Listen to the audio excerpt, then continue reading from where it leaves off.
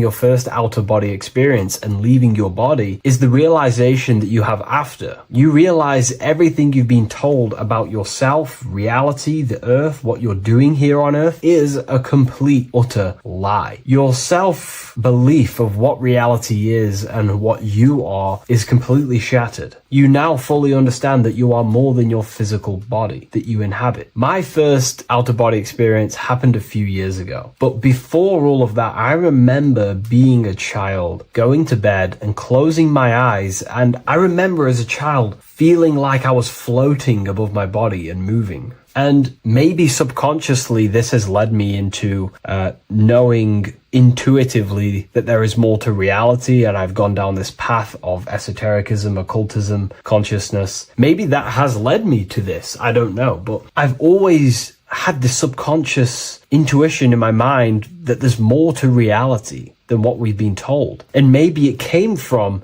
having these experiences as a child. And I'm pretty sure some people in the comments will also have that experience, feeling like you're floating when you close your eyes in bed as a child. I remember this very vividly. But a few years ago, I had my first out-of-body experience, and it completely shattered everything. And it confirmed to me that I am eternal, and there is so much more to the self, to consciousness. I then realized after my first out-of-body experience that our self is not just here in the physical dimension, it's existing in every dimension there is in the universe. However, our mind is focused primarily on this physical time space. When your mind is totally giving its attention and time to this particular time space, it locks in the mind or consciousness into that particular body of consciousness, such as the physical body, right? But for example, let's say you have a daydream and your full focus isn't in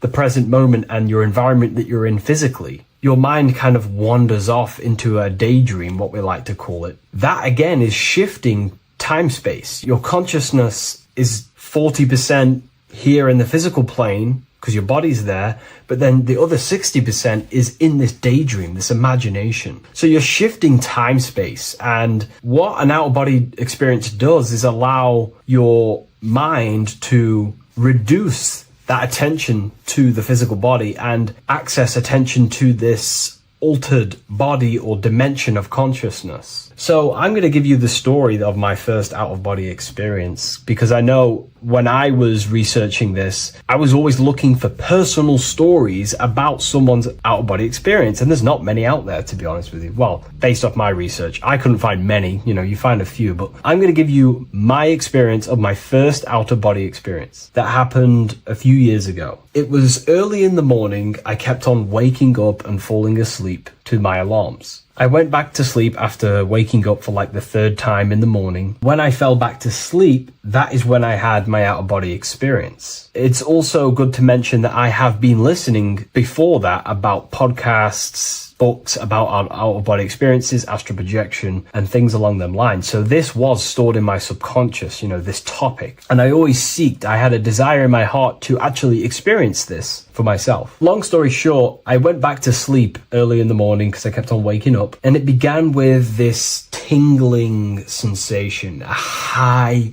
energy sensation. It was like bursting, intense, high frequency energy. My attention was no longer in the time space of my body, but my attention shifted into this energy body, which I now understand. I didn't understand at the time properly, but I now understand that as my consciousness started to feel like it was being pulled upwards, right now, our time space, our attention is in our body, and you feel all the data of the senses, right? And that's what I'm feeling right now. That's what you're feeling right now. But imagine that was completely stripped. My attention was no longer feeling the sensations of my body, because my body kind of just dissolved as I fell back to sleep. So this was a natural out-of-body experience. I didn't force it. I didn't meditate. I didn't do anything. This was just a natural out-of-body experience that I had. And a lot of people get these that I've read about. So my attention started to feel like I was being pulled upwards, and I no longer felt my body, but I felt this intense energy, frequency,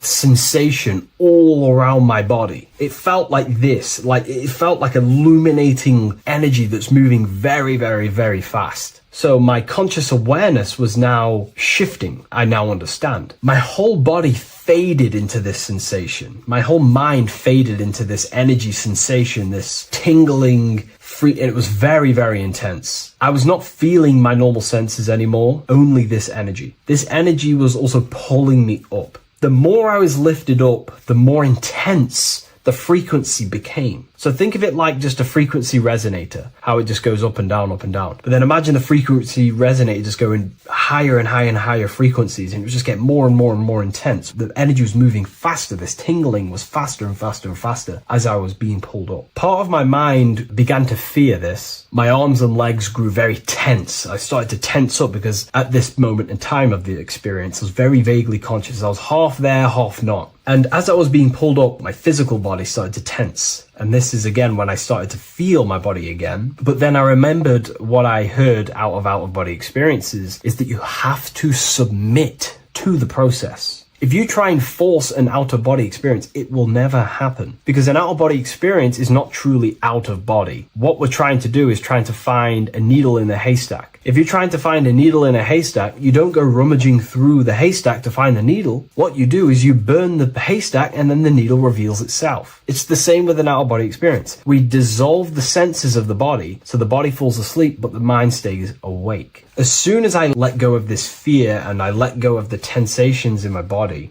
I started perceiving through another state in this energy body, but I didn't see my body. It was just like perceiving and seeing, but no body, like a camera. When you look at a camera view, you don't see what the camera looks like. You're just seeing through the camera. It's the same as that. I had no form, but I was just seeing. I was just like a floating eyeball, seeing into this altered state of consciousness. I was just seeing. I first saw my street outside my house with lots and lots of people walking on the street, but I could not see the people directly. Everything was black and green. The background was black, but I couldn't see the people. I could just see a glow of light around people, like an egg shape. They were just walking on either side of the road, other directions. I could just see more and more people moving faster and faster and faster. I didn't realize then, but then I did start to realize later on in my journey that that was more than likely the etheric plane that I saw. The etheric plane is the plane of life force and vitality and electromagnetic auras. So that was my awareness shifting from physical into then the etheric plane, the plane of life force and energy. Now, the etheric plane is very, very, very difficult to actually access consciously. The etheric plane acts as a bridge between the physical body and the astral body. To actually access the etheric plane alone is very, very, very difficult, and only certain trained individuals can do that. The etheric plane is not really a conscious plane where you can stay there and be conscious. It acts as a bridge between the physical and the astral plane. I could see the glowing auras around people moving along the pavement. The people moved faster and faster until the scene started to just dissolve as these people were just moving faster and faster. It was not very clear at first, but I subconsciously knew that I was having an out-of-body experience. This is when I really started to realize that I'm being shot out my body. When I realized this, I submitted even more. I started to just let go. The more and more I let go, I kind of like split through a veil, and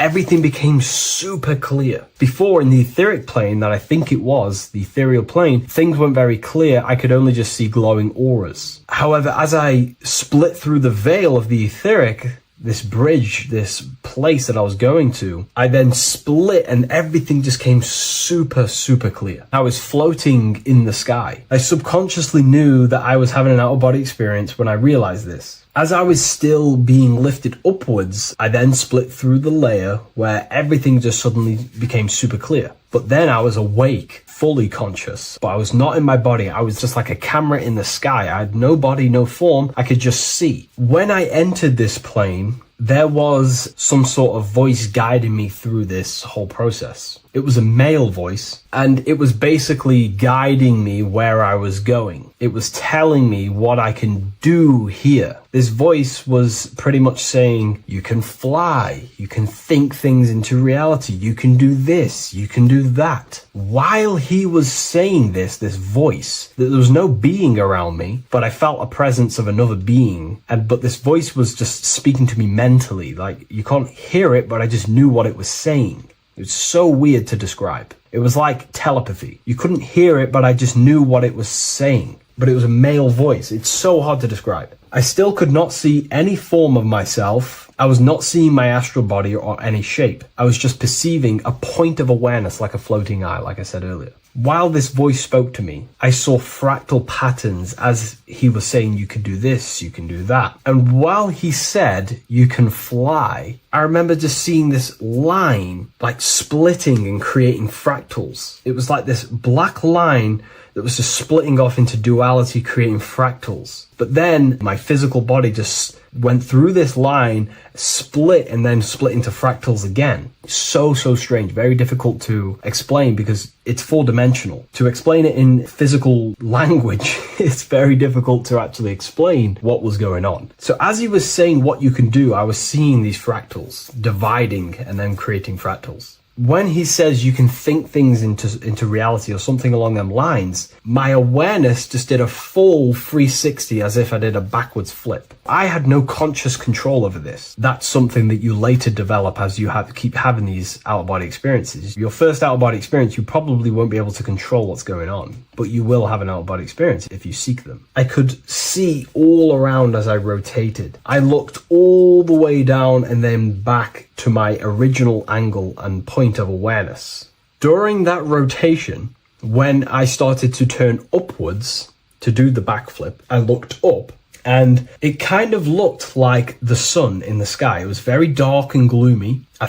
Now I know that was more than likely the lower astral plane because very dark and gloomy. And it was very kind of dense there. I looked up and I could see this. It was like the sun, but it was white, pure white light. And it was shining down over the astral plane. And that was the only light in that place. That's why it was so dark and gloomy there. And I then realized in that particular state, at that time, I thought that was God. I don't know what it was. Maybe it was, maybe it wasn't. Maybe it's the light of the higher mental plane shining through into the astral. But I looked up at it and I realized that was God. That was the source. That was the higher dimension beyond the astral plane, which is the mental plane, the higher astral planes and then the mental planes, the planes of thought. Then once I saw that, I was in complete shock. As I rotated backwards even more, I then get the view of seeing down, completely down, like a bird's eye view. And I could see like an old medieval gloomy town. It was dark, almost night, with very little light. The only light present was the light from above. The town was old-fashioned, gloomy, misty. I looked over it from above. Then the experience began to fade. I don't remember anything after that process. But I'll be honest with you, the process of leaving my body for the first time was extremely intense. The frequency, the energy were overwhelming but powerful. Letting go and choosing to have no fear was the key to that experience. Just to give you a little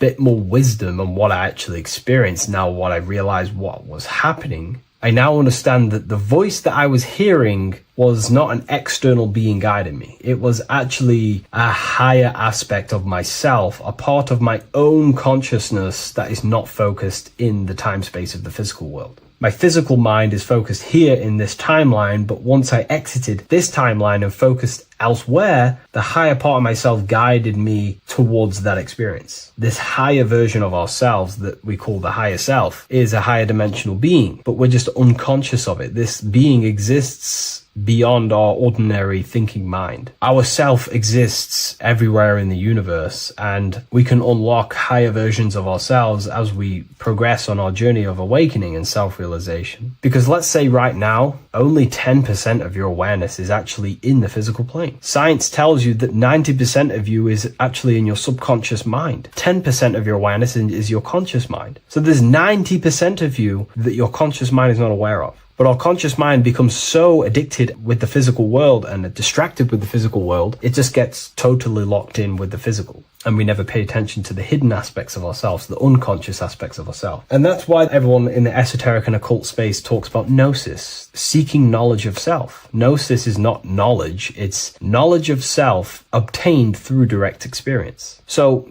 gnosis is about rediscovering who you truly are. And another bit of wisdom that I could give you from this is that the observer is the same observer that is observing this video right now. You're watching this video, but who is the one seeing the screen? Who is the one seeing the screen of your reality, of what you call life? There is an inner witness consciousness within you who experiences and observes your thoughts, emotions, and actions, experiences and observes the screen you call reality. And that witness also witnesses your dreams. When you shift your awareness from your time space of this body into your dreams, that same witness is witnessing your dreams. So when you meditate, connecting with this witness aspect of our consciousness really does help to excel the process of having an out-of-body experience. Because a lot of people have out-of-body experiences, but they don't understand what's actually going on. They don't understand the nature of it. But it's all mental. You move mentally in that dimension. You create mentally in that dimension. The same that you do in this dimension, but just on a quicker scale, because things manifest in the astral plane instantly as soon as you think of it. Just like the screen in your mind, you think of something, you have a screen of an object in your imagination. That plane, it manifests instantly, but down here, it takes a longer time for things to manifest and condense. Once you understand that thought rules the universe, thought is the creative force of the universe, you start to understand,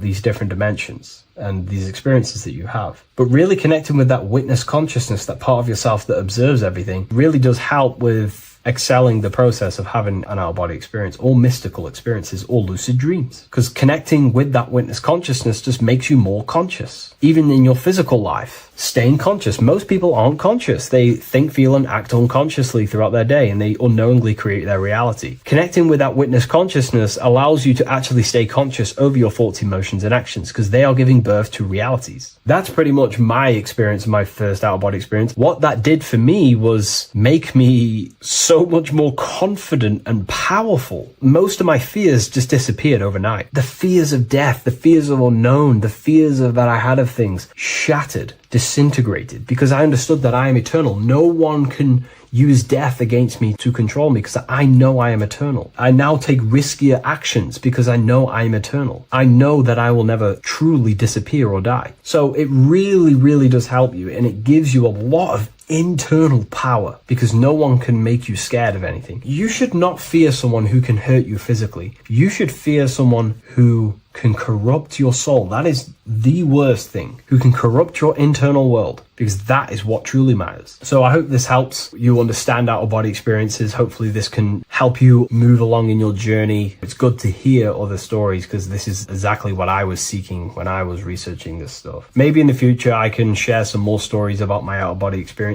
now I'm a bit more advanced. But yeah, please leave a like, comment, and subscribe on the video, and thank you all for watching. Hello everyone, welcome to another lecture inside Ethereal University. In this lecture, you will learn about the death process and how to prepare for it, and why that preparation is so important. So let's get straight into this. You must understand, as a spiritual creature that you are, you have a visible nature and an invisible nature. You never truly die. You are an eternal soul experiencing a temporary physical world. The inner world of thought and emotion is eternal, while the outer world of matter is mortal. Everything that is seen is mortal. Everything that is unseen by the eyes is immortal. When you die, your external physical world will be stripped away, leaving only your pure consciousness in its raw form, drifting within the astral plane. So here you see your physical external body and your internal world. And your internal world is your state of consciousness. It's your state of consciousness. Your thought and emotion is one overall state. Okay? So you must understand these planes. You have the physical body, the etheric double, an astral body, a mental body, and the Buddhic body. When you die, you leave the physical plane. Then you will more than likely leave the etheric plane, because the ether acts as like a portal. Everything comes out of the ether and returns back to the ether. I can break that down in another video in electromagnetism. But electromagnetism is ether, energy coming in and out of the ether. You will, every single day you die, every single day. There's a cycle of life and death occurring all the time.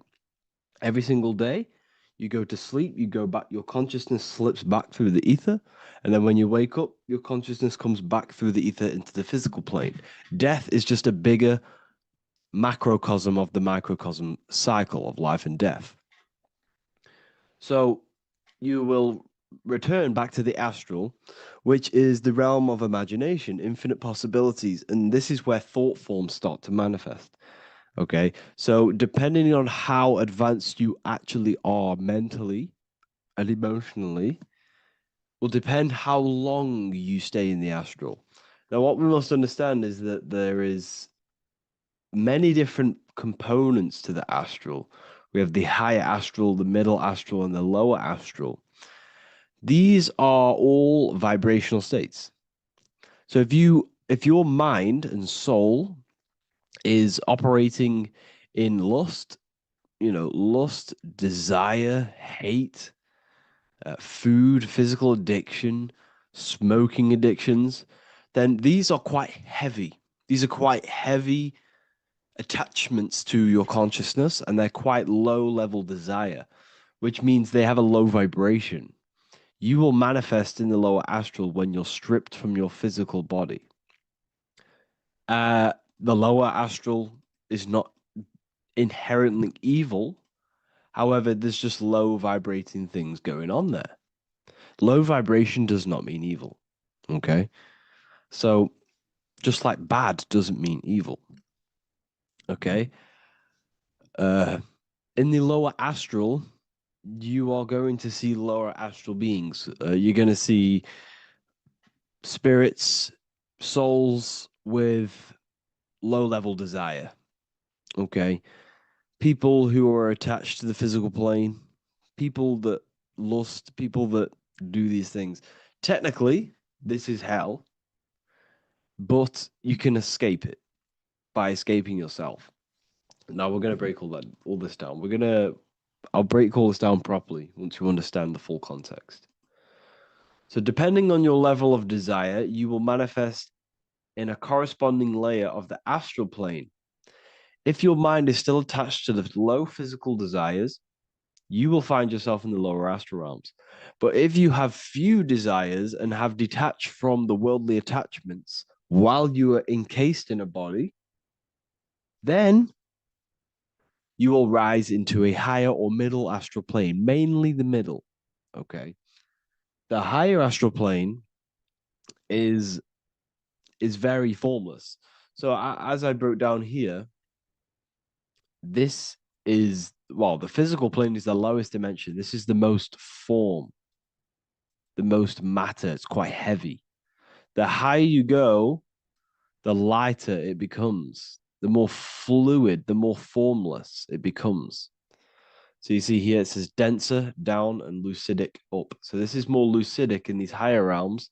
This is more dense in the lower realms. So this is why the ancient Egyptians were always talking about, I'll show you this. This is showing you death. So first of all, we have Anubis, which represents death. Here you have the heart, which represents the soul. And here you have a feather. And this is a scale.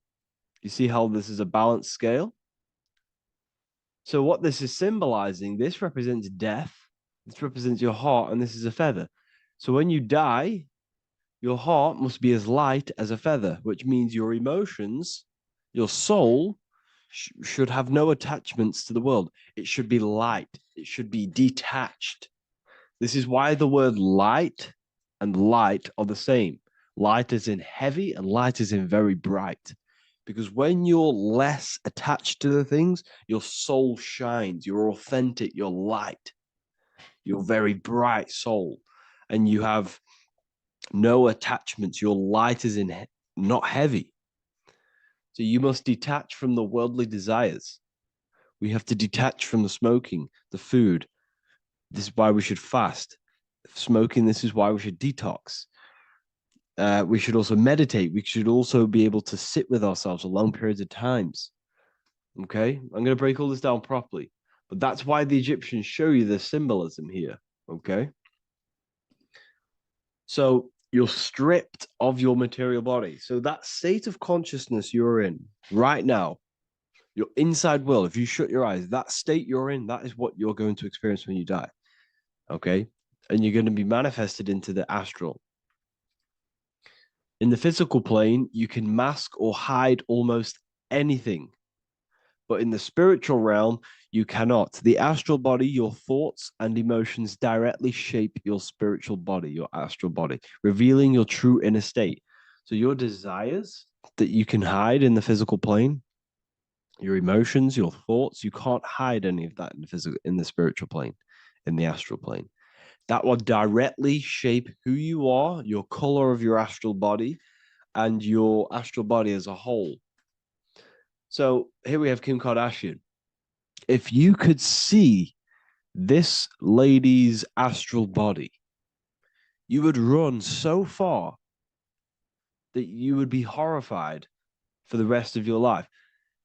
If you could see their spirit, their astral form, it would be horrific because their mind is so attached to, you know, physical things, so attached to desire, money, fame, worship, power.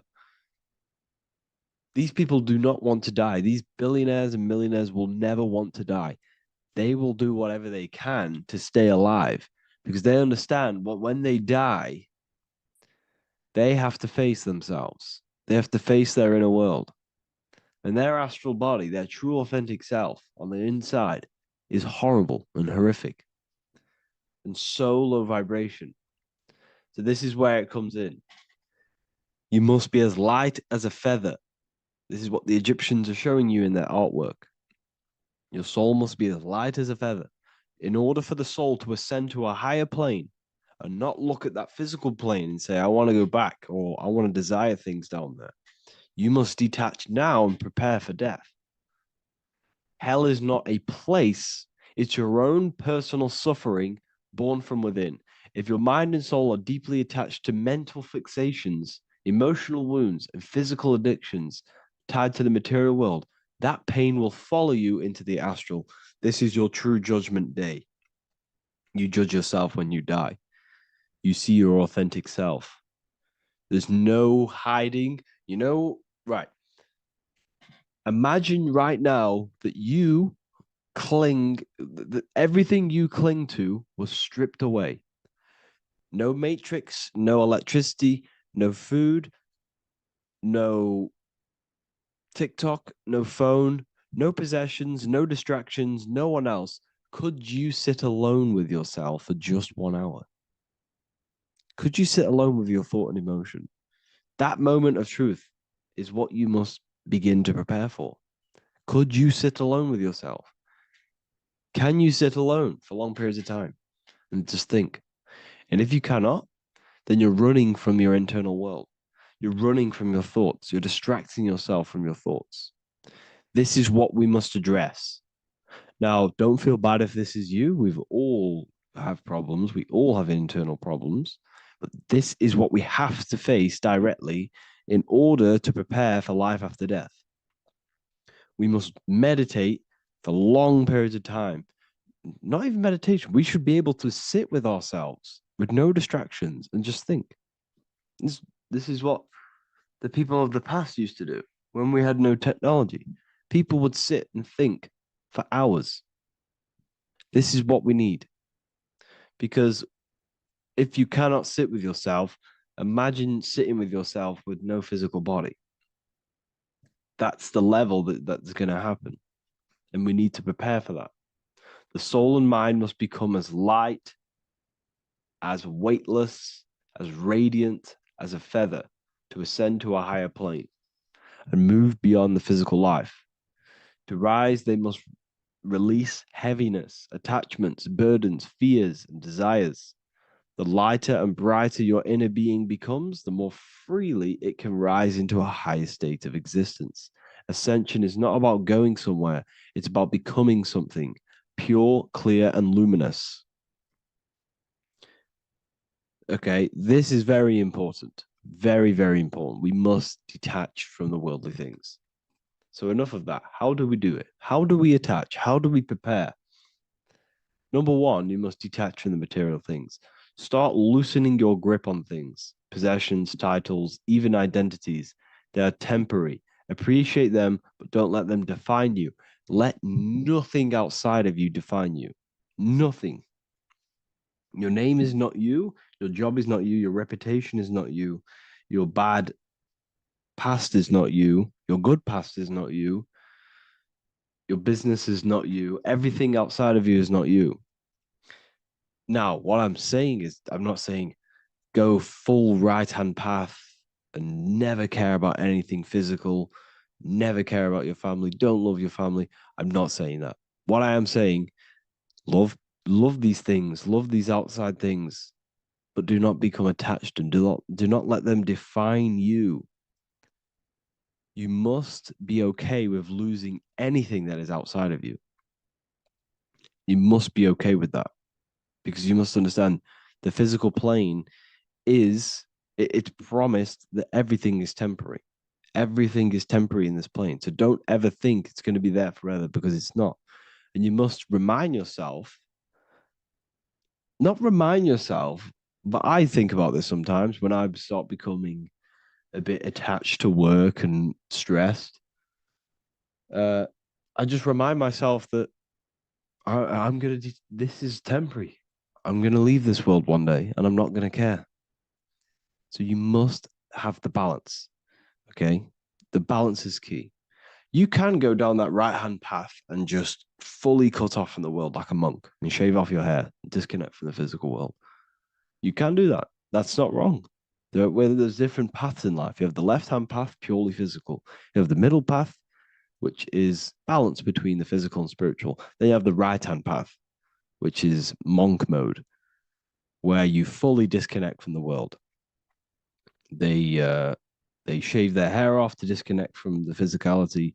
They meditate for long periods of time. This is what they're doing. They're preparing for death. Monks prepare for death. They understand this. They understand that you don't die. Your inner world is the true world. The inner world is the only world that exists.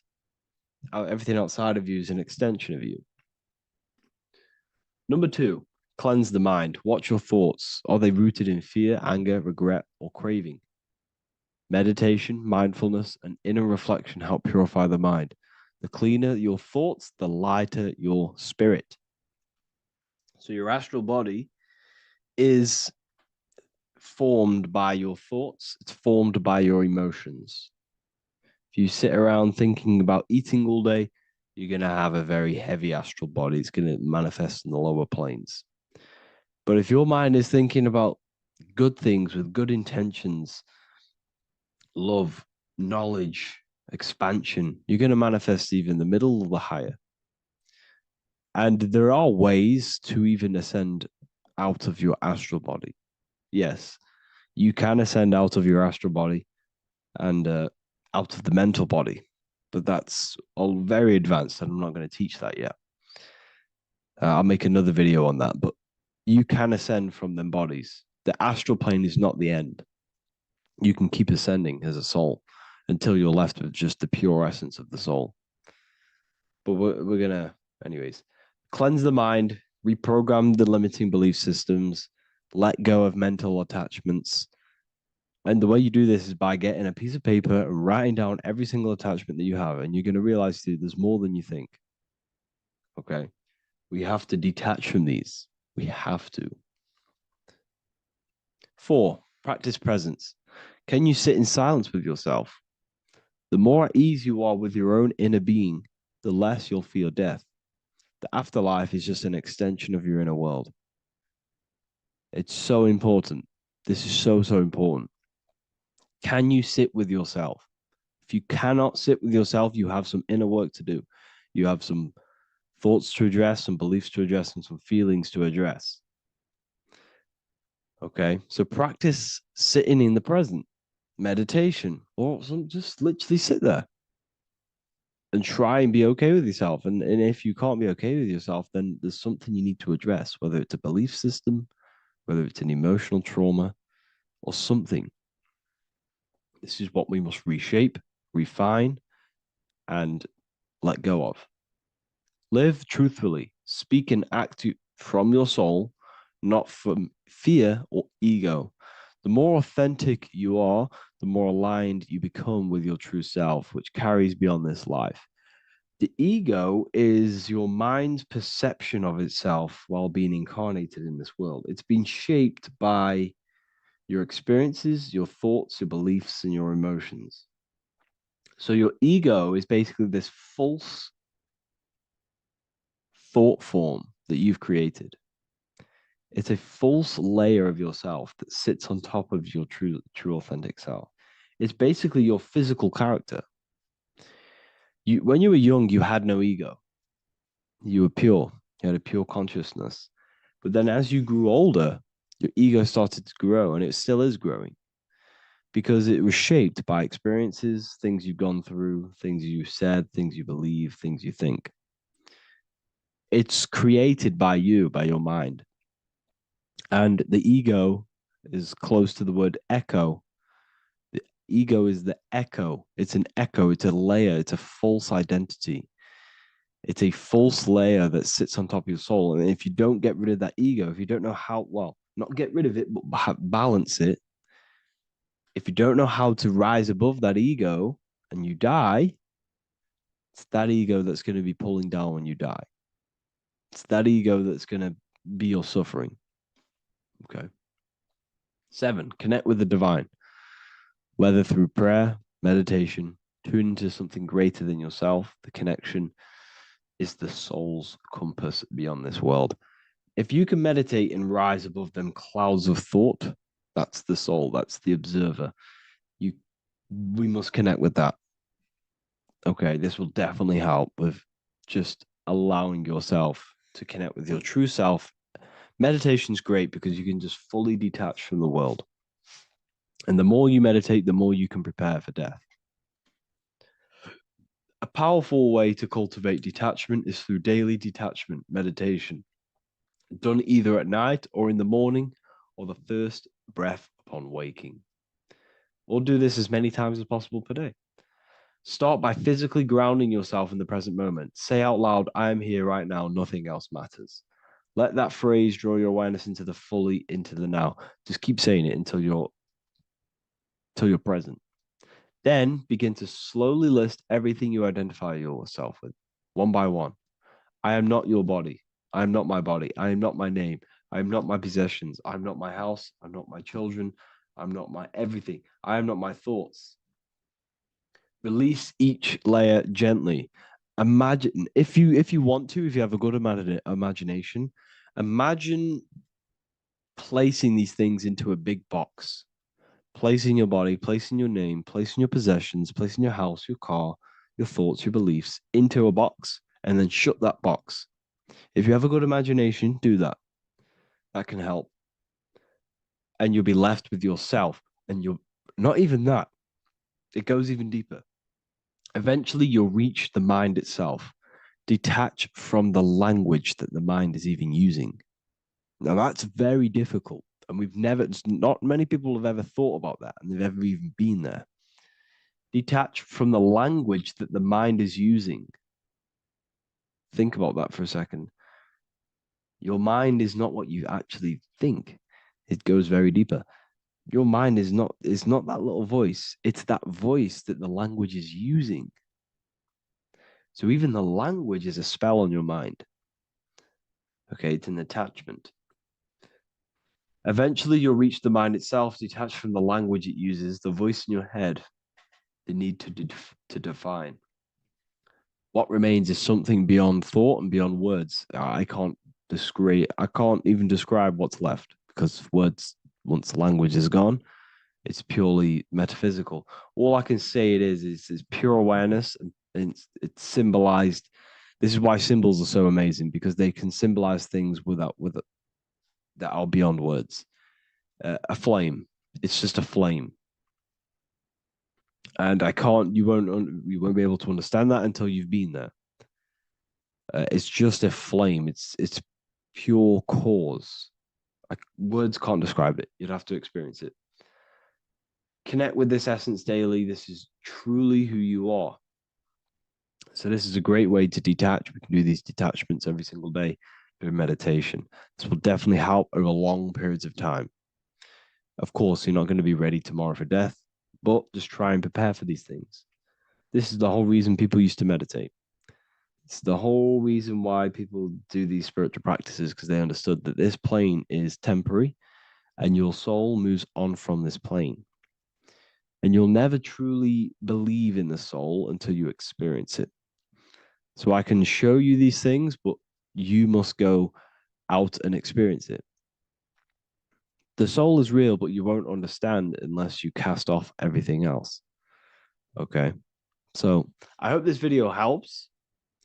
It's a very deep video. I'm going to be making more of these stuff, of more self-mastery.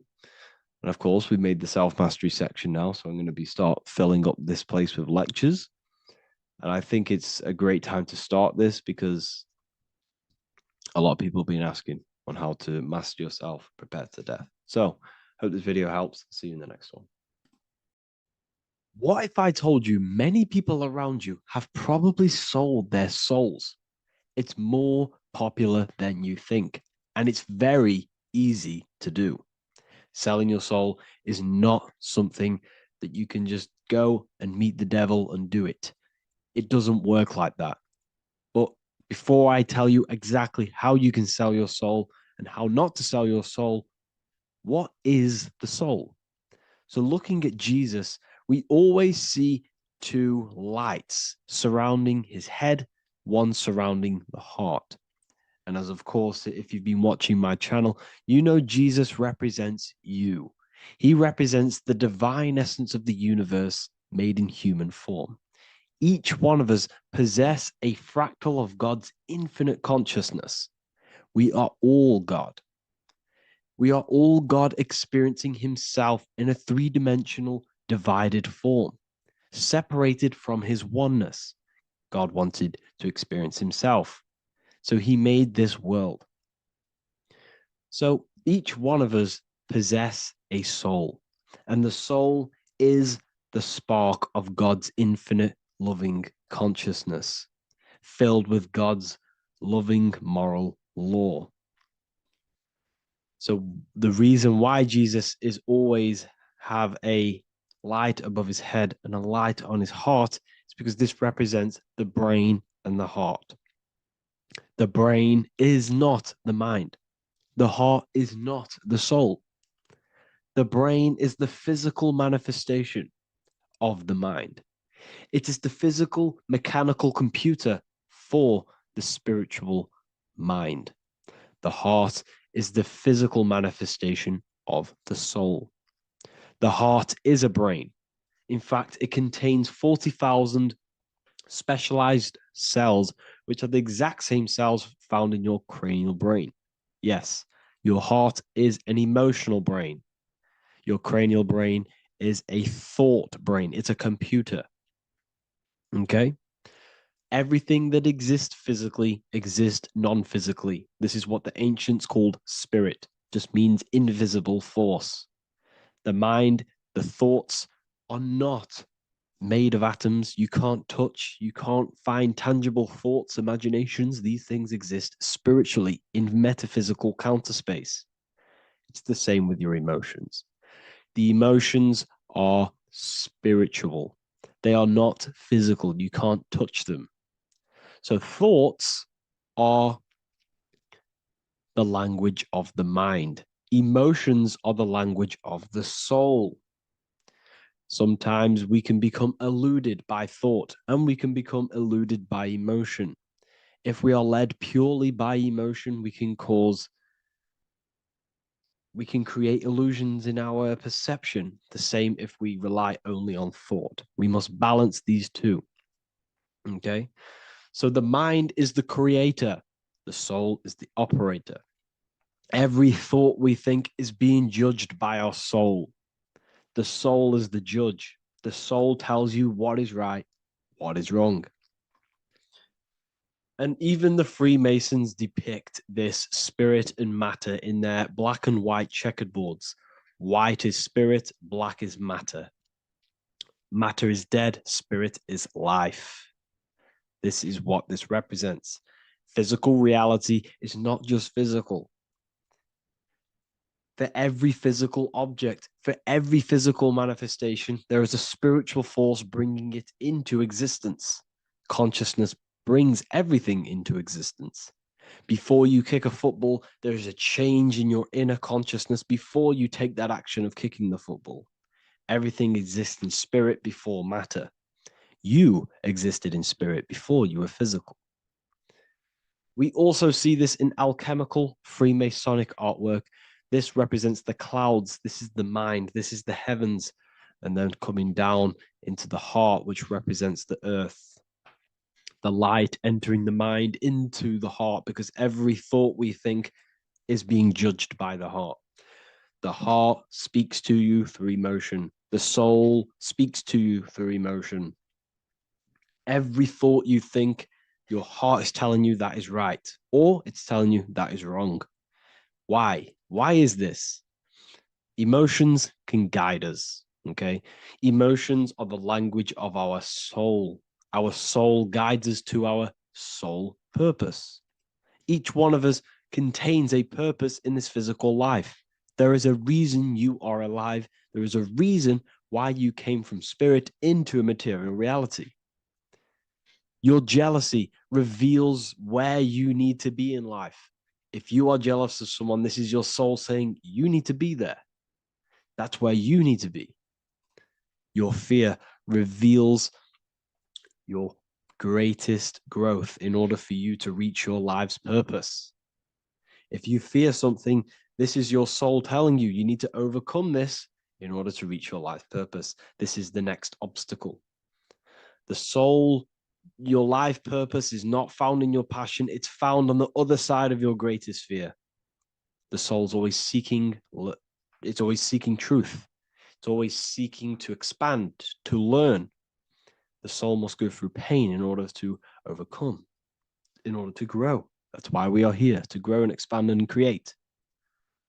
We also see this in alchemical artwork. Again, the mind in the clouds, the heart and the soul. They must work in unity.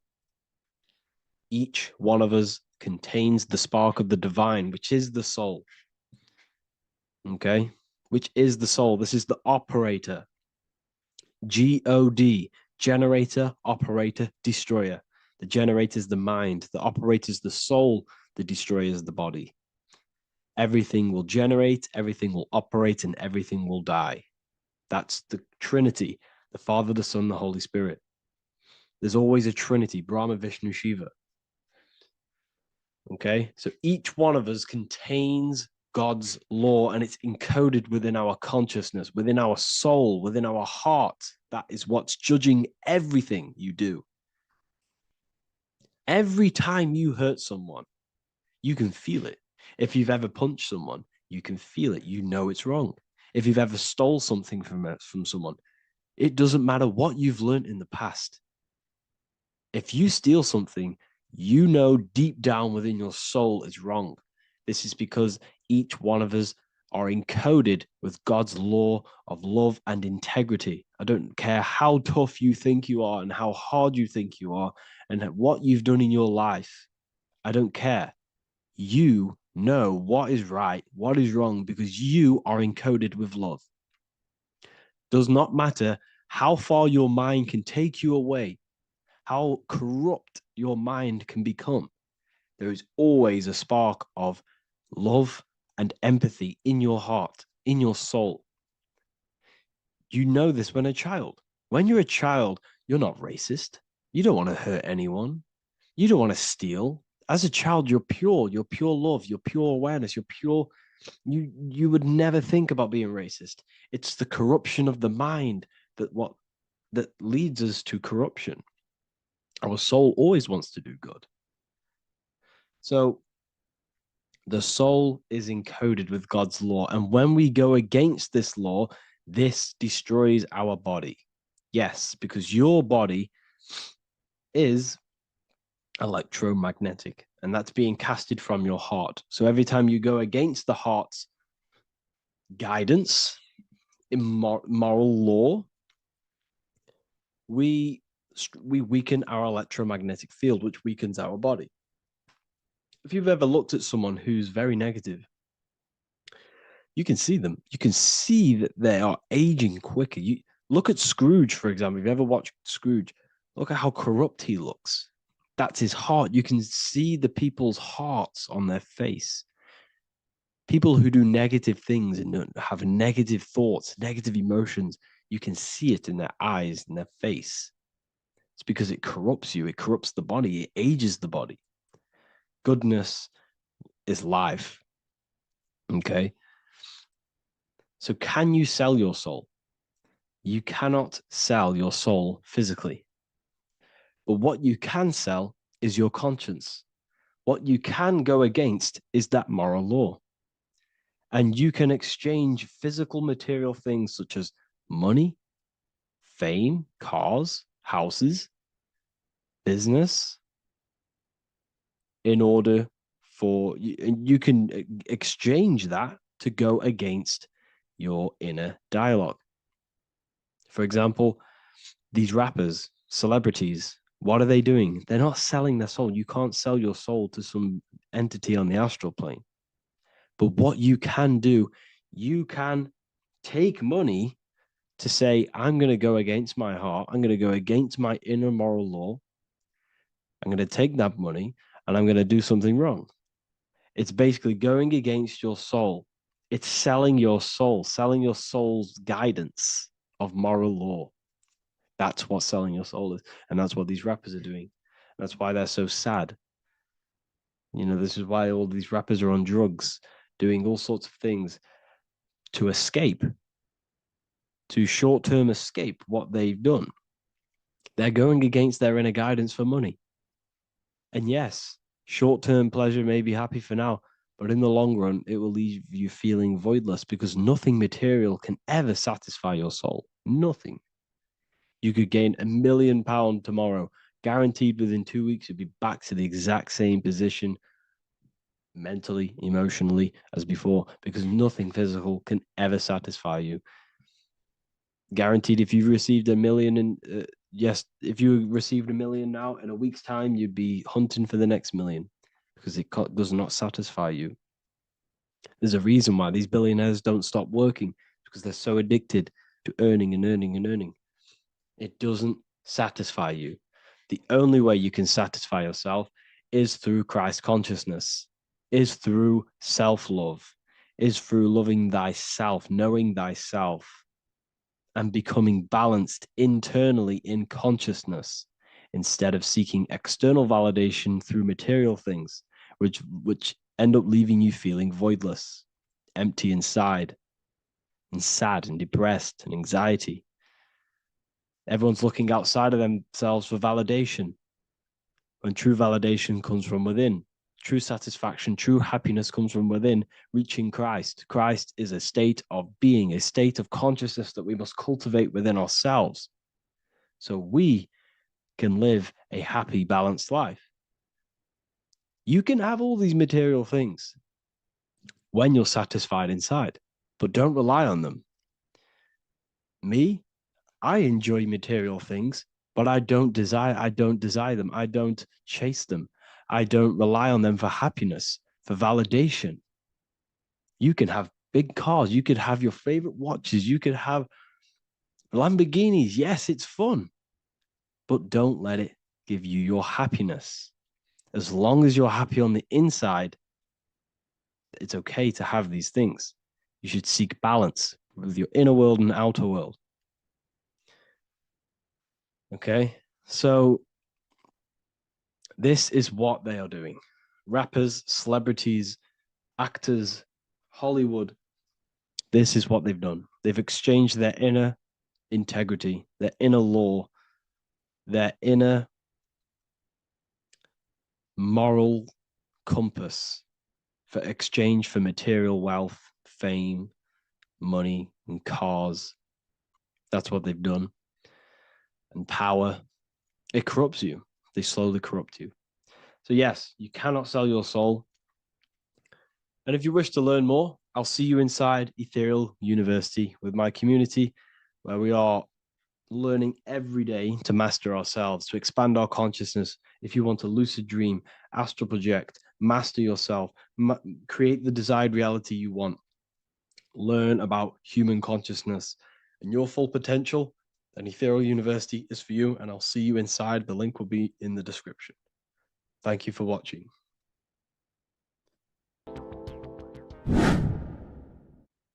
How are we all doing, people? It's Revival of Wisdom from the Wisdom Academy. Today, we're going to be breaking down God, consciousness, and the higher and the lower self, and how to overcome the lower self. Now, the first thing you need to understand is that you are the invisible intelligence within the brain, within the body. This invisible intelligence is known as the mind. But you are not the mind. You are the observer of the mind, which is the soul, the invisible entity. The mind is your intellect, your intelligence. Now, the mind is, it's hard to put this in words, but the mind is something that gives you the ability to explore the universe. And this inner self is the I am. It's the quiet, the inner self, the voice you see in you hear in your head. This is why within spells high twin, inside, internal. The I is also the number one, which is one line. Because the one and only, is the inner self, which is the I am. This is why you say, my name is Harry. You are not Harry, you are the I, the inner self, the intelligence. Okay, this is why Jesus in French is I am. You look with the two eyes and you see with the inner eye, I and I, the same thing. Okay, because the I inside is what gives you the perception of what you're looking at. So when someone's trying to explain something and then you catch on saying, ah, I see now, it's because you're seeing with your inner eye, the one that gives you perception, gives you intelligence, gives you the ability to understand things. This is the internal I, the invisible self, which the physical body is nowhere near as complicated as this inner self. Is in infinite potential, infinite potential. God, God, generator, operator, destroyer, soul, mind, and body. Brahma, Vishnu, Shiva, the Father, the Holy Spirit, and the Son. They're all the reason why you see God is always a triad is because it represents yourself. Your invisible intelligence is God. Me and you are the same invisible intelligence. We are the invisible intelligence experiencing the program being ran by the central nervous system and the brain. I always say this in my videos, but I have to, in order for you to understand the things that I'm going to say later on in the video, you need to understand this concept, is that you are the consciousness experiencing the nervous system, the tree of knowledge of good and evil, which is you here. You would be in this invisible intelligence right here in the center of the brain. Now, this is why the ancient Christians show God is in the brain. This is the brain stem. This is the brain. This is also the brain stem and the brain. The brain stem and the brain. It's all depictions of the brain because the brain's the computer, the electromagnetic computer, which decodes the demands created by the invisible intelligence, the I, the inner self, you, your true self. The person moving, if you observe what someone moving, this is going to sound, but if you observe someone walking, it's not the body. The body is moving, but the thing telling it to move is the invisible intelligence. Before you kick a football, is a decision is made within your invisible intelligence, your mind. And this consciousness, this invisible intelligence, is either stuck between the lower self and the higher self. Okay?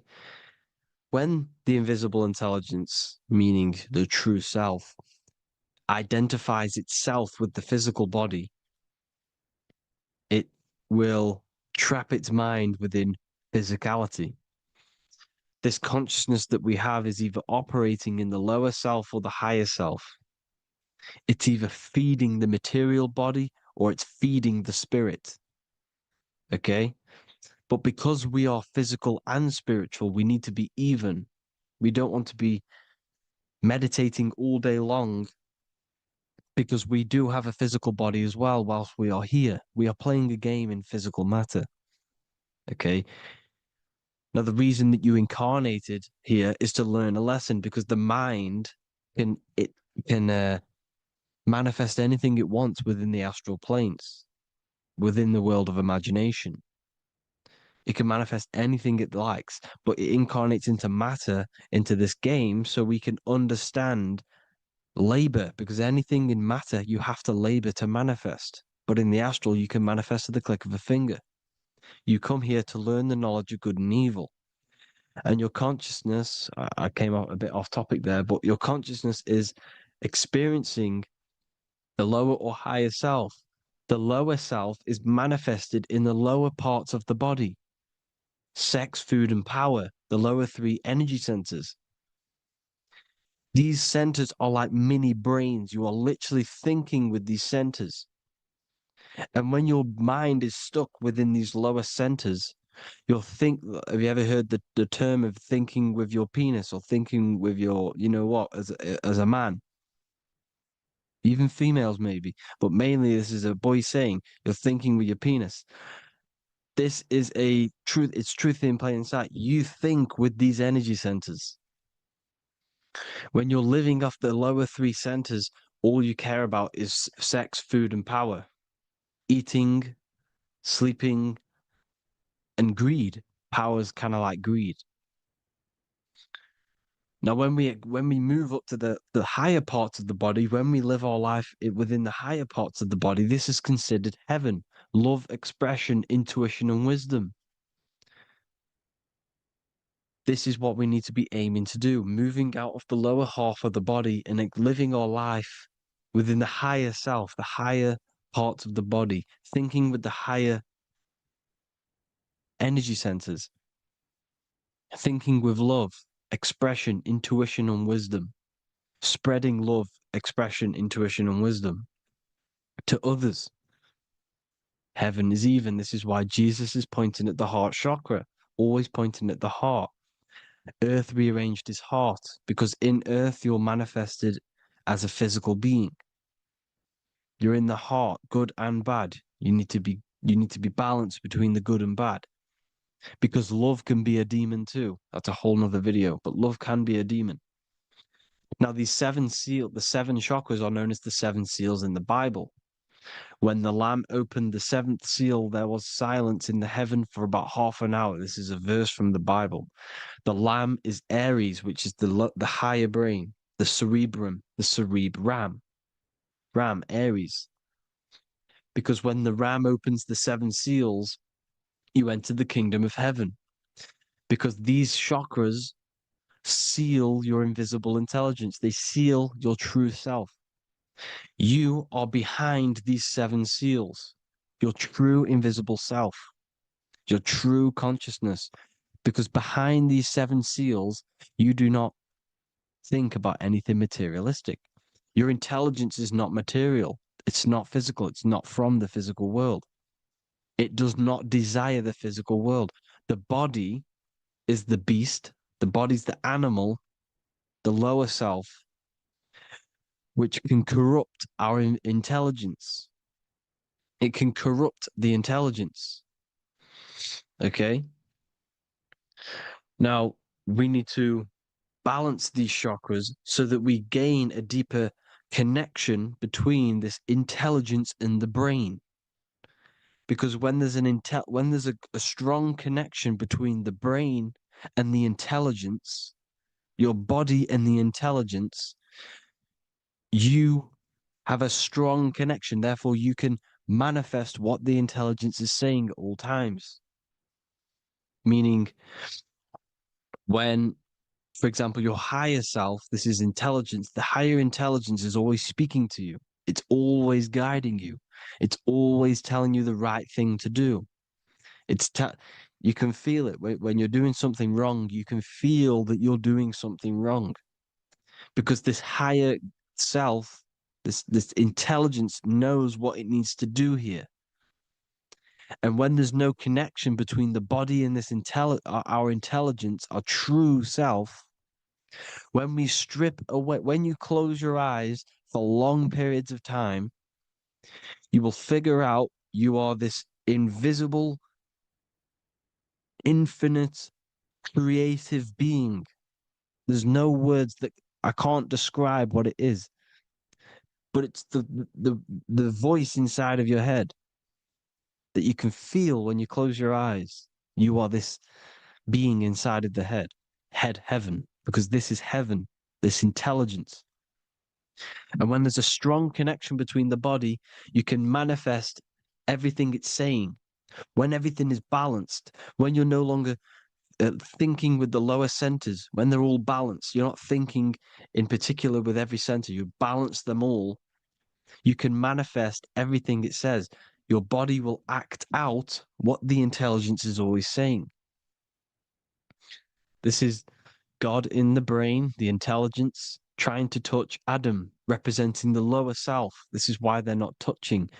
Notice how Adam is resting, but the intelligence is always reaching out, stretching, symbolizing metaphorically saying it's guiding.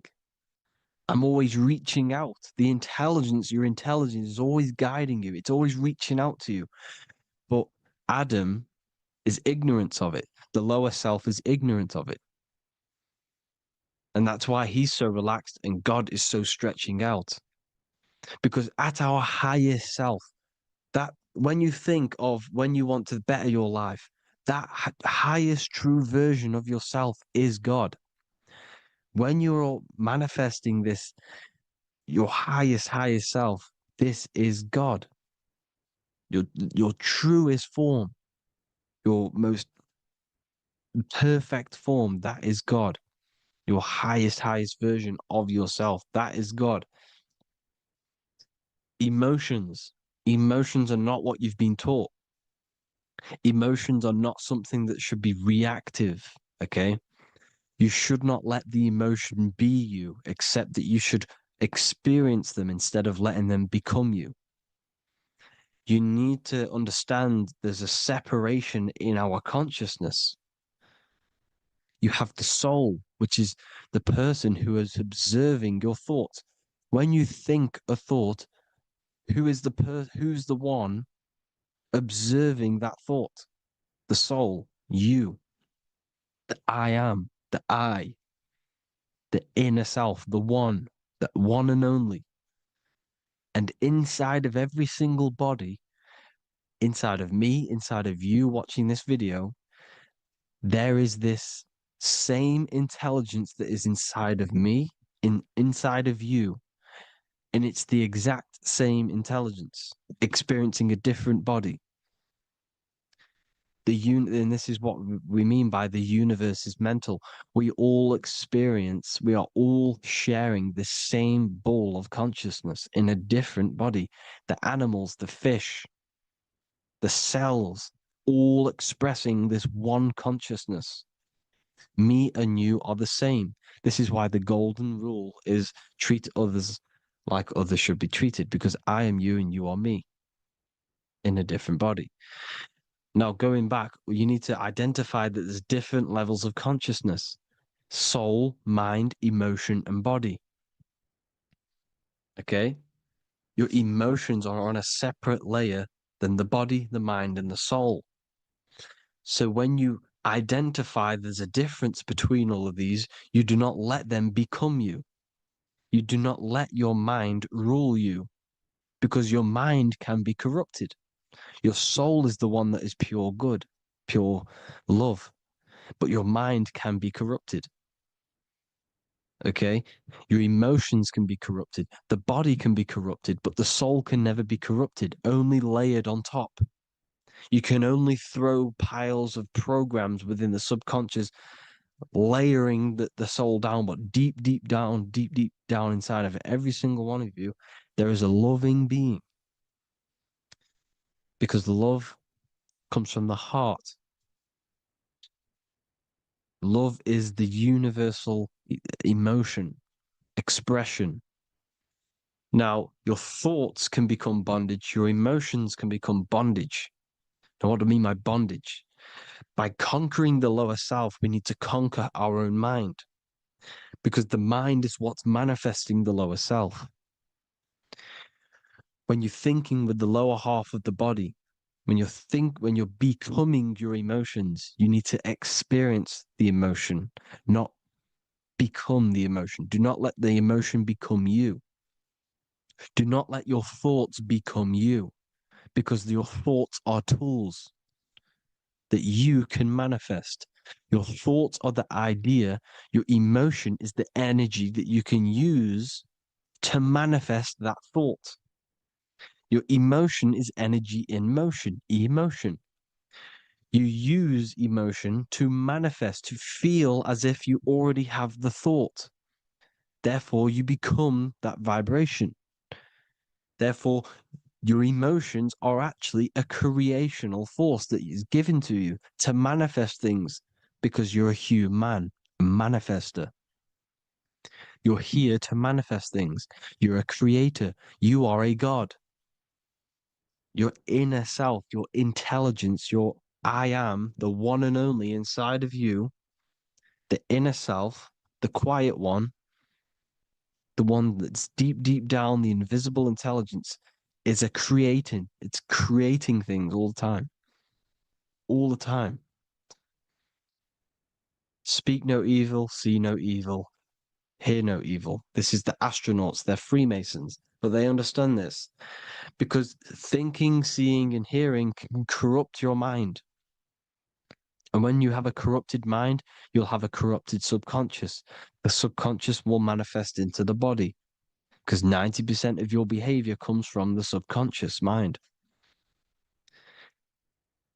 So you got to speak, see, and hear no evil. A sin, what is a sin?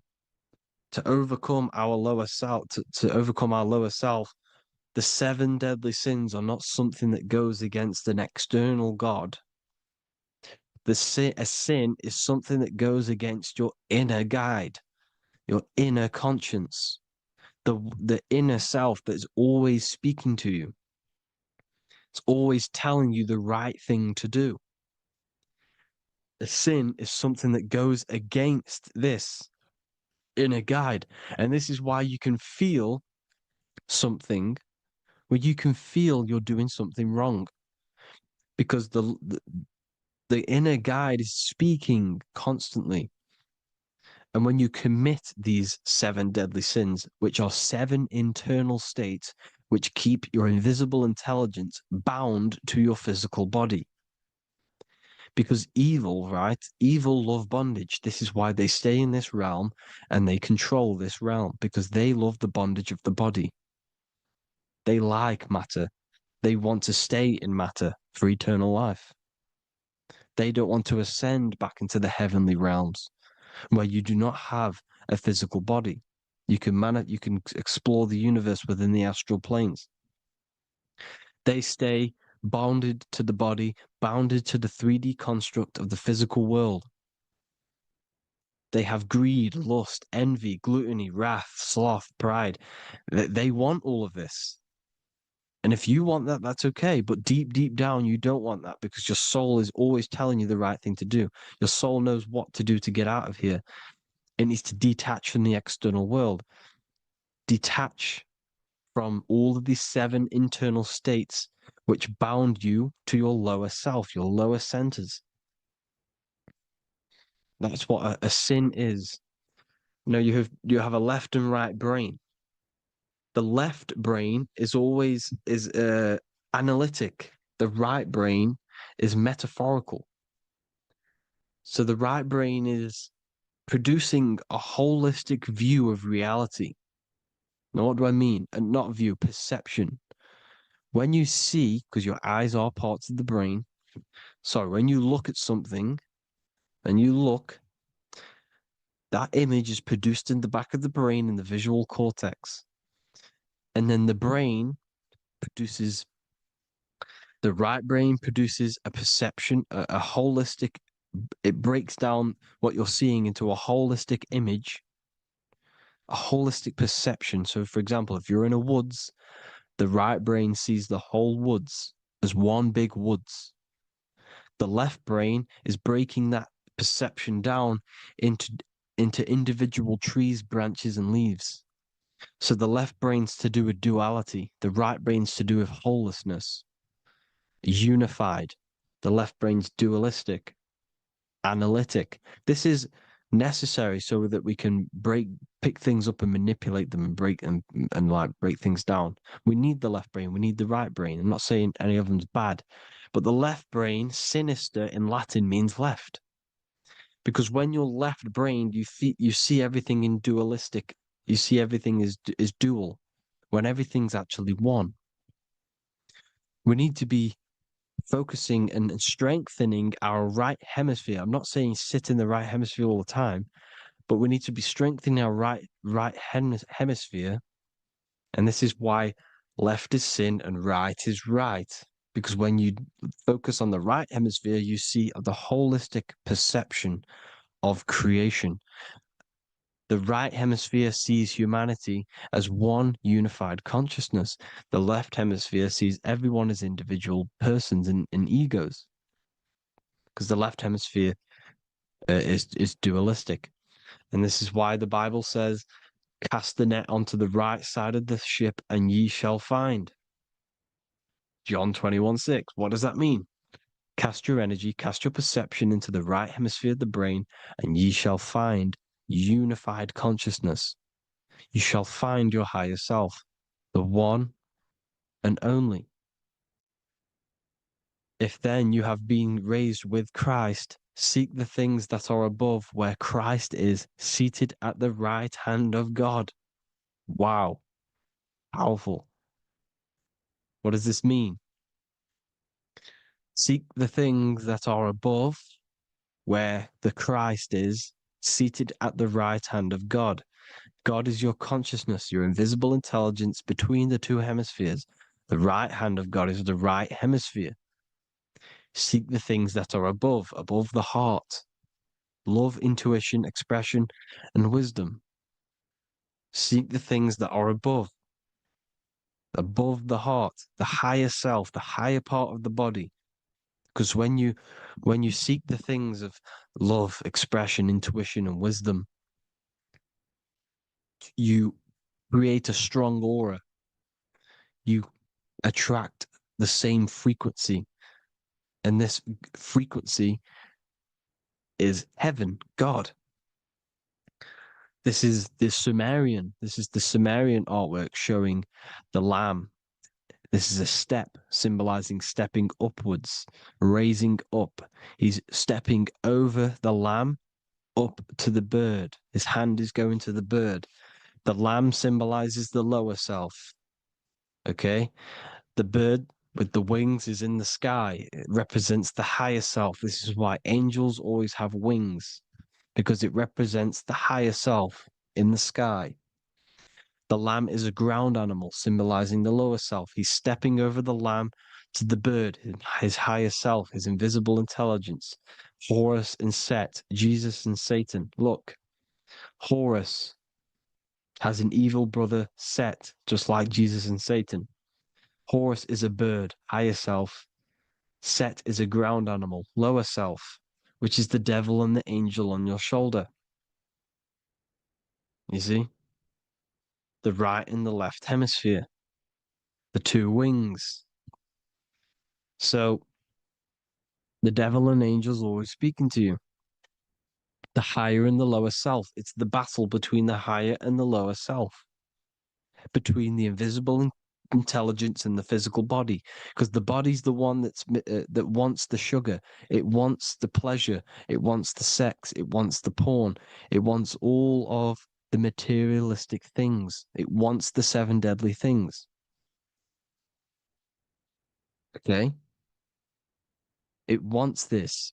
There's a battle between the higher and the lower self, your intelligence and the body. This is why you need to become balanced, so that there's a deep connection between the body and the invisible intelligence that I am.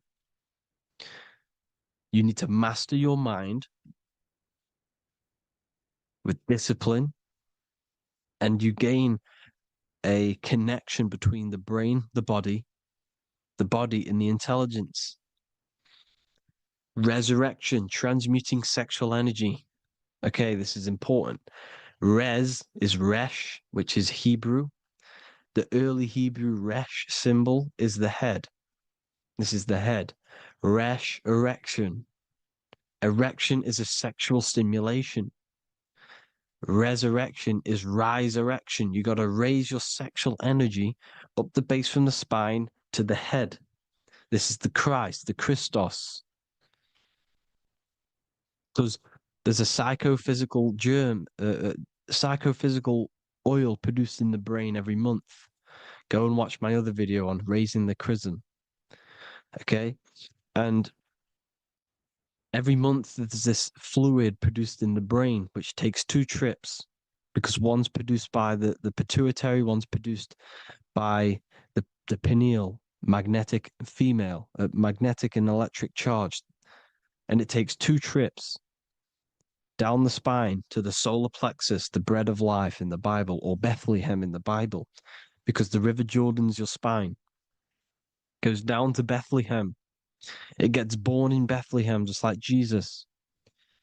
Because when this oil travels to the solar plexus, it creates the seed, the seed of life, and it feeds the body, all the central nervous system, all the cells. It regulates the blood, does all sorts of good things for the body, this oil. Now, when you save your sexual energy and you raise your resurrection, you awake the Christ, you raise it from the solar plexus or the sacrum bone up to the brain, you activate 100% of the brain, and this is the true resurrection of Christ. Instead of wasting the energy and giving away your sexual fluids, because behind the fluids is the energy. So when you release that fluid, the energy is out there. You've released the energy. Your sexual energy is the most potent emotional force a human could possibly feel. Same with any animal or anything. The sexual urge, the sexual emotion is the most powerful, potent emotion that you can feel. It takes over the whole body. When you feel sexually aroused, it takes over everything because it's so potent.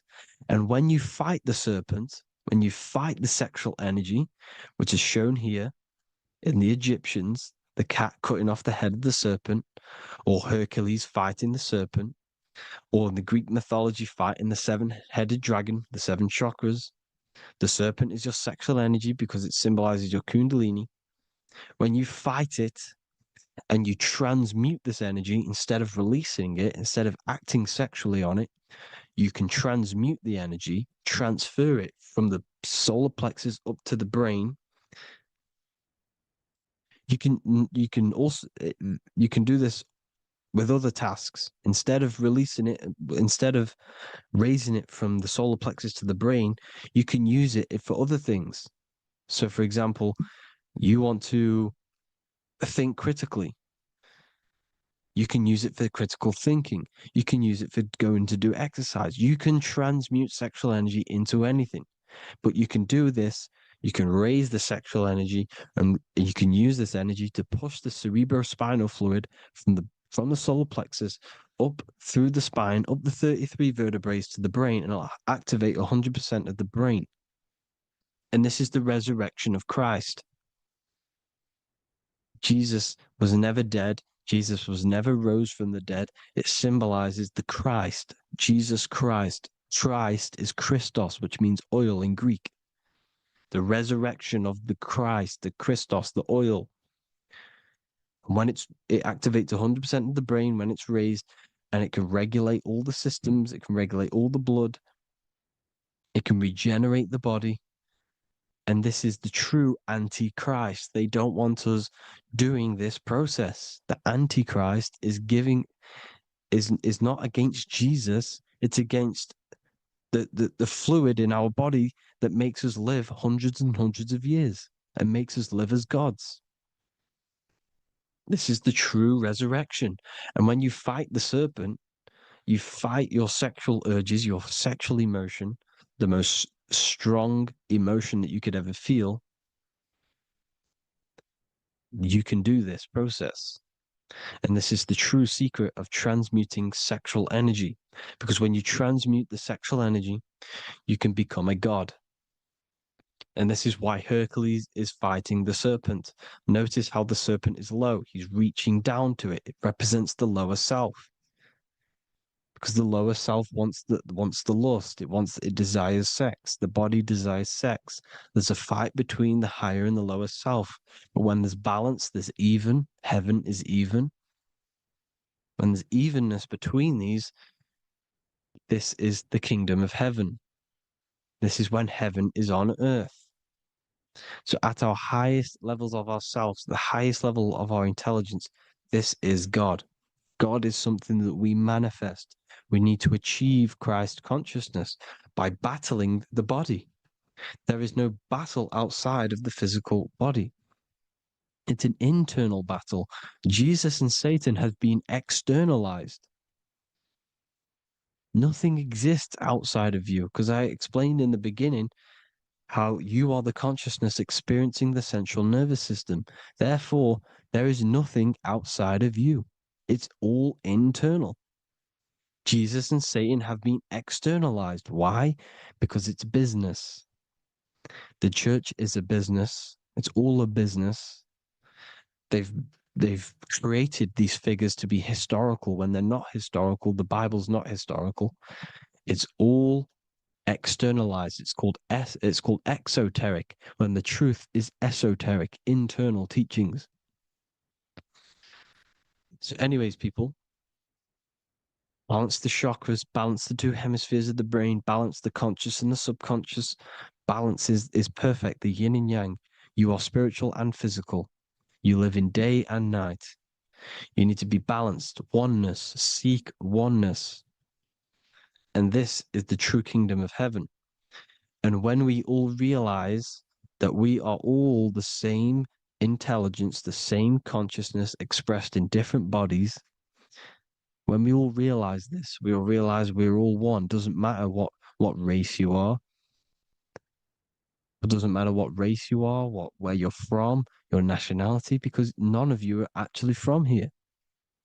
None of you are from the physical world. You're manipulating the physical world through the physical body. You are the I am. We all have a soul. Every single one of you has a soul. We all have souls.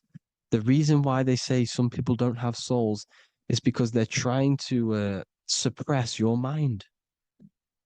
They don't want you to know that you have a mind. That sounds crazy, I know. But a lot of people haven't realized that they have an infinite intelligence called a mind.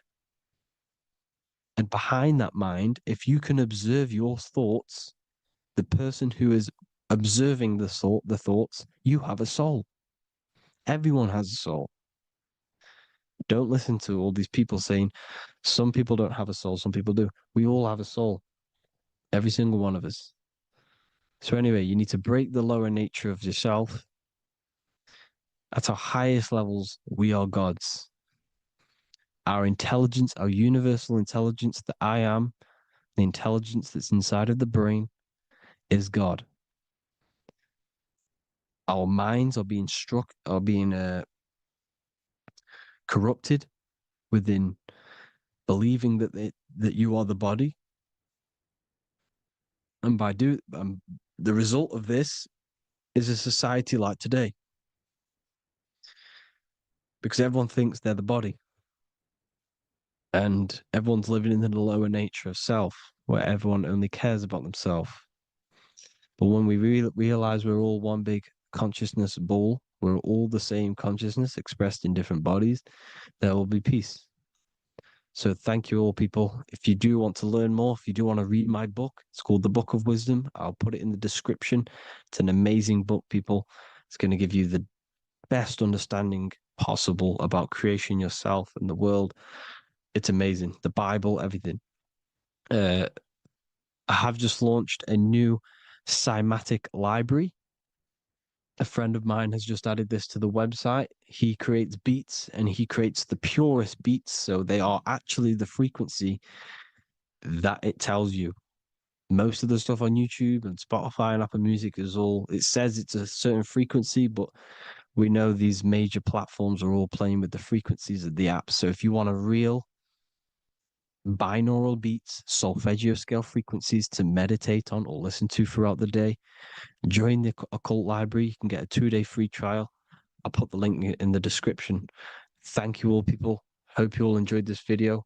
Can unlock the secrets of creation and make you manifest any reality you want. Hence why the pentagram is used heavily in magic and witchcraft. We have to understand that the pentagram has been heavily demonized. Religions, churches claim that this symbol is associated with Satanism and witchcraft. I personally believe this was intentionally done so that people do not gain their personal power over reality and their life. The pentagram reveals so much about you, and it is one of the most important symbols to understand inside the occult studies. It is one of the most common symbols that you will see across all occult esoteric orders and different occult traditions, such as Freemasonry, Kabbalah, Rosicrucianism, alchemy. You will see this symbol everywhere. And in fact, you even see this symbol, the pentagram, on old church buildings. Statues of Jesus next to church buildings.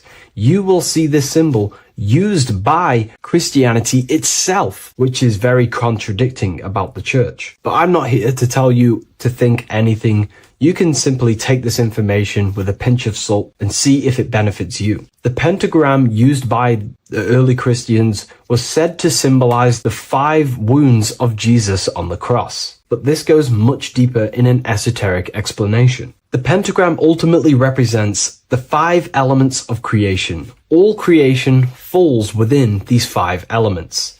We have spirit on the very top, then you have air, water, earth, fire. This is the correct placement and order of the elements. Air is always on the left, water is always on the top right, earth very bottom left, fire bottom right, and spirit placed on the tip point of the pentagram. It's a 5-pointed star drawn with one continuous line. But this actually reveals much deeper things, and we're going to be going into how to use this symbol for magic and creating your reality towards the end of this video.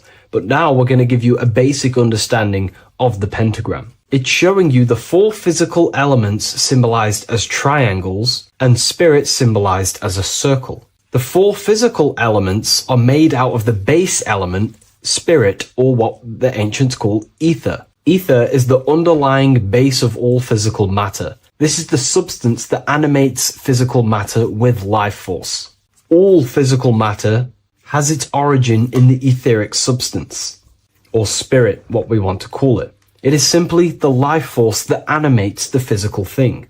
However, if we go deeper onto this symbol, it also represents something personal to the individual who wears this symbol. If you wear this symbol, you're basically saying you're putting your divine nature over your material nature. Your divine self is in control of your material self. You put your spiritual needs before your physical desires and needs. Hence why the spirit is on top, looking down over the 4 physical elements. The circle is continuous, one line, eternal, no beginning, no end. The triangle has beginning and end and points. You can see the beginning and the end when you draw it. On a deeper level, this is pretty much showing the process that symbolizes the structure of the macrocosm, the universe itself, showing how the invisible spiritual planes condense and crystallize into the visible physical world, spirit turning into physical reality. But if you wear this symbol, you're basically saying, I put my divine nature over my material nature, showing that your spiritual nature rules over your earthly existence. You put your spiritual needs first. If you see this inverted, it is now the opposite, placing spirit on the bottom, basically saying, I desire the physical things over the spiritual. But what exactly is your spiritual nature? Well, your spiritual nature is simply your internal self. You chase things that are immaterial, such as knowledge, love, experience, expansion, gnosis. These are the qualities of spiritual things that the spiritual person likes to chase and desire, instead of desiring the things that are temporary in the material world and never actually lead to fulfillment. True fulfillment is by chasing spiritual things. God, the nature of creation, the self, gnosis, knowledge. But if we go even deeper, this symbol ultimately represents how reality is created. Hence why this symbol is heavily used in Kabbalistic magic and so-called witchcraft. We are all magicians. Each one of us are creating reality. There are just certain ways you can actually create reality by becoming conscious of them. By becoming conscious of the elements and the qualities of the self that actually create your experience in your life in the present moment. If we look at the pentagram, we see that when you draw a pentagram, it is one continuous line. It is one expressed in 5. The order of the elements are very important. Spirit at the bottom, fire at the bottom right, and so on and so on. Because this is showing you the descent of the spiritual into the material, the invisible crystallizing into a material reality. As you can see when you start to draw the pentagram, you see spirit at the very top. You're descending down to fire. Fire is the closest element to spirit. Hence why in magic and witchcraft, people like to use candles. So you're descending first into fire, then into air, then into water, then into earth, then back into spirit. Because of course, the cycle of creation unfolds itself. When you die, you return back to spirit, and then you reincarnate yourself back into physical reality if you wish and desire to. Everything is under this process of matter spiritual. In the daytime you wake up, you're in your material body. When you go to sleep, you enter your astral spiritual body. Everything's in this continual process, renewing itself in spiritual, then material. But the reason why this is associated with magic so heavily is because each one of these elements corresponds to a different body of consciousness, a different vehicle of consciousness. Consciousness has many different vehicles it uses to create the tangible self, the physical reality. For example, consciousness has a spiritual nature. The spirit element in this case symbolizes the emanation, the descent of the one power, the one force that we are all using. Each one of us is using this one power, the power of the source consciousness, unfolding its creation in the present moment. This represents the source, the emanation, the descent of this continuous flow of energy through us that we are tapped into, like a live stream in the present moment. This descends first, the force descends into fire. Fire symbolizes the willpower, will. In this aspect or vehicle of consciousness, the will is the being that directs intention, initiates action, shapes reality through focus, determination. It sets direction, holds intention, projects a desire into form, and aligns your inner world with the outer creation. The will comes out of the force, spirit. Then the will goes with intention to air. Air symbolizes the mental vehicle of consciousness, the mind, the psychic man. The psychic aspects of your consciousness is thinking, imagination, mental images, logic, using the thought or the mental vehicle body of consciousness. Then that thought has an emotion, which is then water. So it goes from the force to the will to the intellect to the water, the emotional body of consciousness. The emotional vehicle of consciousness amplifies the thought into an emotional desire that you want to take action on. No one takes random actions, and if we do, we say we're very bored and we don't care. The water is the energy, the emotion you have to fulfill something. And that emotion then descends into earth, which is the physical body to take the physical action in the present moment, to fulfill that desire, to fulfill that will, that thought, that desire. And that is how reality is created all the time. Now, there is much more that you can go into with the pentagram, because true magic is about changing consciousness at will, not casting random spells. It's the ability to change the direction of consciousness using the power of the will to direct these forces to create change in the internal world so it can project outwardly in the external world. Because consciousness creates the external reality. What happens within us, we see change outside of us. So true magic is about manipulating the forces and the vehicles of consciousness that exist within our own mind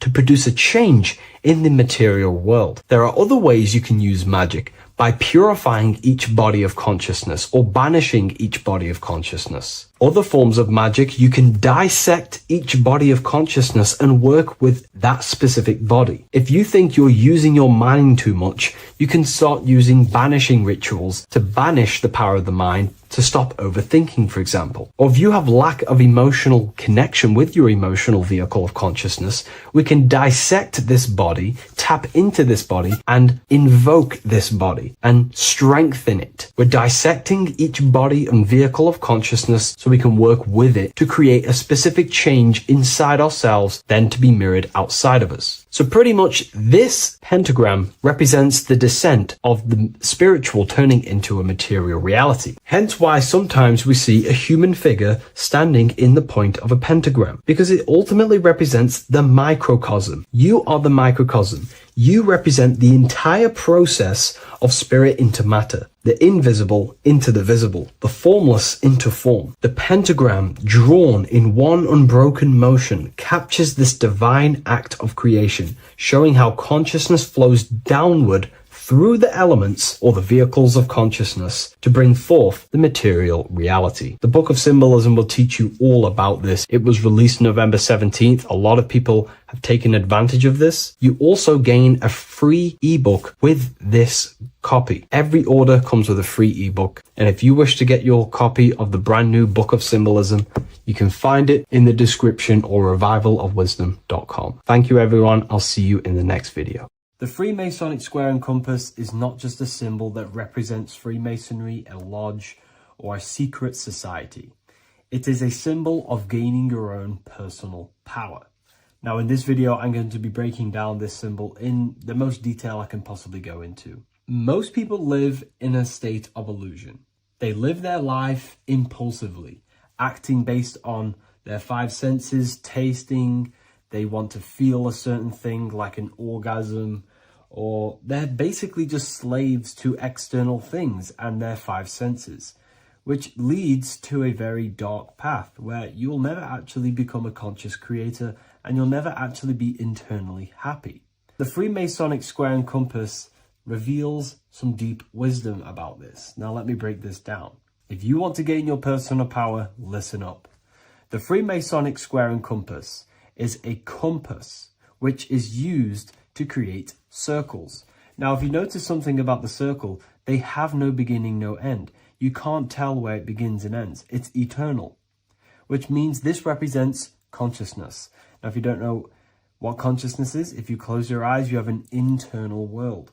You have thoughts, emotion, visualization. This is all consciousness, spiritual.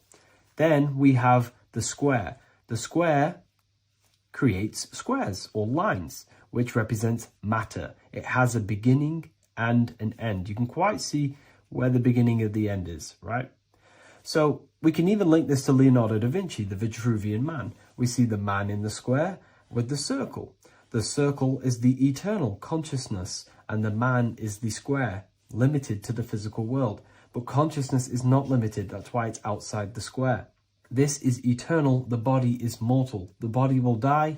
consciousness will never die. If we look even closer at the symbol, we notice in this particular symbol, we have the compass overlapping the square. This is very, very symbolic. This represents spirit over matter, also known as mind over matter, consciousness over matter, the circle over the square. Like I mentioned earlier, most people are slaves to their senses. They go through their day and all they do is chase validation and feelings. They eat all day to feel good, which means they're a slave to their taste. They're slaves to their feeling. They masturbate, which means they're a slave to orgasms and external things. They're literally being governed by the external world controlling their internal world. They're literally living life on autopilot. And don't get me wrong, I was guilty of this too. We're all guilty of this when we join this world because we're not taught this sacred knowledge. Until you actually stop and recognize this, you'll be living life on autopilot, literally not even living. You'll be running off subconscious programs, seeking external validation and being ruled by these five senses. The square underneath the compass represents consciousness on top of matter, which means the internal world is controlling the external world. It is the mind controlling matter and not matter manipulating the mind. In the occult and esoteric world, it's very important that you are conscious of every action that you are taking in your day-to-day life. Never act subconsciously. Always be conscious.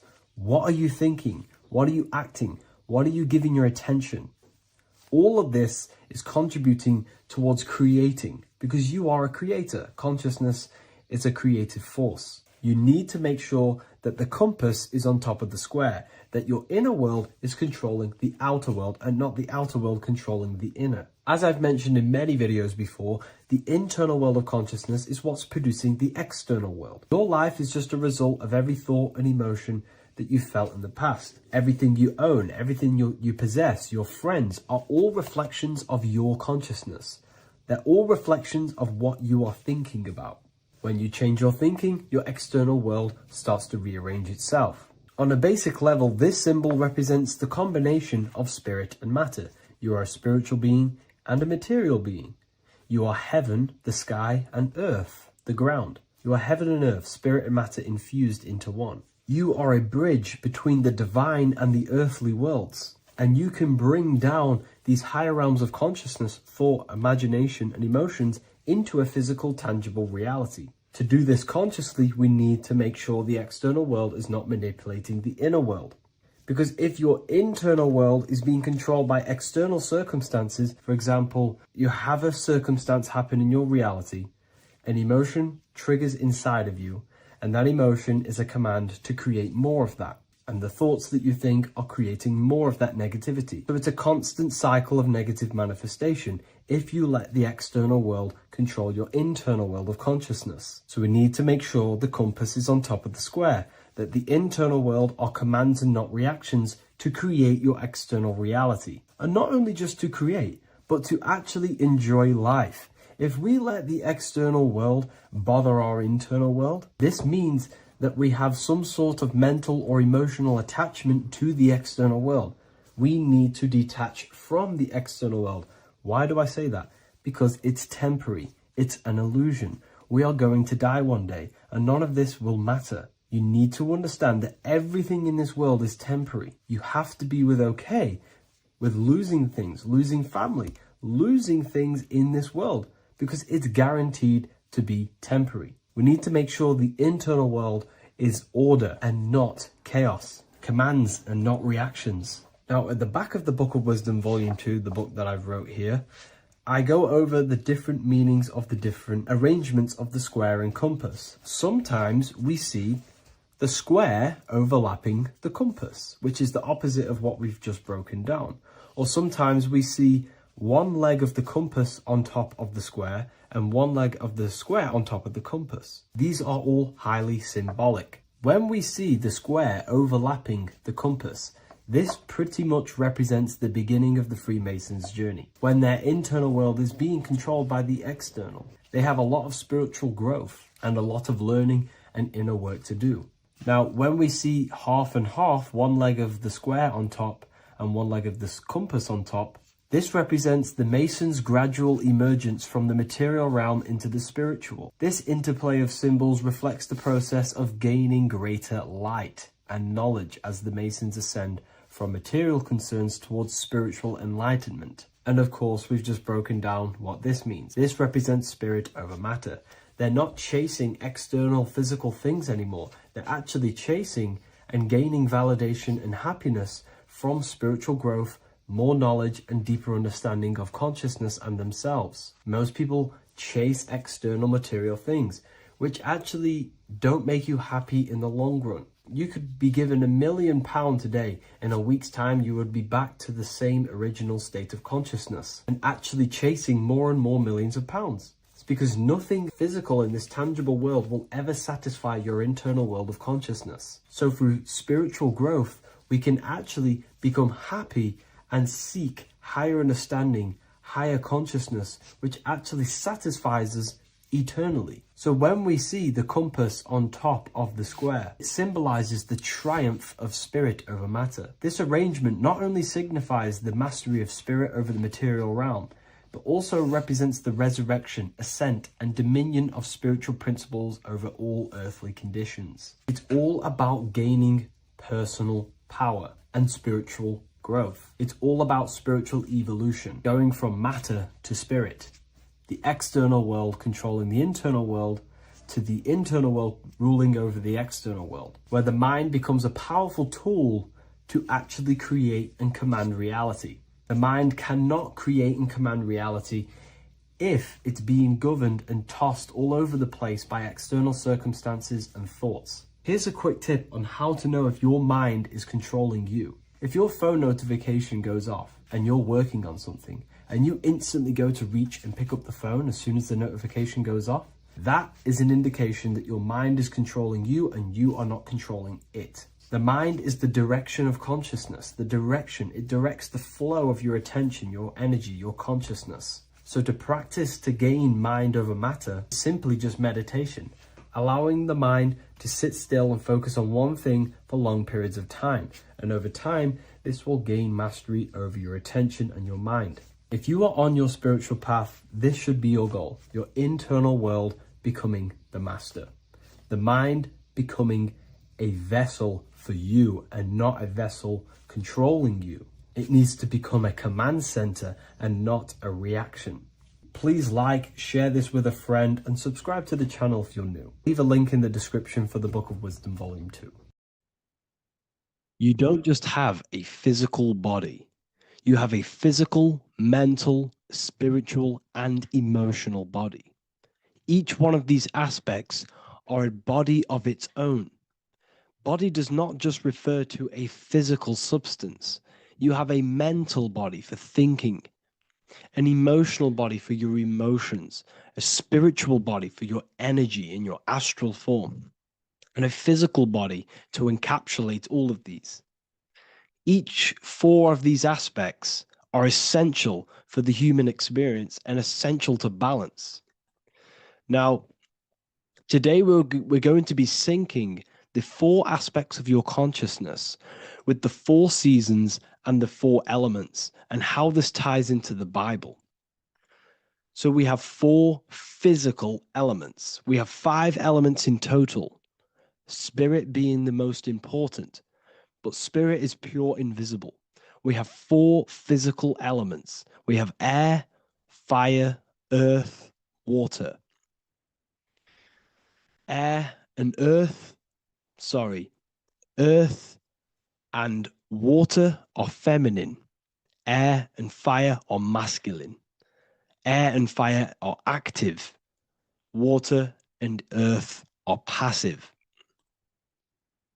The air corresponds with the mental body of consciousness. This is where your intellect, this is where your communication, this is where your thoughts, intuition all comes from. This is the mental body of consciousness that allows you to think, allows you to process, figure things out, and have intellect and gain knowledge. This is your intellectual aspect of your consciousness, located in the head region. We have a fire nature, a spiritual nature. This is our astral body. Our astral body is all to do with the subconscious realms, the higher realms of consciousness. This is the body that allows us to be free from the physical body. Our spirit is more of our energy. Our energy. Water is our emotional body. This is what allows us to feel things, that allows us to gain intuitive feelings of conscience. So emotion allows us to understand what is right and what is wrong. When we feel something bad, we know that this is wrong. When we feel something good, we know that we are doing good.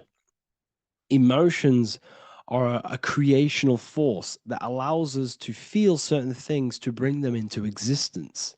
Our emotional body is a creational force and should not be reactive, and they should be controlled.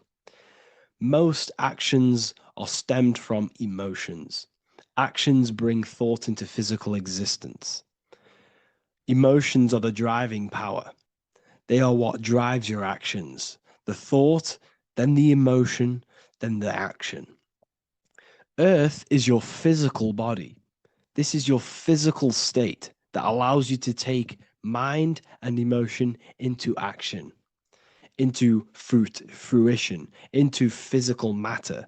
This is what your physical body allows your consciousness, your soul, to interact with the physical world and bring things into physical existence.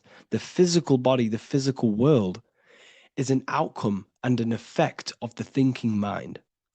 All physical substance comes from the thinking mind. The pen, the phone you're holding, the microphone I'm speaking into, all began as a thought in the thinking mind, then it was brought into physical reality.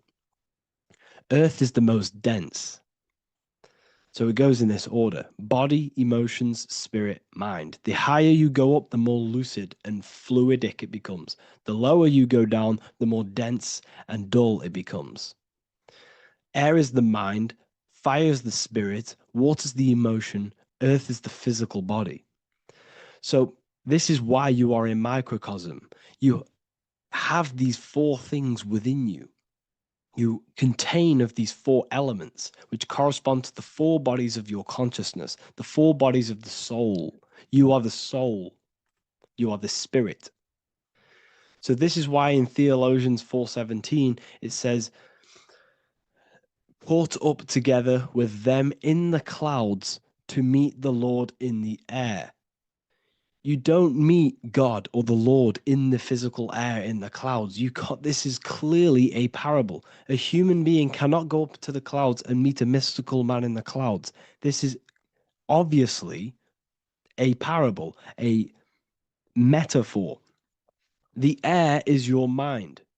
You must raise your consciousness beyond the body, beyond the emotions, beyond the spirit, and enter in the mind during meditation, turning the mind inward to connect with the Lord. The Lord is the highest aspect of your consciousness, the one that exists beyond the physical body, beyond your emotions, beyond the thought. So you meet the Lord in the air, in the mind. The mind represents the air. This is why in America there's a saying called an airhead. You're an airhead. This means that you are stupid, or you don't think, or you have nothing in your mind. You have nothing in your head. When someone's very stupid, you call them an airhead, because air represents the mind. The air is elevated. The air is invisible. The mind is totally invisible to the human eyes. It is a metaphysical substance. In fact, it's not a substance at all. It's so fluidic, it's everywhere. The mind can be everywhere at all times. It can be anything. Nothing is impossible within the mind. Now, this is synced with the four seasons. The four seasons represent the four aspects of human consciousness, the four bodies of your consciousness, the four bodies of your soul. The sun is your soul, okay? And the sun travels around four seasons. Summer, when the sun is the most hottest point. Autumn, when the sun starts to move away from the hottest point. Things start to die. Then it goes to winter. This is when everything dies. This is when things enter in within itself. This is when darkness occurs. Then spring. This is the reignition of the sun. This is when the sun starts to bring back the warmth back to the summer. You have 4 seasons, which correspond to the 4 bodies of consciousness. Fire is the spirit. This is when you are passionate. This is when you are taking action. This is when you are fiery. The sun is blazing. You're taking action. You're very passionate. You're very spirit. You're in the spirit. Autumn is water, emotion. This is when you start to become very reflecting. This is when you start to feel emotional. Because in autumn, there's lots of water. This represents the emotional body of consciousness. Winter is the mind. This is air. Winter, what happens in winter? Everything enters within itself. The leaves die. The trees die. Everything dies and goes within. This is the mind. The mind is the darkness, remember. You close your eyes to enter within the mind. The winter represents meditation. In the winter, what do people do? They stay inside of their house. They research more. They read more books. They become more intellectual. They think more in the winter because we are so we're stuck inside. So we're more reflective. We're thinking more. We're more communicative. We're more intellectual. In the spring, this represents the earth, the body. This is when we start to come out of the mind and we awaken to the body and things start to grow again. The plants start to grow. The earth is growing again and reborn again. This is the body. This is when you become more active in the spring.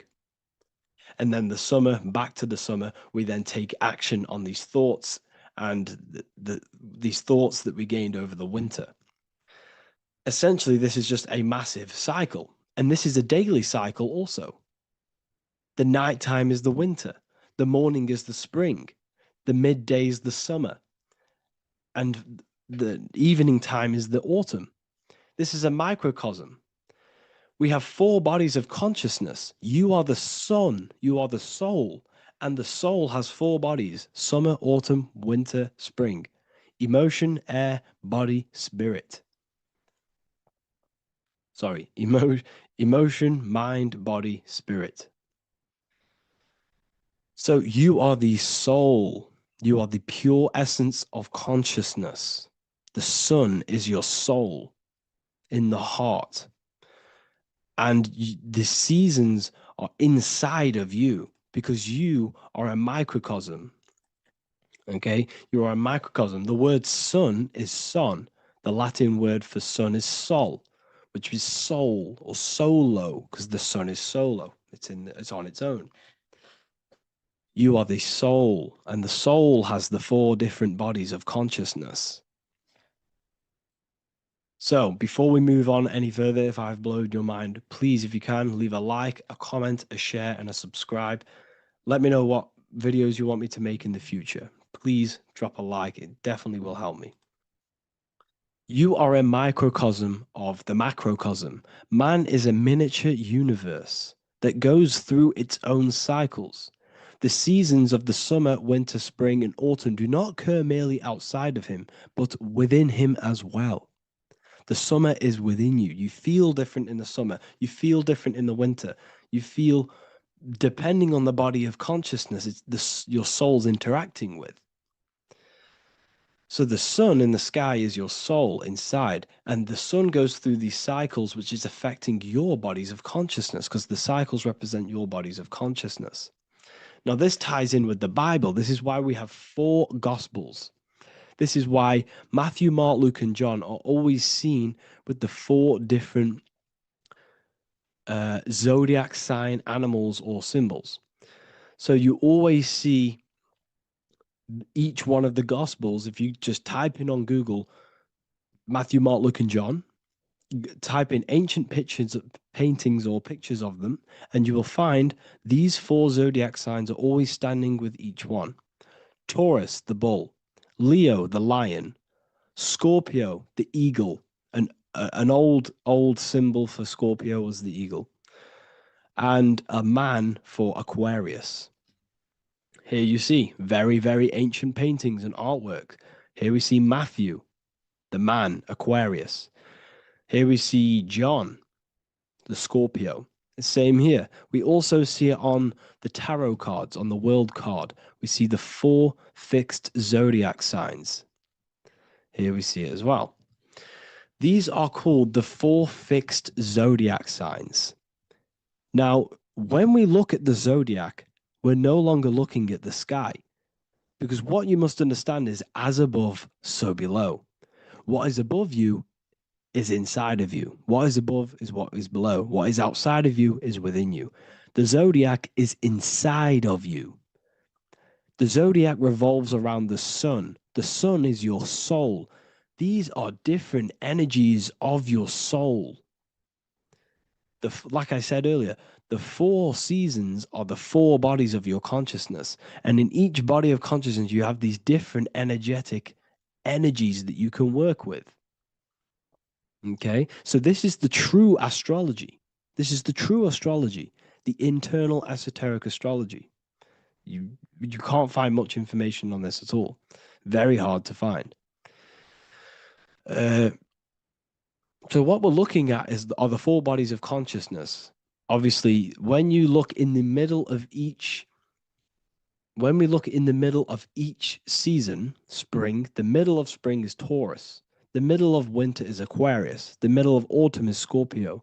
The middle of summer is Leo. These 4 signs are known as the 4 fixed signs. Okay, Scorpio is fixed. It's the middle of autumn. Scorpio is a water sign, emotion. Aquarius is the air sign, the mind. Taurus is an earth sign, the body.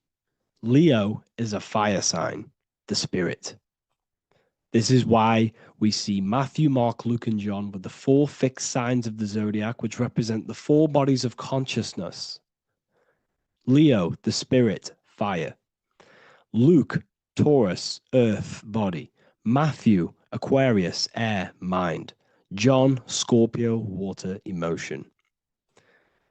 Each gospel is depicting Jesus and showing Jesus in each gospel. Each one of these gospels is showing and depicting Jesus according to the different body of consciousness. In John, this is when Jesus starts to turn water into wine.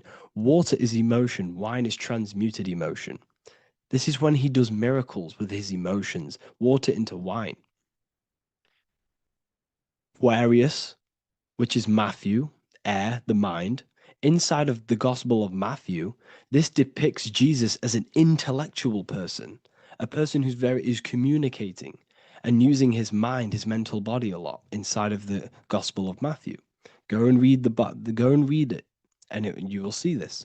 Luke, Taurus, earth, the body. Luke shows and depicts Jesus according to the body of consciousness, the physical body. He shows Jesus as a human, being a human being, helping people physically and helping people's physical needs, like giving away food and doing all sorts of good things for other people.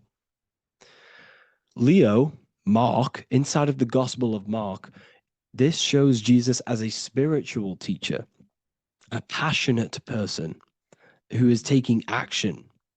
Each gospel is showing Jesus according to the different body of consciousness. And Jesus represents you, the Son. That's why it's called the Son of God, the light of the world. Jesus represents your soul, and your soul has these 4 gospels, the 4 bodies of consciousness, the 4 fixed signs, the 4 elements, and the 4 seasons. These things all correspond to your consciousness. So this is Leonardo da Vinci showing you the exact same thing. Jesus is the I am, the sun, the soul, in the middle, on his own. Luke, spring, earth, body. There are 3 people in each group. There are 4 groups, and there are 3 people in each group. 1, 2, 3. 1, 2, 3, 1, 2, 3, 1, 2, 3. Fall, winter, summer, spring. These are according to the four bodies of consciousness. Here we see Aries, which rules the head region. He's on the head of the table.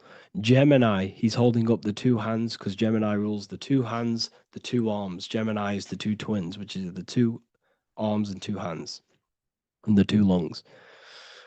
Here we see the beginning of summer, which is Cancer. You see the big knife here. Cancer, him here, this gray-haired guy, holding a knife for the crab. Cancer, they pinch. You have a knife, symbolizing the crab. Leo, the middle of summer, showing dominance. The sun is very dominant. He's got his elbow on the table, showing dominance. Virgo has no Adam's apple. Cancer here is pointing at this woman's neck, saying there's no Adam's apple. This is Virgo, the virgin, the only woman. Jesus, the sun. This is Libra, the balancing. He's holding his arms out, balanced, showing the balancing of the sun. Because when the sun enters Libra, the sun is balanced between winter and summer. So it's balanced. This is all astrology, but this is internal. Okay. This is Ezekiel's vision. Ezekiel had a vision in the Bible, and he saw the face of a man, the face of a lion, the face of an ox, and the face of an eagle. The eagle, Scorpio, the ox is Taurus, the lion is Leo, and the man is Aquarius. He saw the throne of God, and he saw the different bodies of consciousness. This is all symbolic for the different bodies of your soul. So when we look at the zodiac, we are actually looking at a map and the energies of our soul and the energies of our bodies and the energies of our consciousness. This is what we are looking at. Each zodiac is an aspect of our consciousness and an energy that we can work with and that we must purify. Balance and purification is essential. Imagine playing a brand new video game. Let's say a brand new video game came out and you had to play it. What happens when you play that game? You don't know the controls. You cause chaos in that game. You can't really run properly. You can't do anything properly. You're getting destroyed by other people who are playing that game. It's the same with your physical body. When you are born, you must learn how to play the game. You must learn how to balance the mind, learn how to balance the spirit, the emotions, and the physical body. We must balance and purify each body of our consciousness. We must look after our physical body with our physical health by eating physical, electrical food like fruits and veg.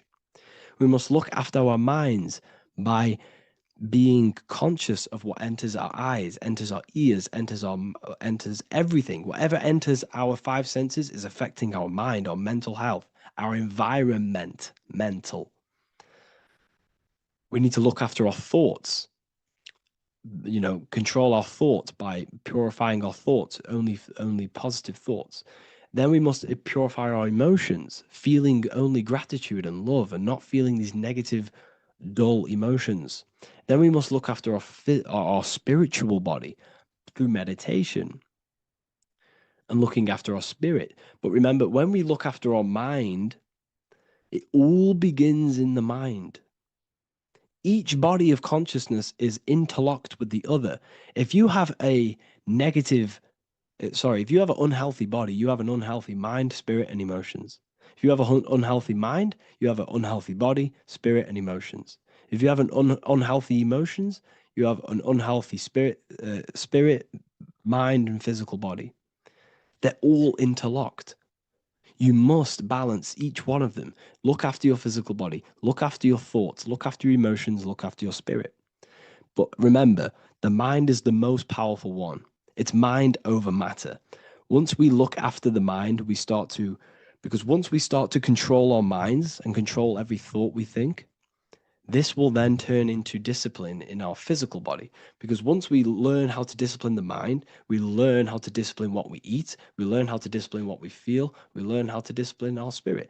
This is all interlocked, but work on the mind first. Work on the mind first.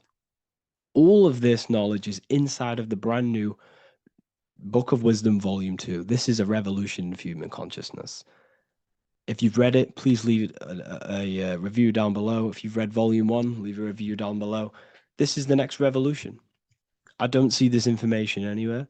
This is the next revolution of human consciousness. And of course, if you are serious about this and you truly want to gain enlightenment and join an amazing community where you can connect with me on live calls, lectures, the Manifestation Mastery course, you can gain access to my library with over 45 PDFs plus my books.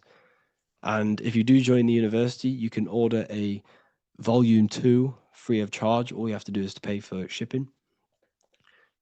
If you truly take your knowledge serious and you want to take advantage of life, join the university. This is where truth seekers belong.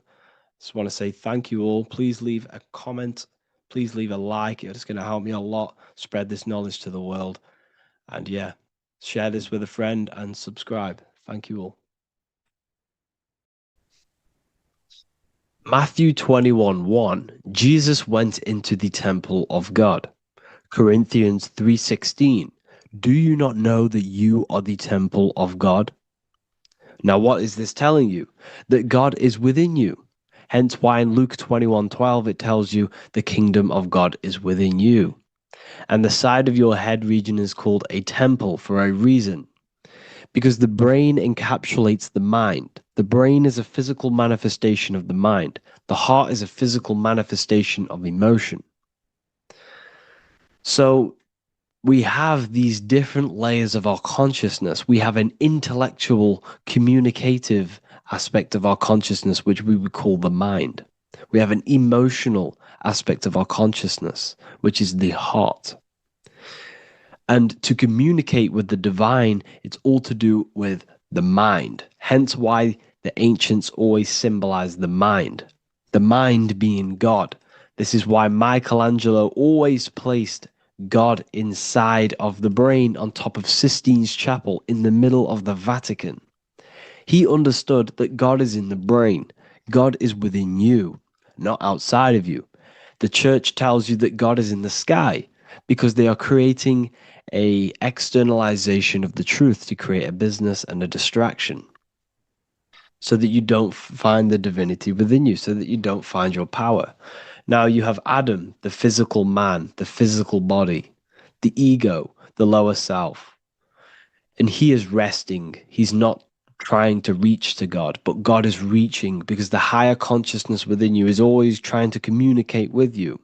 It's always trying to wake you up to your divinity. But the lower mind, the lower self, Adam, the physical self, is always in ignorance of truth, always in ignorance, and stays in a materialistic way of thinking, which is the lower animal self. And this is what we call a sleep or an NPC. This is the lower mind of man. But all you have to do is to move your finger to touch God. You have to look within yourself, within the brain, meditate, and you can find God. This is why in the Bible we see many references to the human body and anatomy to truly connect with God. Kings 6:8, the door to the middle chamber was in the right side of the house, which is the right hemisphere of the brain. The middle chamber is the pineal gland, where the seat of your consciousness is, but the seat of your higher consciousness is, the mind. And they went up the winding stairs, which is your spinal column, into the middle chamber, and out of the middle chamber into the third. So they went up the winding stairs. This represents raising your consciousness up the winding stairs. Your spinal column acts as a stairway of consciousness. Depending on what sort of consciousness you are operating in, depends on what part of the spinal column you are using. Because the spinal column ascends and descends consciousness. What do I mean? If you are in a reproductive way of thinking and you're always thinking about sex, you're jerking off all the time and you're always eating, all of your brain's power and your mind's power is being descended into the lower aspects of the spinal column, which represents hell, the physical state of man, Adam, the ignorant state. We're basically living off low-level pleasures like an animal. And the stairway to heaven is your spinal column. They went up the winding stairs into the middle chamber, which is your mind, your pineal gland, and out of the middle into the third stage of consciousness, physical, etheric, astral. When you meditate and you start to raise your consciousness during meditation, you enter the astral plane when you turn off thought. But this is the middle chamber inside of the brain. Here we see another painting inside of Sistine's chapel of God inside of the brain. This is the brainstem. This is the brain. This is the frontal lobe. This is the back lobe. This is the back lobe. This is the cerebellum. Here's the reptilian brainstem. Here's the claustrum. This is what we are seeing here. Anatomy. Here is another one in Sistine's chapel in the middle of the Vatican. This is depicting the brainstem. God's neck looks exactly like the brainstem. Here we see a real brain compared to God's neck, because the neck is just below the brainstem. And this is what they are symbolizing, because they knew that God is within you. God is a part of the human body. God is inside of the body, because the body is a vessel for consciousness, for universal consciousness. Inside of you, inside of me, is the same spark of consciousness. And this same consciousness is spread out into every living essence, because everything comes from the one source, the one God, the one consciousness. Matthew 6:22-23. The light of the body is the eye. If therefore thine eye be single, thy whole body shall be full of light. Practicing the single eye. What is this? This is meditation. This is entering within yourself. So the Bible's telling you to practice the single eye. But if thine eye be evil, thy whole body shall be full of darkness. What does this mean? If your consciousness is in an evil way of thinking, if your mind is filled with an evil, negative mind space, then your body shall be filled with darkness, with evil, with negativity. Because negative thoughts destruct the body. Positive thoughts heal and regenerate the body. So he tells you to be, the light of the body is the eye, your consciousness, the inner eye of consciousness, the eye that lets you see. And what do I mean? You look with your two physical eyes, but you see with the inner eye. What you see is perception. You look with the two eyes, and what you see is perception. You are seeing, you are understanding, and that's what consciousness, the mind, gives you. Consciousness, or the mind, is the force that allows you to be a human being, that allows you to understand things and interact with things and make decisions. It's an infinite intelligence. See, the mind is not the brain. This is a big confusion with people. Hence why the eye on top of the pyramid is separate from the bottom half of the pyramid, because the consciousness is separate from the body, the eye, the all-seeing eye. It represents the observer, the eye that sees into this body, into this world, into this. You are the perceiver. You are the invisible spirit within the body. Theologians 4:17. After that, we are still alive, and our left will be caught up together with them in the clouds to meet the Lord in the air. You don't meet the Lord in the physical air. Okay? This symbolism of the ancient Christian artwork is showing you this is symbolic. These things never happened. There's no man in the sky. Moses didn't go on a mountain to meet with God. The air represents the mind. This is why you say you're an airhead when someone's very stupid. Earth is your body. Water is your emotions. Fire is your spirit. Air is your mind, the invisible mind. So Anton Mengs, an ancient Christian art worker, is showing you anatomy of God in the clouds.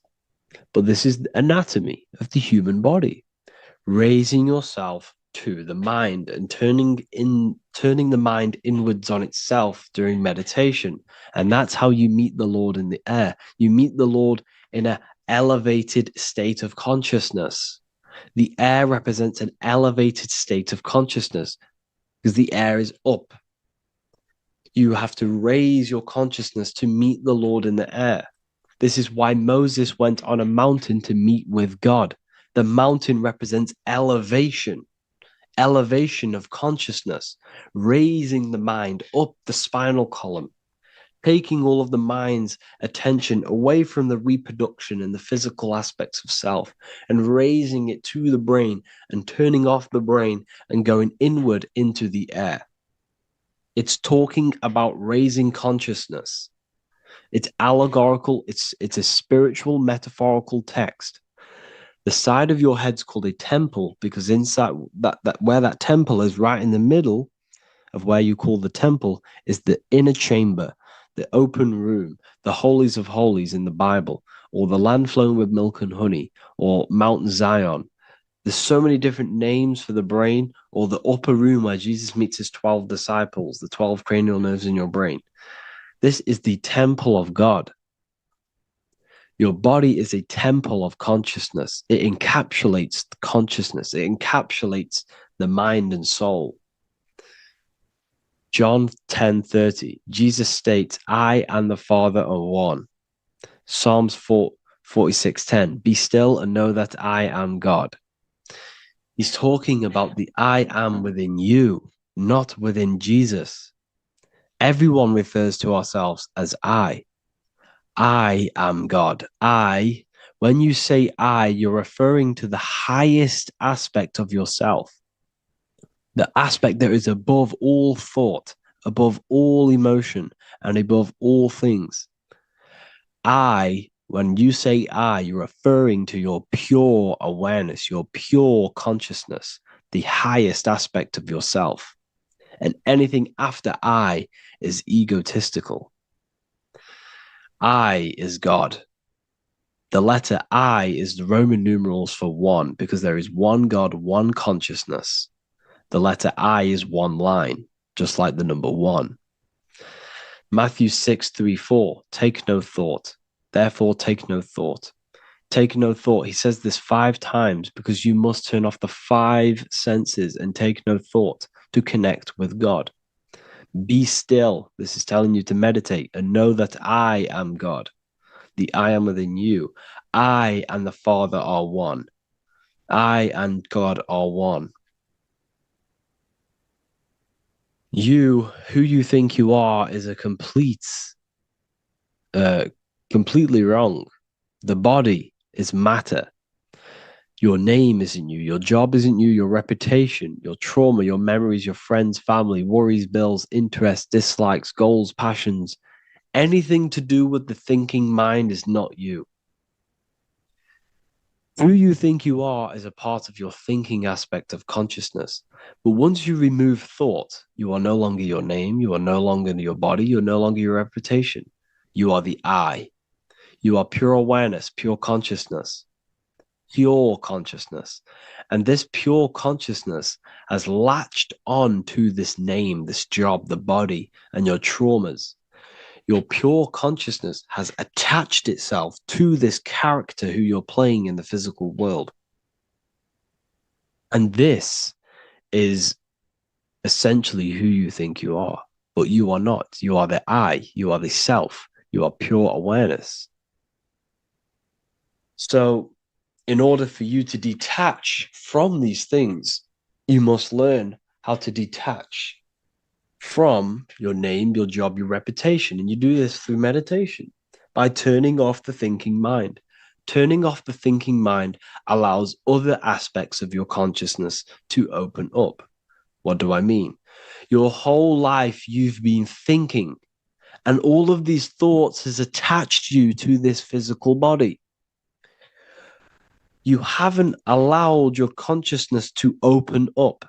And you can only do this by taking no thought. That's why Jesus tells you, take no thought.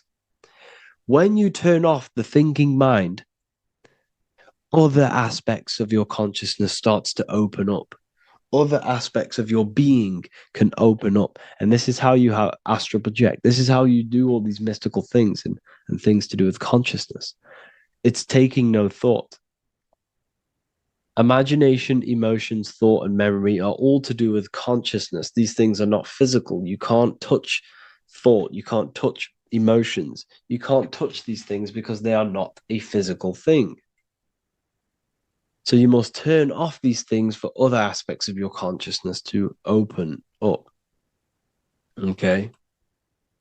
So essentially, the Bible is a metaphorical, astrological, numerological, metaphysical, spiritual, encoded text that talks about human anatomy, spirituality, and the true nature of the human experience.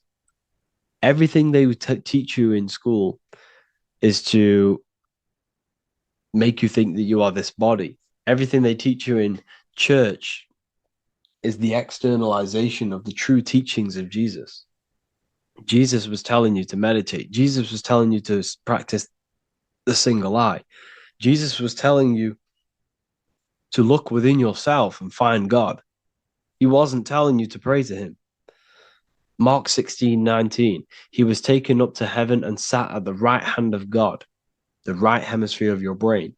John 21:6, cast the net onto the right-hand side of the boat and ye shall find fish. Fish is understanding. The boat is your body, your brain. Cast your awareness into the right side of your brain and you will find understanding, because the right side of your brain is all to do with the creative aspect and the intuition and the spiritual sides of your consciousness. This is why God is here. This is why Michelangelo depicted God in the right hemisphere of your brain, because this is all human anatomy. And I speak about all of this in the brand new Book of Wisdom, Volume 2, which is now available. The start of the revolution has begun. This book is truly going to change the way people see the world. It's got so many more topics than the last one. It's truly a revolution. It's written in so much detail. It's very practical. I cannot wait to share this one with you. I just want to say thank you for the opportunity for me to create this book, because without you, I couldn't have created this. And I just love sharing my work with you. And I thank every single one of you for the support, the watch, like the views and the likes, everything, especially the people who have joined the university and stuff like that. And for people who have joined the university, you do get a free Book of Wisdom paperback if you just go to the general chat and follow the description, follow what the instructions that I gave you in the chat, and you'll be able to order a free Book of Wisdom if you are inside of the university. Plus, you get all of my other books, 2 books, and over 45 occult books on occult and esoteric things. You get lectures, live calls, a community, a manifestation mastery course, and a whole library and reoccurring updates every month, every week. So yeah, I hope you all enjoyed this video. Thank you all. Please leave a comment to help the algorithm, and leave a comment on what videos I should make. And yeah, I'll get to uploading on the YouTube a lot more now. The second book is now released. I have a lot more time on my hands. No longer using my energy to create the book. I'm now going to redirect this mental energy into the YouTube. So there will be a lot more content coming. So I need some content ideas. So feel free to comment some ideas, some YouTube videos that I can create. Thank you all, people. Have an amazing day.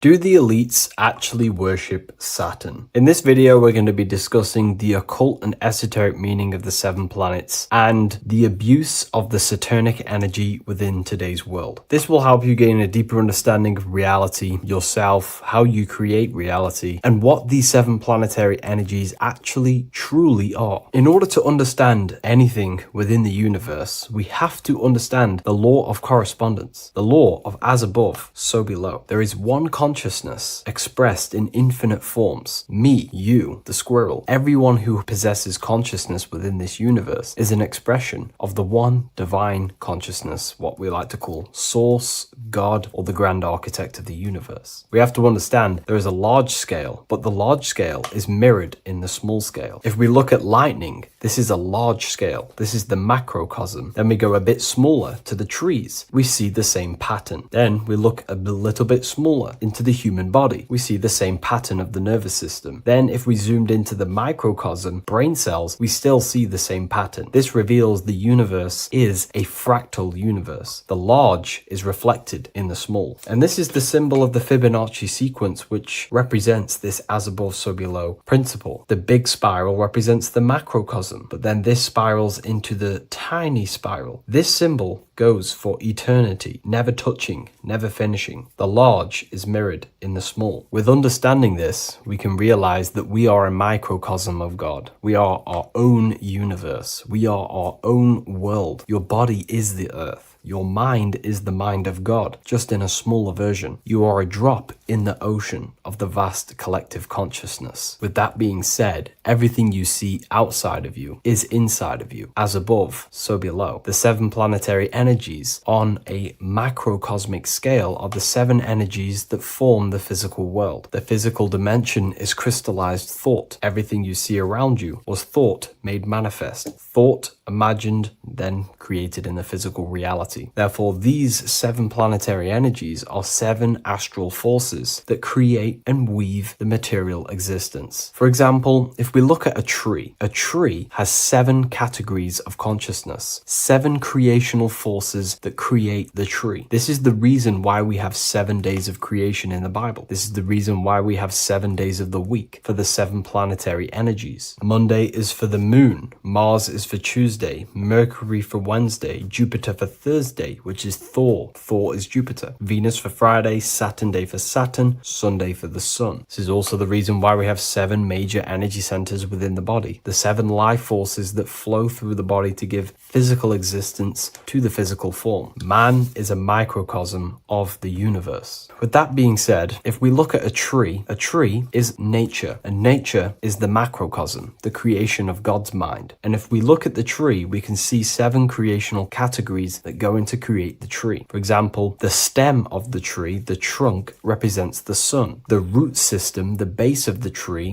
where the tree grows out of, is Saturn. If we look at the fruit of the tree, that represents Jupiter. The smell, the look, the colors of the tree, that's Venus. How the tree communicates with other trees through the root system is Mercury, the intellect, the intelligence, the communication. The leaves of the tree is the moon. The defense mechanism of the tree, how it defends itself from infections and other territories, is Mars. So we can see all physical matter, all physical creation demands these 7 categories of consciousness, these 7 planetary forces. But again, that is the macrocosmic scale. The macrocosm is reflected in the microcosm, which means you have access to these forces, these 7 planetary energies, and you use them to create anything in reality. You've been using them maybe unconsciously your whole life. For example, this book that I've created, the Book of Wisdom Volume 2, you can find it in the bio if you're interested in reading it. It has the 7 planetary forces that go into this tree, into this book. I used the sun, which is my passion and my drive to take actions. I used Mercury, which is my intellect, my thinking, my communication. I used Venus, the layout, the look of the book. I use Mars, my defense of my work, my trademark, my copyright. I use Saturn. Saturn is my time, my discipline, my attention. I use Jupiter, which is the why, the reason why I created it. I used the moon, which is my care. My care is the generative force. Whatever you create in your reality is because you care. You care about keeping a house above your head. Therefore, you go to work and earn money. Care is the driving force to create anything in reality. What you see right right now watching this video is because you care about watching this video. If you lose care about watching the video, you will turn it off and continue to do something else. All creation demands these 7 forces, hence why we have here a midsection. Sometimes we see the symbol of the earth, which is a circle and a cross in the middle, because these 7 forces create earth. But again, this video is specifically aimed to Saturn. We're going to be discussing Saturn's Saturnic energy because there is a lot of misunderstanding in today's world. And I'm going to give my perspective and my research on the energy of Saturn and how we use it and how it's being abused in today's world. Saturn externally, because remember, we have an external world, an internal world, a macro and a micro. Saturn externally in the material plane governs the foundational and enduring aspects of existence, such as the roots of plants, the bones of our body, even the insects that dwell beneath the ground. It represents the dull, hard, unyielding forces of life, symbolizing structure, limitation, and conditioning. Under Saturn's influence, things become rigid, bound by the god of time, bound by restriction and boundaries. In Roman mythology, Saturn is revered as the god of time, ruling over the cycles, beginnings, and endings. This connection with this emphasizes Saturn's role in marking the passages of life, aging,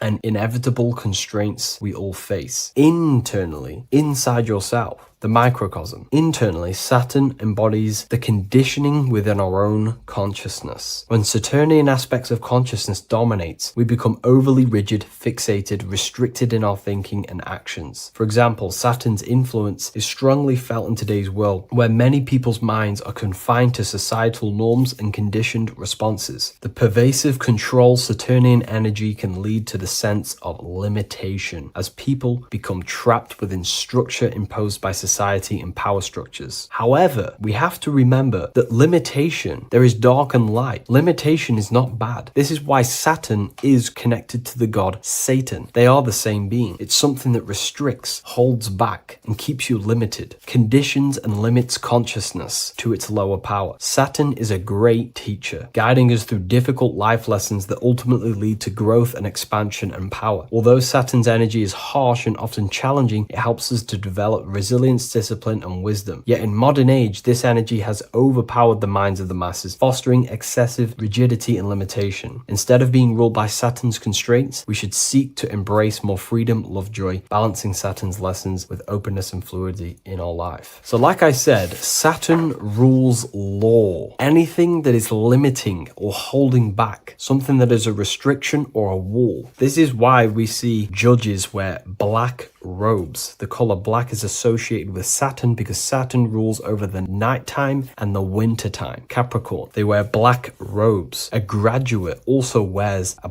black robe with a black square cap on its head because black is associated with Saturn, restriction, limitation. University graduates wear this. Personally, not to offend anyone, these educational systems that we have in today's world are not here to give you power, to find you the power of consciousness or yourself. They are simply to restrict you, to keep the mind limited in a certain belief system. That's not to say the things in university are completely useless, but what I'm saying is it is a conditioning by the educational system. And if we actually look at the top of the hat, it's a square over a circle. And in Freemasonry, we see the compass on top of the square. In Freemasonry, we see the square underneath the compass on top of the square. The square creates squares and the compass creates circles. So this is symbolizing the square, which is matter, the circle, which is spirit, matter over spirit when it needs to be spirit over matter. This is a symbol of conditioning, limiting the mind into being locked in the 5 senses and base consciousness. Saturn's energy is keeping people restricted. This is why there is so much Saturn symbolism in today's world, because Saturn is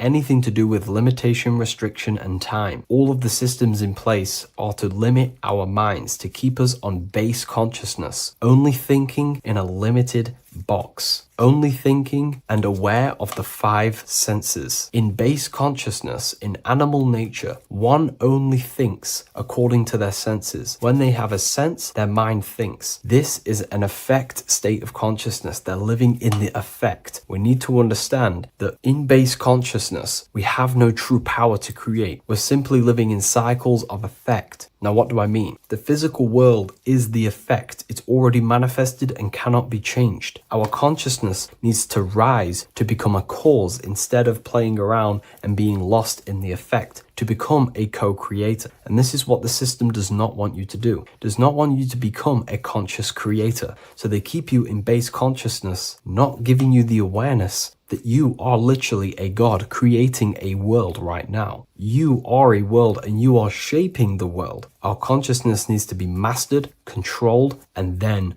we can become a conscious creator instead of running around in the world of illusion and effect. As above, so below. What happens in the mind happens in reality. We do not want to be matter over spirit, which means the external world over the internal world. We need the internal world to rule over the external. Saturn's symbolism can be symbolized as a black cube. The cube symbolizes this physical world because everything has 6 sides. We can move forward, backward, left, right, up, and down. We are in this cube. This is why we say think outside the box. Thinking outside the box means to become a cause and not an effect. The mind needs to be a cause, an instruction center, and not just thoughts that are reinforcing the effect and lost in the effects of the material world. Instead of reacting, we need to become a commander. This is a symbol of conditioning and the physical plane. Black is dull, lifeless. The physical world is lifeless. It has no power to create. It has no power to do anything. It is simply a projection and an effect. You,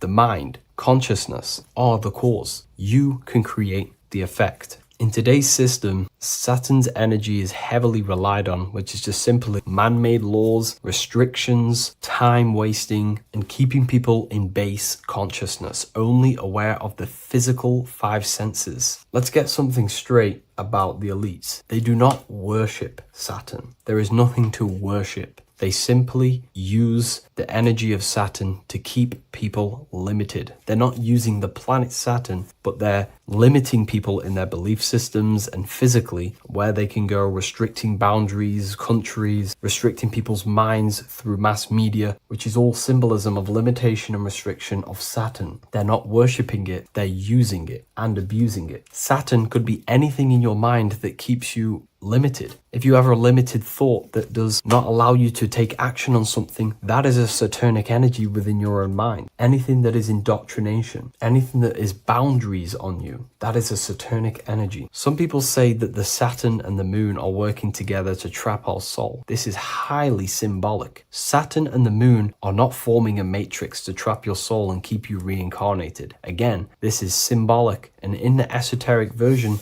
and understanding of this, we can see that they do have a relationship. The moon is our subconscious mind, and Saturn is restriction. If we have restrictions and belief systems in our subconscious mind that keep the soul locked and trapped only in these 5 bases, this 5 senses, then we will think and condition ourselves that we are only the physical body and never actually free ourselves from the material world and ascend. Saturn and the moon are not working together, but these are highly linked. By limiting the subconscious, we keep people stuck in base awareness, keeping them locked in the world of effect, never becoming a conscious creator. We have 2 spiritual currencies, time and attention. These are the 2 currencies that we spend. We spend time or pay attention. These are the 2 spiritual currencies that pretty much create our reality. And the system aims to hijack these 2 currencies from you, to limit you, to dominate you, so you do not become a conscious creator. So again, no one worships Saturn. It's simply just a symbol of limitation and restriction. Limitation has good and bad. Limitation can make us learn, overcome, become strong, disciplined, but when it's abused, it can keep people locked in base consciousness and stuck in their lower nature, never figuring out how powerful they are. You hold the power to shape a world. That's how powerful you are, to turn thoughts into physical existence. I'll see you in the next video. Please leave a like, comment,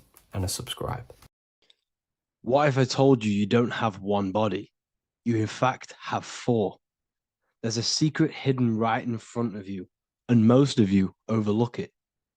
And by learning these teachings today, this will change your perspective on life, on yourself, and completely change the conception of yourself. This is the key to your highest potential. If you stay with me today, you will find secrets about yourself that will change your life.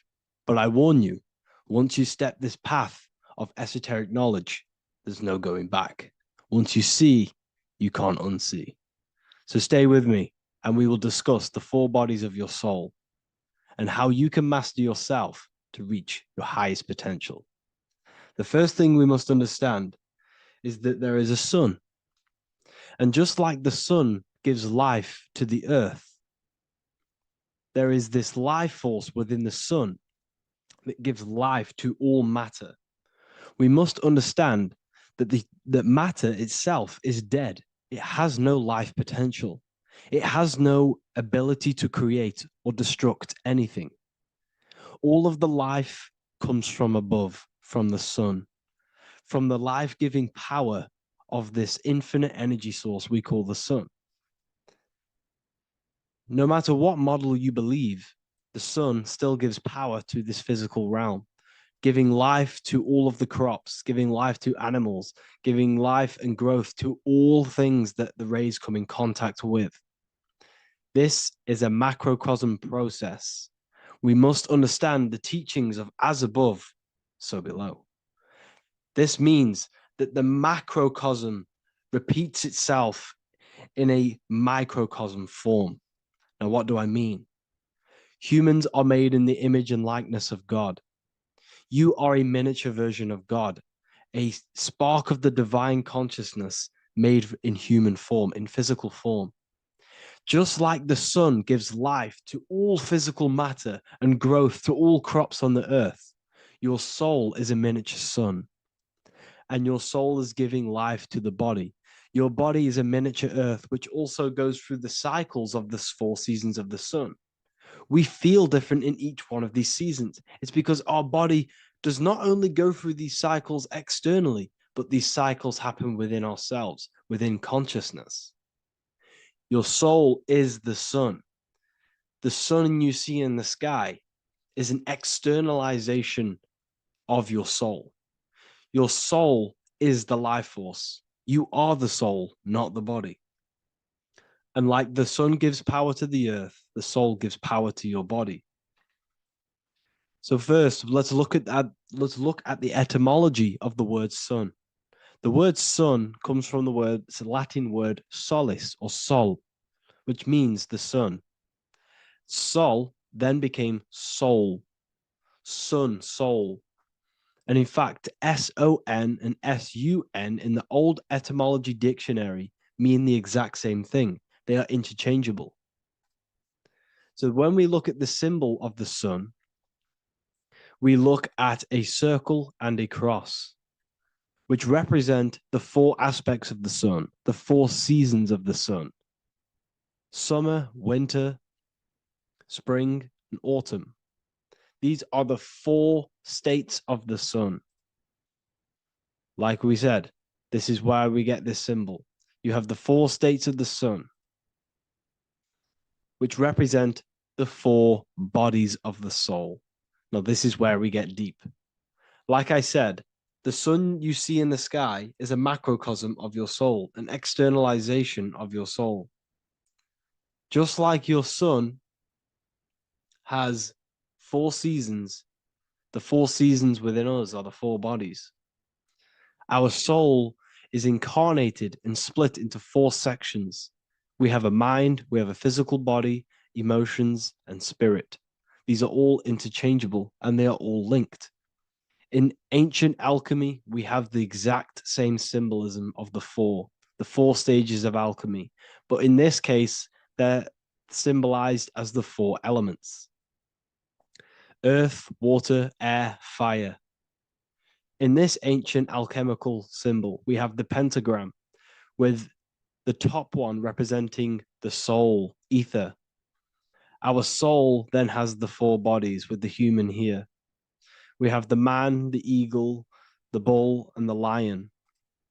We see this on the tarot card, the Wheel of Fortune. The man, the eagle, the bull, the lion. We see this in Matthew, Mark, Luke, and John. The lion, the bull, the man, and the eagle. We see this with depictions of Jesus. Jesus, the man, the bull, the lion, and the eagle. These represent the 4 fixed signs of the zodiac: Taurus, the bull; Scorpio, the eagle; Scorpio was symbolized as an eagle. It's an ancient symbol. Now it's been changed to a scorpion, of course. Leo, the lion. Aquarius, the man. These represent the four fixed signs, which are four different elements. Taurus is an earth sign. Scorpio, a water sign. Leo, a fire sign. Aquarius, an air sign. Taurus is the earth. As above, so below. The earth is the physical body. Leo is fire. Fire is the spirit. Scorpio is water, which is the emotions. Aquarius is the mind, which is an air symbol. Air is the mind. That's why we call people airheads. Okay. So, what we're actually looking at here are the four aspects of our soul. We have the sun in the middle and the four bodies of the soul. This is what Jesus is symbolizing. Jesus represents you. God made flesh with the four aspects of the soul. The four gospels are all depicting Jesus in four different ways according to the different body of consciousness. The wheel of fortune are representing the four bodies of the soul. This represents the four bodies. Now, how are they four bodies? They are four dimensions of consciousness. The mind is not made of the same substance of the emotion.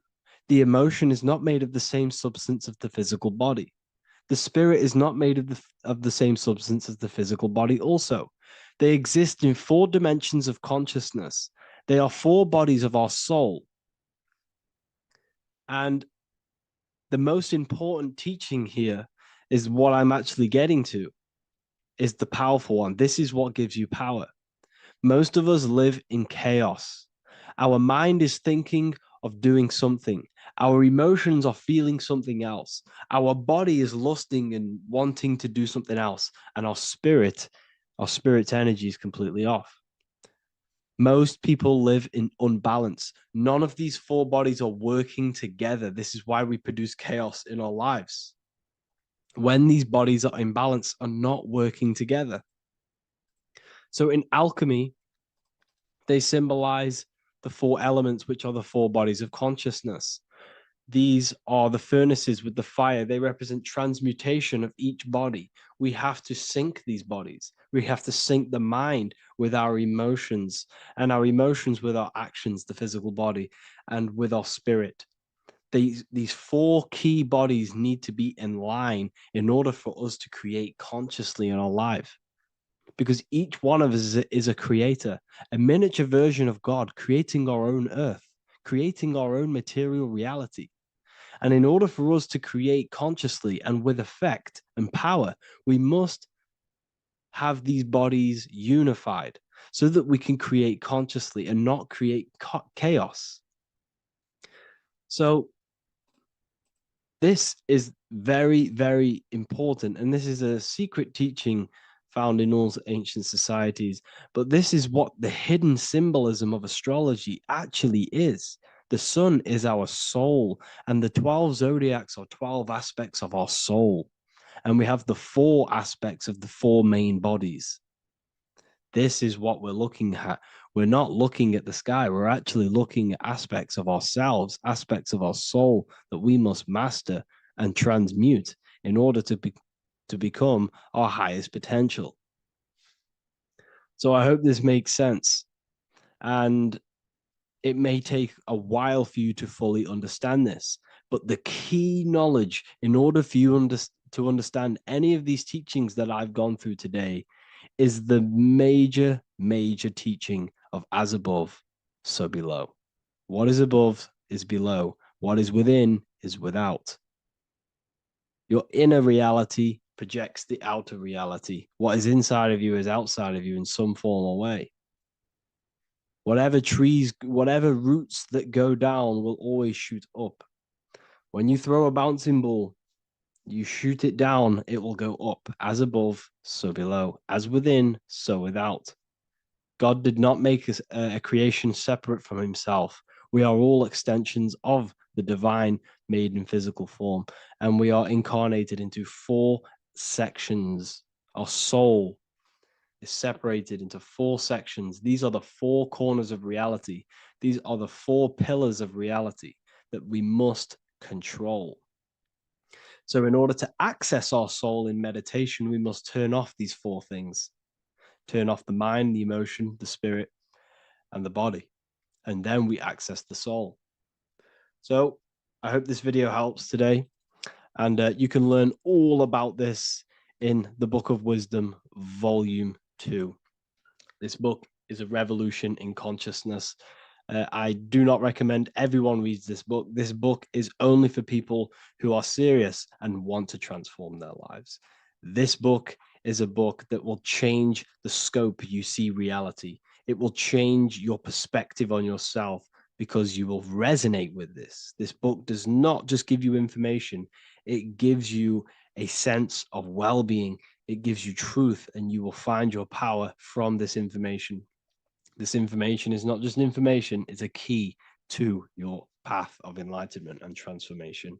So you can find this book in the description of this video. And if you are part of the university, I will see you on the live calls. Thank you, everyone. Please leave a like, subscribe, and a comment, and let me know whatever videos you want me to make next.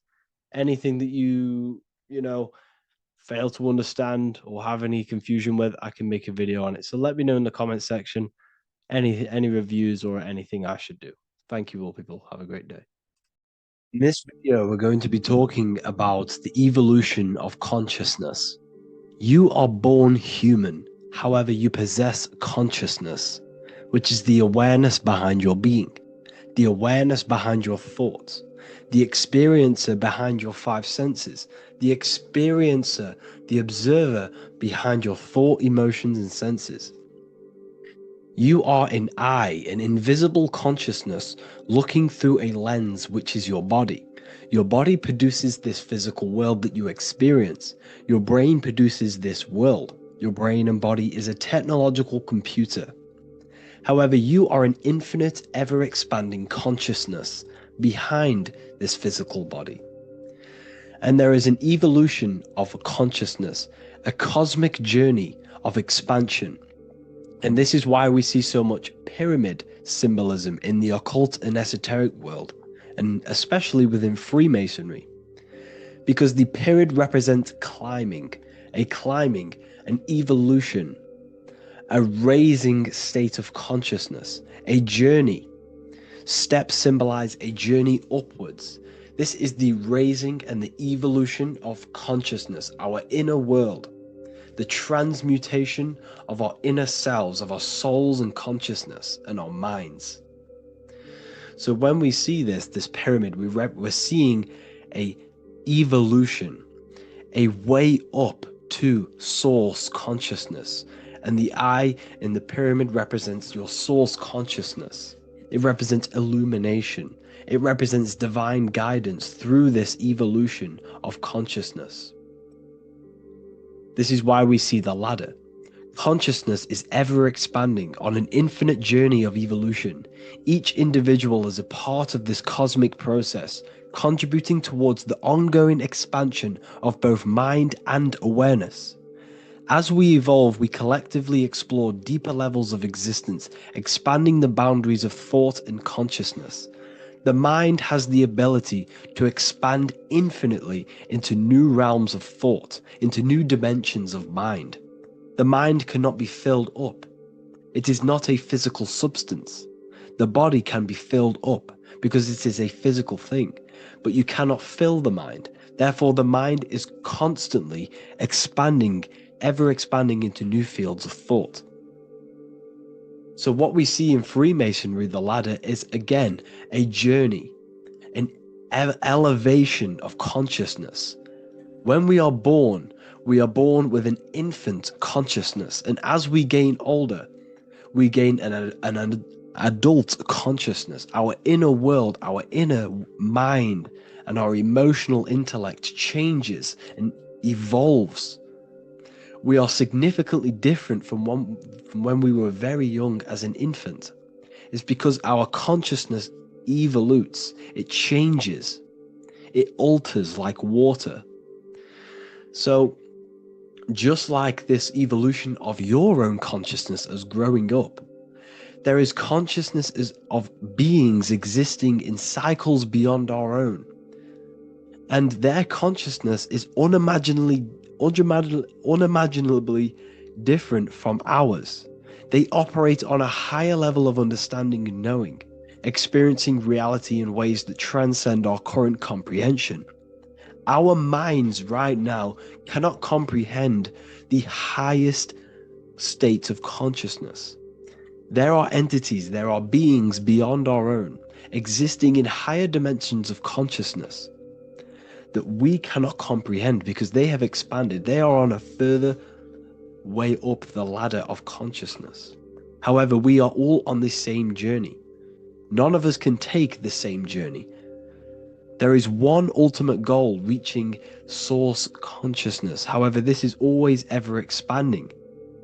However, we are all on a different journey. There is one truth, one source, one goal. However, there are billions in different ways of reaching it, and we are all on these different paths to source consciousness, to this ladder, this evolution of universal evolution. Okay? Their awareness is attuned to new dimensions of existence, reflecting a more advanced stage in the cosmic journey of consciousness evolution. So when you take DMT, you are shot into these higher realms of consciousness where you meet these beings who look similar to these images. They are not speaking to you physically. They don't speak to you three-dimensionally through vibration and words. They speak to you mentally. If you have done DMT, then you know this. And if you have met these beings, then you know this. You might have even met some of these types of beings on mushrooms or any psychedelic drugs. Because ultimately, when you take these mind-altering substances, it's altering your consciousness. It's merging your consciousness with the spirit of that substance.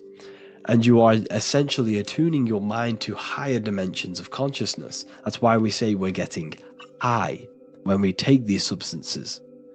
Therefore, when you meet these beings on DMT, you are essentially meeting beings who are attuned to higher dimensions of consciousness, and they speak to you mentally. They speak to you telepathically through thought, because the universe is mental. Everything exists within the mind. The way you are now, your physical existence, is a state of mind. Mind, thought creates matter. Spirit and matter are two opposing ways of thinking.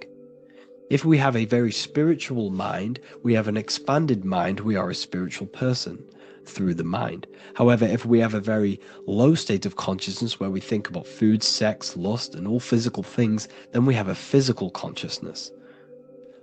Matter and spirit are two opposing forces, two ways of thinking. The mind attunes itself to different levels of understanding in different dimensions. So, essentially, this is what we're looking at. The body is a vessel for the fluidic, formless consciousness, a temple that houses the essence of our awareness. While the five senses are limited to perceiving only the physical plane, the mind transcends these limitations, capable of perceiving the full scope of reality. It is through the mind that we access deeper truths beyond the material, tapping into boundless nature of existence. Physical existence is a thin band, a thin layer of reality. It's like 0.001% of reality. And your five senses are only tuned into this layer of reality. But the five senses are, by design, only allowed to perceive physicality. But the mind has the power to expand beyond this physical five sense state. The mind has the power to expand and evolute.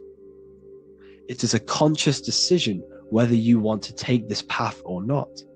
You can stay in a three-dimensional way of thinking, or you can expand your consciousness from within. It's not an external journey. There is no God going to save you. You must save yourself. Therefore, behind every single one of these eyes is the same source consciousness. However, we are all different cells in a different journey. The organs in your body, the cells in your body are all alive. They all possess same consciousness, universal consciousness. However, we are all on a different journey of evolution. As above, so below. As the baby is in the mother's womb, when the baby becomes conscious, there is a world outside of its mother. What does it do? It presses and seeks a way out to be born in the other world outside of its mother. It is the same with your consciousness, your mind. When your mind becomes aware that there is realities beyond the immediate surroundings, it seeks a way out. And this is exactly what I'm doing to you now. I am now expanding your mind and telling you there is other ways of reality. There is other dimensions of consciousness which you can access through inner transmutation, through different ways of thinking, spiritualism, and meditating and connecting with yourself and detaching from external things. We can upgrade our consciousness. Your body is a womb.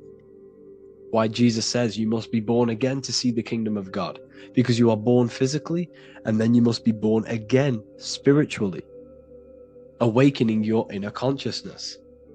So like I said, as the baby is in the womb, it's the same principle. As above, so below. You were a baby, you were in your mother's womb, and you figured out there is a world outside of your mother, so you seek to weigh out your mother to be born in another world. It's the same now. You must do this now. This is your spiritual evolution. This is the evolution of consciousness. It's ever expanding. When you die, this is a transition. You must learn to not fear death. This is another part of your spiritual journey. You must master death.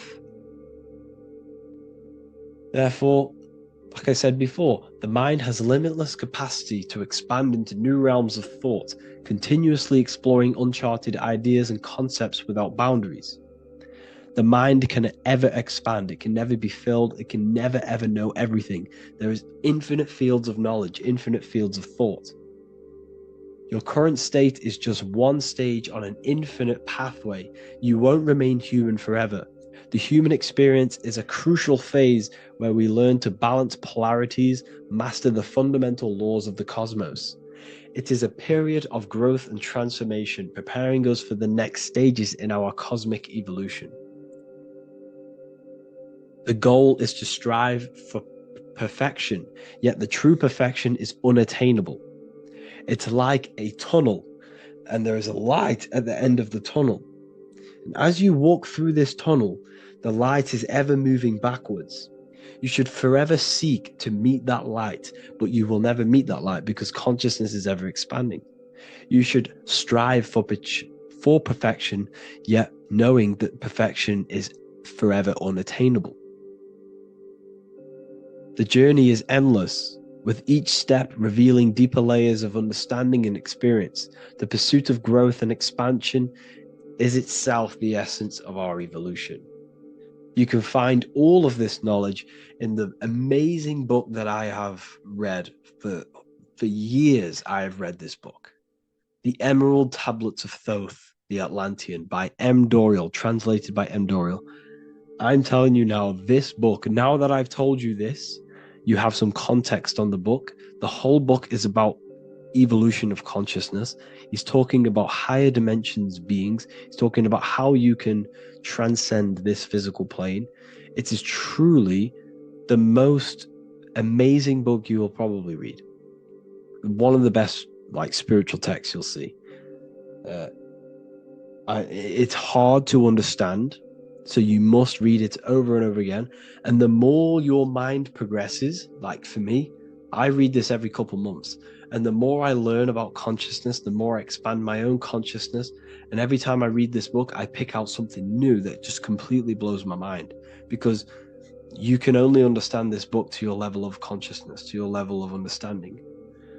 So now that I've told you all this information, go and read this book and it will absolutely blow your mind. And so will the Book of Wisdom Volume 2, which is now available. I released it the other day. I'm just going to read a page out now. This page is called Spirit and Matter. The Earth is not merely a dense, lifeless rock drifting through space. It possesses spirit, a living essence that animates its form. But what do we mean by spirit? Spirit in esoteric terms refers to the energy, the life force, animating the principles infused in matter. So essentially, what this page is talking about is how everything has spirit, consciousness within it. You are the middle, you are spirit and matter. You have the ability to expand your mind to the God self and raise above our animal instinct, our material self, and know the divine and expand. Animals cannot do this. Animals are not self-aware. Humans possess self-awareness. We can observe our consciousness. We can say, why do I exist? We can look in the mirror and know that we need growth. And this is what Anunnaki means. Anu means above. Anu was the supreme god of the sky, which is a metaphor. He represents spirit above, heaven. Anu came down to earth and married Ki, the goddess of the earth, which represents matter. It's a myth, it's an allegory. Anu married Ki and gave birth to the Anunnaki. Spirit came down and infused with matter and gave birth to the human, which is you. You are spirit infused in matter, Anu and Ki, Anunnaki.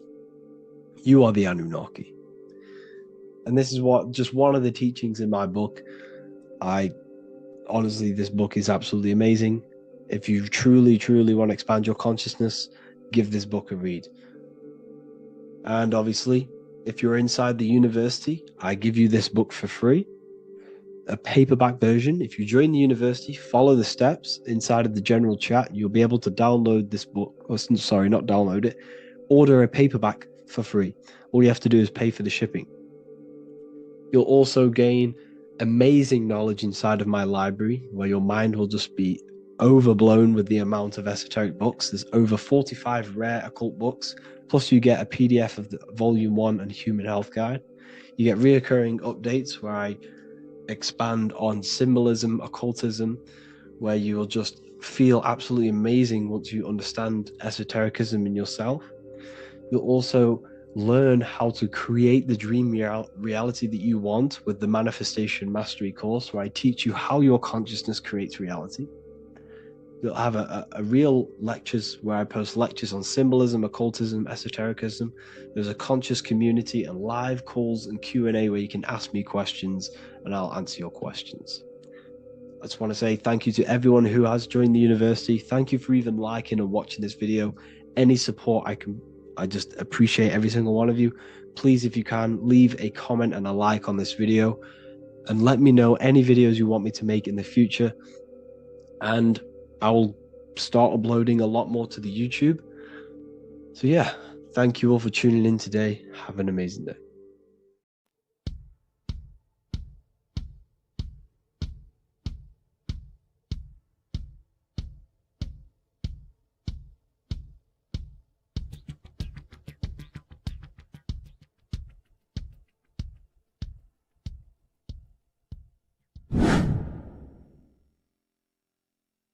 What is good, people? How are we all doing? Today we're going to be talking about the different planes of existence, the occult side of the world, the things they don't teach you in school. And of course, you can only find that on this channel, so welcome. So you need to understand is that your consciousness moves through these different planes of existence, these different states of consciousness, which make up all of you. Okay? They are all interlocked planes. They are all interpenetrated into each other. They are all one. They melt into the plane above and below. You see, each plane is a product of each plane. As above, so below. Now, the higher you go, the more fluid, the more dreamy, the less dense it becomes. The lower you go, the more denser it becomes, the more solid it becomes. The lowest plane is the physical plane, which you are obviously aware of. You are inside of the physical plane now. But while you are in this inside of this physical plane, you are indeed inside of all these other bodies which you have not awakened yet. You have to awaken these different bodies. You have these bodies. Okay? It's like a ripple effect. And the center is the most dense. the most solid. This is earth, heart, the heart of the ripple. And the lower you, the further you go out from the center, the more dreamy, the less fluid, the more fluid, the more less dense it gets until you're one with the all. You see? And this is what it's like. This is what this system is. It's like a ripple effect. Now, let's jump straight into the planes. First, you have the physical plane, made out of 4 elements. 5 elements. The ether is the mother of the elements. It's the womb of the elements. It's the 5th element. And it gives birth to the 4 other elements. 4 is stability. Tables have 4 legs. And this is why the ether gives birth to 4, because it's the foundation of the physical world. Fire, earth, water, air. They are not pure. Each one of the elements melts into the other one. For example, earth and water both share cold. Water and air both share wet. You see, they compose of each other. They melt, they mold into each other based off the vibrational state of the ether. That's what it is. The 4 elements are the vibrational states of the ether. Okay? So you have the 4 physical elements making this, physical world. It's the lowest world. It's the world of effect. This world, whatever you see, whatever you experience, it's the effect. You can't change anything by manipulating this world. You got to manipulate the higher worlds to affect this world, you see? As above, so below. This is the lowest plane. It has 3-dimensional. It's the 3rd dimension. Space, height, and thickness. That's all it is. Front, backwards, upwards. You see, it's 3-dimensional. We cannot perceive the hidden side, which is the interior of this existence. We cannot perceive the interior from our exterior view. We are looking into this world. Okay? This is the exterior view. We can't see what's inside of that. That's the 4th dimension, which is the next one. It's the most gross and dense plane. 4 states of matter, the most slowest vibrational molecules exist in this plane. Above this plane, you have the ether. Okay? The word ether and either are the same thing, because either connects 2 scenarios in languages. I either support Manchester United or Liverpool. Either is connecting them 2 scenarios. The ether is doing the exact same, as you can see here on the planes of existence. It connects the astral world, which is very important, to the physical world. It's connecting these 2 worlds. So it's the ether. It's the ether. The ether is pure potential. Energy flows through the ether. It is pure energy, pure potential. Okay? The physical body is an exact copy of the etheric counterpart body. So every physical object has an etheric energy double. It's like a blueprint of that object. Every single object has an energy double, and that's the etheric double. Okay? The etheric body determines the shape of our physical body through its lines of force. All through life, it rebuilds and restores the physical body. Physical problems show up first in the etheric body, because as above, so below. You manipulate the higher planes, it will manipulate this plane. And this is why sorcery works. Contact with astral plane entities. We'll get into that a bit later. So the reason why we can't see this plane, this energy world, which is all around us, which we are inside of right now as we speak, is that the molecules that compose it are further apart than those of the physical plane, making it invisible to the 2 eyes. That we can't perceive it. Our eyes cannot physically suck in that sort of information, and our brain cannot decode it. This is why, they brainwash us with all these programs to keep us asleep, to keep these other bodies we have asleep, so we don't find out about these other bodies, and is to make you believe that everything's just a material. Only the material world exists. They don't want you to know is that everything that you see is a result of something you cannot see. As above, so below. There are realities within this reality. This is what I'm breaking down now, these different planes, on how this reality works. So your etheric double is your energy body. You can see here the physical, etheric, astral. Astral is your spirit. The ether is a part of the physical plane. It's like just above the physical plane, but it's still part. But then the astral plane is completely separate. It's another plane, but they're all interlocked. Don't think they're apart. They're all interlocked. They're all one. They all melt into each other. The chakras that we have are inside of our etheric body. They are our sense of organs which tune us to the fourth dimension. These 7 chakras connect us to the astral world, the fourth dimension. Okay? They are points for the flow of energy from the universe / 7 planets, because the 7 chakras are your 7 planets, and the 7 planets are connected to the astral world. They are feeding these 7 senses in our body. They connect us to the universe, to our etheric counterpart, and then to us, supplying the physical body. Because the energy comes from above. As above, so below. These 7 senses, these 7 etheric chakras, are being supplied with energy from the universe, the 7 planets, the solar system. Then it supplies the physical body. You see? So, the ether is very important. And this is, that the ancients understood the science of the ether, and they could, harness free electricity from it, because it's all around us. The ether is all around us. And this is what they were doing. They were harnessing free energy using the ether. The astral plane, the fourth dimension, very important plane.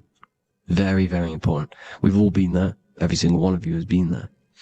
Okay? The fourth dimension is unseen of what we see. It's the interior of the exterior that we see. We see the third dimension, but we cannot see beyond what's making this third dimension. This is the fourth dimension. Okay? It's the dream world. This is where you go when you dream. Okay? This is where you go when you dream. It's the place of disembodied spirits or ghosts, entities, whatever you want to call them. When you hear ringing in your ears, that is not tinnitus. That is an entity around you. Okay? That is an entity around you. The fourth dimension is where thought forms exist. Mental images. Thought forms as in what you see in your mind when you think of an image, because the mind is the highest plane of existence. Mind is the highest plane of existence. And it manipulates all of the planes below. So it goes the mental plane, then the astral plane. So the thought is in the mind, the mental plane. That just the thought alone, no image, but then the form depiction, the thought form exists. It manifests in the astral plane as a sort of image, an entity, a living conscious being. So this is why thoughts are things. You see, thought forms exist within the fourth dimension. So when you imagine something, when you are, for example, right now, look into your hand and imagine there's an apple in your hand. If you can see that, you are seeing into this fourth dimension. You can only see into this fourth dimension using the mind's eye, not the 2 eyes, the mind's eye. When you shut off the 2 eyes into darkness, the third eye opens. The mind's eye is open. And you can see, this is astral travel. You got to work on astral travel. And you will see this astral plane, this fourth dimension. And there are 3 different sections to this astral plane. Higher, middle, or lower. So yes, there is a kind of a heaven and hell. And a mid-God. Heaven being the higher vibrational entities manifesting higher vibrational thought forms existing there. The lower vibrational thought forms existing in the astral plane. But these thought forms are beings. You can create these beings. They're called elementals. Okay?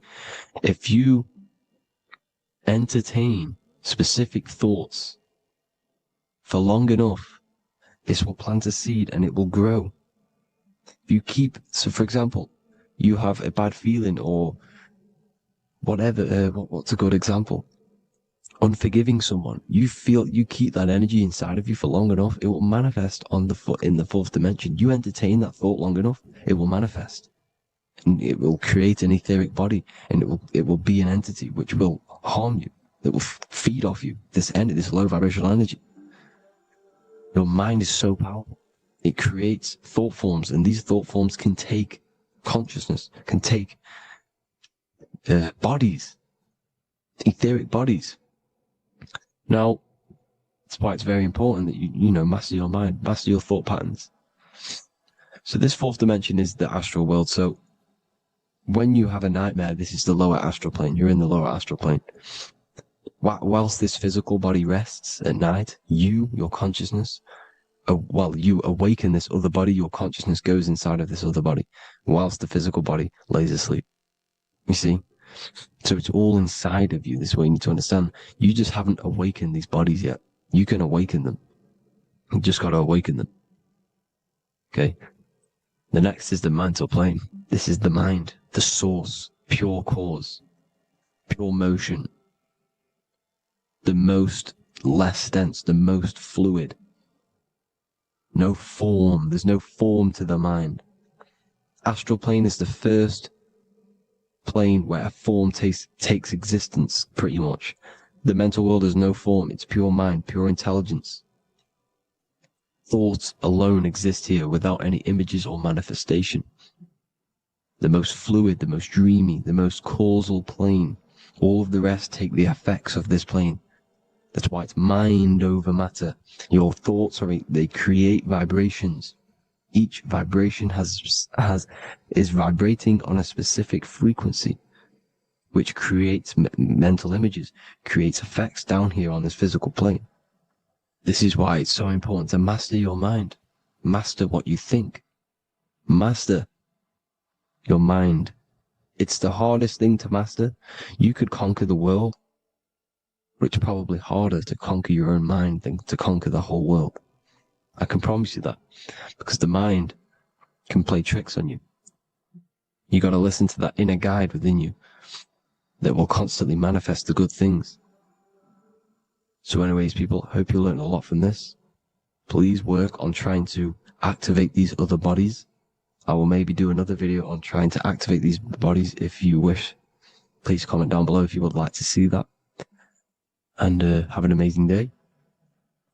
Please like, subscribe, comment down below any video ideas you want me to do, any information you want me to spit. Thank you all. Have an amazing day.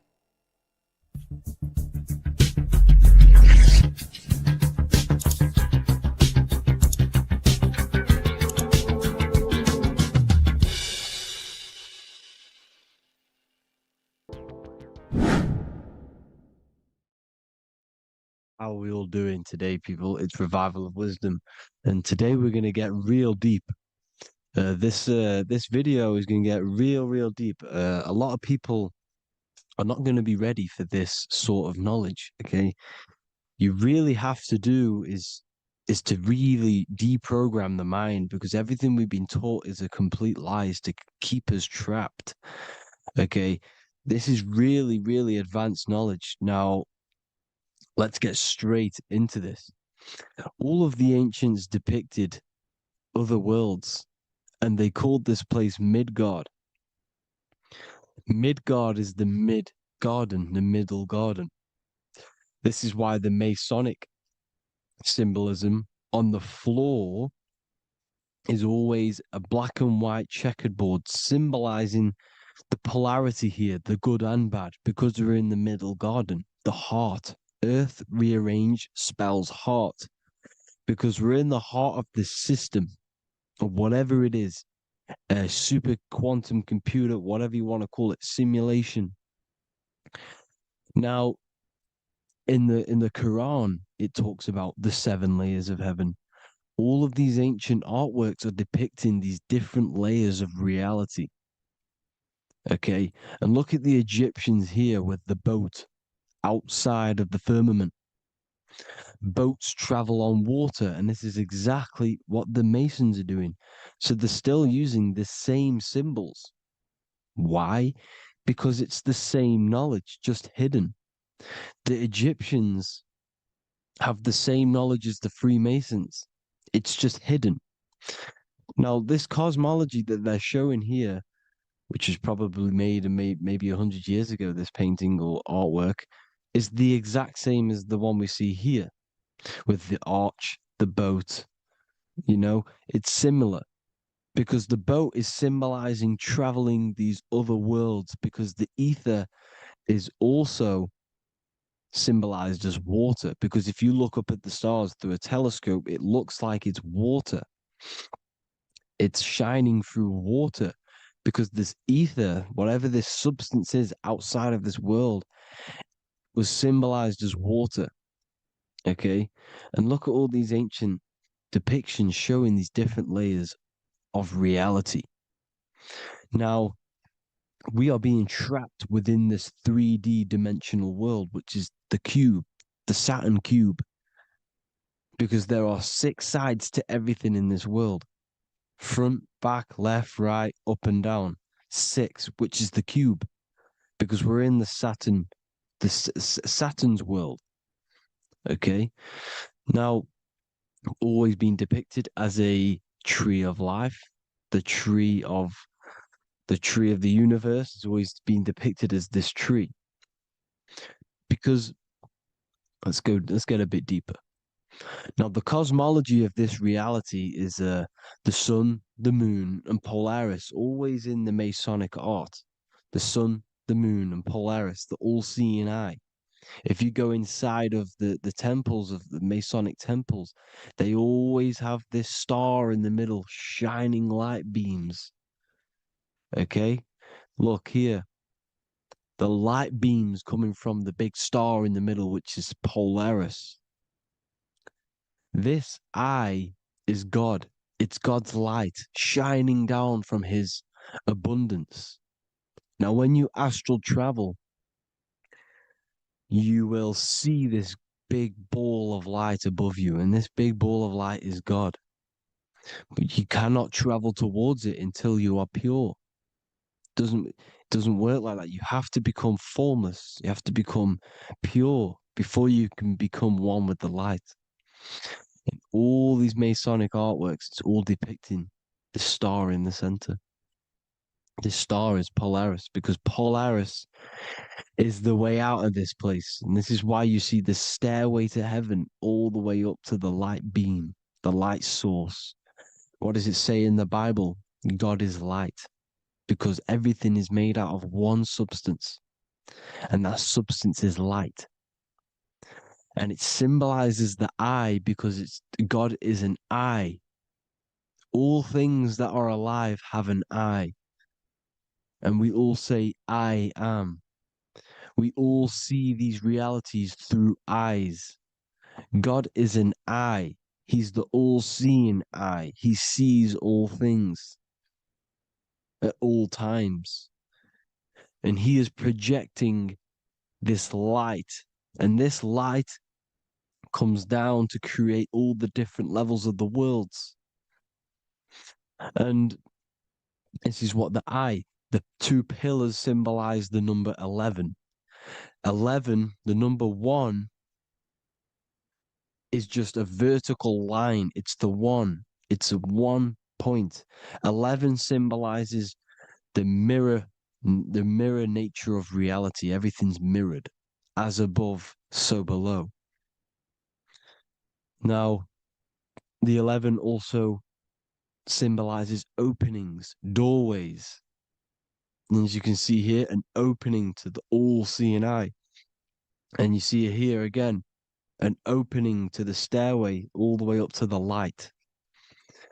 This light is the light of God in the astral worlds, beyond this world. Now, Polaris has also been symbolized as the UFO. They put the truth in plain sight. So, you know, in the films, how the UFOs suck people up. That's what Polaris is doing. If you ascend beyond this world, if you do not ascend beyond this world, you will be reincarnated in this world. The whole thing is to outgrow this consciousness to the plane above. And I'm not just making this up. I'm going to be bringing in scriptures after this. But you can see with the Christmas tree, we always put a high, big star at the center, at the top, which is the star of Polaris, which is exactly what the Masons are doing here. The star at the top. And it's on top of our Christmas trees. And all of these symbolize the other stars, because Polaris is the most high star. And all the other stars are wrapped around the firmament lower than Polaris. And that's exactly what the Christmas tree is. And it's a triangle. It's a triangle, just like light beams travel from one point in the triangle, just like the all-seeing eye. It's a triangle. The light is coming from one point and sending its rays downward. You see, it's kind of like you see here with the water. And the lower you go, the darker it gets, the more evil it becomes. And this is what the ancients would call hell. Now, this all-seeing eye is Polaris, and below Polaris is Mount Meru, the North Pole, the magnetic North Pole, the Tower of Babel, which is in the Bible. The etymology of the word Babel, Ba meaning spirit, which gives the ability to move the soul through the worlds, which is that's the ancient Egyptian description of the word Ba, meaning of the word Ba. You have the Ka, the Ba, the Ak, but the Ba is the one that gives the ability for the soul to move through the worlds. Your soul can't speak into a world without incarnating into it. Now, the Tower of Babel symbolizes Mount Meru because it's the word Ba is the spirit which gives the ability for the soul to move through the worlds. The Tower of Babel is the magnetic North Pole, Mount Meru, which gives the ability to move through these different worlds. And you can see the ancient Tibetans always showing this depiction of these different worlds coming from the center. Because we have to ascend our consciousness. It's not about how good you are to reach heaven. It's about how you expand your consciousness, you expand your mind. So they teach now that you have to be good in order to reach to heaven. It's about expanding the mind, expanding your consciousness to these different planes, these different realms. So that's what it's about. And Jesus was known as the fisher of man. Now, Jesus is a massive part of this. He was known as the fisher of man because he was fishing. He could have been fishing. He could have been one of these deities that had come down from these different higher realities and pull people up. So they would so they called Jesus the fisher of man. And he says unto them, follow me and I will make you fishers of men. So these deities that we see in the past, like Buddha, Krishna, Hermes, Thoth, Jesus, could all be these entities who were coming down to pick up the minds that were worthy enough to see the higher planes of reality. And this is why they called him the fisher of man. Now, when Jesus walks on water, there is a parable with Paul. And he says, but Jesus immediately said unto them, take courage, it is I, don't be afraid. He's talking about astral travel here. He's talking about leaving the body. Because when you leave the body in astral travel to see these alternative realities, you can't be afraid because fear is a bondage, which is what the Emerald Tablets talks about. Lord, if it's you, Peter replied, tell me to come to you on the water. The water. Come, he said. And Peter got down from the boat, walked on the water, and came towards Jesus. But when he saw the wind, he was afraid and began to sink. When you become afraid in astral travel, you sink back into your body. Lord, save me. So this is talking about Jesus pulling people up into different realities. And you can see the fish is the symbol of Jesus. Is another symbol of Jesus, a fish. Because fish Fish symbolize deep occult knowledge because fish travel the depths of the ocean. And they symbolize us because we are fish underneath the ethers. And Jesus was pulling people up. You see, so the Bible is a people today believe the Bible is a book telling you how to reach to heaven, how to become godly and reach heaven. But you've got to become the Jesus Christ to see these alternative realities. Now look at the Emerald tablets is a massive part, and it speaks so much about these different realities. Look what it says here. This is in Emerald Tablet 3.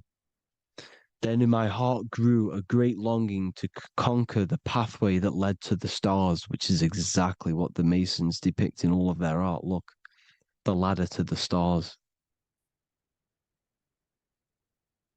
And then he goes on to say, years after years, I sought after wisdom, seeking new knowledge, following the way, until at last my soul, in great travail, broke from its bondage and bounded away, broke from the bondage of the body. Free was I from the bondage of earth men. Free from the body, I flashed through the night. The stars. The stars are a massive part in the astral world. Each star is a different reality. And the true astrology is the star that you came from. You came through a star to reach this, to reach here. There is a reason why you are here. There's a reason why you have the personality traits, because your soul came from a specific star. This is why we call them stargates, because they are gates in and out of this reality. And Polaris is the way out to the higher worlds. Now look, far into space, my soul traveled freely into the infinite circles of light. Beyond knowledge were some planets and great gigantic beyond dreams of men. Then he goes to say, lift up your flame from out of the darkness, fly from the night and ye shall be free. Lift up your flame. Your flame is your soul, because it has to be lifted up out of the darkness. This is the darkness, this world, this body's the darkness. Because it's a bondage. You need to break free. You need to learn how to astral travel, people. You have to learn this. If you want to get out of this world, you have to learn how to astral travel and see the other realities. Traveled I through space-time, knowing my soul at last was set free, knowing that now I must pursue wisdom until at last I pass to a plane hidden from knowledge, known not to wisdom, extension beyond all that we know. So he's talking about he went to a place where we cannot even comprehend here, a place that is not even known to earthmen. He's telling you he's ascended out of this world to the planes that are beyond. And it says here in the Emerald Tablets, man is in process of changing to forms that are not of this world. Grows he in time to the formless, a plane on the cycle above. Know ye must be one, ye must become formless before ye are one with the light.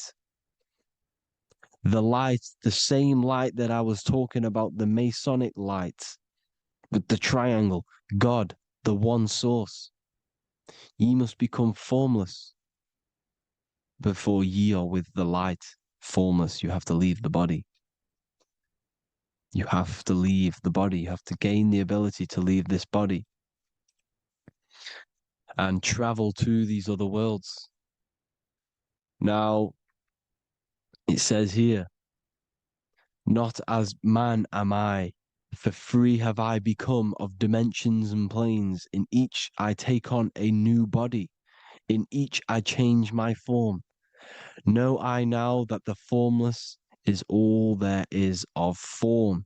You see, all things created come from the things that, all things that you see come from the things that you cannot see. All of us have the same spark of consciousness, the same I am. Every dog, every animal, every human, has this same eye, this same thing which sees through the eye. It's formless. It takes this formless entity is the same entity of us. We are all the same entity in different bodies. And this entity it was represented as the flame, the cosmic flame, which is inside of all of us. And this is why the Masons depicted your spine as a candle or the Holy Grail. You would either see this or a candle with a flame on the top, because the Holy Grail is your consciousness, which is on top of your spine, which is the candle. Now, Jesus, Thoth, Buddha were all these deities which were coming down to lift people up because they were fishermen of men. And he would lift you up to the higher worlds, out of this world, to the ones above. Now, Thoth, you can see him here, he's leading the way. He's holding someone and he's leading the way with knowledge and power. He was leading the way to other worlds, out of this world. There's no point trying to change this world.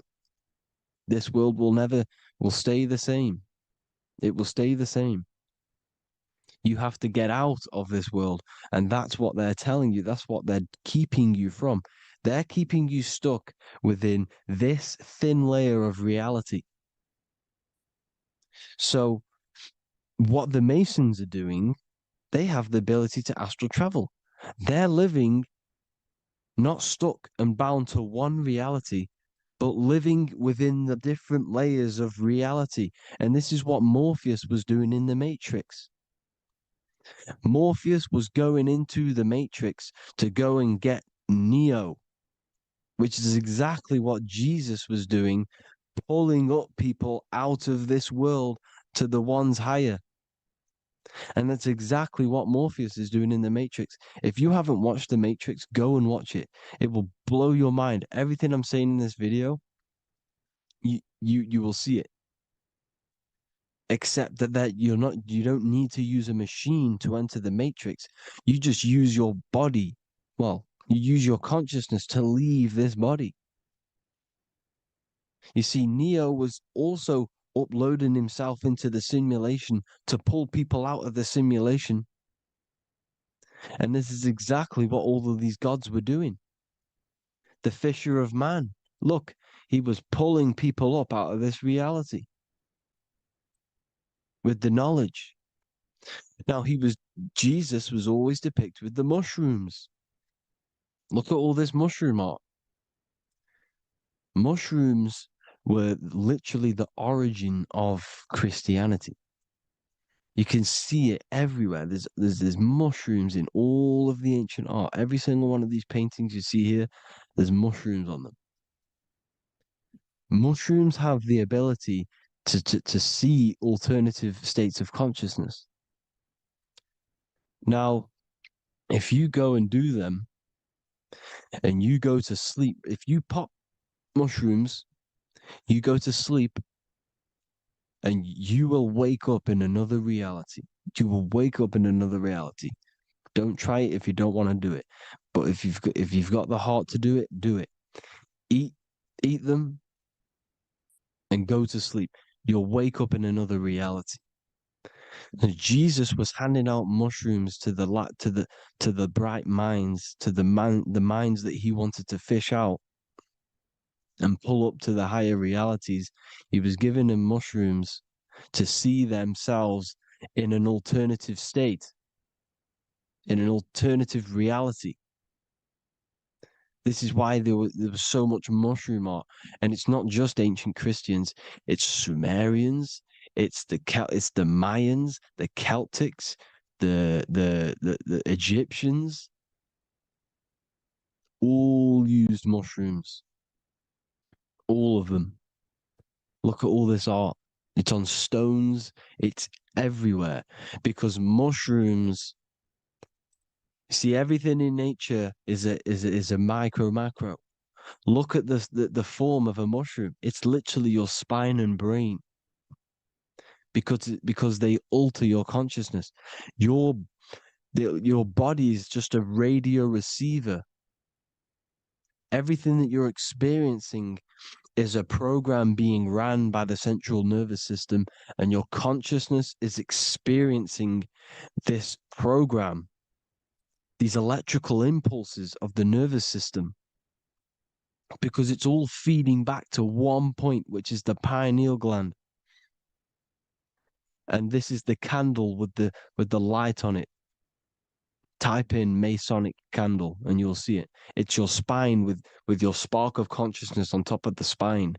And it's a mushroom, because this sends you to alternative states of consciousness, alternative realities. Now, they were all doing this, the Egyptians, the Mayans. Now, there's more symbolism which goes into this.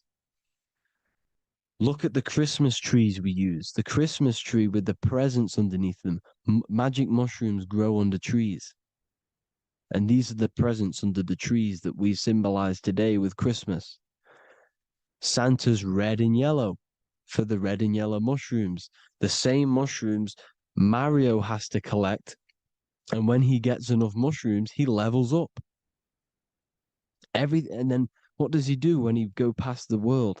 When you win that world in Mario, you go to another reality. You go inside of another world. It's truth in plain sight. And it's using mushrooms. It's using mushrooms. Everything, all of the characters in Mario, well, a lot of them are mushrooms. Look at this one. The presents, black, yellow, and red and white. Red and white mushrooms. And the bow on the top is the mushroom head. That's a bit of a reach, but you know, the symbolism never lies, is what you need to understand. And it's as above, so below. Now look at the Sumerians. The Sumerians were also multi-dimensional beings. Okay, look at how they have the double faces.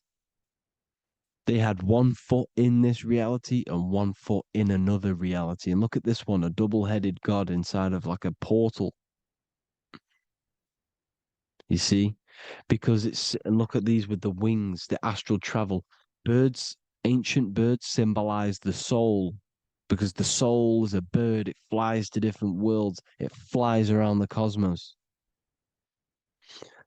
And mushrooms gave you the ability to see these alternative states of consciousness, these alternate realities, because you exist in infinite realities. You exist in infinite realities. Now look at the 33rd degree Ordo Ab Chao badge. You get this badge when you become a 33rd degree Freemason, and it's a double-headed eagle. A double-headed eagle. And you can see this in Sumeria first. Sumeria have the same symbol, a double-headed, bird. You can see it here as well. And the Masons are still using this symbol today. And when you become a 33rd degree, 33 vertebrae on the back of your spine, above the vertebrae is your consciousness, and it's a double-headed eagle. One reality in one. You become a multi-dimensional being in the 33rd degree. And I've heard many interviews of Masons say it becomes Luciferian. You see, they speak in code. These Masons can't tell you about what they learn about, but they will speak in code. They said it becomes Luciferian. The word Luciferian is lucid. The root word of Luciferian is lucid, and lucid is lucid dreaming, alternative realities, dream worlds. You become a god. Luciferian means you're becoming your own god, pretty much. Because you are becoming a multi-dimensional being living in between the different layers of reality at the 33rd degree of Freemasonry. And look at the double-headed eagle, because the birds symbolize the soul. And they reach high, they fly high, just like the soul wants to fly high to the light, to become one with the light, like the Emerald Tablet says. Now look at Janus. Janus was another god, and he's known as the god of doorways. Janus always depicted with a double head. Janus is why we say janitor or January. And January is entering a new year. Janus is known as the god of doorways with keys, always got a key, because keys open doors. That's why the janitor holds all the keys. And Janus always has double heads, because he had one foot in this reality, one foot in another. He was a multi-dimensional being, a Luciferian, living between the different layers of reality, except from instead of being stuck in one like we are. Well, a lot of people. And that's the whole point. You see, all of this stuff is about like changing the world and stuff like that. This world will probably never ever change. It's probably been like this forever. Well, forever, for a long time. But it's about moving out of this reality to the higher states. And the Masons always depict the ladder to the luminaries, the stars, with a key, the same key of Janus. The Vatican is a key, and it's in charge of all the religions. Why is it a key? Because they're holding back the key. They're keeping you stuck within this reality, keeping you stuck as identifying yourself with the body, identifying yourself with this world. You are not in the world is within you. This is a program being ran by your central nervous system, and your consciousness is experiencing this reality. Now, this is going to be a mind-blowing video for some people. You have to have an open mind. You have to let go of all the programs. I'm repeating what the ancients are talking about and the ancient symbolism. Look at Janus with the double-headed god. He was just another god coming down, giving keys to people who had the worthy mind to be pulled up out of this reality,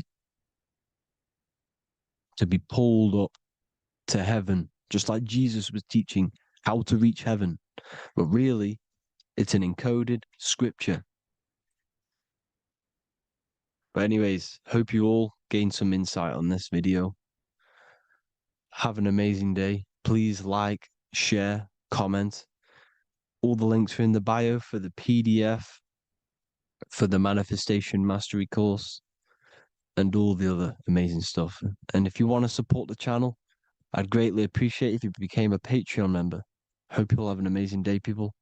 On the back of his neck. And if we look at the human brain, the back of the neck is the reptilian brain stem. And when one operates their life out of the reptilian brain stem, they are unaware, unconscious. They are consciously dead, because the reptilian brain does not really critically think. It acts on instinct, fight or flight mode. This is considered in the occult spiritually dead. When one is taking actions without intention, simply very reactive to life. They're not living, they're simply experiencing. When you're walking down the street and you see someone, and in your mind you think me versus them versus me, that is an animalistic way of thinking. I used to be trapped in this way of thinking, always thinking of fight or flight, always judging people, always reacting to the world, never consciously creating and commanding with intention in the world. This could be considered the matrix. When one lives lives unconsciously, simply surviving in the world. Another symptom of living in the reptilian brain could be obsession, a constant need to assert your power over others to feel safe or superior. Views relationships as power hierarchies, not as mutual connections. It could be a conquest for sex, lust, seeking validation through sexual activity. Sex becomes a tool for dominance, escape, and self-worth. Intimacy is avoided. Pleasure is pursued without emotional depth. Seeking pleasure all the time. This is all to do with the reptilian brain. Seeking safety. It could be compulsive eating or food hoarding, driven by craving and not actual hunger. Eats to soothe fear or emotional discomfort, often unconsciously. This is the unconscious. Fear-based decision-making. Every choice is shaped by perceived threat or insecurity or fear within the subconscious mind. Long-term vision is sacrificed for immediate safety and gratification. All the reptilian brain. Territorial behavior overacts when personal space, possessions, or status is threatened. Acts as though survival depends on ownership or status. Addiction repeats patterns to feel safe, even if they are harmful. Avoids anything unfamiliar or unpredictable. Low empathy. No empathy or emotional care for one another and for fellow beings in the world. Sees people as threats, tools, or competitors. This is all to do with the reptilian brain. Intense jealousy or possessiveness. Sees others as rivals or objects to control. Cannot tolerate perceived threats to loyalty or status. Quick to be angry. Slow to reflect. Reacts with rage, withdrawal when challenged. Lacks emotional regulation or deep self-awareness. So this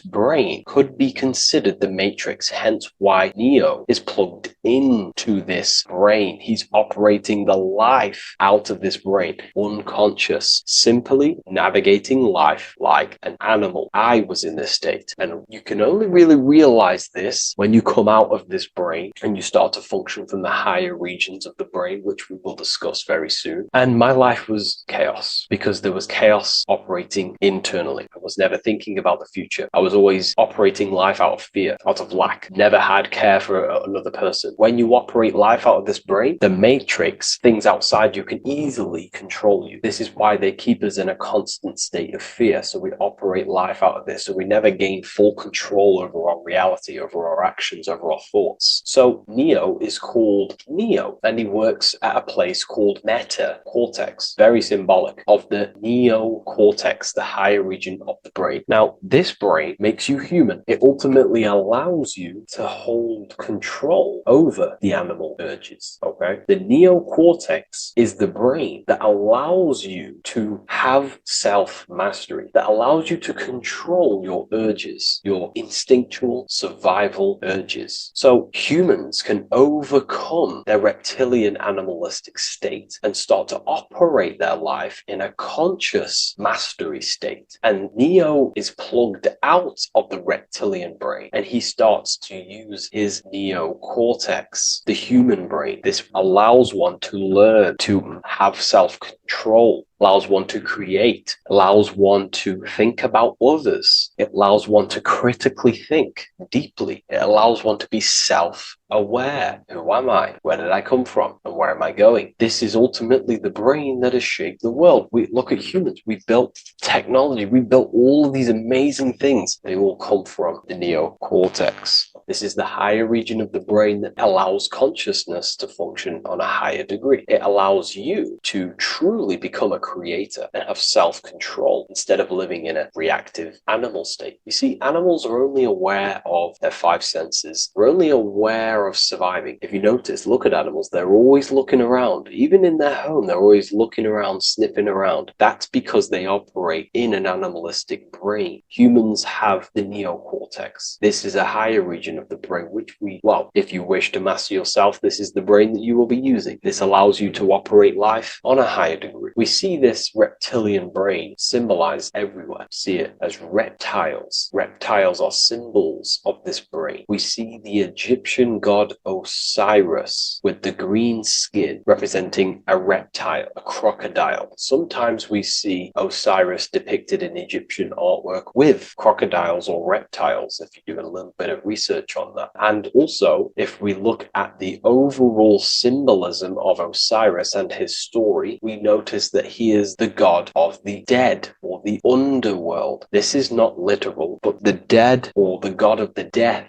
the god of the death of self, the dead of consciousness, because you are a divine being with limitless potential to create. And ultimately, to create, we have to master our reptilian brain. But when we function from this reptilian brain, we are dead to our higher powers of creation, of imagination, of actually gaining control and operating life from the higher mind, operating life as the divine being as you are. But if you operate life in Osiris, he is the god of dead. You are spiritually and consciously dead. You act unconsciously. You are dead, not physically, but mentally and spiritually. So what we're looking at here in the Egyptian artwork is the reptilian brainstem. We have the left hemisphere and the right hemisphere of the brain. Notice a curve. The feminine body is very curvy. This represents feminine. The masculine body is very liney. So if we study geometry, we know that lines are masculine, hence why the word masculine, line, and the feminine body is,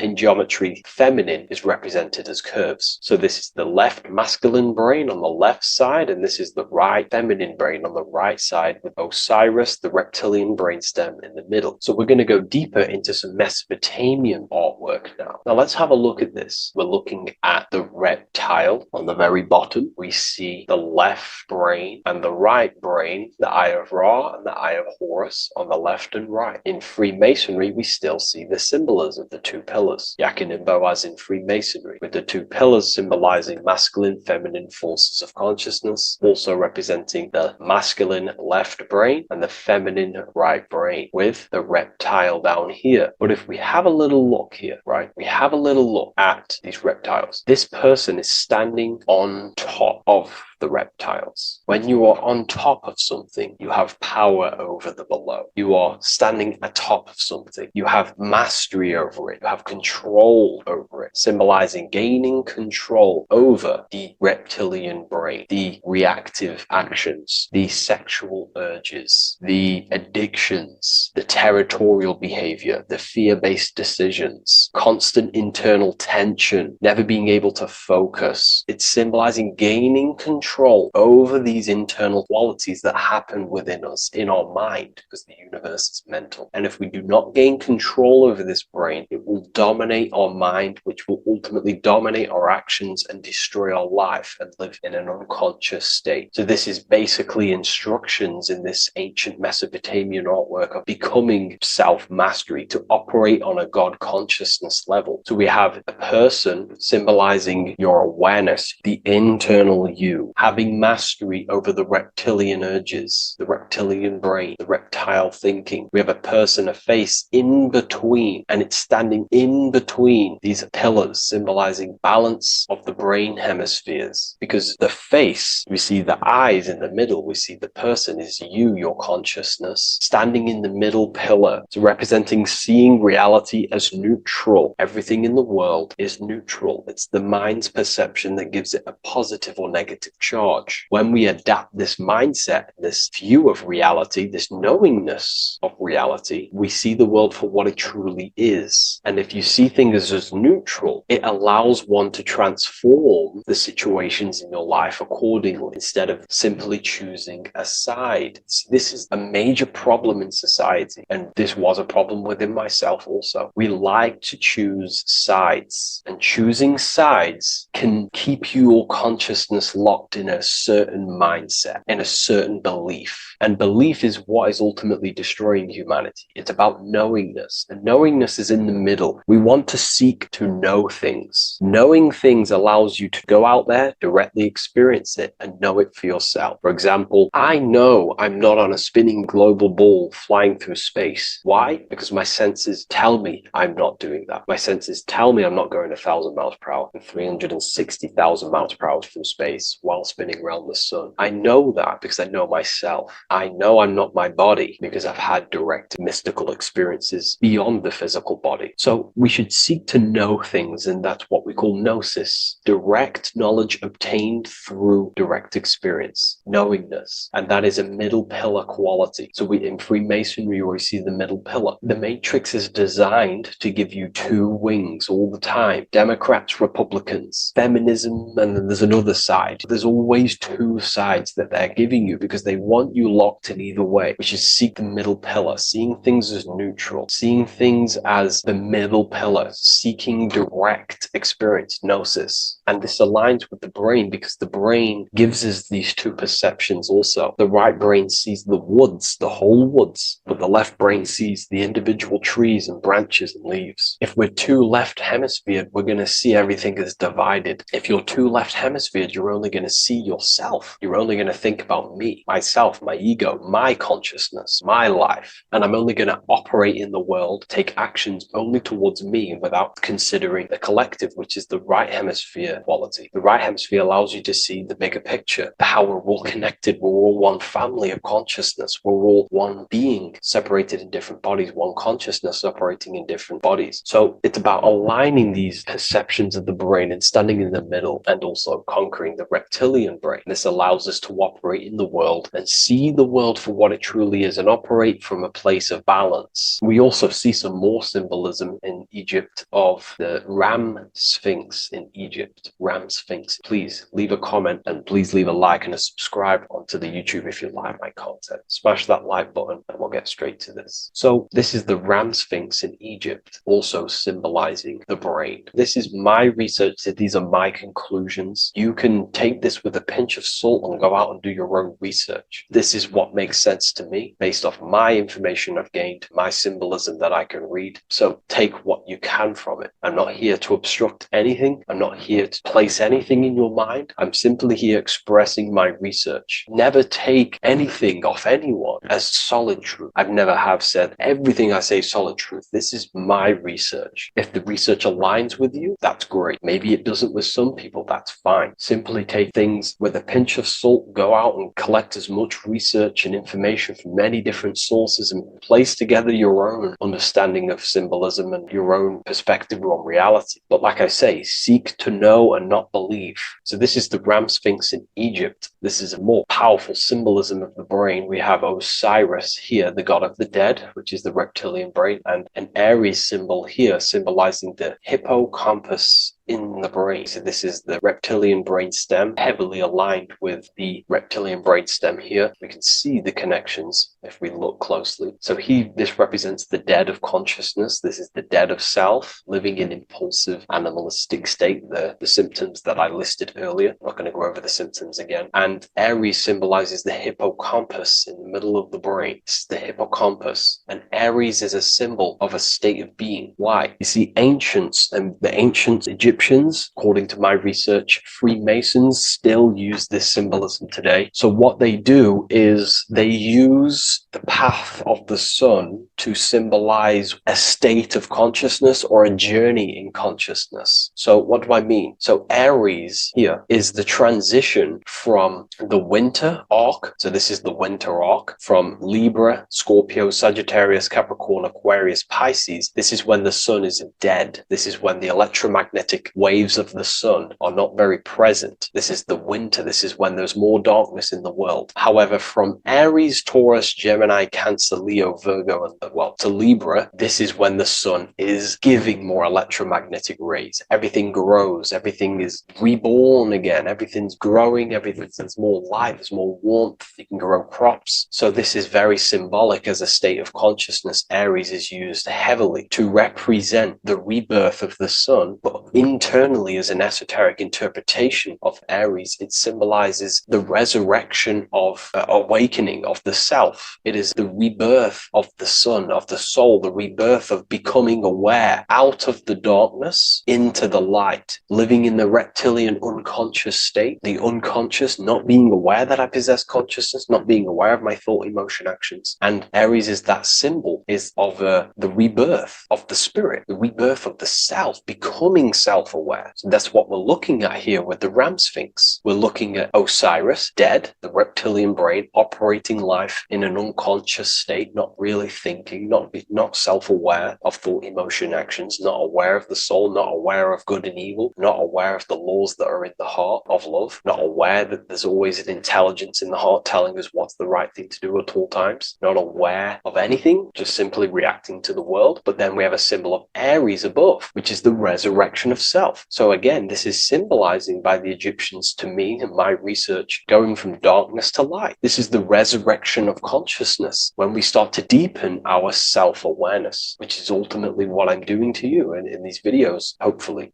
I can awaken some people's minds and make people think deeper. And that process of internally what's happening within you that's what Aries represents when you're starting to say, wow, my mind's going deeper and deeper into the self and I'm realizing more. That is what Aries symbolizes. When the sun returns, it's also a symbol of a sacrifice, because obviously when the sun returns back to Aries, we're sacrificing the winter, when we're transitioning, and all transitions require sacrifice. So in Aries, the Jews celebrate the Passover. It's the Passover of the sun. And what do? They eat lambs in the Passover Aries, because it's all symbolic of this internal process. In Aries, Christians celebrate with the Easter, which is the resurrection of Jesus, the resurrection of the sun. Remember, it goes deeper. There's deeper layers to this. It's the resurrection of the self and the mind deepening into a deeper awakening. So again, we're going from the lower regions of the brain, and when we start to critically think and become self-aware, we're starting to use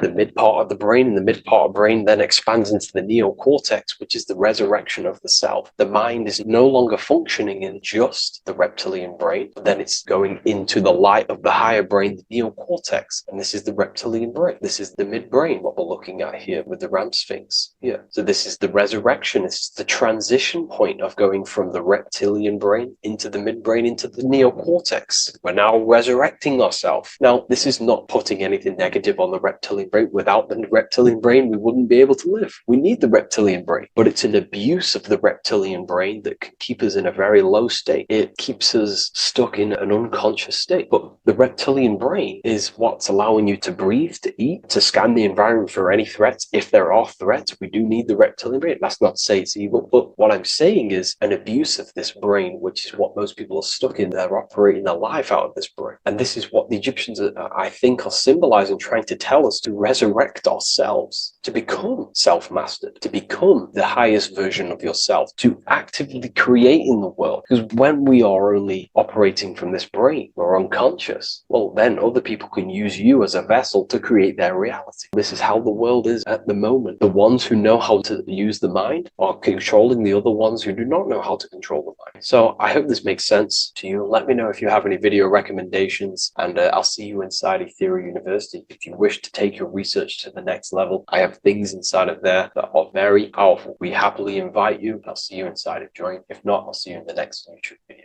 There is a massive mystery around the Freemasonic G, and in this video we're going to be discussing it. Some people call it geometry, God, gnosis, genesis, generation, but in fact it's all of these things, and all of these things relate back to one concept that links them all. And in this video, you will be discovering this secret force, which pretty much creates everything in your reality, in your life, and has done unconsciously, whether you are aware of it or not. The Freemasonic G is the 7th letter in the English alphabet. This is important because the number 7 has many mysteries inside the esoteric and occult traditions. Some people say the number 7 represents the 7 colors of light, the 7 major planets, or the 7 musical tones, 7 days of creation. The number 7 is a massive mystery. But what we have to understand is that in the context of Masonry, Freemasonry is all about building the self. Every day we wake up, we are either building our prison of our mind or freedom of our mind. Everything inside of esoteric Freemasonry is about building the self and reconstructing our consciousness, our inner dialogue, the inner voice. We're transforming the mind from low awareness to high awareness. This is why Freemasonry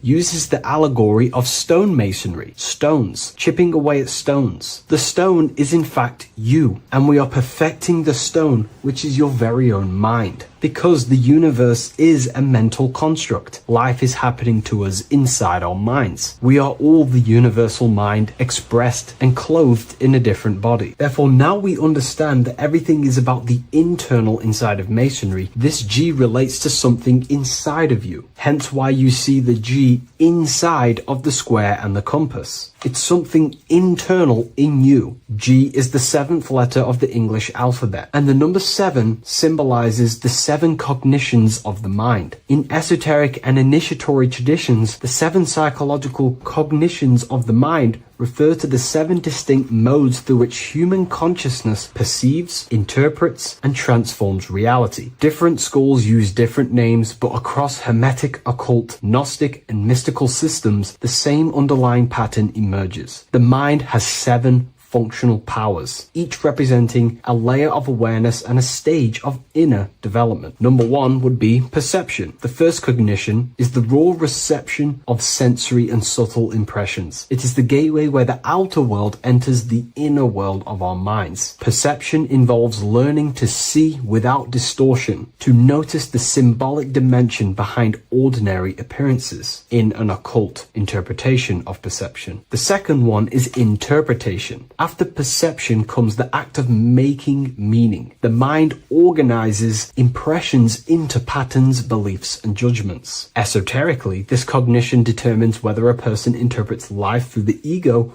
or through the higher insight of their higher consciousness. The goal is to purify interpretations so that the intuition can speak through it, to clear our minds of the clutter, master it, and let our higher consciousness shine through it. Number 3 is the imagination. This is the creative faculty that produces images, symbols, and visions in the mind's eye. This is associated with the astral plane. We live in a mental universe of thought. Thought wraps itself inside of imagination. The thought alone has no true form, but then the thought wraps itself in a vehicle of consciousness, what we call imagination, and we give form to the thought. Imagination becomes active. Imagination becomes active imagination, the foundation for rituals, alchemy, meditation, and visionary insights inside of occult traditions. Working on your imagination is a key part on developing your consciousness, as it is literally the sight into the astral plane, your internal vision of the mind. The fourth cognition of the mind is emotion. Emotion is energetic response that gives intensity, direction, and magnetism to thoughts. Emotion fuels the magical will. Unrefined emotion binds us to lower impulses. Refined emotions become devotion, compassion, and the inner fire to transform thought into a tangible reality, to become a conscious creator. The fifth cognition is will, the faculty of intention, decision, and directed energy. Will is the power that aligns personality with the higher self. It is the driver of discipline, transformation, and the capacity to act consciously rather than react unconsciously. Most people walk through life as an unconscious zombie, living day to day, running off subconscious programmings, never actually using their conscious mind. We develop our will and try to align our will with the highest will possible so we can align our will with our higher mind. So the higher mind can manifest through us in the material plane. The sixth cognition of the mind is memory, the storehouse of experience, impressions, and archetypes. It shapes identity, determines how one repeats and transcends past patterns. Memory includes not only personal memory, but also a deep strata of the subconscious and the collective subconscious field, what we call the Akashic records. Memory is a massive quality that you must work on inside the Masonic system. You are required to remember certain rituals and certain things so that you can regurgitate them to pass on along the degrees. Based off my research, I myself personally am not a Mason. The seventh cognition of the mind is intuition, the highest cognition possible. It's direct knowing. It bypasses the linear reasoning and reveals truth as the inner illumination. Intuition is the voice of the soul. It is the guiding force, guiding our physical vehicle of consciousness through this physical experience, providing revelations, insights, and even sometimes gnosis and higher understandings. They are the 7 principles and cognitions of the mind that we should work on. Sometimes they're symbolized as 7 luminary planets, because lumen is light. The planets are light. Light is consciousness. Consciousness is light. Now moving on to the true understanding of the G, the higher understanding of the G, as I mentioned previously. This is what we call the generative principle, the care principle, the human heart principle, the female aspect of consciousness within yourself. All creation is built upon a care. All action is built upon a care. You only act on what you care about. You care about paying the bills and staying inside your house and looking after your family, for example. Therefore, you take the action to generate the reality and generate money to pay the bills. Them actions are driven by the force of care. If you care about a plant, you take the action to water the plant and it grows. If you care about your partner or relationship, you give them attention and care and love, and you grow the relationship. As soon as you stop providing care, watch the relationship crumble and the reality destroys itself. Care is the generative force of reality. This is the generative principle that generates your experience in this world. We are in a continual state of becoming. Each cause gives birth to an effect, and that effect gives birth to a new cause. The G is the generative principle that drives creation in the present moment. Reality is creating, unfolding in the present moment, and the G is the force inside of you that generates your experience. You're watching this YouTube video right now because you have a care in your heart for the information I have provided in the past, and you have a care about watching this video. As soon as you don't care, you take action to do something else with your time that you actually care about. The G is the generative force of the heart. It is the love energy. You only take action on what you love or care about. The whole world is built upon this principle. This is why we say money makes the world go round, because the whole world has a G or a care for money, and it's making everyone wake up in the morning, take actions, and make the world go round. It is the G, the care for that principle or money object to generate that reality. It is the force that drives you, hence why the G is sometimes surrounding with light rays, because it represents a force, emanation, something that is invisible but driving the physical body. The G is the internal force that focuses thought into an action. We can think many thoughts, but the thoughts you don't care about, you don't take action on. But the thought you care about, that you have a G for, intensifies that thought, focuses and directs it into an action to generate that experience and reality. The whole world is built upon this principle. The sun is a perfect example of the generative principle. The sun gives all of its life, light, never asking for anything back, making everything grow and generate on the earth. Everything in your life is built upon this principle, and gaining control over your care gives you control over your actions and your reality and what you generate. Once you see this, it is truly beautiful that the world is actually built upon love. This is why they say love is the force of God. It is.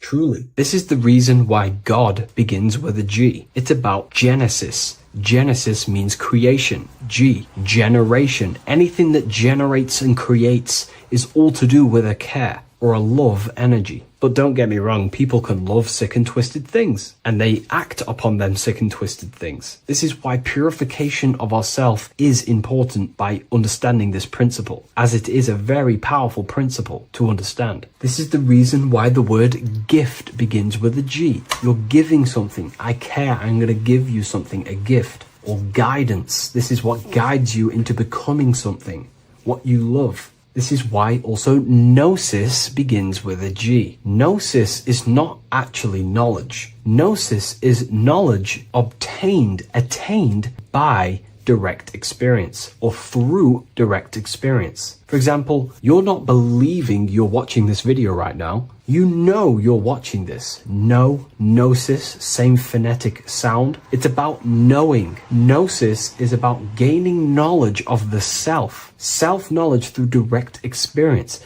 Instead of believing in God, I seek to know God through direct experience, by altered states of consciousness, transcendent meditations, understanding human anatomy, understanding the laws that govern my mind, understanding creation. That is direct gnosis, knowing that God exists instead of believing he exists. By going within the self, questioning the self, and gaining a deeper relationship with the inner observer, you start to gain gnosis, self-knowledge through direct experience. And in order to gain gnosis, you have to care, because gnosis requires action. It requires you to meditate and go within yourself. It requires you to study yourself. It requires you to go within yourself. And in order to do that, you have to care. If you don't care about knowing yourself, you won't take the action to generate the gnosis. If we take a look at this piece of Freemasonic artwork, we can see a whole lot going on here. But if we focus down here with the temple with the letter G on, and when you walk through the temple, there is a pathway leading up a hill towards the light. The light reveals things. If something is in darkness, you can't see it, but the light reveals something. It's symbolizing truth, the light of gnosis, knowingness. And in order to walk this path, you have to go through the temple, which means entering in yourself. This is symbolic of the path. The Masonic path is about the self, reconstructing and learning about the self. In order to walk up that hill, it takes a lot of effort. It's not easy walking up a hill. You're going to be tired. It's not easy. It's horrible. Who likes walking up a hill? I know I don't, but people like hiking and stuff. I understand that, but it's symbolizing this is hard work, working on yourself, because the labor of working on your mind is the hardest labor you will ever do. It's called the great work, or the Masonic work. And in order to climb that mountain, you go through the G. You have to have the care. If you do not have the care, you will not walk up that mountain. You will not generate the gnosis. You will not get close to the light. You have to have the G to walk that path of self-mastery and working on your mind. This is very, very important. If you want to gain the light, you have to have the G inside of you. You have to have the care to generate a higher consciousness. If you want to earn more money, you have to have the care, or else you will not take the action necessary to generate that reality. This is why we have to master ourselves and write down everything you love. It could be even the bad things. It could be lust. It could be anything you're wasting your care energy on. Try and remove them one by one. Master them and become disciplined. And then you'll have more G energy, care energy to direct towards something else in your life to generate and grow that experience or reality. Again, the word grow, G. It is a growing force. What you place your love and care into grows and expands. What you have a G for is what you spend your time and attention on, your two spiritual currencies. So this is the Masonic G, and I hope you gain a deeper understanding of this. So that is pretty much everything about the Masonic G that you need to know, and hopefully this has helped you. If you wish to learn more and gain guidance through your life and understand yourself on a deeper level, the book I've used today is called The Book of Symbolism. I'll leave a link in the description. So this is known as the Bag of the Gods. This symbolism is widely known, but no one knows what it truly symbolizes. We see this in ancient Sumerian artwork. We see this in the Mayans' artwork. We always see this bag with the gods. What does this actually represent? Okay, so the bag itself represents carrying. Carrying what? It represents information, represents knowledge. Your mind is the carrier of the information. So this is why in his left hand, he carries the bag, and the right hand has the pine cone. This represents carrying of information. Why is it a bag? A bag can be passed on to someone else. The information can be taught to someone else. This is the information of activation of the pineal gland or higher consciousness of humans. Because as humans, we all possess an animal nature, the nature that tells us to eat, to steal, to gain material wealth, to survive, to hate. This is our animal self. This is our animal behavior. But we also have a divine nature of consciousness, which we have access to, the higher planes of consciousness, the planes that manipulate this material world and create all things in this material world, the human mind has access to. The animal does not. The animal has no idea he exists. The animal has no inner dialogue, but humans have the inner dialogue. Humans can create infinitely. We can expand our minds infinitely into new realms of thought. So we have this higher divine nature and a lower nature. This bag of the gods is basically just representing the knowledge they possess of higher consciousness, of the higher aspect of life. Okay? Which is the activation of the pineal. The pine cone. The pine cone is in his right hand. The right represents wisdom. The left represents intellect, knowledge. Knowledge and wisdom are two separate things. Wisdom is applied knowledge. It's a feminine aspect. Knowledge is just gained information that you know, which is masculine. So in his right hand, he holds the pine cone. The pine cone can be opened and shut. The shut pine cone represents the asleep human being, the human being that exists in his lower nature, that just basically survives, lives on eating, consumption, material lust, living in chaos with his emotions, living in a place of hell. This is the animal nature. Then we have the awakened human, the one who has consciousness of himself, the one who looks within himself, the one who knows there is more to him when he looks in the mirror. He is far more than just the physical body. He is a divine spiritual being, a divine being who has limitless potential of creation into the material plane. So this represents the awakened. This represents the asleep. This is why he carries the pine cone in his right hand. It represents applied knowledge. This is the information. This is the intellect he possesses. And this is the applied knowledge of the awakening, of activation of the pineal gland. Because remember, the pineal gland is not your consciousness. The pine, pin, pineals, the same root word. Pine cones were always symbolizing the state of consciousness one was living in, whether he was asleep or awake. We see this at the Vatican. We see the pine cone over the two pillars. This is the two pillars of Freemasonry, and the dome. This is the Royal Arch of Freemasonry. This represents your head. This is the two pillars, the two hemispheres, and the pine cone in the middle, which is the pineal gland. What is the pineal gland? The pineal gland is not your consciousness. It is not the third eye, and it is not the mind. It's not the mind's eye. The pineal gland is a radio receiver. This is your body. Your body is an antenna. Most people think they are this body. This body is nothing but a receiver and a downloader of consciousness. Your brain does not produce consciousness. You are not this brain in your head. This brain is a downloader of consciousness. Consciousness comes from a way higher divine plane, which is what this image is showing here with the clouds. The mind is light. Consciousness is light. And this light is coming down into the material plane, and your body is basically a crystal antenna which is receiving and downloading this consciousness. So you can experience a three-dimensional reality. So God can experience himself in a divided, separate state. This is what this represents. Now, the pineal gland can be activated, okay, and stimulated, because the pineal gland has phytoluminescent crystalline jagged-shaped cells on it. And obviously, these are crystals. Crystals are on your pineal gland. And what do crystals do? Radios use crystals. Your phone uses crystals.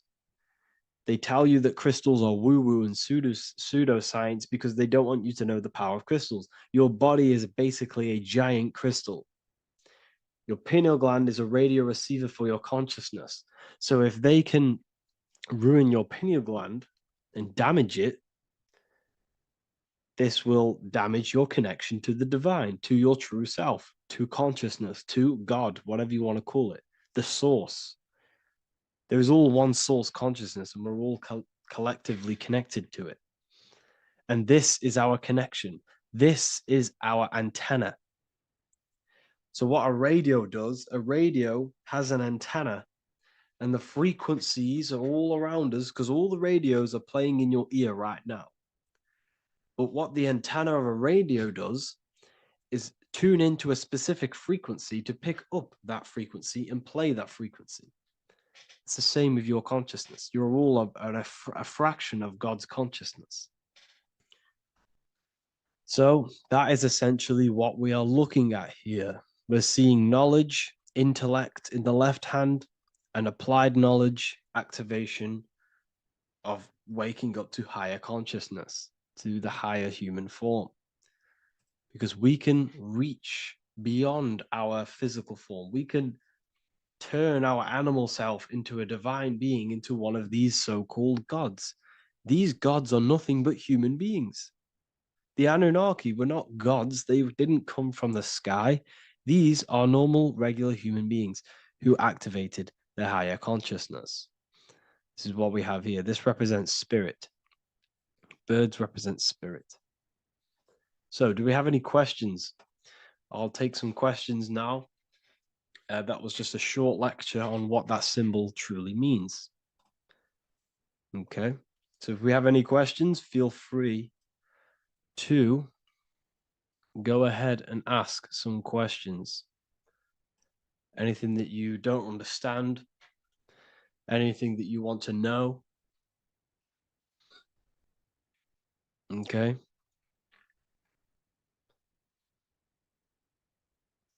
So base reality would be where source resides. Yes, the base reality is your consciousness. Are these lectures available in the university? There's a whole section, basically inside the university, there's a whole section with like over 30 long form lectures like this. So the base reality is where the source resides. Yes, the base reality is your inner world, your consciousness. That is the only thing that exists. Your outer world is just an effect of your consciousness. Your consciousness, everything that has gone on within the mind and emotion, is pushed outwards into your reality. You have thought and felt your way into your external circumstances. Your life is a direct correlation of every thought you thought in the past. Therefore, your inner world of consciousness is creating and molding your outer world.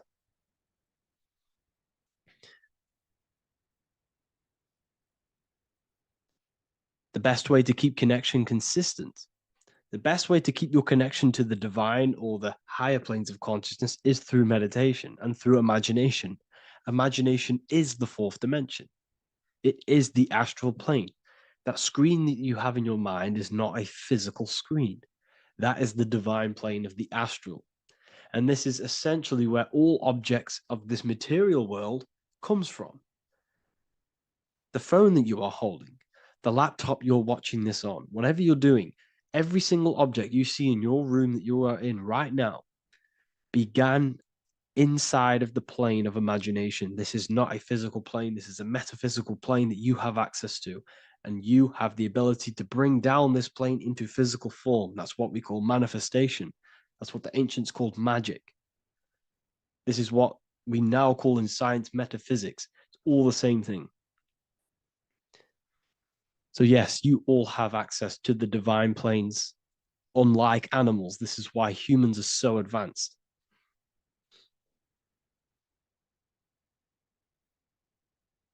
Okay. Is the pineal able to constantly activated, or is it just a temporary experience? I don't fully understand that question, unfortunately. Maybe you could word it in a different way. The real meditations on the university, legit, y'all, yes. In order to connect to consciousness, you need to sit in meditation and turn off your feelings, and the feeling of unity will come. Do I understand correctly? Yes, that is correct.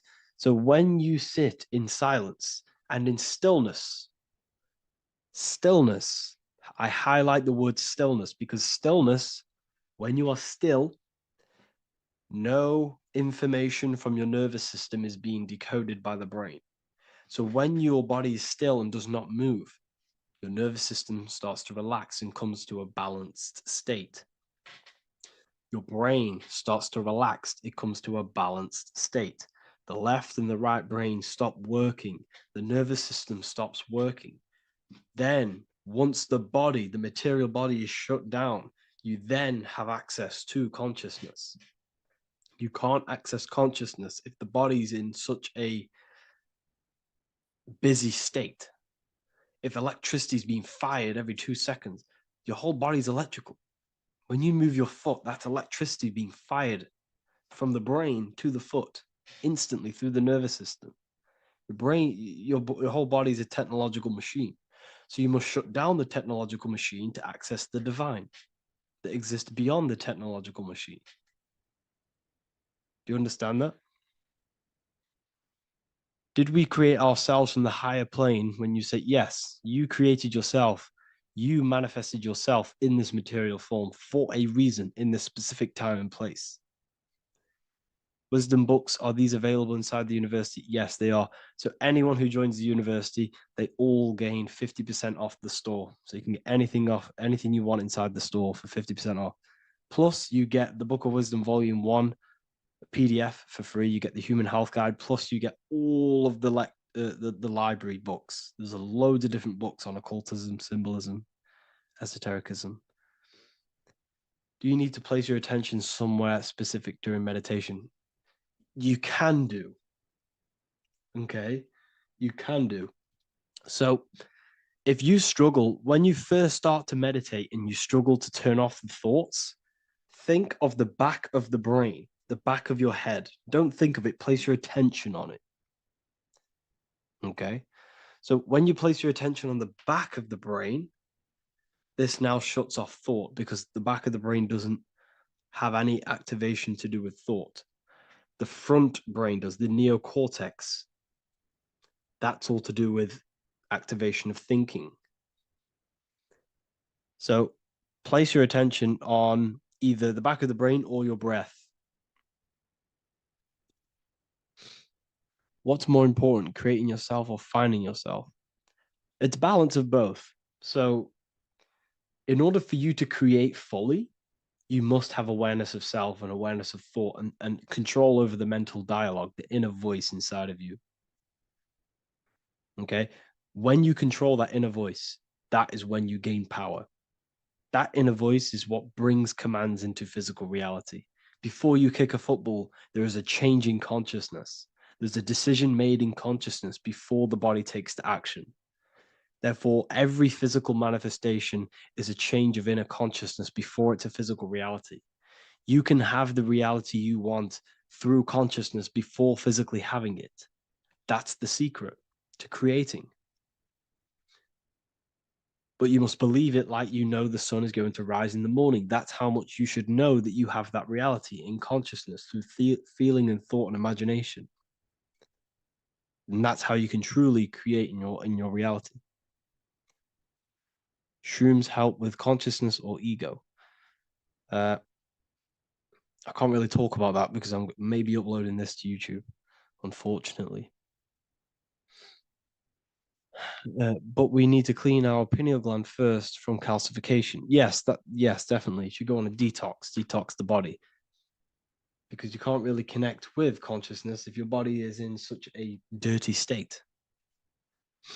Because the brain is, your nervous system is in a state of fight or flight, trying to fight off all these toxins. So when you meditate, you're probably going to be having thoughts all the time because your brain's firing, your nervous system's being attacked through toxins. So you must detox to have a true connection with the divine. Your diet plays a big role in your spirituality and mentality. What is the most optimal food for pure consciousness? Fruits and vegetables. They possess consciousness. So when you place them inside of you, they're syncing with your consciousness. How to check the cleanliness of your body, your skin, your teeth, your tongue, your mouth. If your skin has spots, different colors on it, you're not clean, because your skin is a reflection of your inner organs. Coffee's not the best for you. Coffee gives you fake energy. Okay. So what coffee does, that buzz you get off coffee, is actually the toxic effect of the chemicals reacting with your body. If I'm inside the university and wanted to buy your book, you said it would be 50% off because we are your student. Is that automatic or we need to have a code? You will have a code. Yes, I'm going to releasing a code for all the students after this. Caffeine equals neurotoxin. Yes, it fries your brain, it fries your nervous system, it fries your dopamine receptors. Will the Q&A last week about money symbolism be posted? Oh, I didn't post that. That's my bad. I totally forgot. I will post that after this. Thank you for reminding me. How to detox the body. The best way to detox the body is going through a week cleanse of fruit. So only consume fruit, sea moss, and cayenne pepper, and lots of freshly pressed juice. Do that for a week or 2 weeks, depending on how you feel, and then start to fast. You will lose weight, but you're not losing weight. You're losing impurities. It's good to do this every couple months, to just go on a raw fruit diet, cleanse the body, push everything out, and then start to fast while consuming sea moss and having lots of freshly squeezed juices. What is an alternative for coffee? Something with high energy levels. Okay, we're not taught the most simplest thing about the human body. It is an electromagnetic machine. It's electrical. It runs off electricity. The only energy you need is electricity, and that is found in fruits, vegetables. If you want energy, drink pure, fresh, pressed juice. That will give you more energy, more electricity than coffee. Can we cleanse ourselves through oil pulling? Do you recommend it? I do oil pulling every day with coconut oil in my mouth. Celery juice is a good one, very good one. Yeah, celery juice.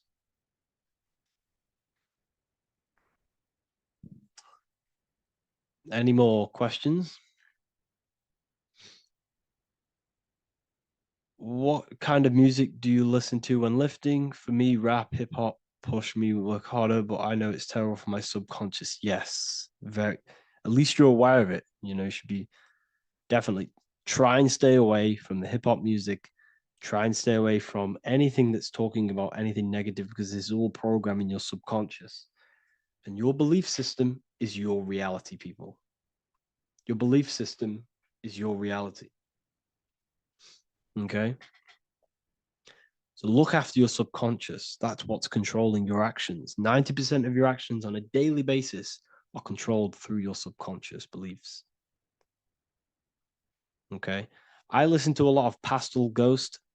I listen to a lot of let me get my playlist up.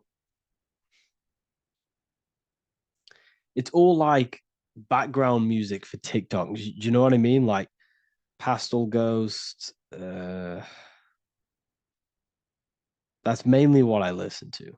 That sort of music. I don't know what it's kind of called. I don't know what that genre is called. Does anyone know what that genre is actually called? Because there's not much words in it. The reason I listen to it is because there's not much words in it. And, it helps the subconscious. And I just love that music.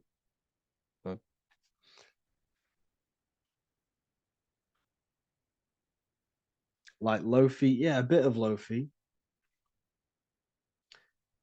Uh, Most people won't even know this type of music.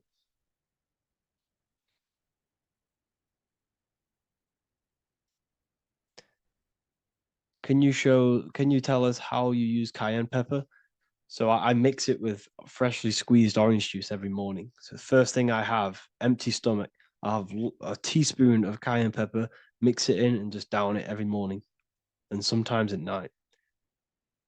The feeling you get in your stomach after putting cayenne pepper on an empty stomach is absolutely amazing. It tingles in your stomach. It kills parasites. It kills all horrible organisms.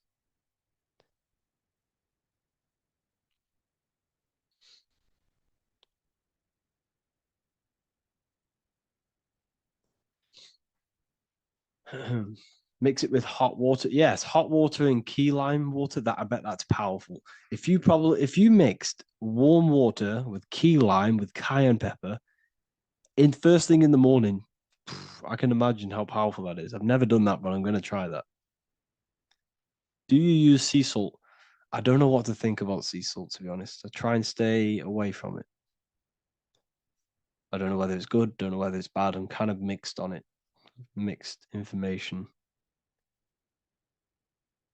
Uh, I've heard people have benefits. I've heard other people say stay away from it. So I don't know. I just stay away from it. Just I'm not too sure on it.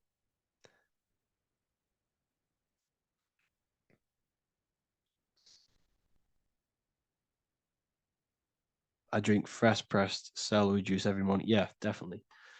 Uh, is there any chance we could feel free, move to esoteric occult questions?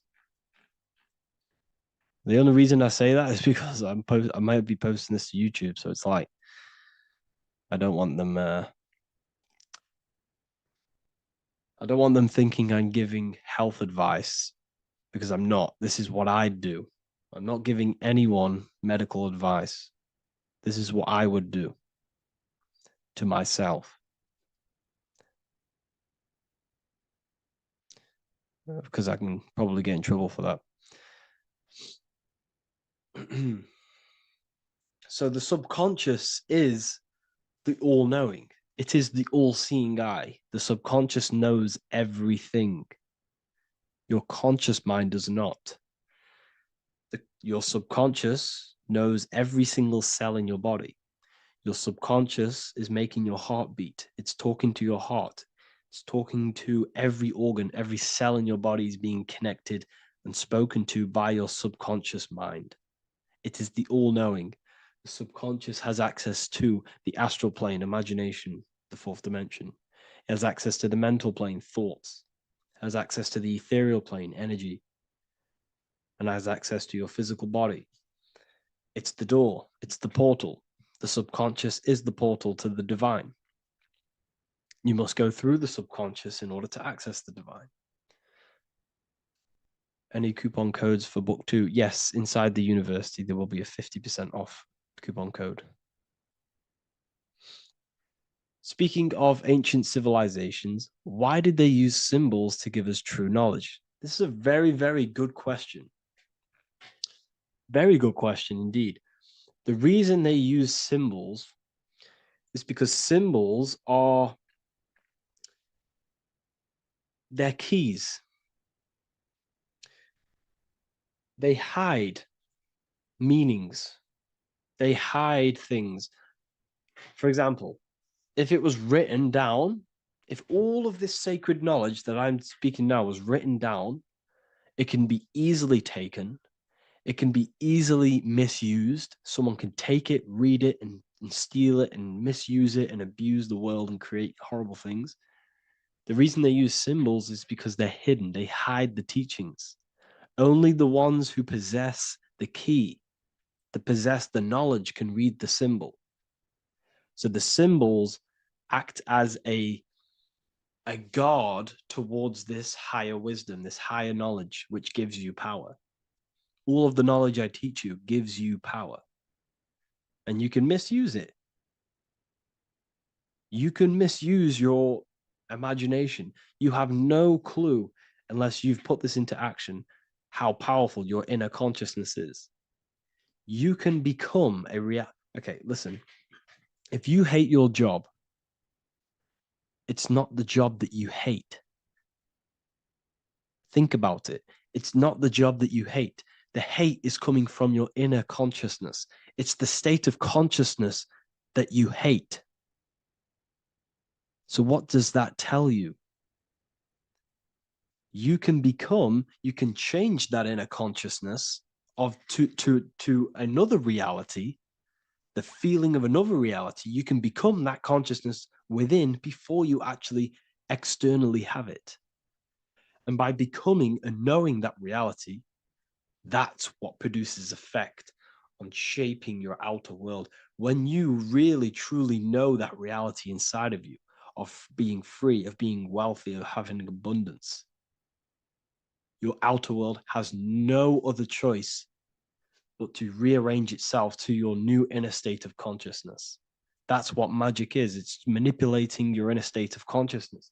It's convincing yourself that you already have it, not believing it, knowing it. Okay? Knowing is different than believing. Believing is a lie. You should know thyself. Okay? So we can say that human overpopulation is intentional. There is no human overpopulation. We're all cramped in these cities. We're all cramped into one little place. We're not supposed to live like that. We're not supposed to live so cramped. This is why there's so many weirdos out in public. So many weird people doing weird things. This is when things start to go weird, and we shouldn't be living in this state, in this condensed state. We should be spread out. Okay. There is no overpopulation. It's just an illusion because we all lived in such. Have you ever been on a plane? Have you seen how much land there is? It's crazy. There's no overpopulation. And how many people do they say there's in the world? There's not that many people in the world that they say. I think it's like 8 billion. I think they say there's 8 billion people. There's not 8 billion people. There's probably more like 2 billion. And the reason I say that is because I have a friend who only has like 300K followers. So that's a lot of followers, okay? And he gets recognized everywhere he goes. And he's into all this stuff. And he says, listen, the population is definitely not 8 billion or whatever they say. I think it's like a couple billion. It's probably more like a billion. How to properly manifest intentions. Thought, emotion, and imagination are the key. You must know that you have that reality. Don't believe it. Become that reality within your consciousness. All day long, as much as possible. Feel it. Imagine it. Say it. And have zero doubt. How to have zero doubt. You can't, well, okay, so the doubt, that little voice that will seep into your mind saying, you can't do that. You can't do this. That's your old voice of your subconscious program. Listen, the reason why most people fail in life is because they have trained their subconscious that they will fail. They have told and believed that they will fail. The reason I will succeed for the rest of my life is because I have trained my subconscious to say, I will win, I will succeed, I will solve any problem. That's my belief system. And if my belief system is that, then my external reality, my conscious mind will seek a way to fulfill that belief. It will seek to control and create that belief in my external world. It will seek to solve any problem. I've trained my subconscious mind to know that I already have the reality, to know that I'm abundant, to know that I have everything that I already need. Therefore, if any problem comes, I can sort it straight away. But most people have a different belief. It's not your fault. We've been kind of manipulated and told this, that they will fail, that they can't do anything, that it's too hard. And that basically casts a spell on the conscious mind, where your conscious mind is just like, no, I can't do that, because of this subconscious belief that you hold. So you must reprogram your subconscious that you can do it, that you will solve any problem, and that you are abundant. That's the reason why successful people succeed. It's because they have a complete different mind state, a complete different belief system in their subconscious.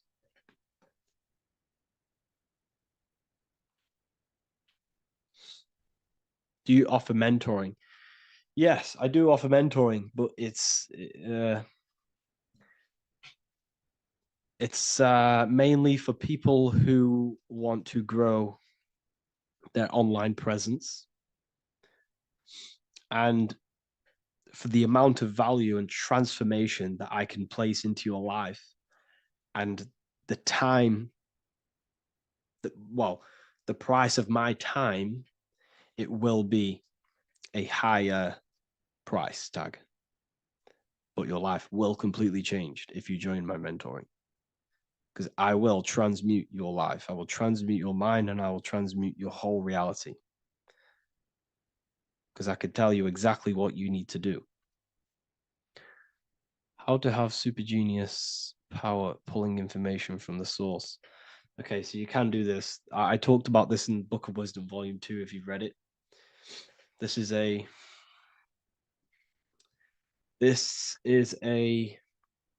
technique that Albert Einstein used. This is a technique that Thomas Edison used. This is a technique that all of the ancient geniuses have used. So you get on a chair, you place metal below you or plates, and you hold a metal ball in your hand, and you fall asleep. And every time you fall asleep on the chair, you're going to drop the ball, because your body will become unconscious, and you will basically drop the ball, and it will wake you up, because it's going to hit and make a loud bang on the plate. And every time you go to sleep, basically what this is actually doing is shifting your consciousness from conscious into the subconscious. So from physical into the astral. Your consciousness is shifting between these two planes. And as you do this, you can bring down great ideas from these higher planes. So when you fall asleep, have an intention. And when you fall asleep, you'll drop the ball. And when you wake back up, you'll have an idea, and you got to write it down.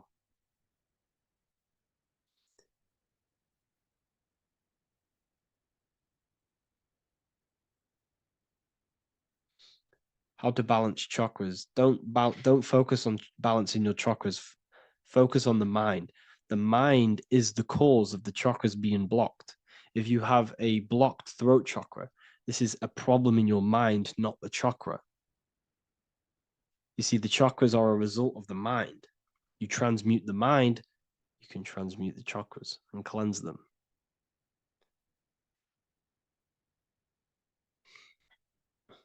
So was Jesus a real man that walked? Okay, so I'm going to tell you something. Like, some of the things that I say in my reels, they are to catch attention. So if I say the first thing on the reel, Jesus never existed, straight away, you see that, it's going to trigger you. It's going to trigger Christians. It's going to trigger people. So yes, I do say things to catch attention. The reason I do that is because I have to, in order to catch attention.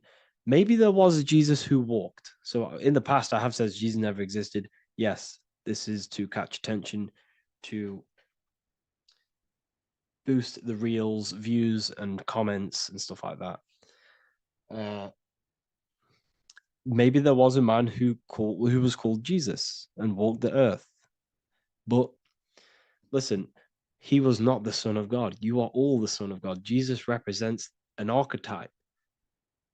He represents morals. He represents a way of living that you should embody in your life, not to worship. We shouldn't be worshiping this man. We should be embodying his qualities into our lives so we can become Christ consciousness, so we can live in harmony with our mind, emotions, body, and spirit. Okay? He was not the Son of God. You are all the Son of God. We are all God experiencing himself in a three-dimensional divided form.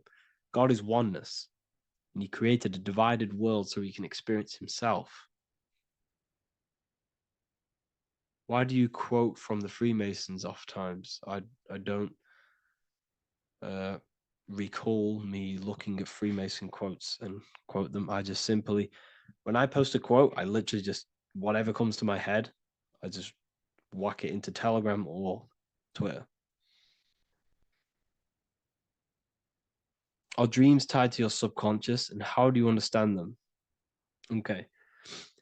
Dreams and astral projection are two different things. Astral projection is your soul leaving this plane into the collective consciousness, into the collective mind, the collective astral plane. But dreams are basically the astral plane, but it's your personal astral plane in your personal subconscious. So when you dream, you're entering your own consciousness, you're entering your own subconscious. Every character, every event that happens to you, everything that is said to you, everything that happens to you in your dream is yourself pushed outwards, and you're basically experiencing your own mind. If something scary comes up in your dream, this is your belief, this is something in the back of your mind materializing and coming to you and showing itself to you. So in order to understand your dreams, it's basically suppressed emotions, suppressed thoughts, all lingering in your subconscious materialized. Okay. A few months ago, I'd have concurrent dreams of getting in a car crash that lasted for months. Then one day out of nowhere, I got into a really bad accident, and that low-key bugged me out. I didn't know if my mind was trying to warn me or what. You can explain that. Okay. If you are having dreams about having a car crash, this is a belief. Okay, so let me tell you something. Let's say you're a drug dealer, okay? And you live in fear every single day of the police coming to you. This dealer every day is worried, he's scared, and he lives in fear of the police getting him. He was believing it. This fear, this emotion he was feeling on a regular basis, repetition, and the emotion is basically impressing your subconscious. It's impressed his subconscious that deeply that he now believes it. It's now become a belief. So one day the dealer gets caught and he goes to prison. Let me tell you something. He placed himself there because he created a program, a belief in his subconscious of the police. And his external reality is now in a prison cell. But that prison cell is just an external manifestation of the prison cell of fear he installed in his subconscious mind. The four walls he's now trapped in is just basically an externalization of his own belief system that he created through consciousness, through the subconscious. If you embedded your belief that you will be in a car crash, you will be in a car crash. He placed himself there. He materialized that reality through the thought, through the emotion, through the belief. He put himself there. You see? So if you were having dreams, this was maybe, it could have been anything. You could have watched a program when you were a child about a car crash, and that maybe scared you. Or you saw a car crash when you were very young, and that scared you, and that impressed your subconscious. Then you had a dream about it. Then you started to believe it. And then one day, bang, it happens. That's the power of the subconscious mind. It holds control over you. It holds control over every aspect of your reality, of your being. So I hope you all enjoyed this live.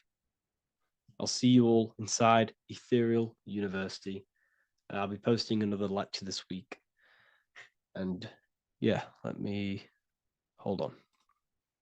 Welcome to Revival of Wisdom. Welcome people, we're back with another video, and this video is about Freemasonry and their connection to the Illuminati. Please, as always, to make sure to hit that like and the subscribe button and turn on the notifications to never miss a video. On May the 1st, 1776, the founder of the Illuminati, Adam Weishaupt, founded this secret organization, and this date can be found in Roman numerals underneath the all-seeing eye pyramid on the $1 bill. This $1 bill also says Anno Coptus Novus Ordo Secularum. This is Latin for announcing the birth of the New World Order. This New World Order will be headed by Lucifer, the all-seeing eye, and followed by the 13 layers of bricks for the 13 elite bloodlines. So your Orsini's, Rockefellers, Rothschilds, Soroses, and the other 9 elite families. So when Adam Weishaupt created the Illuminati, he made it consisting of high-level degree Masons, French and Latin philosophers, and many more powerful people to all become one society. So this is why you see Masons using the same symbol of the all-seeing eye inside the pyramid. But not all Freemasons are part of this Illuminati secret society. As the 33rd degree Freemason Manly P. Hall said in his book The Secret Teachings of All Ages, Freemasonry is a fraternity within a fraternity, an outer organization concealing an inner brotherhood of the elect. So what he's saying here is that Freemasons have to go up the degrees of Freemasonry, and once they hit the top, they either get elected or not into these secret societies like the Illuminati, Skull and Bones, and Knights Templar. So when you see celebrities doing this one-eye symbolism, either covering one eye, doing the triangle, or doing 666 over one eye, this is showing and reflecting the symbolism of Freemasonry. They have taken the oath to never speak on anything they learn about Freemasonry. Duncan's Ritual of Freemasonry book states the oath they have to take. Quote, I ... of my own free will and accord, that I will hail, ever conceal, or never reveal any of the secrets, arts, points of Master Mason's degree to any person whomsoever. All this most solemnly, sincerely promise and swear. Now, this is what happens when they break the oath, stated in this book, quote, myself severed in two, my bowels taken from thence, and burnt to ashes. So this states that Freemasonry comes first, before any law of the land. It has the right to kill you if you break your oath. This is the hand gesture they have to do every time they enter the ritual room inside the Masonic lodge. This is the cutthroat symbol, showing you and reminding you of the oath and what will happen if you break it. Now in this book, Richardson's Monitor of Freemasonry, it states, if you break your oath, binding myself under no less penalty than to have my throat cut across, my tongue torn out by the roots, and my body buried in the rough sands of the sea. If they do not decide to kill you, this book states this by pointing him out to the world as an unworthy vagabond, by opposing his interest, by dearranging his business. In other words, they have the power to frame you and destroy your reputation to the world, and destroy your business if you break this oath. So yes, they do kill to keep this truth hidden, because this truth of this reality is what keeps them in power. They have the ability to manipulate people because people do not know what manipulates them. This is why they call themselves the government. They govern the ment, which is the mentality, because the mind is the root cause of reality. They control what you perceive to control what you manifest. By knowing the truth, you are set free, and you no longer need no controller above you.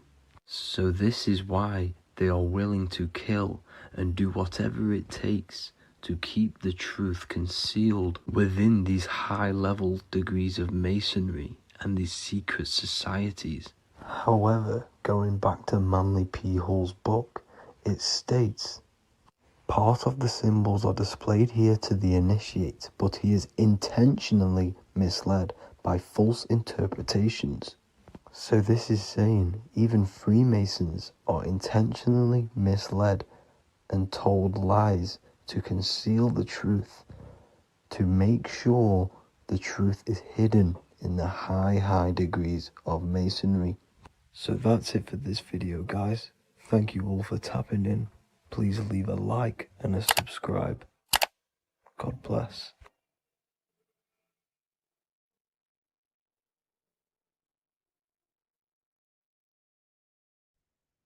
As above, so below. This is one of the most crucial teachings within esotericism, occultism, or what we like to call it today, spirituality. I don't like calling it spirituality because it's not spirituality. I teach human consciousness. I teach the science of you and your consciousness alone and your being. And in order to fully understand you and this world around you, you must understand this number one principle of as above, so below. There is many misconceptions of this, and there is many simple teachings of this. But I'm going to break it down today from the most simplest to the most complex, and you will see the connections between all things. This is the most important lesson you could ever learn, and I'm going to teach it you today. So what you must understand is with the term as above, so below, it applies with everything you see in this world and about yourself. We have something called the macro, which means the bigger scale. On the bigger scale, we have the whole earth. If we look down from the sky on top of rivers, this is what we see. We see this tree pattern. Then on a smaller scale, we see trees have this same pattern. Then we look even closer. We're going smaller and smaller into the leaves of the tree. We see the same pattern. Then we go even more micro into the human brain and look at the human brain cells, and we see the same pattern. This is proof this is a fractal universe, and everything is in the micro is reflected in the macro. As above, so below. As within, so without. On the macro is a reflection of the micro. So now that you understand this, we can go a bit further. A yearly cycle of spring, summer, fall, winter is a macro. A micro is a daily cycle. So a day is a mini year. The summer is the midday. Autumn is the evening. Night is the winter, and spring is the morning. This is a macro, a reflection. We have a miniature cycle of the zodiac every single day. And this cycle is also reflecting the cycle of life and death. We live, we are born, which is the spring. We live, which is the summer. We then age, which is the autumn. And then we die, which is the winter. And then we are reborn again. This is the cycle of life and death. And you do this every single day.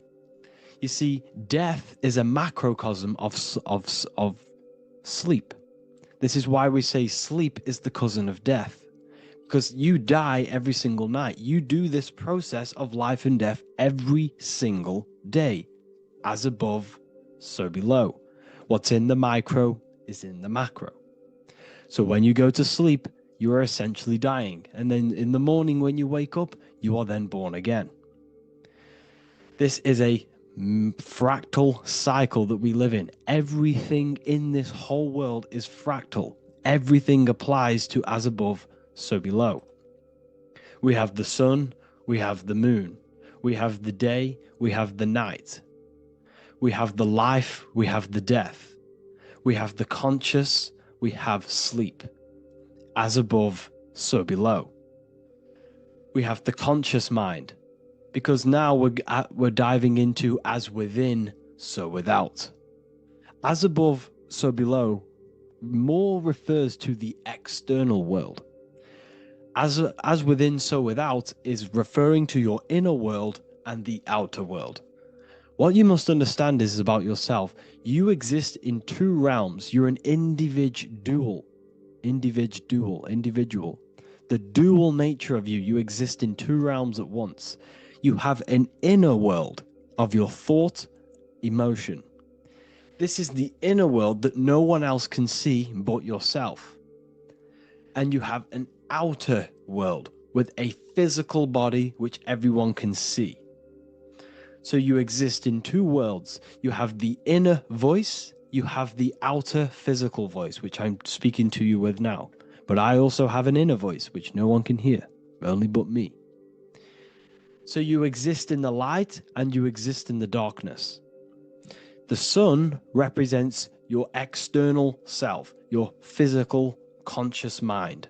The moon represents your shadow self, the inner self, the psyche self, the spirit self.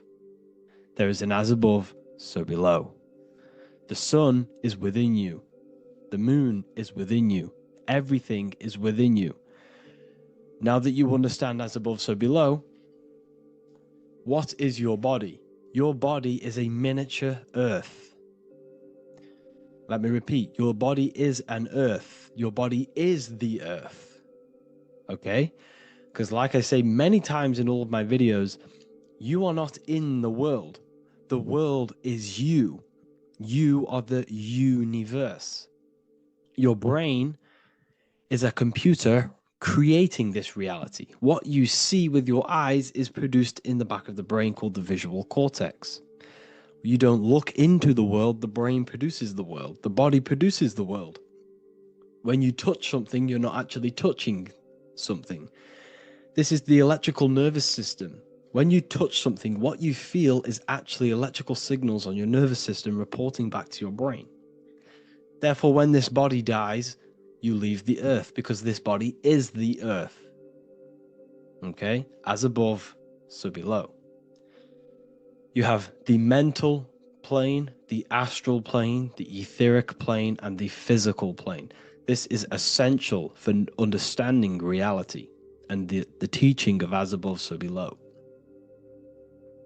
Everything in this material plane began in the thinking mind. For example, the microphone I'm speaking into, the phone you're watching this video off, or the laptop or iPad. Where did this begin? It didn't begin in the factory. The first ever place this item begun was in the mind of an individual. The invisible realms of mind is where all physical things and physical items begun.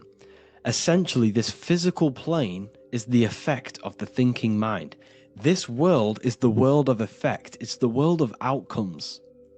When you see something, it is already manifest. It is already being manifested. It is an effect. And in the effect of the cause, which is the thinking mind. Therefore, the mind creates thoughts, which is the mental plane. Then after thoughts creates imagination, which is the astral plane. These two are spiritual. They are non-physical. So spirit kind of means non-physical. Then you have the physical planes, the etheric and the physical plane. As above, so below. What happens in the mind is manifest on the physical plane. Like I said, the phone that you are holding, it was a thought, and then it brought down into a physical reality. As above, so below. You change the mind, you change your reality. Your environment. The word environment has ment in it because your environment is mental. So now that you understand this, so what is the world around you? The world around you was created by the mind of God. It was manifested through God's thought. So you are living in the mind of God. You are a thought in the mind of God. God thought you into existence. But like I said, we are all fractals. Everything is fractal. If God exists, this means that you are God, as above, so below. God created you through the thinking mind, and he gave you a thinking mind. So God created the macrocosm. God created the macro, the whole world. He designed the whole world, the sun, the stars, the moving. He designed this. But then he gave you the thinking mind to design your own life and create your own life in his world. You are a microcosm of God's macrocosm.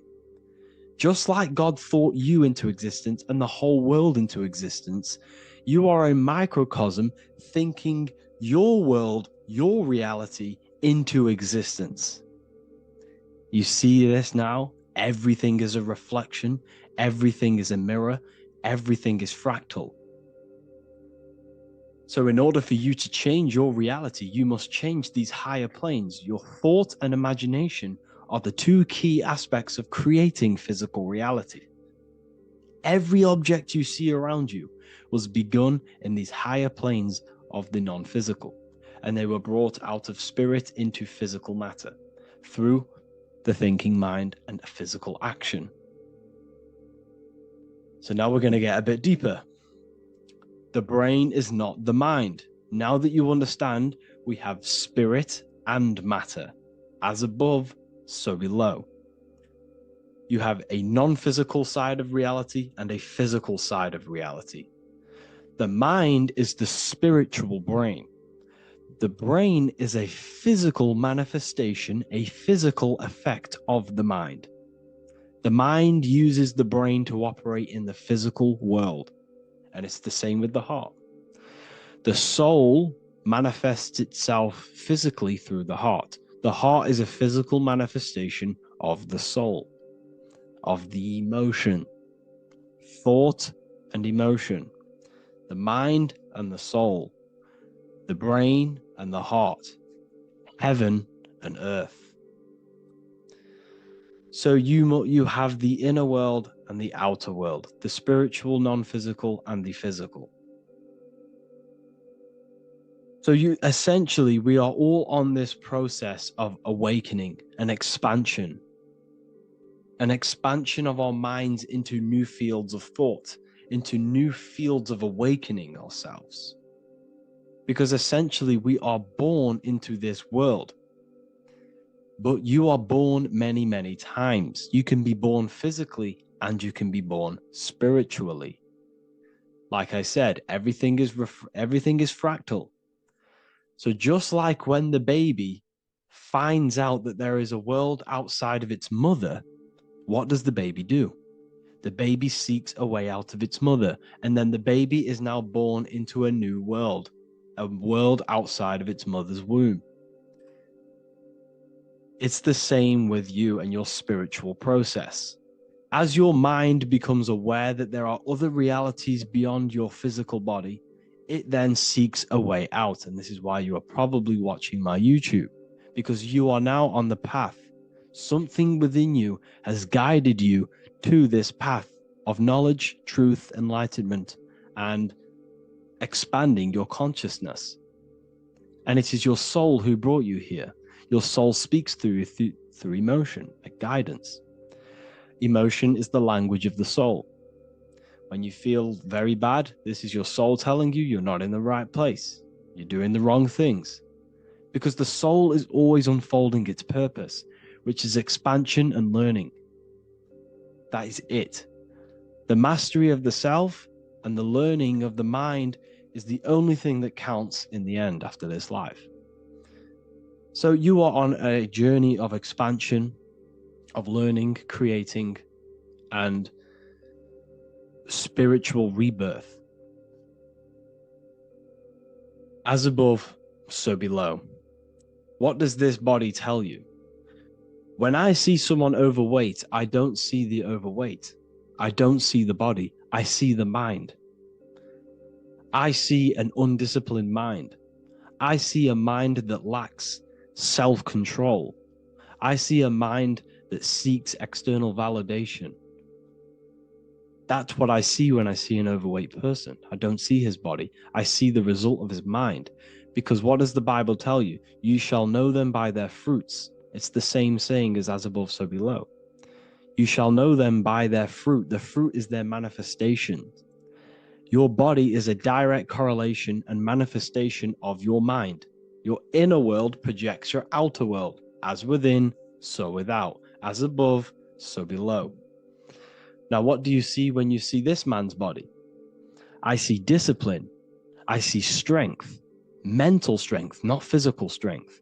I see mental resilience of pain. Because all of this man's mental energy has been manifested physically within his muscle. This body is a direct manifestation of this man's mind's pain and suffering. And it shows discipline. This is why people instantly respect you if you are in shape. You walk into a room and you are in shape, people will instantly give you respect because they know that you are mentally disciplined. The body is a reflection of your inner world, and it's the same with your friends, your family, your connections with people. If you think about yourself very negatively all the time, and you don't have a good connection with yourself, you don't have a connection with your true self, this will manifest into every single relationship you have in your life. If you don't have a good relationship with your inner self, you don't have a good relationship with the people and the friends around you. Because as within, so without. If you think negative about yourself, you will only pick up the negative in other people. If I think very highly of myself and I think very happy and good things about myself, I will then see the good things in other people. Because it's as above, so below. As the inner world is, so is the outer world. It's the same with your life circumstances. Your life is a direct correlation of every thought you thought in the past. If you possess millions of pounds, millions of dollars, this is because you have thought this into physical reality. You live the life you are deserved. You live the life that you manifest through your thoughts. If you live a very poor life, this is a reflection of your mind. This is a reflection of what you have thought into physical existence. Because like I said, everything begins in the mind. As above, so below. And this is even present within the body. So where is the head? The head is at the very top of the body. And where does all manifestation begin? In the mind. That's where the mind is, in the head. And then the thoughts we think travel down the body into the heart, which is the emotion. Every thought we think is in the emotion. Every thought we think creates an emotion. This emotion then drives the action. Where does the action come from? The feet, because the feet move our body. We move with our feet to take action. Our hands. You see, so the body is even a reflection. I can't even say it. Reflection of the order of manifestation. This blew my mind when I figured this out. You see, the head, the thoughts begin here. This is the beginning of all manifestation. Then it comes down to the heart. This is the emotion. Then you take the action. The thought and emotion then sparks the action, which is taken with the hands and the feet. And where's the lowest point on the body? The feet, and that's touching the physical earth. So the head is where the thought is, the non-physical, and the lowest point on the body, which is touching the physical earth. So the head represents spirit, the feet represent matter, spirit and matter. Your room, if I walk into your room and I see a messy room, I don't see the room, I see a messy mind. The room is a reflection of the mind. If you have a messy room, this is your mind. It's an externalization of your unsorted mind, undisciplined mind. So like I said, we are all God, and we must find the God self within us. And I teach all of this inside the Book of Wisdom, Volume 2. This is not just a book, this is a revolution. This is the beginning of a new age with this book. If you have read it, I congratulate you. You should feel very proud of yourself if you have an open mind. You should feel proud of yourself for watching these videos, because not many people have an open mind. Remember this, people. You are special if you're watching these videos. You have the mind. You have the ability to see through the illusion. And I take my hat off to you. You want to take this to the next step? Read the book. Or if you want to take it to the serious levels, join the university. The university, you gain access to every piece of my material that I've ever done, all of my books, all of my lectures that are hidden from YouTube, that are hidden from everywhere else, the lectures that give you real power. And if you feel alone on this journey, we have a conscious community where you can connect with like-minded individuals, because I've been there. I've been there when you feel lonely, because you feel like no one else is thinking the way you are feeling. You can't talk to people about these things because people just think you're crazy. That's why I put together this, so we can connect, so we can unite, so you can connect with people, so you don't feel crazy about thinking about this stuff, learning about this stuff. And if you truly want to level up your life, people, and take your studies serious, this is for you. We do live calls, we do lectures. There's a whole library filled with books you can read. It's the perfect place for the truth seeker. I thank you all for joining. Please leave a like, a comment, a subscribe. Let me know any future videos you want me to make in the comments. Thank you all. Have an amazing day. What is good, people? We're back with another video, and today we're talking about the chakras. Let's jump straight into this, because I know there's been a lot of requests for this video. So let's jump straight into this. So you have 7 chakras, right? 7 chakras. And these chakras are feeding off your electromagnetic field, known as your aura. This is both positive and a negative pole, male and female, right? This electromagnetic field is made out of electric and magnetism, and together they come as electromagnetic. Now, your chakras, the word chakra just means wheel, spinning wheel, because that's what they are. They are spinning wheels of energy. They do not exist on this physical plane. They exist on the etheric plane. Okay. Now, these energy centers are known to regulate your emotions, and each energy center controls the organs and cells in that particular area of the body.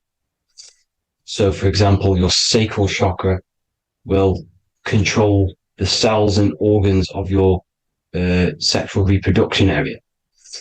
Okay, the navel chakra or solar plexus will control the digestion in your body. Same with the heart, same with the throat, right? So they are like mini brains for each center of your body. They run along up the spine, but notice the crown chakra exists outside the body. It's just above the head. Now, this process of the chakras is obviously the 7 colors of the rainbow, starting from red, which is the lowest vibrational color, all the way to violet, which is the highest vibrational color. This, like I said, these energy centers are feeding off your electromagnetic field. So if these chakras are unbalanced, they are taking too much energy from your electromagnetic field, making it weaker. Now, this is the North Pole. As you all know, the Earth is flat and we live inside of a giant torus field. And the North Pole is the Earth's heart chakra.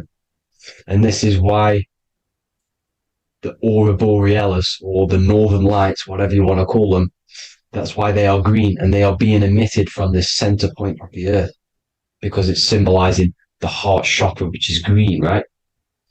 Now, you do work your way up to these. However, this is a torus field. You are a torus field. You have different layers of this torus field, right? And you need to balance all of these chakras, but you can't move up these chakras until you open the one below it. So it's like a stairway. You can't go to your solar plexus without going through your sacral. You see? So you have to work up these. However, you have to work up these and then live from the heart, because the heart is the center of the torus field. It's the balance between male and female poles, positive and negative poles. So you have to balance all of these chakras and then bring them all into one, which is the heart chakra. Now, they exist on the etheric plane. They exist on the etheric plane, and the etheric plane is a layer of the material plane. It's the one higher than the material plane. And then after the etheric plane, it melts into the astral plane.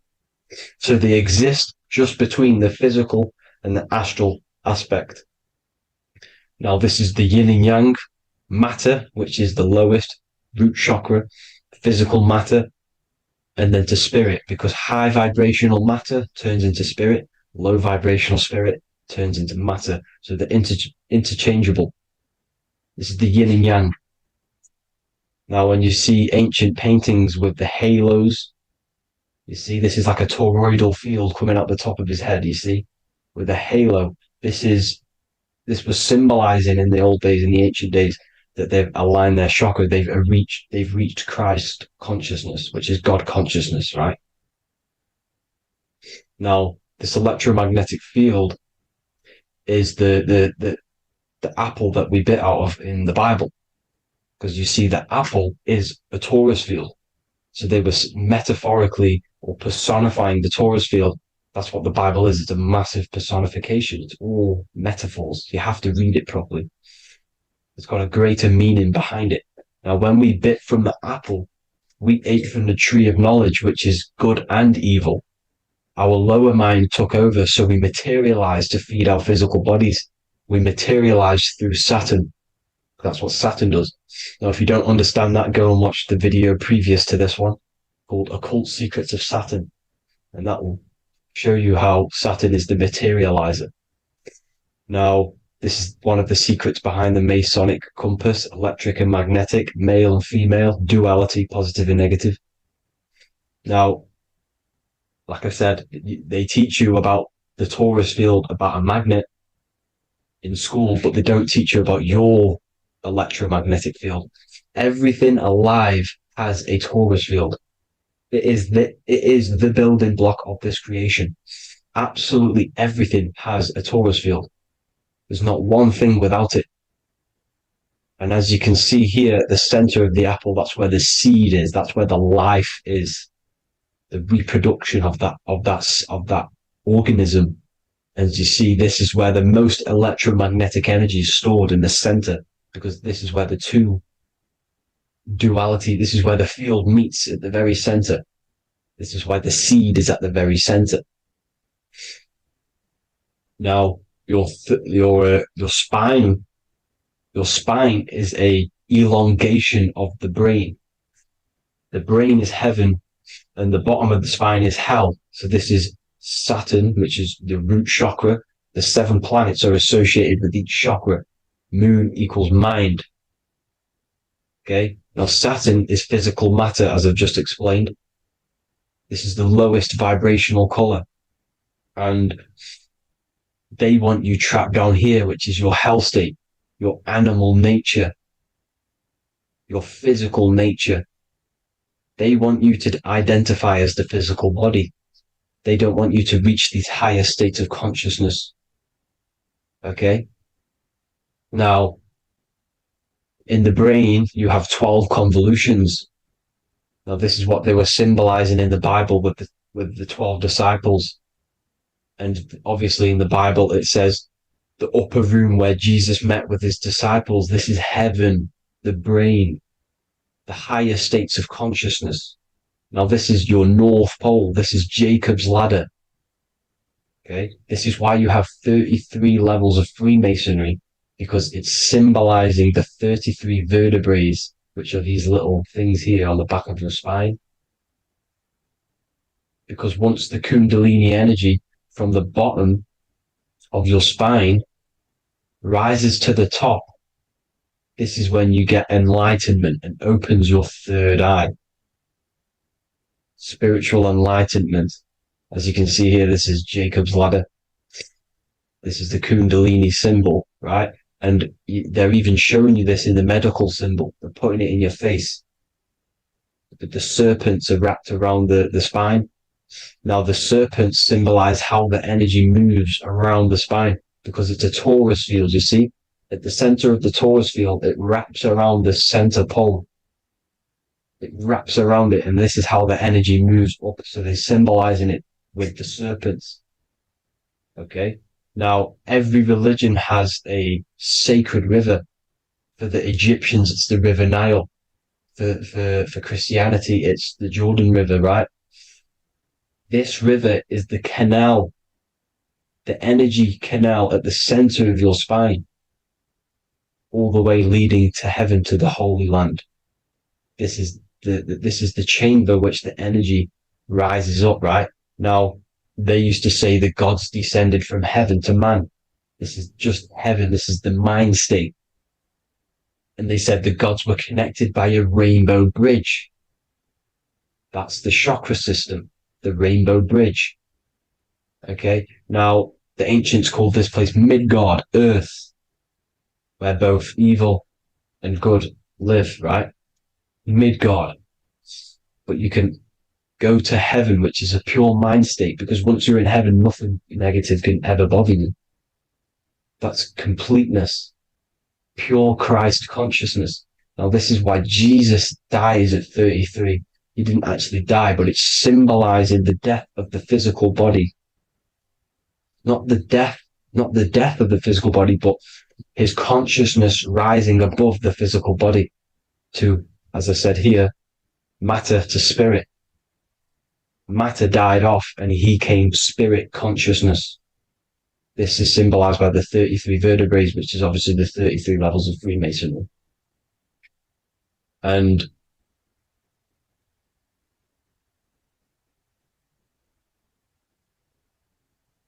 now the pineal gland, which is at the very top of this Jacob's ladder, or the River Jordan, the canal, your 33 vertebrae on your spine.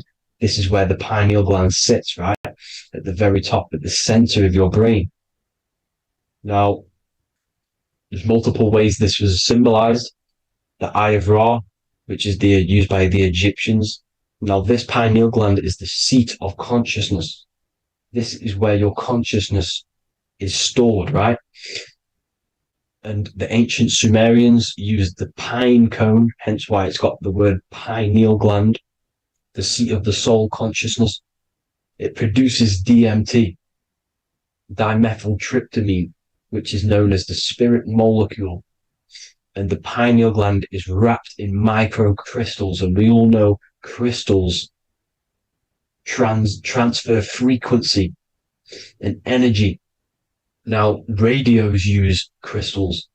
A radio is a frequency transmitter, turning a frequency into a frequency that we can hear with our ears, right? Because all the radios are actually playing right now in your ears. However, our ears can't pick it up, so the radio transmits it into a frequency that we can hear using crystals. So this is the power of crystals, and this is what our third eye is wrapped in, crystals.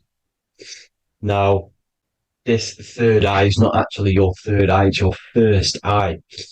When you're being materialized in your mother's womb, this is the first gland that is produced, and everything's built around it, because it is the consciousness. It is your consciousness.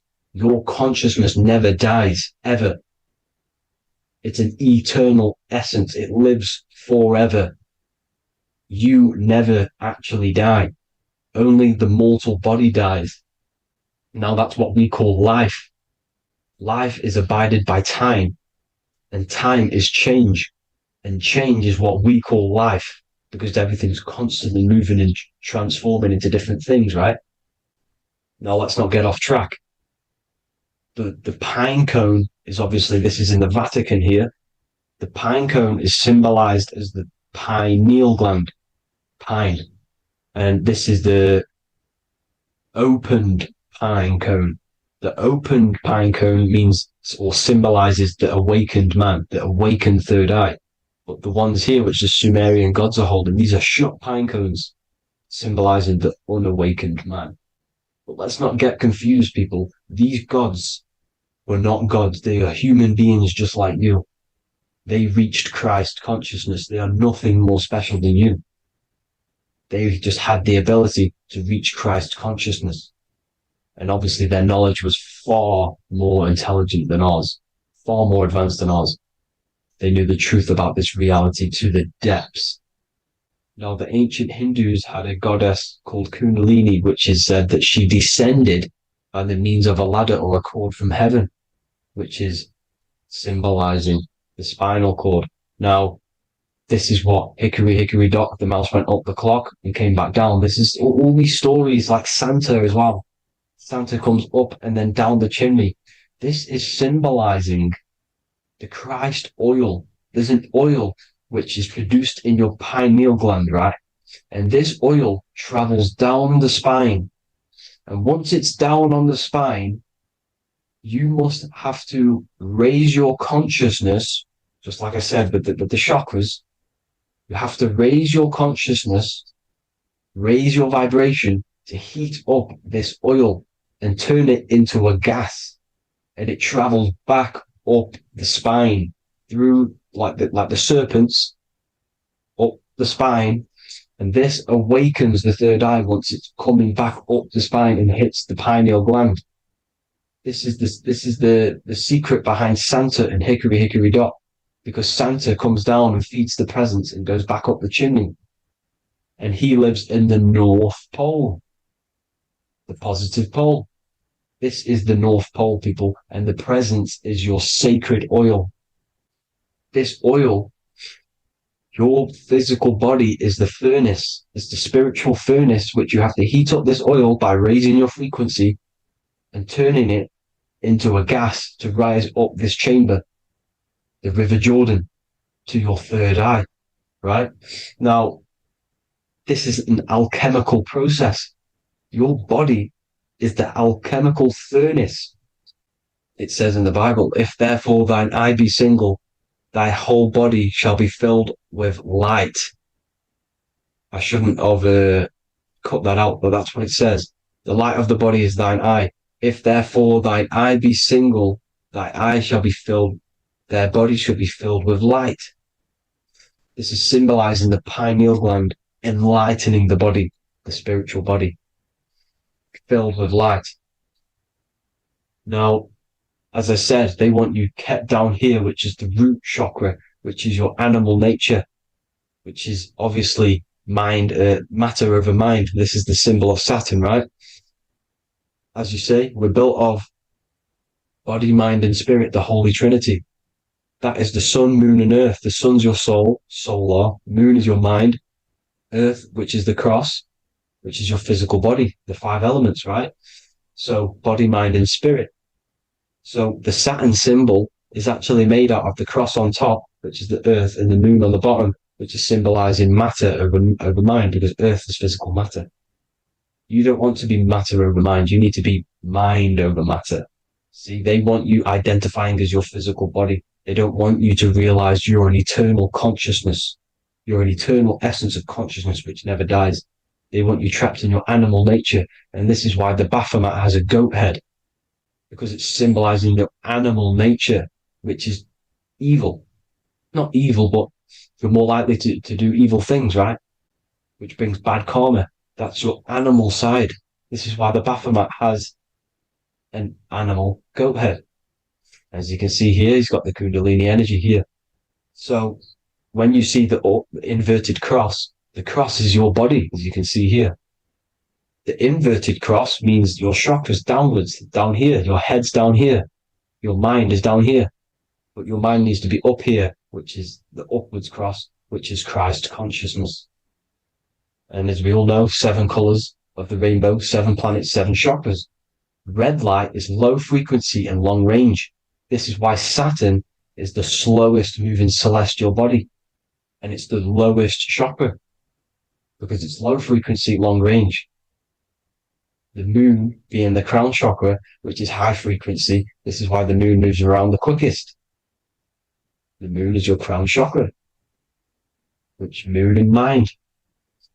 See, so there are multiple ways of your chakras becoming blocked. Now, each chakra has a specific intelligence. It has a specific thing that it's doing for the body, right? Now, this can be overused. It can be abused. For example, masturbation.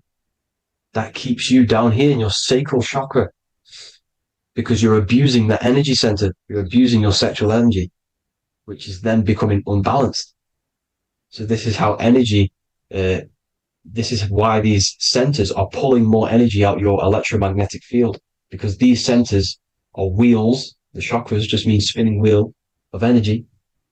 So when you're abusing these certain centers, you're pulling energy out of your electromagnetic field, which is making your field weaker, which is making your frequency lower, which makes you prone to diseases, prone to lower negative energy, right? So you need to align these chakras. You need to unbalance them. And as you can see here, you can screenshot these to see how they're blocked. I'm not going to go over each one because it'll take me forever, but have a little read yourself. This is why they're blocked. Now, the ancients used to say Aum when they meditated. Now, these are the 7 vowels. There's not 5 vowels, there's actually 7.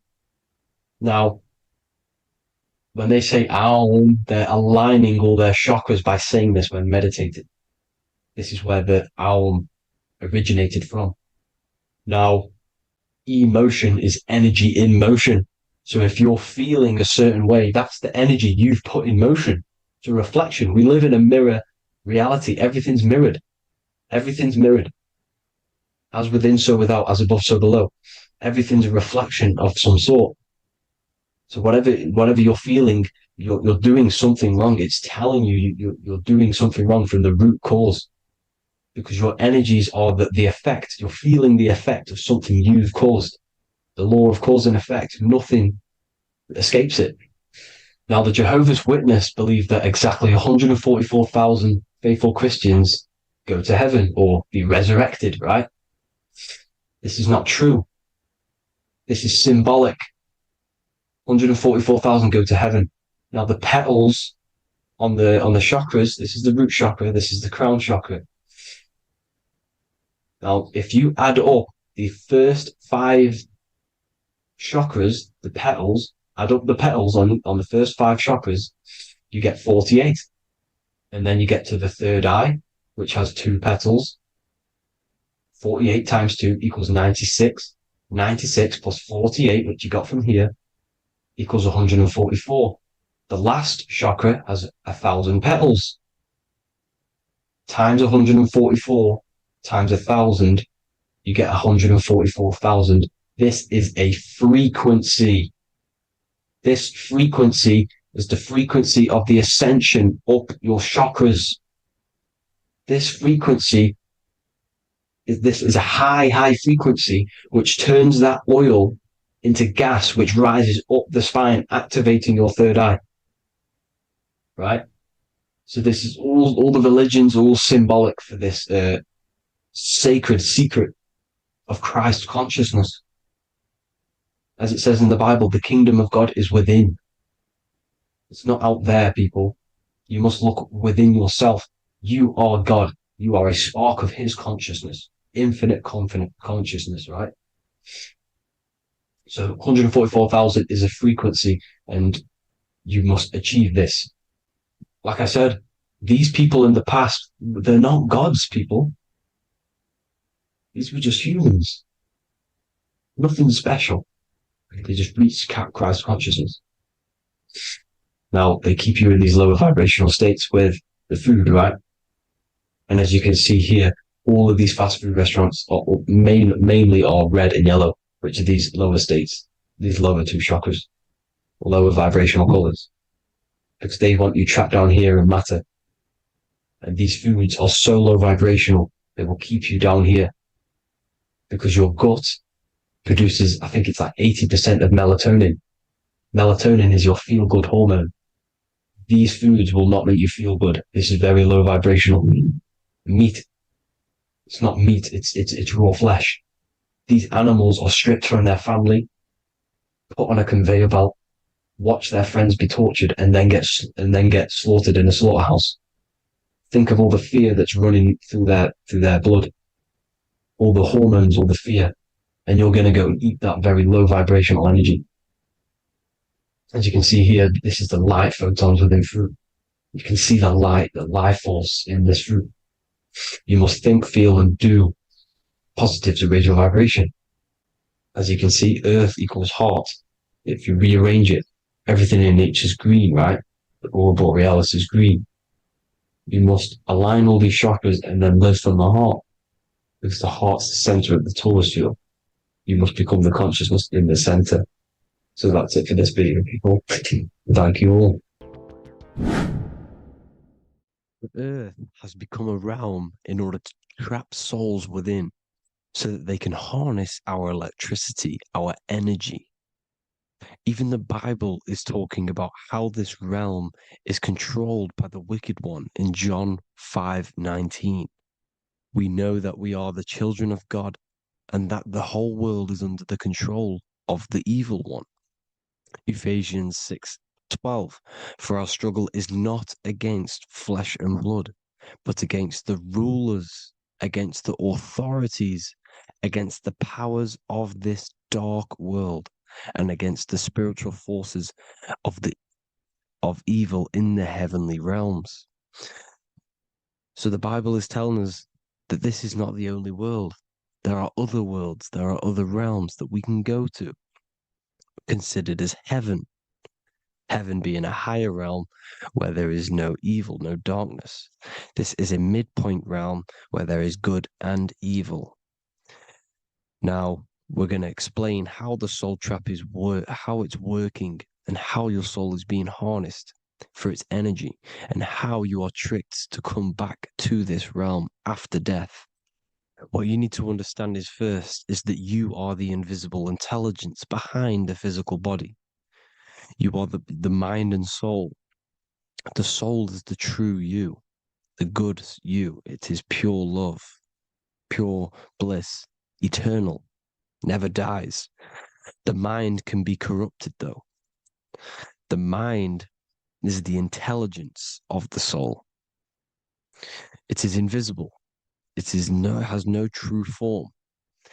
The intelligence inhabits the brain. The brain is the computer to control the electrical machine called the nervous system, which is choice, program, and action. You are the invisible intelligence behind the body, and this will prove it even more. You do not even see into the external world. You are seeing an image produced by the brain because the light is being sucked through the retinas of the eyes. The image is produced in the visual cortex at the back of the brain. What does this mean? This means that we are the consciousness in the center of the brain, in the pineal gland, that is experiencing the program being ran by the central nervous system in the brain. This is the sigil of Lucifer. Lucifer in Latin is Lucy. Lucy is light in Latin. Lucifer is known as the light bearer. This is how the eyes work, people. It's not a demon or a devil. The sigil for Lucifer is how the eyes work, and how the left eye is controlled by the right brain. The right eye is controlled by the left brain. There is a crossover. It's the same with the body. The left side of the body is controlled by the right brain. The right side of the body is controlled by the left brain. There's a crossover with our hemispheres in the brain. Now, this empty chamber in the center of the brain is where this universal cosmic intelligence is held, known as the most holy place in the Bible, the throne of God. Okay? This is above the 33 vertebrae on the spine. As you can see here, you are the being in the center of this point. All of the nerves are being sent back to this one particular point, which is the seat of our invisible intelligence. You can see it's an empty chamber. Our consciousness, our intelligence is not a physical thing. This intelligence is the true voice inside of your head. This is why your head is heaven, your heart is earth, your heel is hell. Your head is heaven because this is the seat, the throne of God. God is in heaven because the consciousness, this divine intelligence that's controlling the body, is sat in the center of the brain. The brain is taking commands of this invisible intelligence. When you close your eyes, you can feel your awareness, your consciousness, your intelligence is all in the brain. Your awareness is not in the feet, the heart, the legs, the arms. It's all in the center of the brain. Now, if you meditate deeply, you will find that you are beyond the mind. You are the being observing the thoughts. You are the soul observing the thoughts. Now, with this being said, you are the consciousness experiencing the program being ran by the central nervous system in the brain, because you're not seeing into the external world. It's an image, it's a simulated image produced by the brain and the central nervous system. You do not experience the external world. You do not feel the external world. You feel electrical impulses on your nervous system. Your nervous system is decoding what you are feeling. So the only thing that you truly feel is the electrical impulses on your nervous system. This is why the nervous system is the tree of knowledge of good and evil, because it gives your invisible intelligence, your mind, the knowledge of good and evil. It can detect good things, it can detect bad things. If it's hot, if it's warm, if I need to go, the nervous system is doing this. It is the tree of knowledge of good and evil. Okay? Now this universal intelligence is symbolized as the single eye. Okay? Matthew 18:9. It is better for you to enter life with one eye than to have two eyes and to be thrown into the fire of hell. What does this mean? It's symbolic, it's metaphorical, people. It is metaphoric. Your universal intelligence is the single eye, the one eye. It's the balance between the two poles, between the left and the right, the good and the evil. It knows the right thing to do all the time. This is our inner guide. The inner self is the inner guide. And when you are operating your life off duality, using your two eyes, you'll be thrown into the fire of hell, lower states of consciousness. Because you're split. You need to live in oneness, even, balance. Matthew 6:22, the light of the body is the eye. The light of the whole body is the eye. You are a light being. Human. Hue means an attribute of a color. Man is the word manifested. We are light manifested into physical form. Depending on your vibration is depending on what color that you are vibrating on. which is a human. If therefore thine eye be single, thy whole body should be full of light. Again, it's talking about the single eye, oneness, completeness. When you balance the hemispheres of the brain, we'll go over that later. But anyways, the body is the earth. This is what we need to understand, people. The body is running the simulation, the program that our consciousness is experiencing. So when we leave the body during death and astral projection, we leave the earth. This is how it works. The body is the vehicle for the earth, for this realm. Everything exists within our mind. You have the soul, mind, and body. The soul is the observer, the watcher, the true being. This is why she has many different heads, because the soul inhabits different bodies. This is the serpent, which means knowledge, which is the mind, wisdom. And this is the body, soul, mind, and body, Brahma, Vishnu, Shiva. The mind is the bridge between the soul and the body. So what do I mean? When you astral project, you are using your mind to project your awareness, your observing consciousness outside of the physical body. The mind is the projector, projecting consciousness. By using your mind, you can project your consciousness outside of the body, which is known as the astral realms, which is known as walking on water. Jesus was never walking on physical water, people. It's metaphorical. Believing the physical body. The water is the ether, which is the veil between the physical and the astral realm. It's a fluid substance. It's on either side. It's physical and astral. The ether is the fifth element that they hide from us. Why? Because they're trapping you in the physical. They are hiding all of these realms. Etheric, astral, and mental. People think their mind is their brain. It's two separate dimensions. These are completely different dimensions. The mind is way more intelligent. The mind is formless. There is no form to the mind. You can think anything you want. You can manifest anything you want within your mind. It is not a physical object.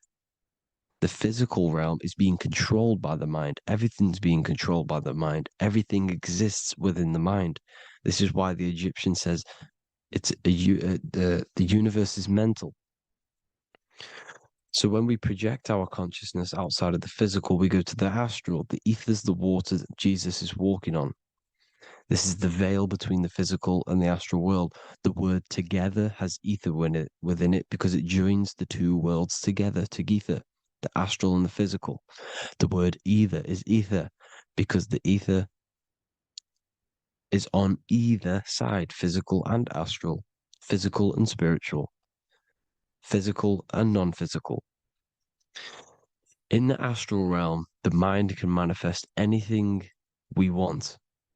We incarnate to restrict our minds. This is why Saturn, if you go and watch my video on Saturn, how Saturn is this simulation, okay,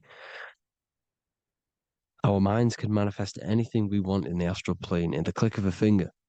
However, when we incarnate in matter, we now have to labor for our manifestations. This is why Saturn's known as the great teacher in astrology, because he teaches you a lesson. When your mind incarnates into matter, it's teaching your mind a lesson, the knowledge of good and evil. This is why the Bible says, you shall be gods and know the knowledge of good and evil. When you incarnate here, you have to know the knowledge, you need to know the knowledge of good and evil to become a god. Okay? Now, the square is the physical plane, the triangle's the ethereal plane, the circle's the eternal plane. The circle has no beginning, no end, it's eternal. The physical plane is the square, it's limited. The square is limited. The cube is the geometric shape which gives rise to matter. Now, the term think outside the box has truth in plain sight. You have to think outside the box to project your consciousness, use your mind to project your consciousness outside of the box, the physical plane, into the astrals. The astral realm is the realm of the stars. Above us is the stars. Through the stars is the astral plane. This is why astral has the word star within it. The devil is the deveil. When you sell your soul to the devil, quote unquote, it's metaphorical. The devil exists in the physical plane. It's the lowest state of consciousness. The deveil, you deveil yourself into the physical when you are the devil. The deveil. The ethereal plane. Now, we all know what the famous symbol of the all-seeing eye, right? The all-seeing eye with the eye in the triangle. Look at the Masonic artwork showing you the triangle above in the sky. This is symbolizing the ethereal planes. The eye in the triangle symbolizes your invisible intelligence, your mind, which has the ability to see on either side. Because the triangle's the ethereal plane. The eye is your consciousness, your intelligence. And this intelligence has the ability to see in the physical plane and to see in the ethereal planes, in the astral planes. This is why it's above the earth. It's above the ground. Because it can see here, it can see in the heavenly realms. Now, the stars are, well, this is known as heaven, the realms of the astral planes. This is some quotes from the Emerald Tablets of Thoth.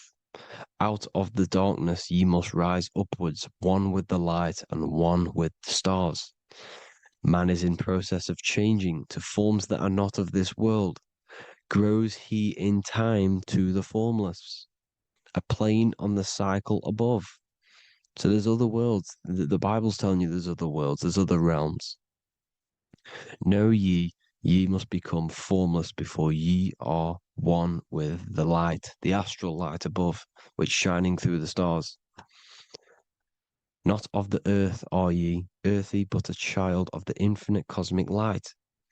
You are the invisible intelligence controlling the physical body. The body's not you. It's the vehicle that your soul lands in when your mind projects your consciousness into that realm. Free from the body, I flashed through the night. Unlocked at last for me was the star space. Wow, that's powerful. The star space, the astral planes. This is what it's talking about.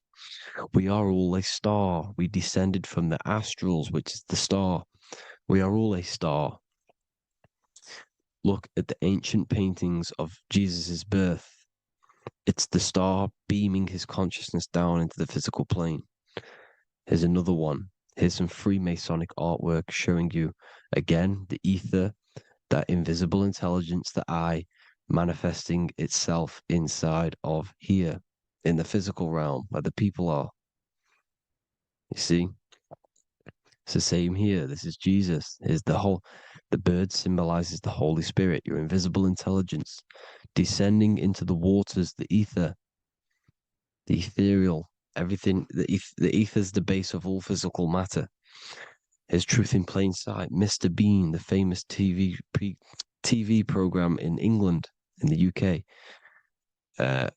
He begins the program like we all begin the program from falling from the stars. He falls down with a beam of light. And this is truth in plain sight. This is false. The aliens don't exist. They're a lie, alien. But this symbolizes the star beaming our consciousness. And when we die, this star will suck us back up. Just like this UFO is doing. It's truth in plain sight. So, this is some more Freemasonic artwork going from duality to singularity. Sun, moon, masculine, feminine. Right hemisphere, feminine, left hemisphere, masculine. The consciousness in the center, the balance point. Here's another more Freemasonic artwork. The two pillars, left and right hemispheres, and the invisible intelligence between the left and right hemispheres, the light of the body. This is why light's coming off it. Because it's light, it's pure light. The blazing star. The stairs go from the checkered board, the duality, up to oneness, in between the sun and the moon, the masculine and the feminine. This is symbolizing going into oneness. What did the Emerald Tablet say? You've got to become one with the stars, one with the one with the self. Balancing the two hemispheres so that you can gain, because when the two hemispheres are balanced, you can gain a more deeper connection with your invisible intelligence. Same with the chakras. When the chakras, the seven seals in the Bible, these are seven seals because when you conquer the seven chakras, when you balance the seven chakras, you then gain a more deeper connection with your internal self because your mind is not filled, it's not being ran, it's not being dominated by these seven deadly sins, the seven seals, the seven chakras. These are seven energy centers which are concealing our true form. Balance makes us have a stronger connection with our true cosmic intelligence. Heaven is even. This is why Jesus is pointing at the heart. The even point is the heart. You got to balance the chakras and live from the heart because the heart is the earth. You're in good and evil.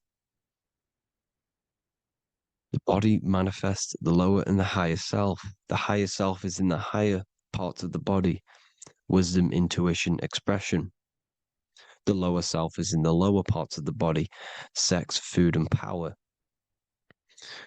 This is how they are trapping your soul, people. Like I said, the mind is the bridge between the soul and the body. So by tricking the mind, not giving it the right knowledge, and keeping the mind stuck in the lower three centers, thinking about power, food, and sex, this is low vibrating energy. It's going to keep your mind addicted to the physical realms. Okay, this is why you need to go even, balance, heaven. Okay, I will explain the soul trap in a second, how it fully works.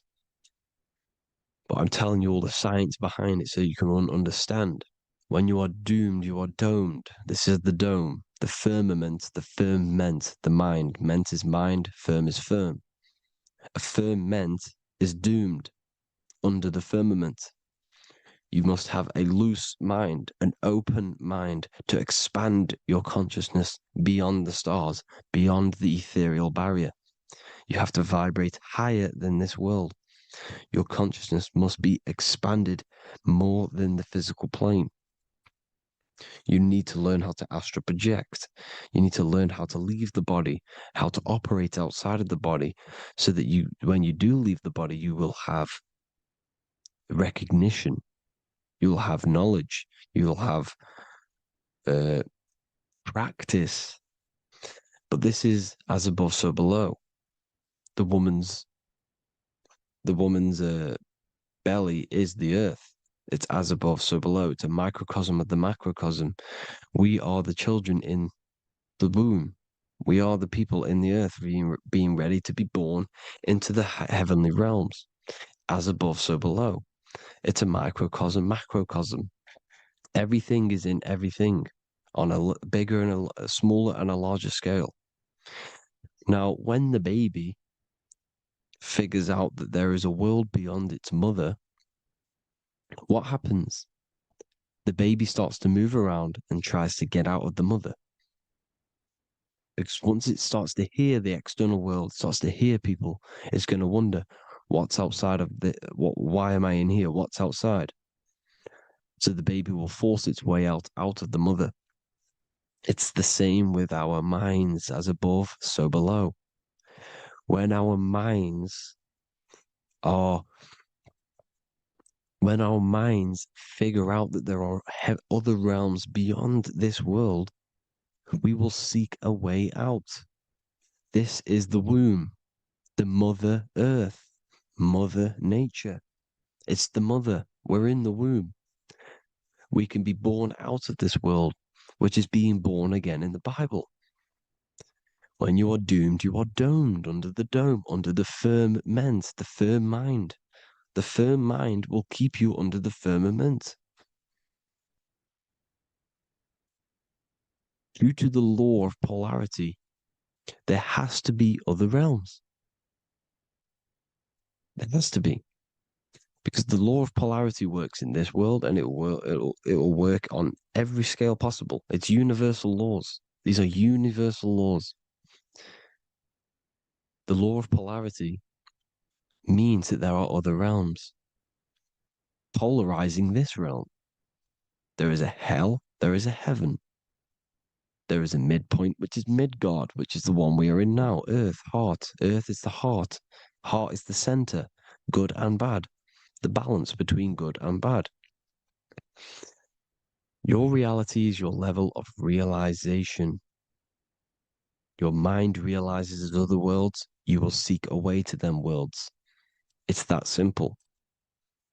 The soul trap is to keep you stuck in this physical body, which is the earth. This body is the earth. It's running the program, like I said at the beginning.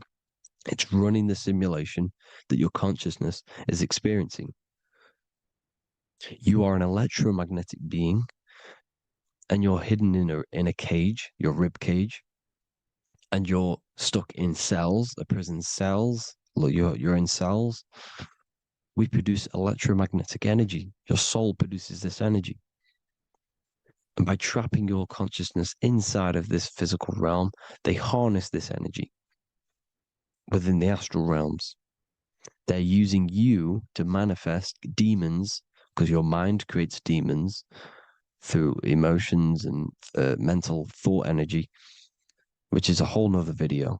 I can make a video on that. You're manifesting everything for them because they're trying to create a hive mind. This is why they want everyone to believe in one belief system, one government, one belief system, one religion, because they're creating a hive mind. This hive mind will manifest and be summoned within the astral planes, because the mind manifests the astral plane. The astral plane is the realm of imagination. The mental plane is the realm of just thought alone. The etheric plane is the energy. The physical plane is the matter. So all of our minds together are manifesting these demons within these subconscious realms, the astral. Now, how are they keeping you stuck to this realm? Well, when you die and you're stuck in your lower three chakras, okay, when your mind and soul detaches from the body, which is the earth, when you leave the earth, you're still going to have these mental addictions to the food, the sex, the materialism, the phone, the cigarettes, everything. This is why they get you addicted to everything possible. The TikTok, the YouTube, they get you addicted to as many things possible. Because when your mind is addicted to these things, and when this mind leaves the physical body, you're still going to have these addictions. Okay? You're still going to have these thoughts. And you will be manifested into the lower astral realms because you're thinking materialistic, you're thinking negative, because your level of realization was your reality. You were manifesting hell on the earth. When you leave the body, you're going to manifest hell in the astral planes, which means you'll be vibrating on the very low, which will put you in the lower astral realms. So guess what? You're going to come back. You're going to come back into materialism. You're going to reincarnate. Because you haven't prepared for life after death. You must detach from the external world. Okay? Moon is mind. The sun is the soul. The earth is the body. The moon is the mind. This is why we say lunatic. In your mind, you have a specific mood. Moon. Money, M-O-N, is the moon. Money exists in the mind. They get you addicted to the money. The Bible's telling you this. Do not conform to the pattern of this world, but be transformed by the renewing of your mind. It's telling you of this world, but be transformed by the renewing of your mind. Who knew that the Bible was this deep? Matthew 16:26, what good will it be for someone to gain the whole world yet forfeit their soul? James 4:4, don't you know that friendship with this world means enmity against God? Therefore, anyone who chooses to be a friend of this world, of the world, becomes an enemy of God.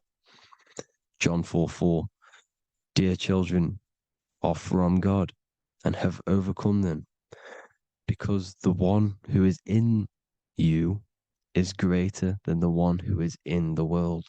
It's talking about the invisible intelligence. It's greater than the physical world. John 2:15, do not love this world, nor the things it offers you, because this world will create you to, if your mind has attachments to what this world offers, sex, money, and power, pretty much, you will reincarnate here. You will come back here, because when you leave the body, your mind will still have these addictions. Do not love the world, nor the things it has to offer you. All of this is in my newly published book. The paperback versions are now available. Finally, for all the people who have been waiting, the Book of Wisdom. All of this knowledge is inside of the Book of Wisdom. The paperbacks are available. There's worldwide shipping. You can get it anywhere, pretty much, any country.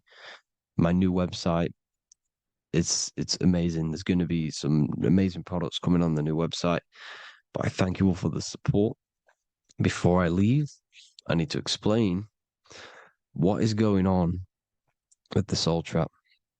Like I said at the beginning, the mind's the bridge between the soul and the body. The body's the realm. By tricking your mind with false knowledge, they are keeping your soul stuck to this realm. They get you addicted to all the physical things, and that is it. As soon as you're addicted and you die, you're going to come back. So by tricking your mind, which is the bridge between the realms, they keep your mind stuck within this body. They keep you in physicality. They deveil you, the devil, the deveil. Thank you all for the support, people. If you do want to join the Academy, all the links will be posted below this video for the book, The Academy. Thank you all for the support and have an amazing day. What is good, YouTube? Today we're going to be talking about the astral plane and how the cosmology fits into the astral plane, okay? So first, let's go over the astral plane and go over the different layers of reality so that you can understand reality more. You are a multi-dimensional being. You are not in these, you are in all of these realities at the same time. They all interweave into one big reality. But there are different planes. They are different vibrational dimensions. There are different dimensions of reality. The mind is the root cause of reality. We're living in the mind of God. Everything is being thought into existence from the root cause, from the universal mind. This is why the ancient Egyptians said, all is mind. We're living in the mind of God. And we are a microcosm of this mind. This is why we all have the same mind. This mind is the world of thoughts. Now, this world of thoughts is just the thought alone. For example, it is the thought of a chair. But then when you start to imagine this chair and you start to mentally see the chair, you're now manifesting the thought, the singular thought, into some sort of form. So now you're imagining the chair.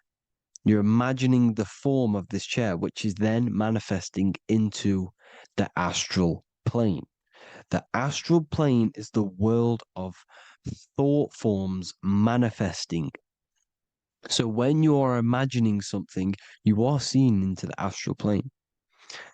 Okay? Your third eye, it is an eye because it sees the astral plane. It is seeing the other side through imagination, through dreaming. Well, we'll go over dreaming later.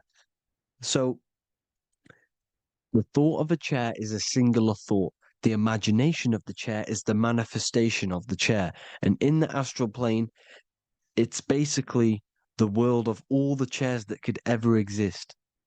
So your thinking of the chair is a singular thought, which is the mental plane. The astral plane is the imagination of that chair, is the thought, the manifestation of it.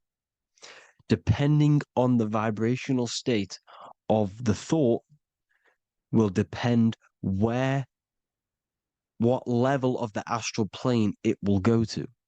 For example, if you're thinking about a chair to torture someone on it, it's going to go on the lower astral plane. Or if you're thinking and imagining happy things, it's going to go to the higher astral plane. So wherever your mindset is, that we call it a mindset because your mind is setting frequencies to certain things. Thoughts are frequencies. And a mindset is setting your frequency, setting your mind to a certain frequency. So when you set your mind to a certain frequency and you imagine something in that frequency, you're going to match everything in the astral plane that are on that similar frequency, just like you would in the physical world. Because we're all in these worlds right now as we speak, but we can't see them with the two physical eyes. We can feel it though.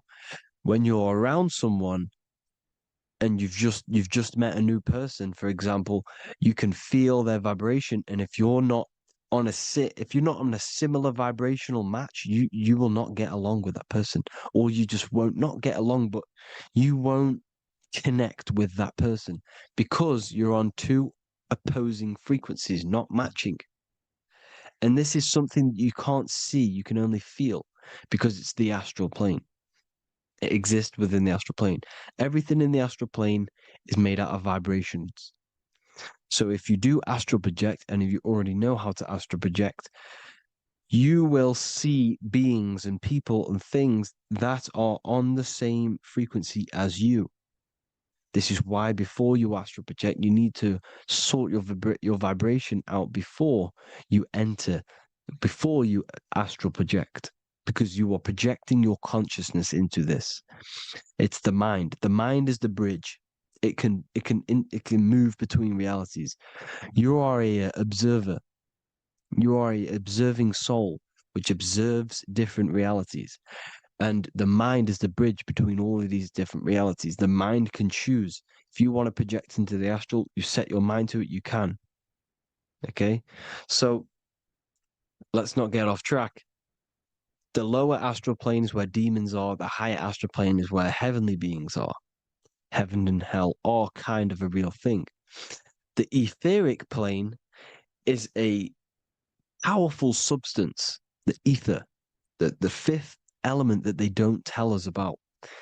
If you type in on Google the 5 elements, they will try to remove it with wood or metal because they don't want you knowing about the ether. Ether is the energy double behind all physical objects. So the ether is very important. It is the 5th element. It is part of the physical world, but it's also part of the astral world. It is on either side. You see how they're showing you the truth in the language? Ether and either are the same word.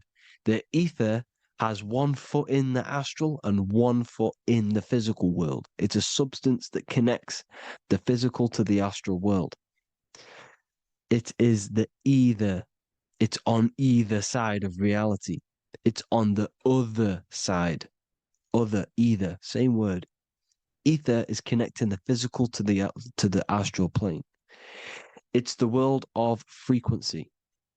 Frequencies, EMFs, torus fields are in the etheric plane.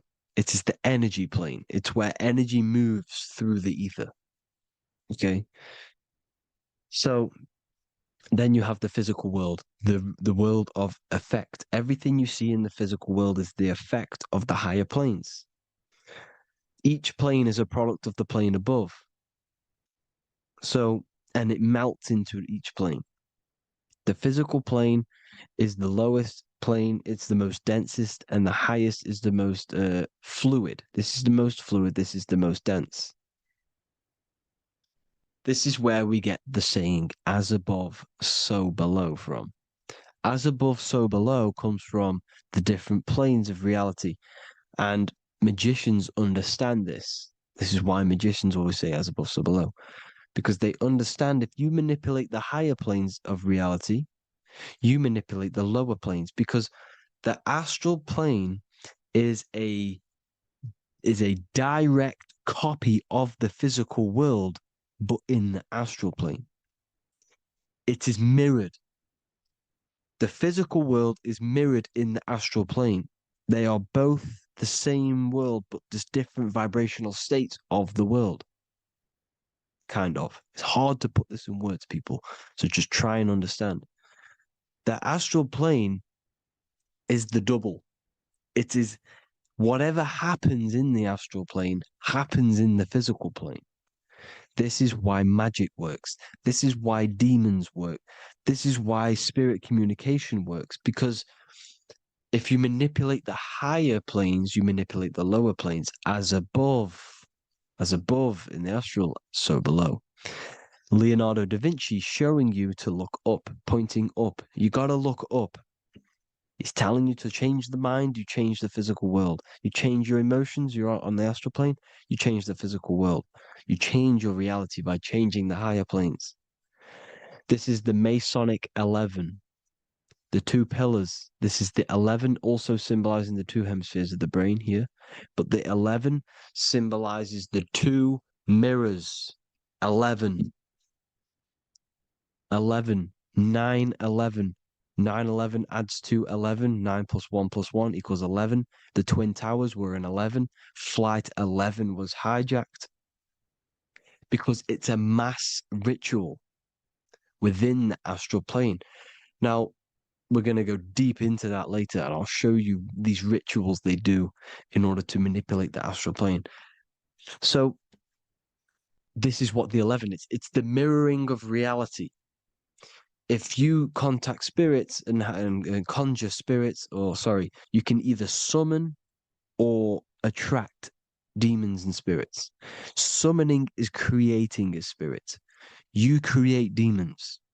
Okay? Like I said here, the mind is the root cause of reality. If you think of if you think of a traumatic event that happened in your life over and over and over and over again for years and years and years, where attention goes, energy flows. The mind is the director of energy. If you are directing energy into the specific emotion, the specific thing that is torturing you in your mind, that will manifest as some sort of being in the astral plane, which is called an elemental. And this elemental being that you have created through your thought forms and emotions will latch onto you and feed off this energy. So it's important that you get your mind right, okay? It's important that you sort that you file the mind and you discipline the mind. Make sure it's only entertaining positive things, because you are quite literally creating your own demons. The word demon has the word mon in it. And if you've watched my videos to know, mon means moon. The moon is your mind, the sun is your soul, the earth is your physical body. Demon is mon means mind, moon is mind. You create demons with your mind. Summoning. Now, this is where the rituals come in. 9/11 was a ritual because everyone was thinking about this big fearing, the death of 9/11. Everyone was thinking about it. And all of their minds thinking about this horrific thing will manifest and summon a negative energy spirit elemental within the astral plane. That's how all of this works. This is why it was a mass ritual. Okay. Chris Brown, new album name 1111. Release date on the 11/11. This will be my 11th album and contain 11 songs. All of these people know the occult. This is Hermes Trismegistus with the star of Saturn, the six-pointed star, as above, so below. The mirroring of reality, physical and astral. The two Masonic pillars. So as above, so below. What's above us? The stars. The stars are connected to the astral plane. This is why we call them stargates. When we dream, we are experiencing these different realities. And what are stars? They tell in the Bible, it says Genesis 1:14.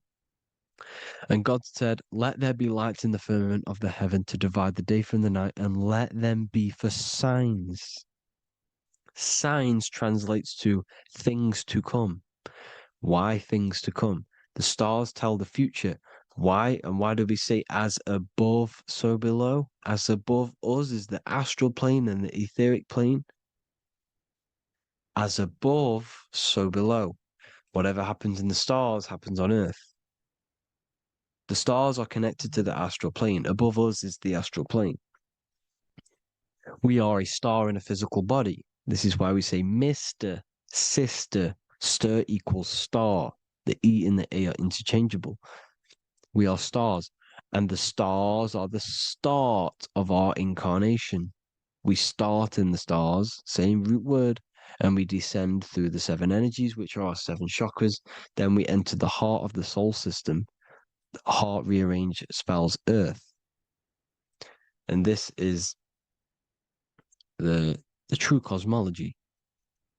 Here's the Masonic cosmology. This is Masonic now. Here's the firmament.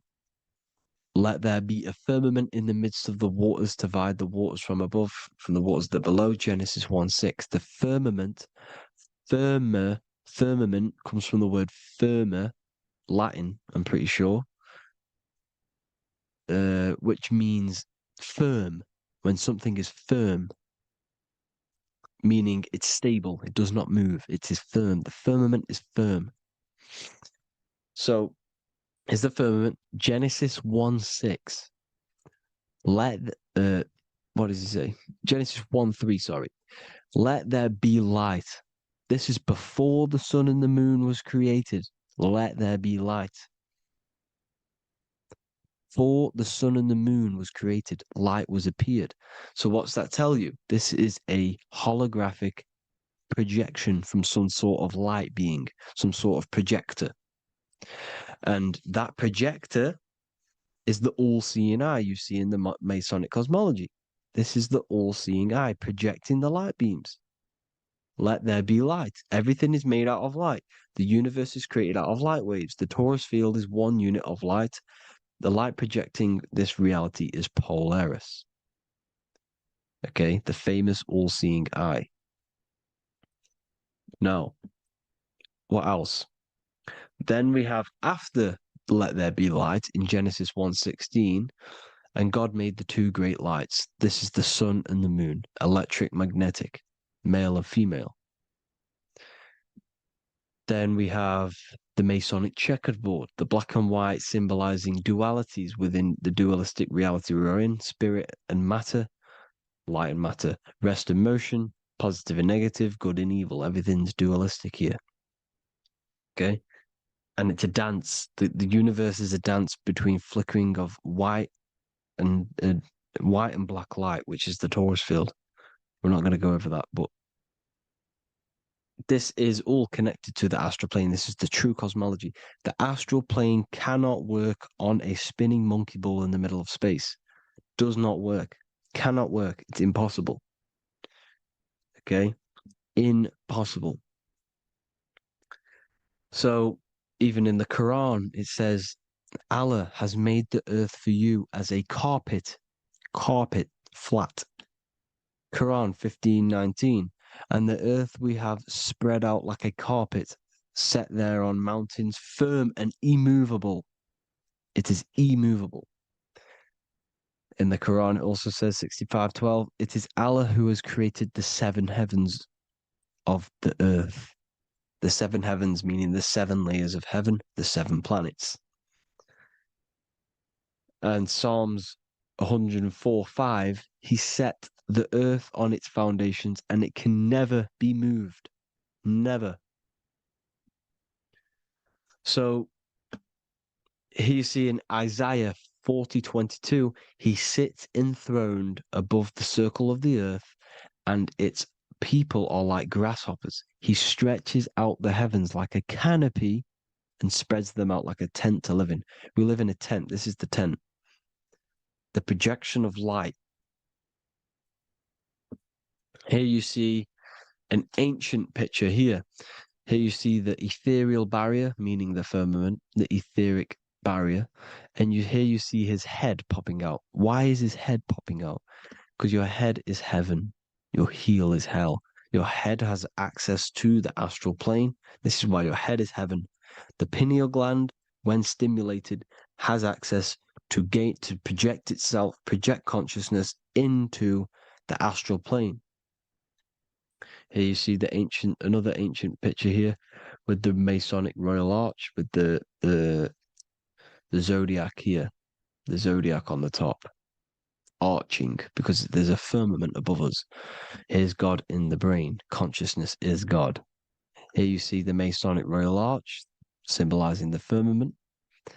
George Washington above the Masonic Royal Arch. These are the stars. This is Polaris projecting reality. Here's ancient churches with the dome. Polaris projecting reality with Jesus. Disney World is under the dome. The seven layers of heaven, ancient paintings, all depict if you go and look at the ancient paintings, they'll all depict the firmament, the arch above us. This is where we get interesting. The Masonic Royal Arch has the 6-9, which is Cancer. The constellation Cancer, which is 6-9 is associated with portals because CERN is the 6-9. Okay, CERN is opening portals. They're trying to create a portal to the other side. Cancer has the word CERN within it, so there is a link between Cancer and the opening, the firmament opening above us to ascension. Here you see the Masonic art with the Royal Arch and the light and the opening. Here you see the light and the opening. This is the opening of the firmament. Here's the Hebrew cosmology with Sheol, the underworld, and the opening. So Cancer is definitely some sort of portal in and out of this reality. I'm just connecting dots here. Now, we're going to go change a bit now. These celebrities that you are seeing they have not sold their soul to Satan, okay? They have not sold their soul to Satan. Satan is a demonic, low vibrational energy that has been summoned over the thousands and thousands and thousands of years of evil occult arts. So since Babylon was summoning this demonic energy, and this demonic energy in the astral plane will grow and grow and grow. It has no form. It has no physical form. Okay? But you can see it in the rappers. If your third eye is open, you can see clearly that these people are demonic. You can sense the energy that they're manifesting. Selling your soul is not what you've been told. It is gaining, because your soul is pure love, okay? Your soul does not want to do anything bad. So when you sell your soul, you're gaining physical gain. You're gaining physical wealth, for example, like for these rappers, they will be given millions of pounds because the people in control of the music industry, which is the dark occultists trying to brainwash the masses, the people in charge, they're dark occultists. They understand Satan and the energy. They are satanic energy, which is which has been summoned in the astral plane, they see that they have influence over the masses. So they will go to them and say, I'll give you this amount of money forever if you manifest this satanic, demonic energy through the music and through social media to blind the masses, to brainwash the masses into this demonic energy. Because when you listen to music, music is frequency. Whatever you listen to, you become that frequency. So if you're listening to these people, they're throwing energy, this demonic, satanic energy that they sold out to. Sold, soul, same word. When you sold something, you've got your soul involved. They have exchanged money, physical gain, so that they manifest this satanic energy within the astral plane and through the music, through the videos, through social media to keep us in this vibrational frequency, in this low state of consciousness. This is what it actually is. It's not, you're not selling your soul to some sort of devil. This satanic energy has no physical form it is formless in the astral plane. It's a summoned energy. Now, the root chakra is red. This is why the devil is red, because it symbolizes the animal nature of man. When you are operating off your root chakra, you will kill, you will fight, you will do anything to survive, because it's all about survival mode in the root chakra. They want you keeping in that fighting mode, that surviving mode, so that you are manifesting this low vibrational frequency, this satanic energy, this demonic red energy. This is why the devil is red. And the devil has a tail with the red arrow pointing down because it symbolizes your light body. This is your Merkaba.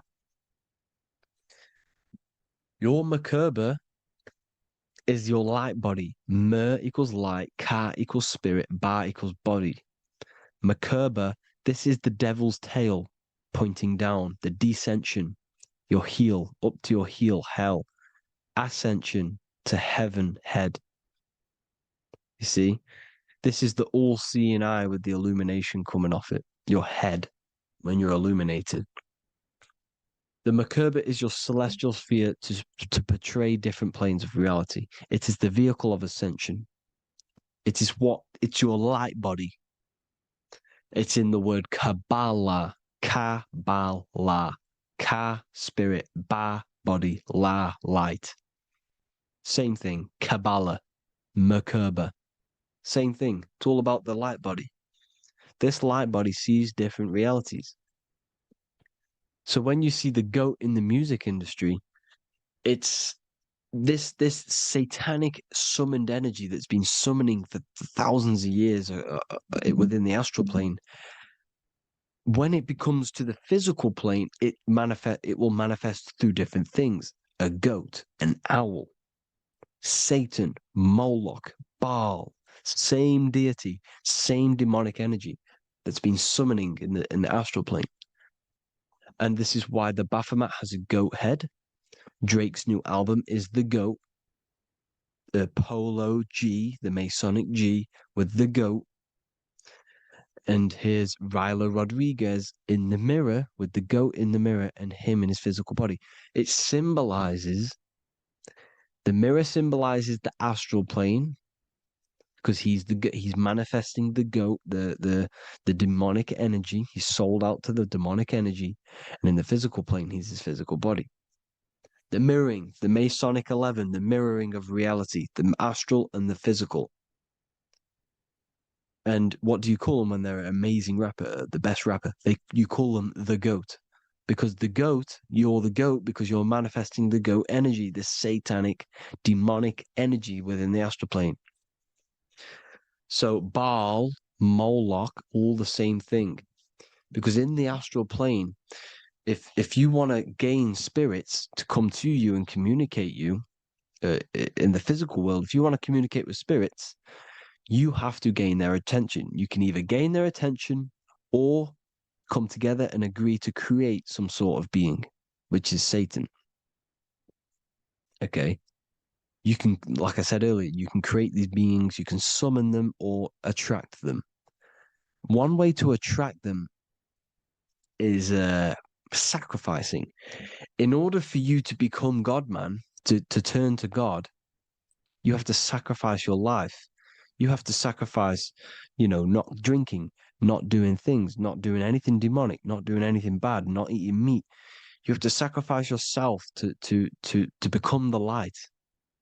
However, if you want quick, instant gains in the physical world, you can sacrifice something else to communicate with these spirits, because these demonic energies feed off demonic energy, your demonic energy.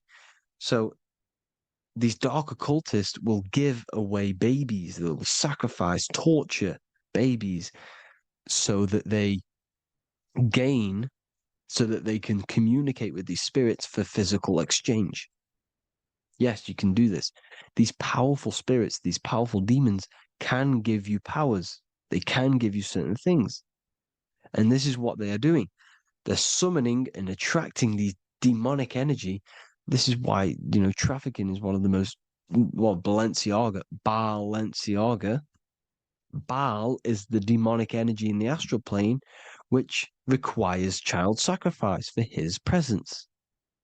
Balenciaga, and they were trafficking children. They were trafficking, killing them, and offering them to the spirits. This is what they are doing. Balenciaga. It's in the name. Here you can see here a stick man with two horns. The goat, obviously, it's all the same deity. Baal, the goat, Moloch. Here's Moloch, the owl, the Egyptian owl, because it comes from the owl of Moloch, which is Baal, which is Satan, all the same demonic energy. And it's on the dollar bill, a tiny dollar bill, on the $1 bill. All the same thing. Bohemian Grove, they worship the big owl, Moloch. It's all the same thing. It's all one big demonic energy which has been summoning in the astral plane. And it's trying to take over Earth, the physical plane. That's what it's doing. So I hope you all gained a deeper understanding of the astral plane and what's actually going on in the world. Please leave a comment if you can to help the algorithm. Drop a like if you like this content.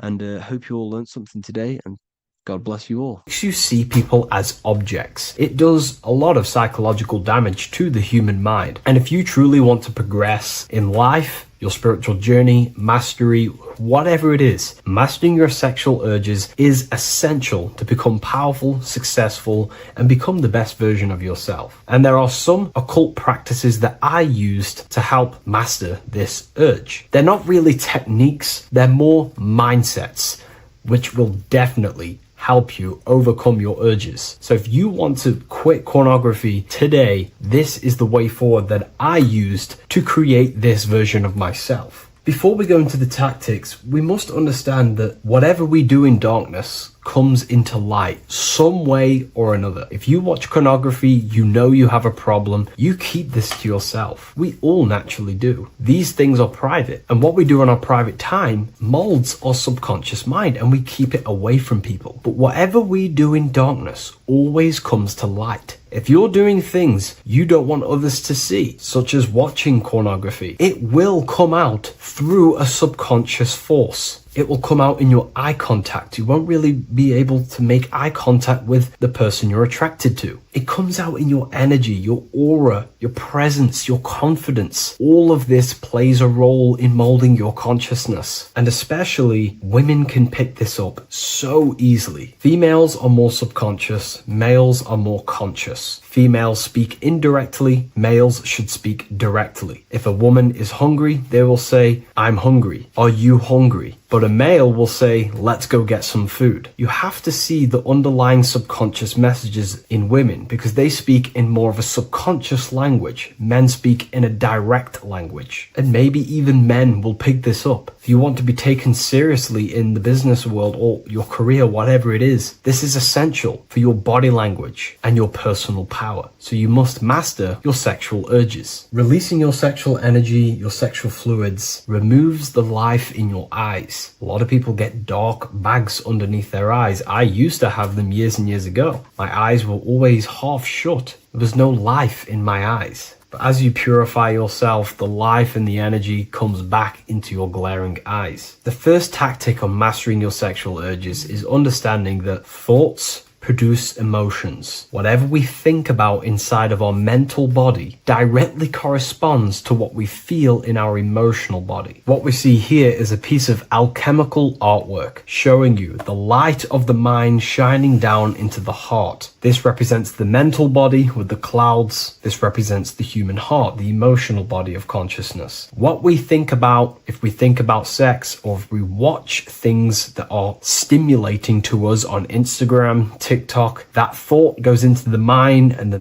feeling gets then produced in the heart and the body becomes aroused. What we think inside of our brain becomes emotional energy in our heart. As above, so below. And what becomes in our heart is what we take action on. We take action on emotion. Human action, human behavior pretty much comes down to what we feel. We only act on what we care about or what we love. If you love that feeling of watching pornography, that is the reason why you're taking the action. So keeping this in mind at all times is very important in your journey of self-mastery. What you think is what you feel, and what you feel is what you act upon. Remove stimulations that can possibly produce that thought of watching pornography. Unfollow the people. Purify your environment so these thoughts do not enter your mind. And if you do become stimulated, remember, thoughts produce emotions. Change your thoughts. Think about something else instantly. The more you think about it, the more you feel, and the easier it is to take action upon it. And the second tactic that I say to myself is that it's all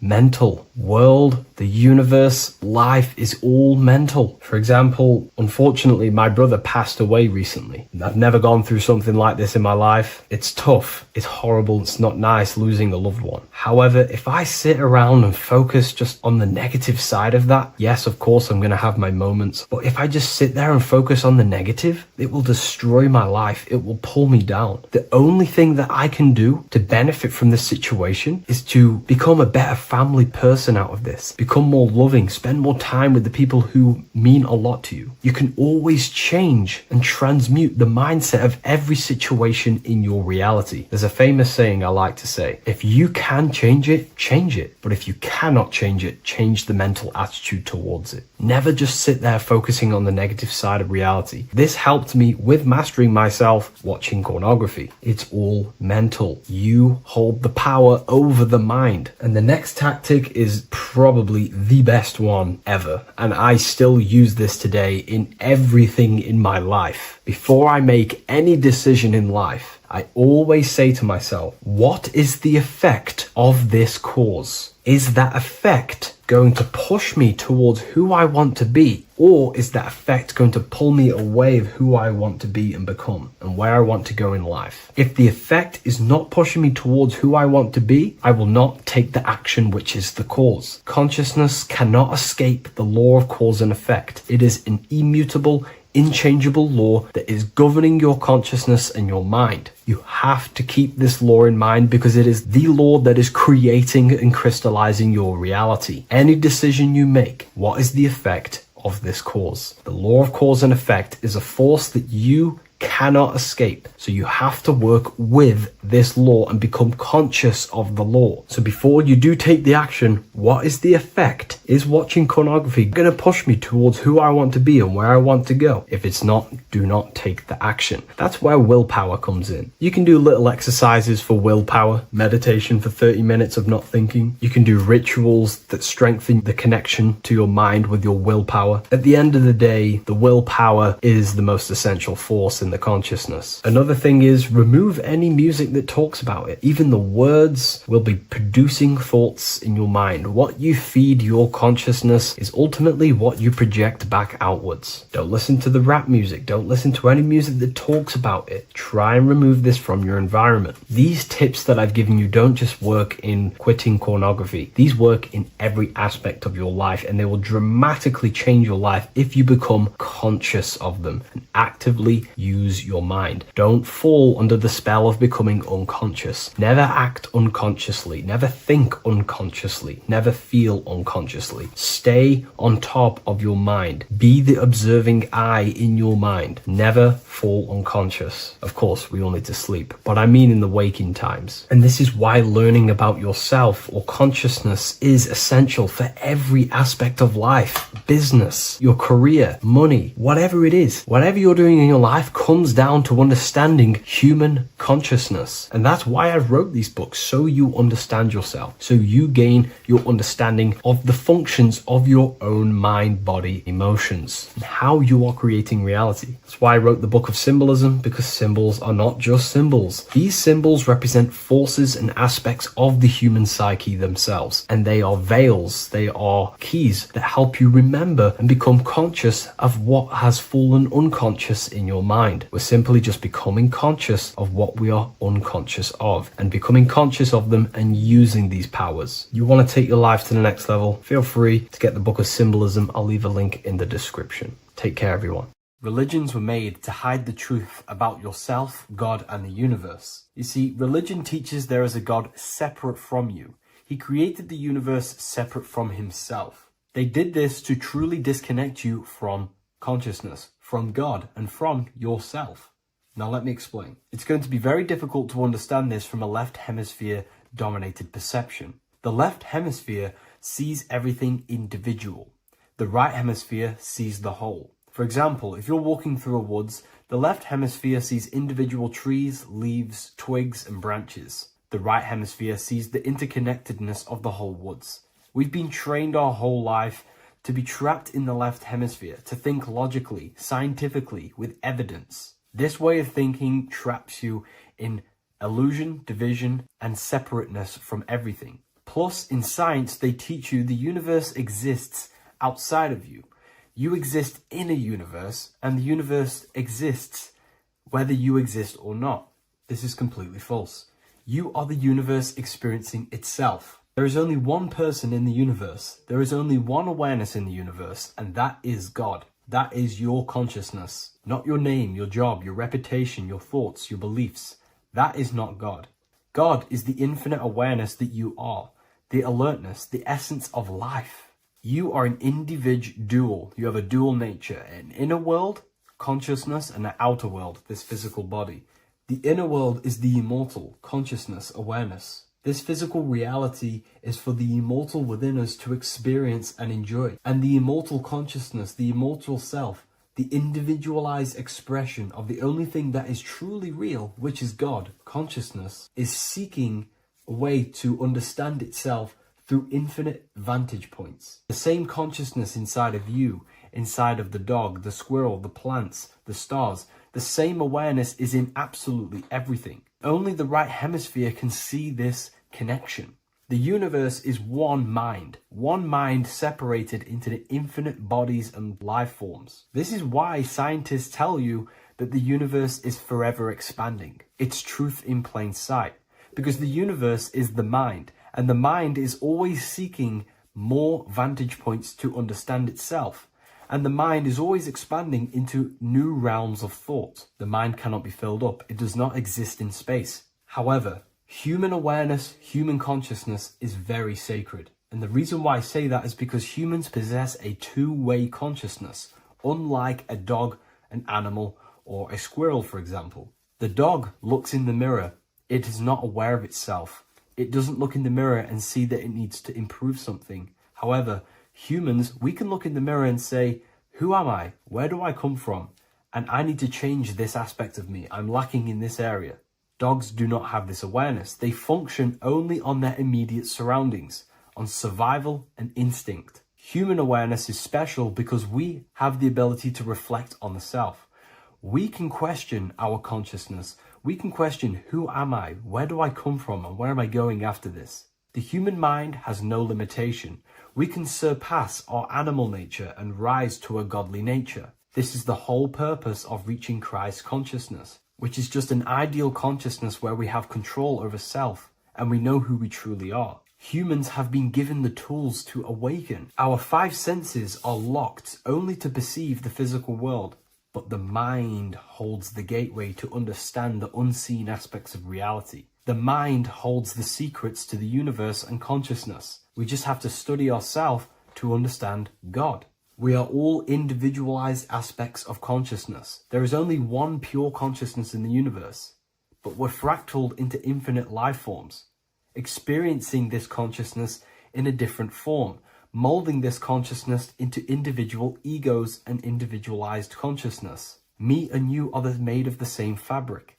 However, I have thought different things, believed different things, experienced different things, which has conditioned my consciousness to be my own individualized aspect of God. And that's what makes me, me, and you. God is the creative power within us to turn thoughts into physical reality, to create things. We are a creator. Each one of us is a miniature earth, creating and building in this physical 3D reality. Our consciousness holds power over the 3D reality. We can mold it and create anything we wish. However, we have been conditioned to live like an animal, living in our animal nature, eating, surviving, lusting, and these low-level desires keep us trapped from figuring out our creative power. This is why the ancients always depicted God inside of the brain. Even in ancient Christian artwork, William Blake, Anton Raphael, all depict God inside of the brain. Why is this? Because God is our creative power.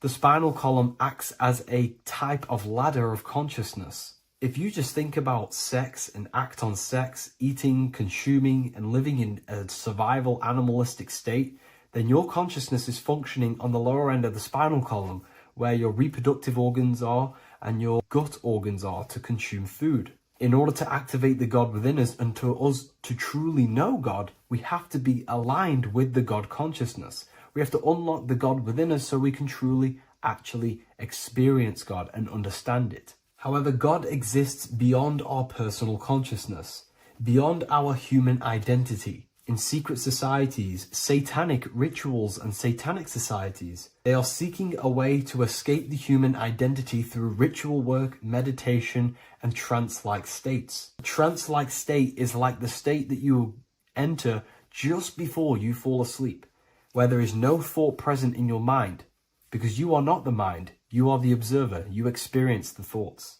And when we escape the human identity through rituals, meditation, or trance-like states, we can actually experience beyond the veil of this material world. However, satanic rituals do this in a negative way. Satanic rituals include ways to make the human mind tap out by pushing the human minds to the limit through pain, suffering, and even torture, to allow the mind to pass out so you can temporarily pass on the veil of the physical world and escape the limitations of the human identity and the human thinking mind.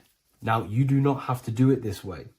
You can experience the divine and beyond your human identity through many different ways, such as deep, deep meditation, rising above your thoughts, and setting 3 alarms, one for 6 a.m., one for 6:30, and one for 7:30. And when you wake up at these times, what you need to do each time you wake up is allow your mind to stay awake but your body to fall asleep. And you will enter this trance-like state. And you can gain ideas, experience lucid dreams, and maybe even astral project. All of these rituals in secret societies and satanic societies is all about escaping the human identity and experiencing the divine planes beyond the physical. To wrap all of this up, this is all about consciousness. Consciousness is the infinite awareness of the universe, just fractaled into separate bodies. And this consciousness is seeking a way to understand itself in infinite angles and vantage points.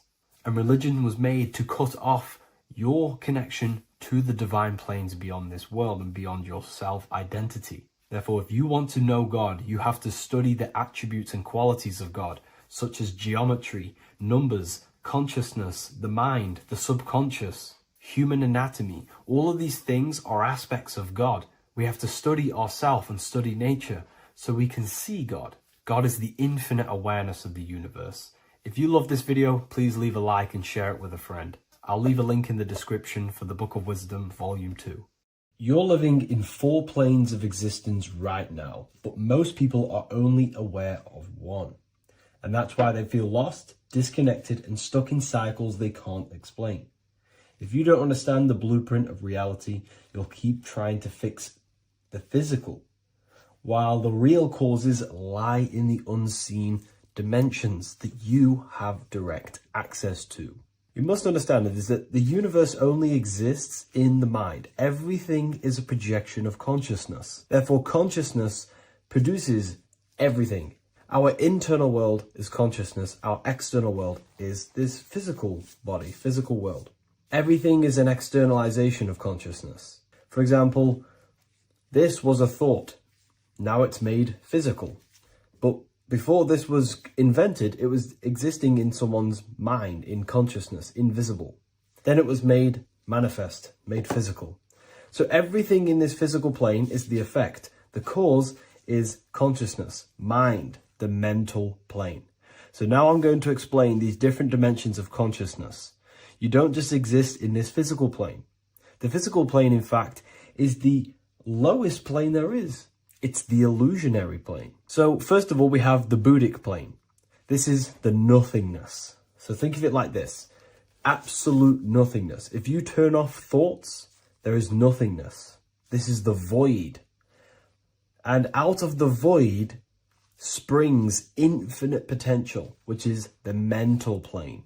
Now, your mind has no limitation.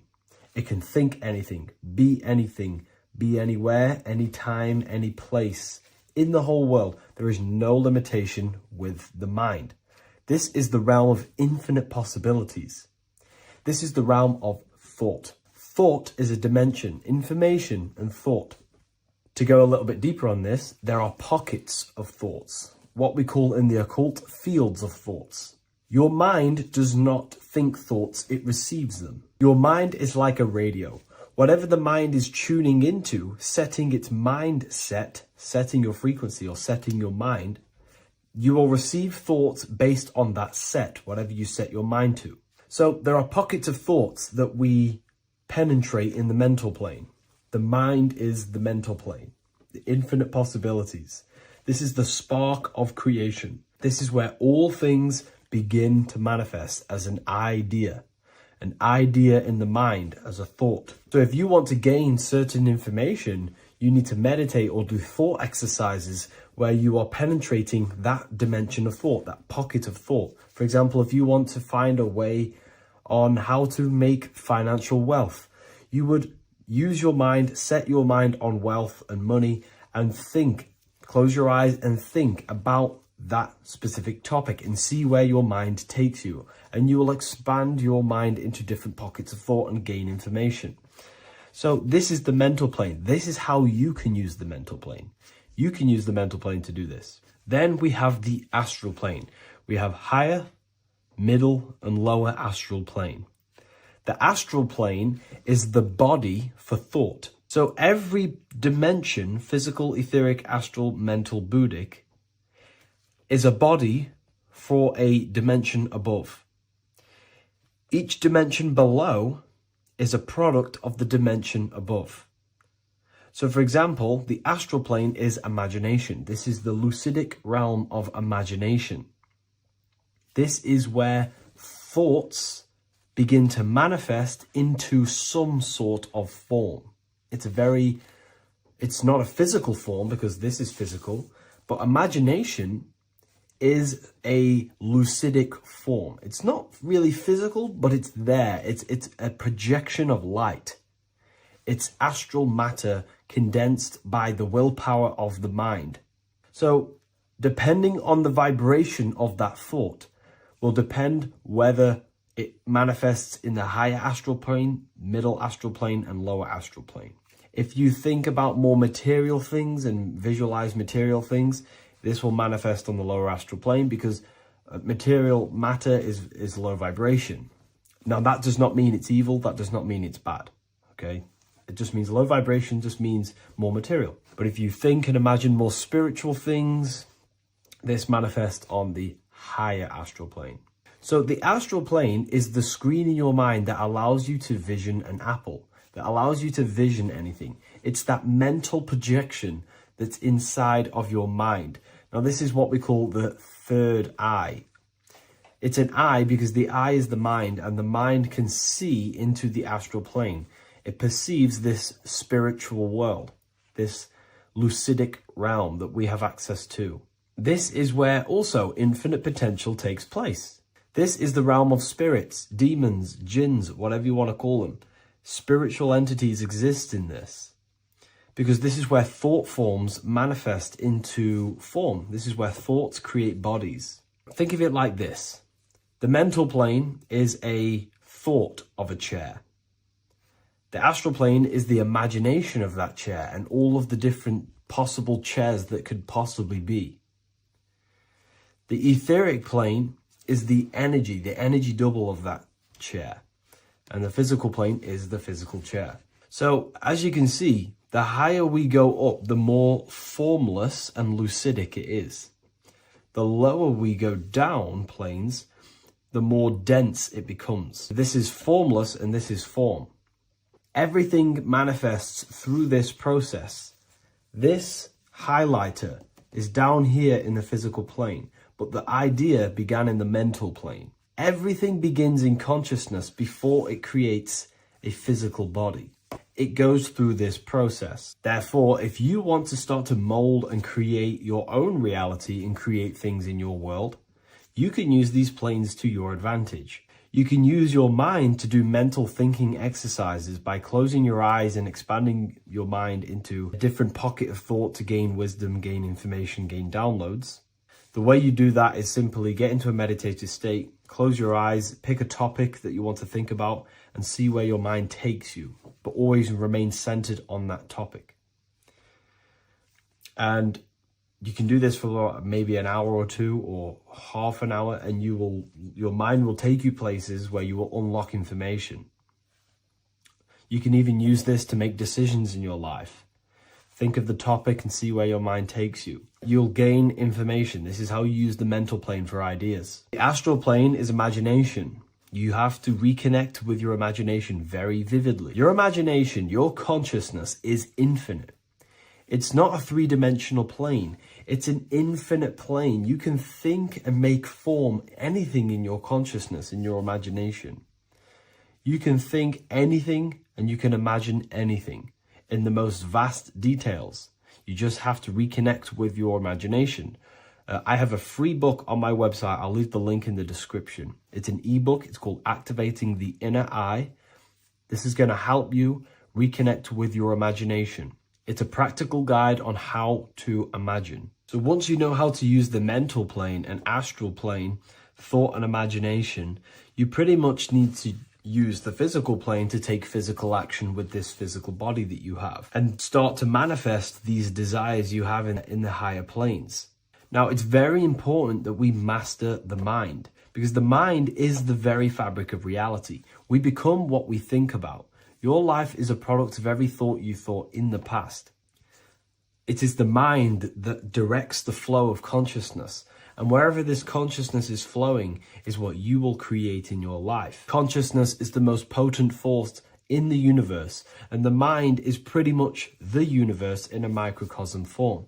It is infinite potential, and your mind will continue to expand into new realms of thought forever and ever and ever. You are eternal. You are not this physical body down here. You are consciousness, literally dreaming that you are in this physical body. So everything begins with the mind. We need to be conscious of the thoughts that enter our mental field of consciousness. There is a level of self-awareness that you can reach where you can become conscious of pretty much every single thought that enters your mental field.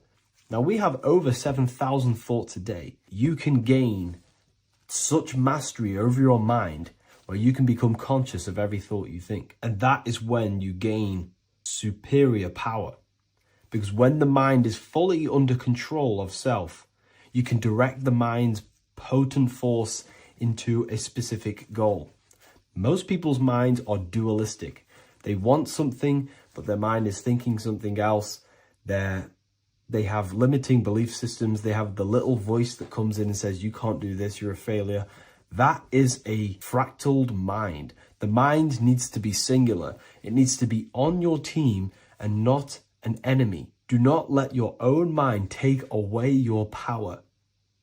Your mind should be on your team, giving you power, giving you the best possible thoughts and the best possible beliefs. When the mind is in this condition and on your team and not taking away your power through the destructive thoughts, it becomes a potent, powerful force used for manifestation to create anything. And the way we get the mind on your team is through constant meditation to learn how to control the mind and turn it on and off.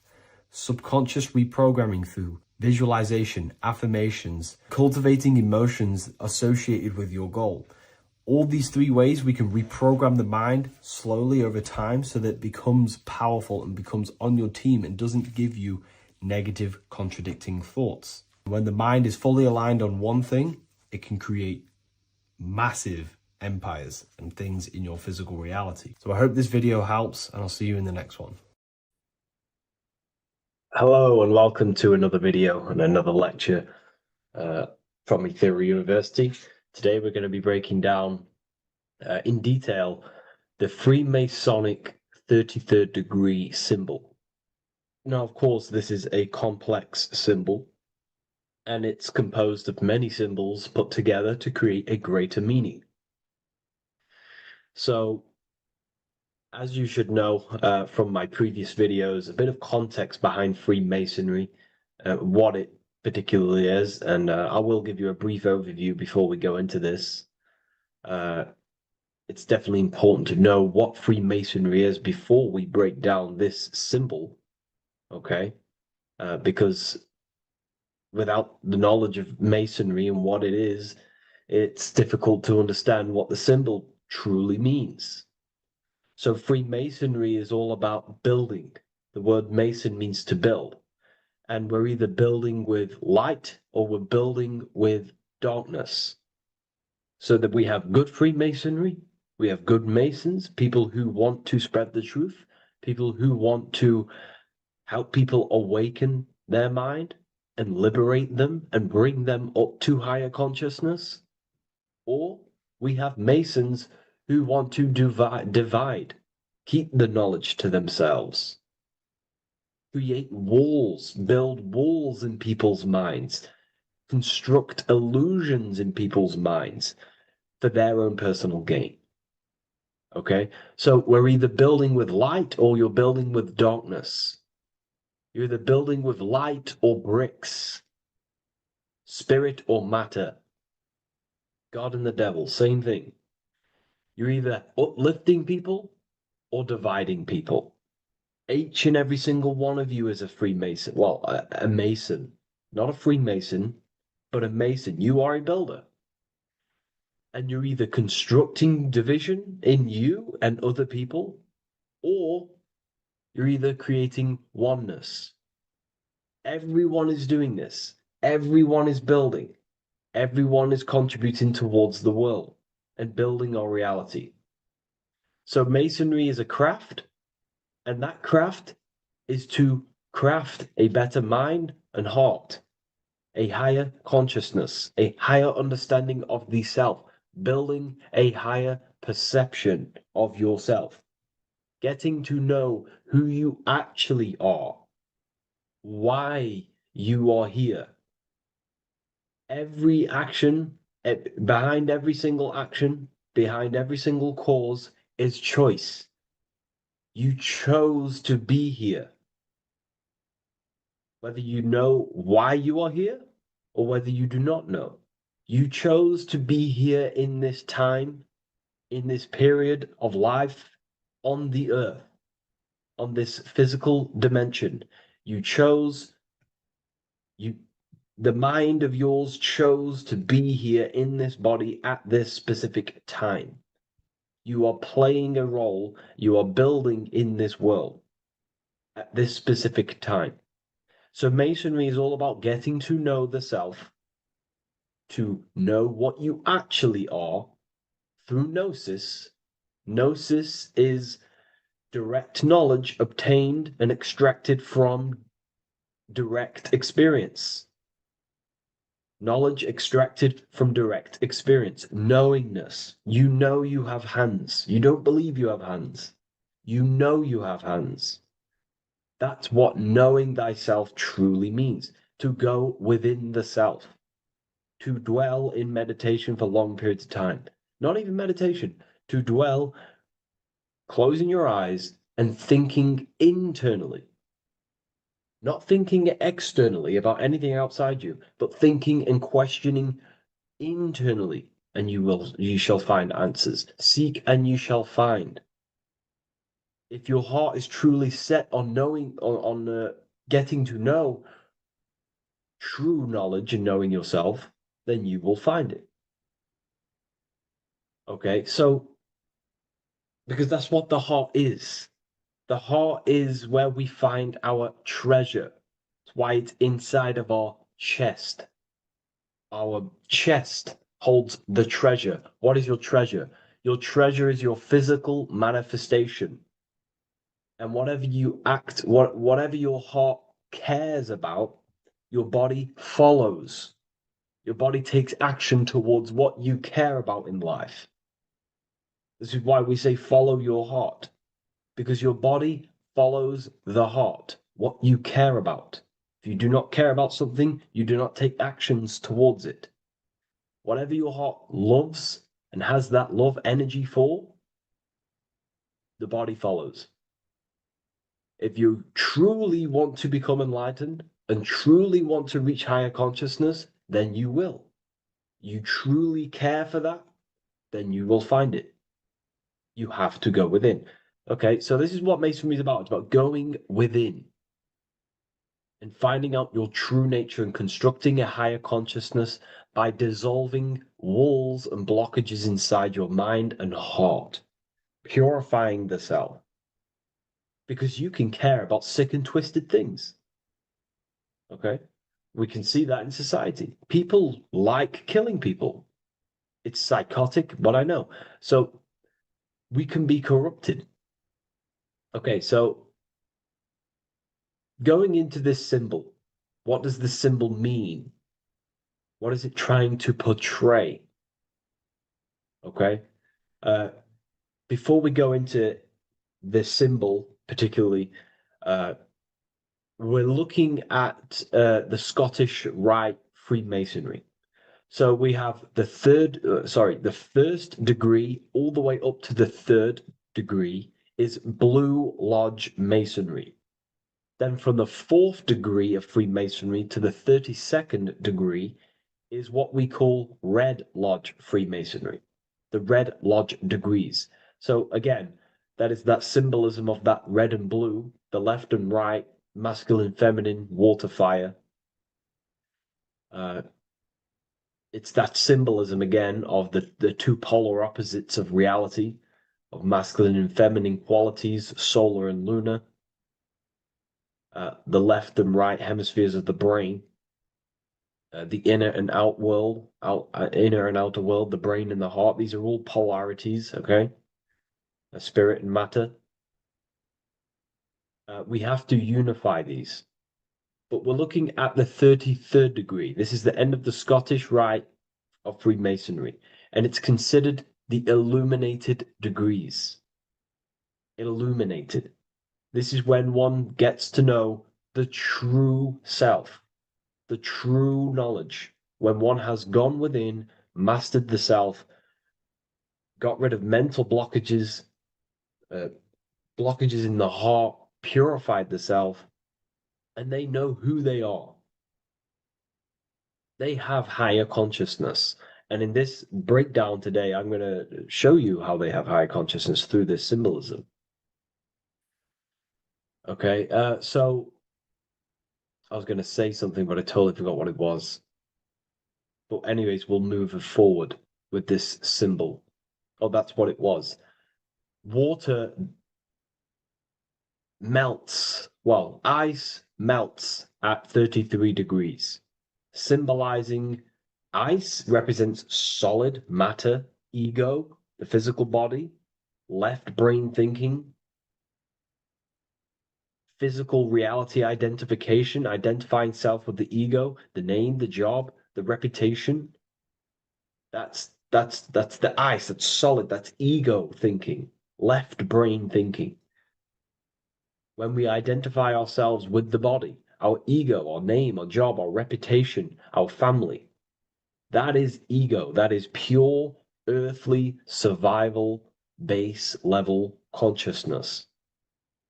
This is the degree, this is the level of state of mind that we need to rise out from and figure out what we are, what you actually are inside you. When you turn off your thoughts, what are you then? If you do not think, you are not your name, your job, your reputation, your family, your beliefs. Because when the mind is turned off, there is still something left. That is you. And that is the substance that we have to get to know through gnosis, through going within and thinking internally and dwelling within. Okay. So Freemasonry is all about learning about the psyche, the true nature of consciousness, how it functions, the mechanics of consciousness, how we can integrate universal law with consciousness. We're going to be going into that. Natural law, how we can become one with God's law. We can become one with the universe and integrate universal consciousness into yourself. Okay, so the first thing I'm going to say about this symbol, straight away, the first thing you probably notice about the symbol is the eagle. The eagle is a bird. Okay, what do birds do? They are high in the air. They are above the earth, which represents rising, rising consciousness, rising the mind out of the lower mind, earth-based survival, impulsive, reactive, egotistical mind. And we're pulling us out, we're rising from that. The earth represents that lower base survival consciousness, ego-driven thoughts. And we're rising up. The bird is free. It's free from the earth. Okay? It's free. It's elevated. It looks down upon the earth. So the eagle is a bird which represents higher view of self, a higher understanding of the self. It's elevated. We have a higher view of myself when I reach the 33rd degree. That is what it's showing you. That is what it's symbolizing. Okay? It's above the earth. It is free. It looks down. When you have higher consciousness, you become enlightened. It's impossible not to look down. You do look down on people, but not in a bad way. Not in a bad way. That sounds bad. I understand if that sounds bad, but that's not a bad way. I don't mean that in a bad way or a bad-hearted way. I mean that as when you have higher consciousness, you can see people who are living and dwelling in zombie mode, low level earth based consciousness. They think they're the body, they think they're their name, their job, their reputation, their family. So it represents looking down because I have higher awareness of myself. I know what I truly am. The water is flowing at the 33rd degree. The water melts at the 33rd degree, representing the flowing of consciousness, the flowing of the mind, flowing of light energy entering the body. Because when we reach higher consciousness, when you raise your consciousness, which is just an easier way of saying mastering thoughts, mastering yourself, we no longer give attention to negative thoughts because we understand what thoughts are and why would you let your own mind take away your own power. So again, Freemasonry is about gaining personal power, not in a bad way. Well, it can be used for bad. Gaining mental power, a strong mind. Most people have very, very, very weak minds in this world. Very weak minds. This world is a mental world. We have to gain strength in the mind. It's a mental universe. The stronger the mind, the better your reality. The less affected you are by external things. Nothing external should ever bother you. Okay? uh, so it's about gaining mental strength, mental clarity. So again, the bird is elevated, it looks down, it has a higher awareness, it sees things from above, it sees the world for what it truly is. That's the eagle. Okay? It's the higher view. This is the illuminated degrees. So we're looking at now the sword. The bird, the eagle, the double-headed eagle is standing on the sword. Very symbolic. The sword is not above the eagle. The sword is below the eagle. The sword moves through the air. On a basic breakdown of the sword, it represents power. Power. Because if I have a sword, I hold the power over you. That's what it symbolizes. In war, you have a weapon bigger than someone else and more destructive than someone else, you hold the power. So it's a power symbol. To go even deeper on this, on its true meaning, the sword, I've already broke this down plenty of times. It moves through the air. It cuts the air. It's the mind. Air represents the mind. Water is emotion. Fire is the spirit. Earth is the body. So we're looking at the mind, the power of the mind. And the eagle is standing on top of this, representing, I am conquering my own mind. I am conquering my mind. My mind does not conquer me. My mind is truly mine. I hold the power over it. I stand on top of my mind. The mind does not rule me. Thoughts do not enter my mind that take away my power. I think it, I feel it, I act towards it. It's unity. My mind is the monarch. It is the command center. It is mine. I'm above the mind. That's what it's showing here. I hold full control over this mind. I hold the power. Okay? And I have an elevated view of the mind. The eagle is elevated. It looks at the earth from above. It's the higher perception of the mind. The mind has a higher view of the self. It is conscious. Most people are not conscious. Okay? Most people walk around, they act unknowingly, they don't even know they exist. They don't realize they have consciousness. They think they grew from a monkey. They're born on a spinning ball in the middle of space, and they think they're the body. That is the level of earth-based consciousness. And it's saying, I hold the power. I hold my mind to what I want to direct the mind's forces to. I create with my mind. I carve reality. I shape my reality with my mind and thoughts and my intellect, my communication. Okay? That is what we're looking at here with the sword. It's on top, meaning I control it. When you stand on top of something, you are the top. You are on top of it. You hold the power. You rule over it. When you are the boss of your business, you rule the business. That's what we're looking at here. The sword needs sharpening. It always needs sharpening. You can't use a sword forever. You need to sharpen it. The mind will not stay powerful and strong and and aligned with what you actually want unless you continuously refine the sword. The mind needs to be refined or reminded. If you stop doing affirmations, the mind will fall back to old ways of thinking.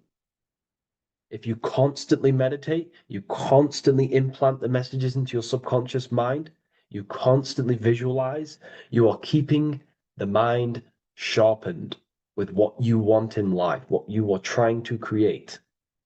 And the mind will continue to think with that power, with them words, with them visualizations. If you fall off, if you stop meditating, you will lose control of your own mind. Okay? This is symbolizing you have to keep on top of the mind. You have to keep control. This is what the world is. The world is like Minecraft. You ever played Minecraft? You're a builder. Okay? What do? You control the man in the world. That's what you are. You need to control this body in the world. It's all about control. You are in a game. It's like Grand Theft Auto. You don't know how to use the buttons. You're going to create chaos, and you're not going to have that much fun in the world in GTA if you don't know how to work the buttons. Same with this world. You are in a world, and you need to learn the buttons of the body, the mind, the soul, the heart. How will these things function so you can actually live a better life and create what you want in the world? Aligned with natural law, of course, unless you want to walk down the path of Satanism.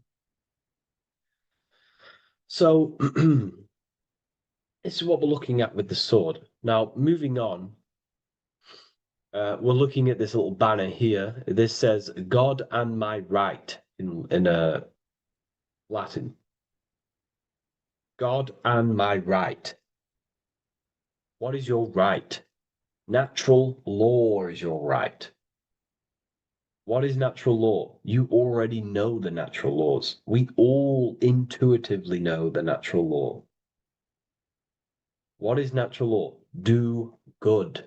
We all subconsciously, on a soul level, we know to do good. We know to do right. It is wrong to hurt people. It is wrong to control people. What is your natural law? What are the forces that you hold power over, that you have full control over? You have full control over what you think, what you feel, what you act. Thought, emotion, action. If you start to try and control things outside of them three forces, that is now you breaking natural law. If I try to control and manipulate someone else, that is now breaking natural law. I'm going against my inner law. My soul tells me what is right and wrong through emotion. So it's about aligning the self, my actions, my thoughts with my emotion, my intuition, my natural law. These are your rights. Your rights is to think, feel, and act with the law, with good, with God, with love, with care for one another. Am I building with light to bring good things to the collective? You see, most people are stuck in their left brain, and the left brain only sees me, ego-driven thinking. That's why they trap us in our left brain. They train us to be left brain. They tell us to write with our right hand to strengthen the left brain. They call it writing. Everything in this matrix is to activate your your left brain. Why? They need you in ego consciousness so you can be controlled and manipulated. So you do not recognize patterns. That's the right brain. The right brain recognizes patterns, symbolism, metaphors. They don't want you reading between the lines. They want you logical. They want you divided because the right brain sees the whole.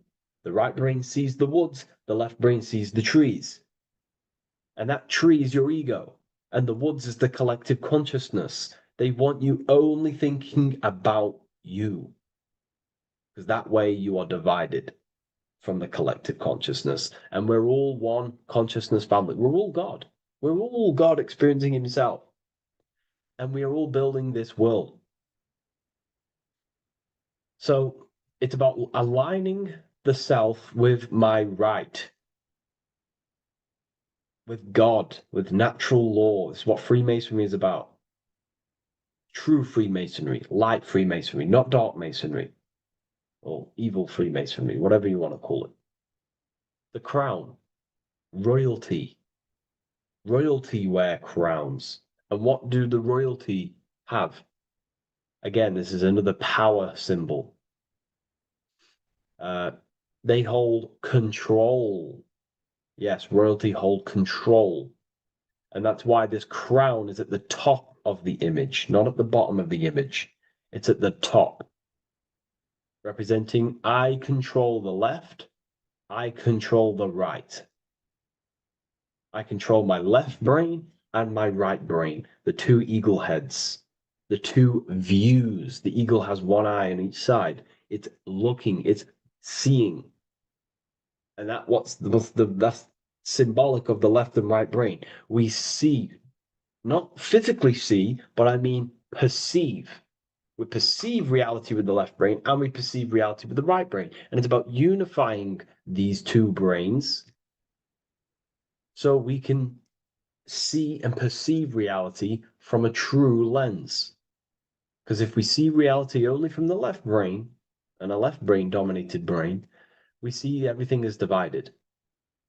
But if we see everything from a right brain perspective, we see everything as whole.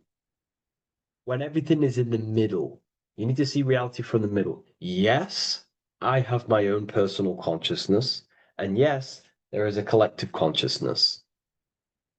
So I need to balance between that. I need to see reality between the line, between the left and right brain, and align this worldview, and align my thoughts, align my actions with this. Because if you're left-brained dominated, you're only going to take action on ego. You're only going to take action on me. You're only going to think about me, me, me. But if you're right hemisphere brained, you're only going to take action for the collective, which is, yes, that's good, but you also need to think about yourself.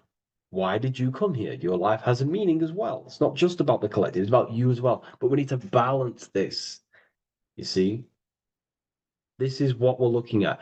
The crown is in the middle, representing the balance, the power over the two. Okay? It's the balance, it's mastery, it's control. Royalty hold control over society, royal families. So it's about controlling the self. It's control over the eagle, control over the sword, over the mind. It's about personal power we're looking at here. Self-control. Now we're looking at a upright triangle, which represents the element of fire, which is masculine. Masculine is all to do with action. Action, the physical body. We're looking at fire, which represents spirit or transformation. Fire is a very transformative element. It transforms things. Okay, so we're looking at self-transformation through action. This is what we're looking at here. Fire is a very, very masculine force. A very penetrating and transformative force. So we're looking at transforming the self, not through knowledge, but through action.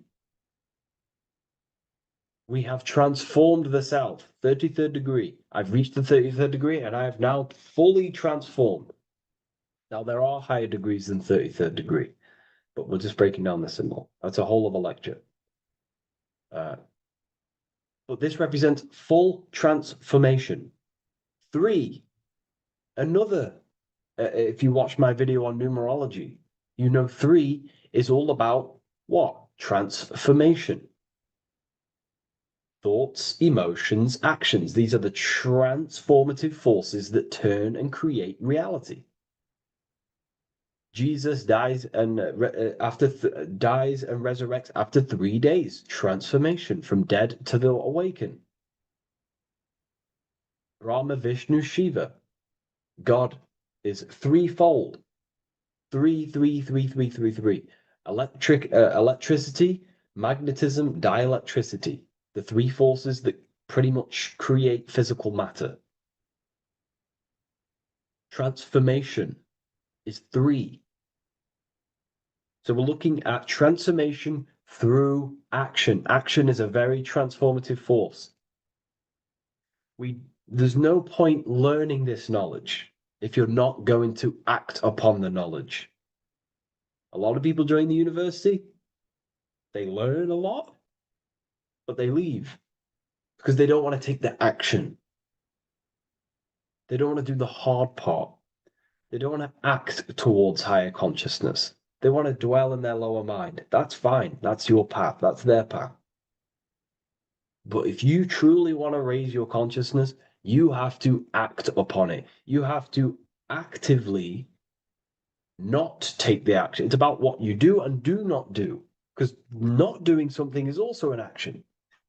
If you are not participating in the low level pleasures like sex, casual sex, masturbation, going out and getting blind drunk. These are low level pleasures. It's going to keep you on a low level frequency and a low level consciousness. That is also an action, not doing that. It's about what you not do as well, which is very important. You have to act upon it to reach this degree. You will not reach this degree if you have not taken a lot of action towards reaching higher consciousness, reaching self-mastery over the mind, controlling the mind. This is what, again, it's about taking action on actually controlling the mind, controlling the self, gaining your power. Okay? Okay. This is another fascinating part about the eagle head and wings. It also represents the past, present, and future. The crown is, again, symbolic of the crown chakra. This is all to do with knowledge. So we're looking at knowledge of the past, the eagle on the left looking behind, and the eagle on the right looking forward. So we're looking at the crown, knowledge of the past and the future. Looking at your past is very powerful. What has led you to this very point in your life? What actions have taken you to this point? And not only you, remember, there is a collective. Remember, you always have to keep that in mind. Every action you take, you have to always align it with the collective consciousness. It's not just you in the world. We have a collective. So how did you and how did the collective get to this point in life, in this present? How did we get here? How did we get into this mess? Humanity is in a mess. A straight up chaotic mess. And if you think everything is perfect and everything's divine and everything's just, there's some people out there in the spiritual community saying, everything's divine, everything's meant for this purpose. No, there are people actively manipulating and using mind control methods to control this reality. How have we got into this mess? So we have to look into the past to analyze patterns so we can take action now in the present to change the future of the collective and your personal life. That's what we're looking at here. So the eagle looking left is looking in the past, representing analyzing the past, analyzing the actions in my life and the collective life. The actions that led to this mess now, to this state now. And what can I do now with my knowledge to change the future to a better future, aligned with, again, natural law, aligned with goodness, aligned with God, aligned with care and love for one another and the self.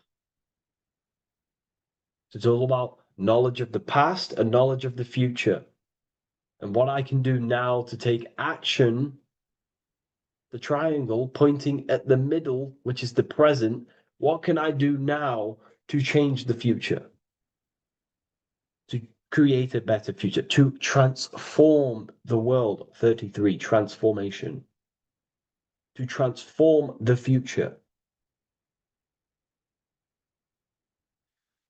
Okay, this is what we're looking at here with the two double-headed eagles as well. Again, this is more art. This is a lot more complex symbolism here. But again, we have the Earth hemisphere here. And what? The eagle above.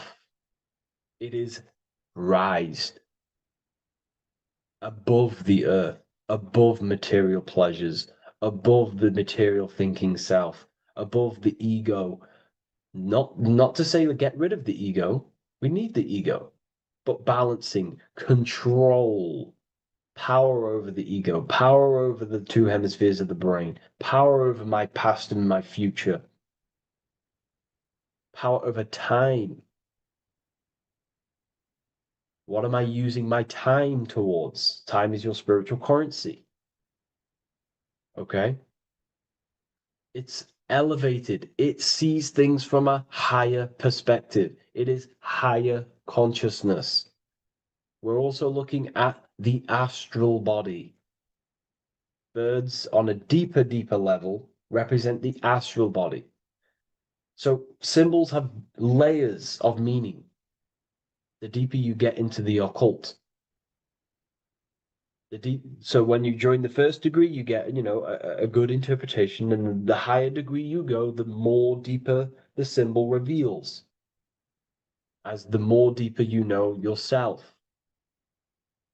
So we're looking also at the astral body, the light. What is the light? Light is a massive symbol in Freemasonry. It's knowledge, gnosis. When you're very intelligent, you call someone, they're a bright child. They have enlightenment, light in the mind. Looking at light, a lot of knowledge, a lot of self-knowledge of the self, of the psyche, how I function, what I am, knowledge of the astral body, rising above the earth, astral projection, exploring your true nature, exploring consciousness. This is what we're looking at here. And in order to explore your astral body and explore the astral realm, you have to control the sword, the mind. And you can then explore. You are free like a bird to fly. This is all symbolic of rising consciousness. All symbolic. So I hope this video has gained a bit more clarity on this symbol and given you some insights. And I will see you in the next one. Thank you for tuning in today.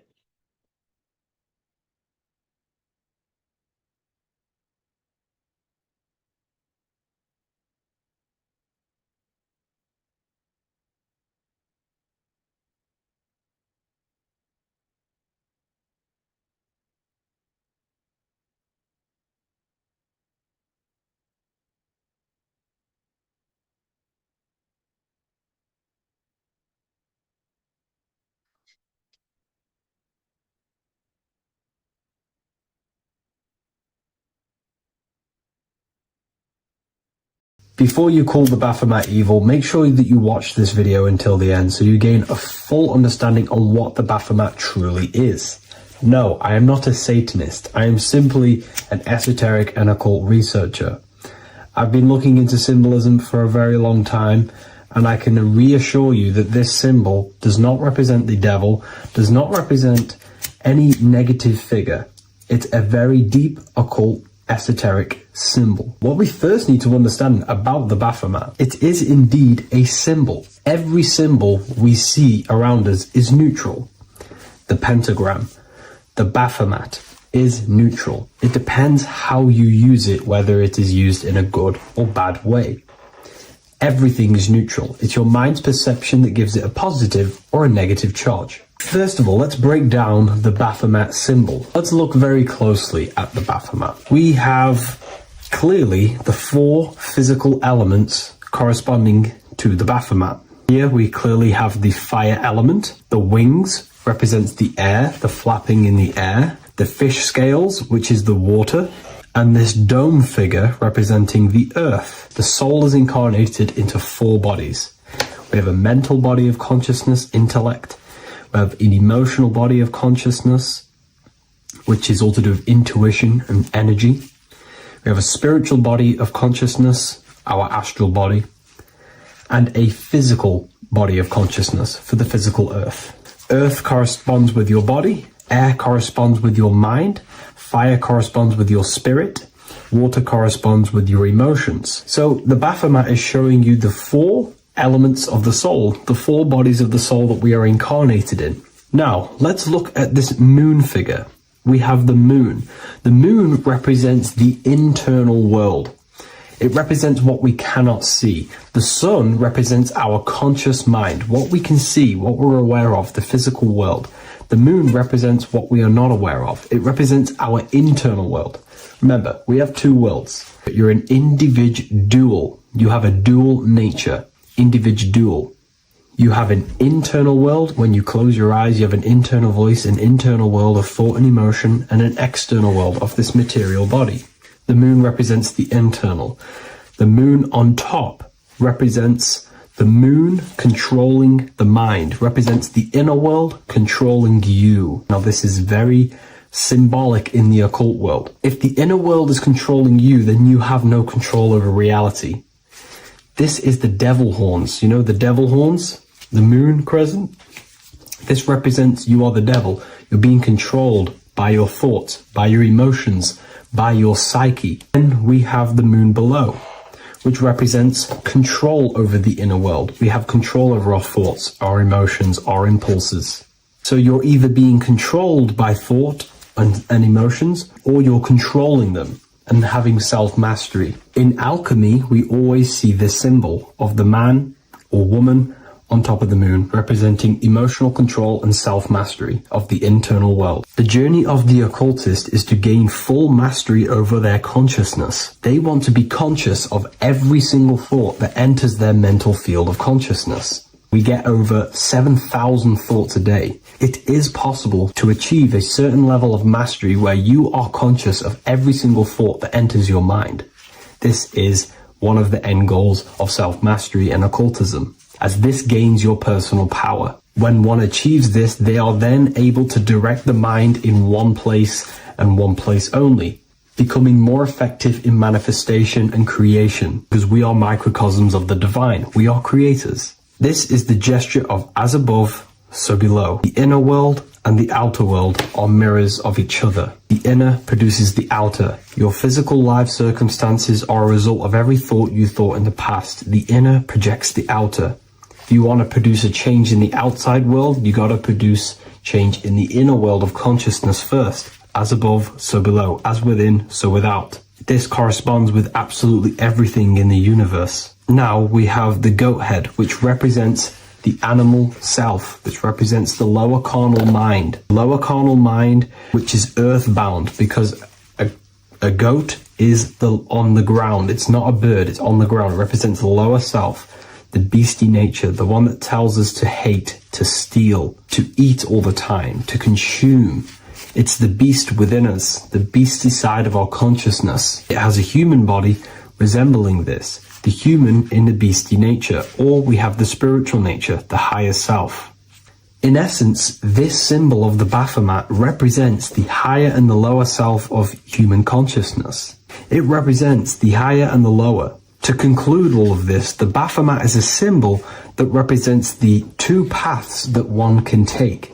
We can take the beastie path and become an instinctual animal, our body, or we can take the divine path of reaching our higher self. It is a symbol that represents the higher and lower self and the four different bodies of consciousness. In essence, this does not represent Satan or the devil. The devil represents the lower aspect of our human psyche. The war between Jesus and Satan is symbolic and allegorical for the war that happens within our mental field of consciousness. The internal war between good thoughts and bad thoughts, positive emotions and negative emotions. It is the constant war inside the battlefield of your own mind. Jesus, Satan are symbols, characters that are symbolic of aspects of your own consciousness, because the universe is mental. The only thing that truly exists is your mind.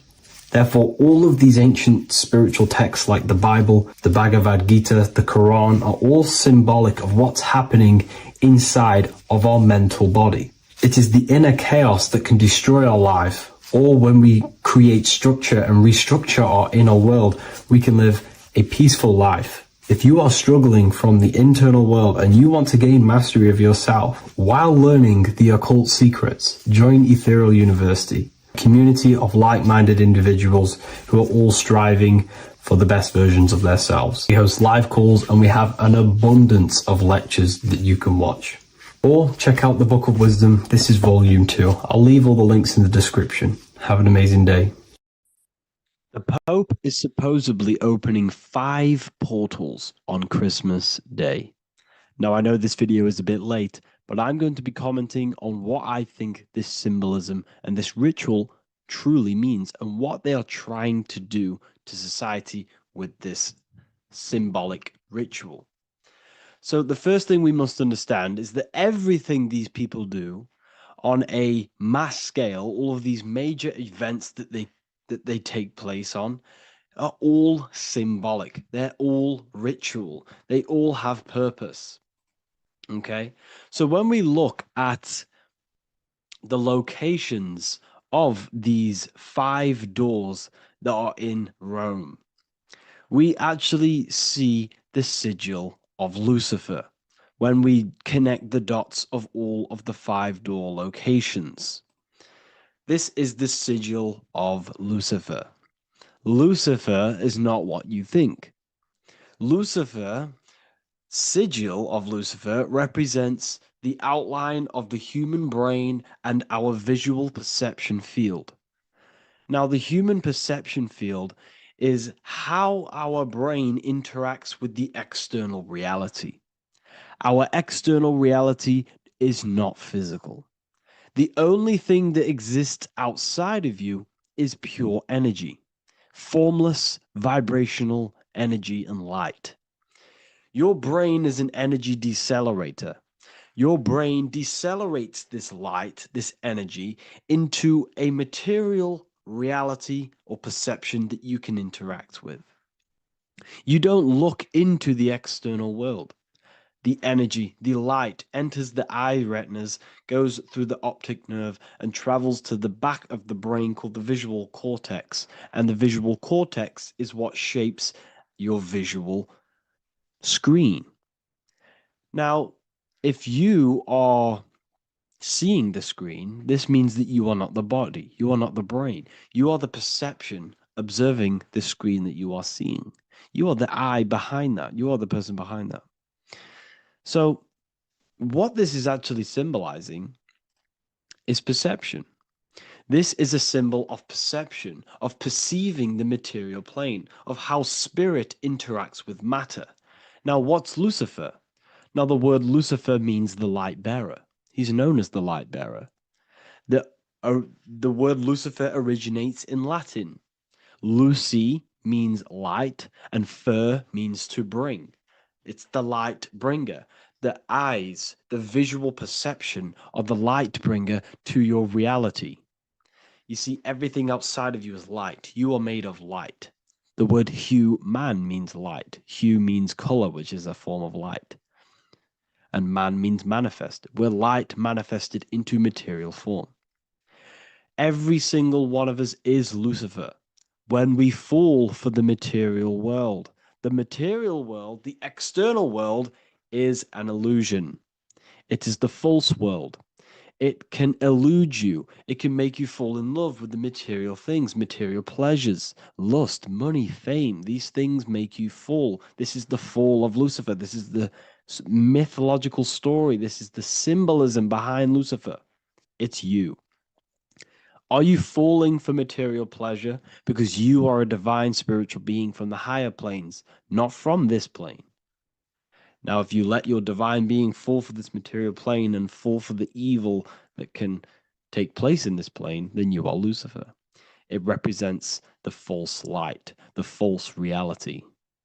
This symbol, the sigil of Lucifer, it symbolizes the interplay between light, consciousness, and the perceptual experience of the physical reality. The external world is truly internal. What we visually perceive is essentially light waves carrying information, which then gets processed by our brain, the central computer of our nervous system. Okay? So, how many doors are open? 5 doors. So 5 is the number of perception as well. 5 fingers on each hand, 5 points on the human body, 5 toes on each foot. We have 5 senses. 1, 2, 3, and 4, they're spiritual numbers. 6, 7, 8, and 9, they're material numbers. 5's the gateway. 5 is the middle bridge of how our spiritual self interacts with the physical self, how spirit interacts with matter. So this ritual is symbolic of perception. This is maybe bringing in a new perception. A new event will happen after this, a new perception of the world. Or personally, I think this ritual was to obviously shape the collective consciousness, because your reality is an externalization of your inner consciousness. It's simply just a mirror. Your material life, your material world outside of you is simply a mirror reflecting with mathematical and geometric precision of your internal consciousness. Your consciousness is creating and causing the effect called reality, physical reality. Your life is a result of every thought you thought in the past. Therefore, with that being said, everyone who perceives this ritual of, the Pope's opening 5 spiritual portals, who's letting in demonic energy into the world, they're going to let demonic energies and demonic spirits all in the world. Well, what if I told you the only portal they're opening is a portal in your own mind for negativity? By you believing in negative forces coming into the world and going to possess everyone, that's opening up your own mind. The collective spiritual community has been brainwashed in thinking there's going to be demonic energy. Therefore, what will happen? There will be demonic energy. Not because the Pope opened up a portal to the demonic energy, it's because everyone opened up their own minds to the demonic energy. Therefore, we as a collective consciousness shape the external world on a macrocosm scale. For example, the microcosm is your personal life. Your personal life. You have created it through consciousness. Your belief system is just externalized in your world. But on a collective scale, we all believe in money, for example. And because we all believe in money and we believe that this piece of paper holds value in our minds, okay, in the mental plane, this has an effect on the physical plane by shaping the physical plane by being ruled by this belief as on a macrocosm scale. Yes, I know that money doesn't exist. It's just a belief in my mind. But that doesn't have an effect because the collective consciousness believes that money has effect, has power. When it doesn't, it's just a piece of paper with a belief behind it. If the collective consciousness stopped believing in money, then the collective consciousness would have broke the spell and we would have no longer had a material plane ruled by money. You see, our beliefs is ruling and shaping our physical plane. This physical world outside of you is truly just an effect of the mind, an effect of our consciousness, our inner world. So I believe this ritual was done to change our perception, to make us think the Pope is bringing this spiritual energy and negative forces into the world. And it's just simply us creating the negativity in the world by believing in this, by thinking this. Remember, they have the power to send messages into millions of people's minds through media. And then messages are then believed, and that belief is shaping our world. What have I told you? That the New World Order is not manifested by the elite, it's manifested by you and us. We're all manifesting the New World Order. They can't manifest it. We can, because we are the ones believing it. We believe it. It is reality. It shapes our own prison. We're all shaping our own prison by believing in the prison, by believing in money. So this ritual was all to do with perception, creating a new perception, creating fear in our minds to, of course, distract us from what's really going on. This is all a ritual to implant messages in your own mind. So I hope you all understand this video, and I hope you all gain some insight, and I'll see you inside the university. Welcome to Revival of Wisdom.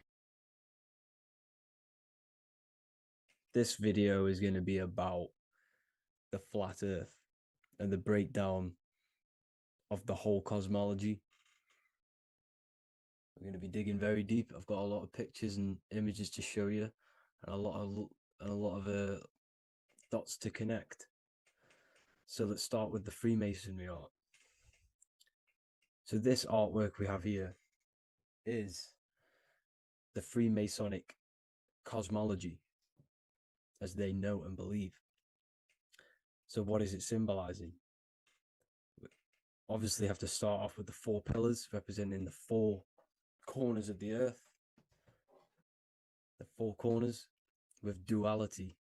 You see, there's everything on earth. There's good and evil. Good, evil, positive, negative. Good, bad. This is the checkered board. This is what it symbolizes. Okay. Obviously, we have the sun, the moon. The sun gives you energy. It's the anode. The moon is the cathode. It's the opposite. It takes your energy. So therefore, you become sleepy when the moon comes out. You see, everything on Earth, everything in the universe is balanced. There's complete balance symbolized by duality. There's always 2 opposites. We have the all-seeing eye, and obviously 7 stars representing the 7 planets, but not planets as in we know planets. They're not physical spinning balls of gas. They are energies. They are lights emitting from the realm above this realm. They are lights through the firmament, through the electromagnetic field. So let's go through that again. The 4 corners, duality, positive and negative, cold, dry. Everyone on Earth has an opposite. Everyone, there's 2. Okay, and then we have the sun, the moon, the 7 planets with a 5-pointed star. What's the 5-pointed star? Of course, it's the 5 elements: spirit, water, earth, fire, and air. Okay, that's what the 5-pointed star is symbolizing, the 5 elements of Earth. And then, most importantly, we have the compass. The compass is very, very important, hence why it's in the center. The compass is symbolizing many, many things. And one of the most important things, but we'll get into that after. We have a boat with water outside of the earth. So we have a boat on water symbolizing the waters separated by the firmament, the waters above separated by the firmament from the waters within the firmament, the earth. So this is what it's symbolizing. So the compass, what's the compass? This is where the compass comes from. The Polaris, the most important star there is, because it's in the center of Earth, the sun, the moon, and the black hole, black sun. Because all creation comes from center, the seed center. Okay, but we'll get into this after. But also, this is a very important Masonic symbol because they use this symbol a lot. This is one of their main symbols, hence why Neil Armstrong has the Masonic ring with the compass on it. The people who supposedly went to the moon, which obviously they faked to push this globe model, because the globe model is based upon fear. Because the globe model, if they can sell you the globe model, they can sell you anything then. You don't know where you actually are. The globe model is to push fear upon the masses, because the globe model means there's not enough resources. There's also risks of asteroids hitting the planet. There's also risks of space extraterrestrial invasions, global warming, asteroids. You see, this is all the fear that they can gain off selling you the globe model. Okay, because they don't want you to know that this is an intelligent design. And also, they're hiding God, the creator, the source. This is why they are satanic. They are opposites. They are lefty, Lucifer, right, righteous, godly. Hence why they do the symbolism on their eyes.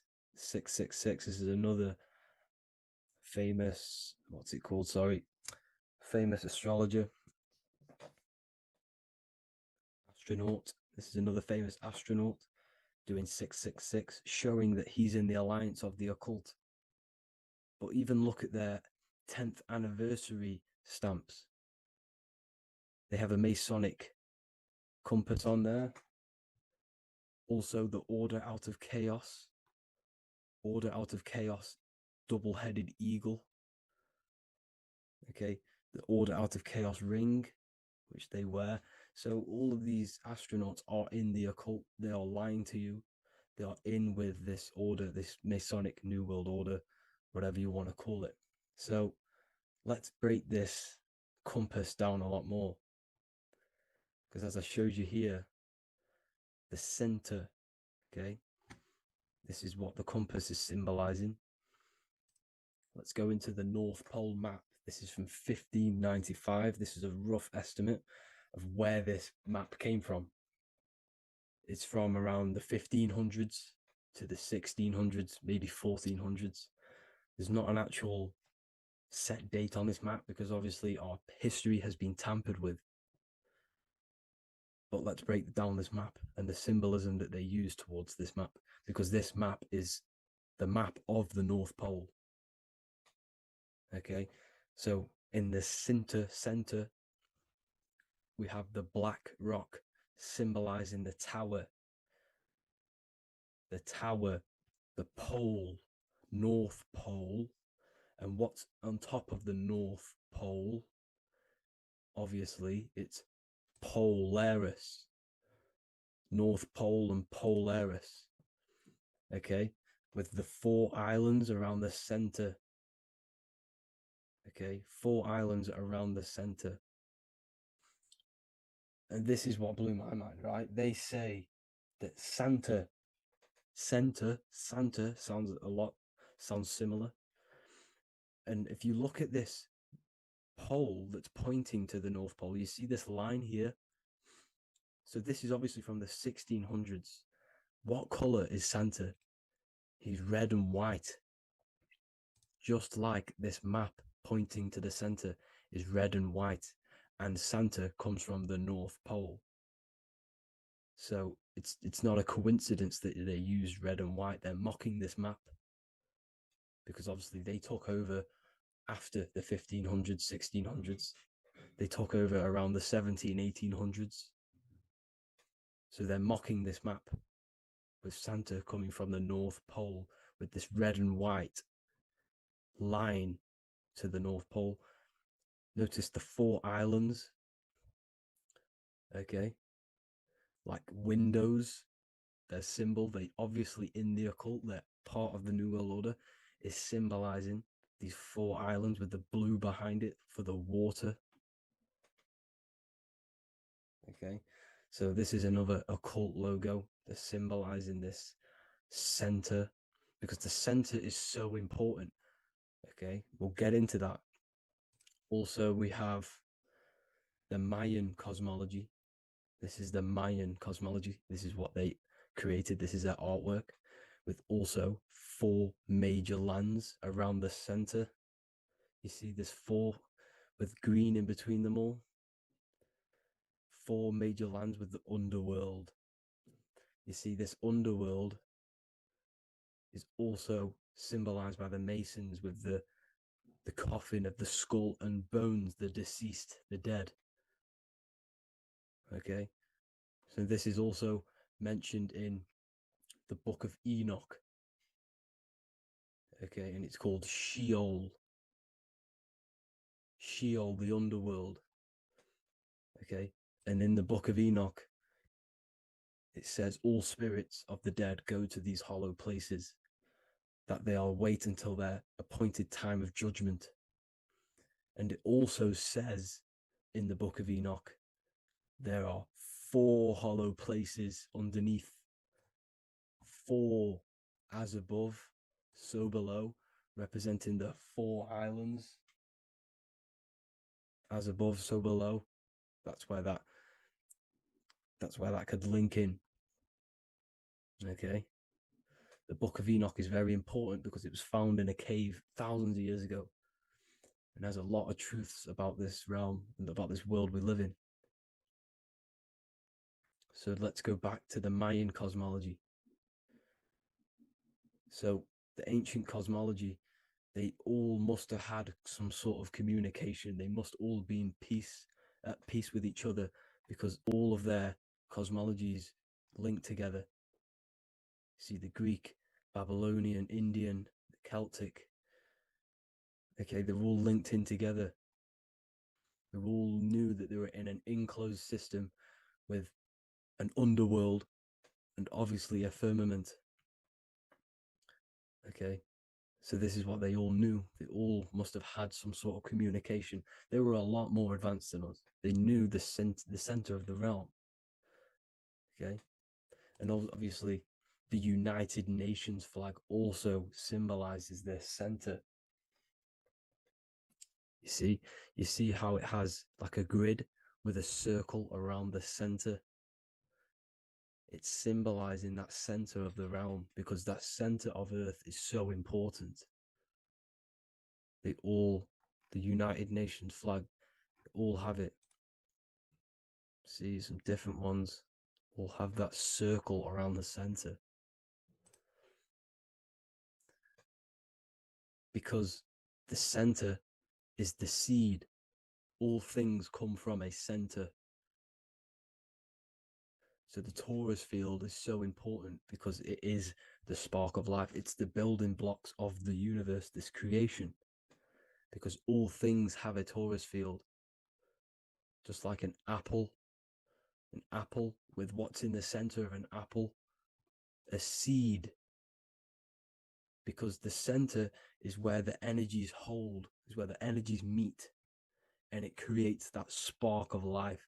Just like your heart is the center of your body. And it has an electromagnetic field. Because the center, all things come from the center. So this is why the North Pole is so important, because this is why it's so important, because this is where the creation sparked from, the center. This is where the most electromagnetic energy is stored. So this is why the northern lights come from the center. It's electromagnetic energy. This is what the northern lights are. It's being emitted from this black hole in the center. Okay? And obviously, what else is on the center? Polaris. Polaris is the center star. Okay? So the center star is what sits on top of this North Pole, Polaris, because it's a pole of electromagnetic energy, symbolized as a black rock, a black hole, pole. You see, because all creation comes from void. Light is born from darkness. Without light, darkness can't be born from light. You see, but light can be born from darkness. This is why darkness is so important. And this is why there's a black hole in the center of our realm, like the black sun. The black sun, the Polaris star, the North Star. You see, so this is this North Pole, Polaris. This is what they're talking about. And this is why compasses are an 8-pointed star, because Polaris is symbolized as an 8-pointed star. This is where a compass will point you to. It will point you to that center. So notice how a compass has this black hole in the middle, you see, and it will point you to this meeting point, the north, because in the center is the center of the torus field of the earth. This is where the most electromagnetic energy is. You see, everything gets sucked into the black hole. Okay, this whole reality is being projected from that center point, just like your eyes suck in light. It's a black hole. Your eyes suck in the light of this light being emitted from this center place, this electromagnetic energy at the center, which is the seed of everything, of everyone. You see, just like an apple has the seed in the center in darkness, because in the center of the apple, it's dark. It's black. It's pitch black. But that's where the seeds are. That's where the life is. But Polaris is so important because it's that center star which lines up. It is the pole, it's the top of the pole of the torus field. So Polaris would be here at the very, very top. And this is where the compasses point you to. And this is why the star of Ishtar, the 8-pointed star of the Sumerians, also talked about this 8-pointed star, and it's called the star of Ishtar. Okay, and who is Ishtar? Ishtar is the goddess.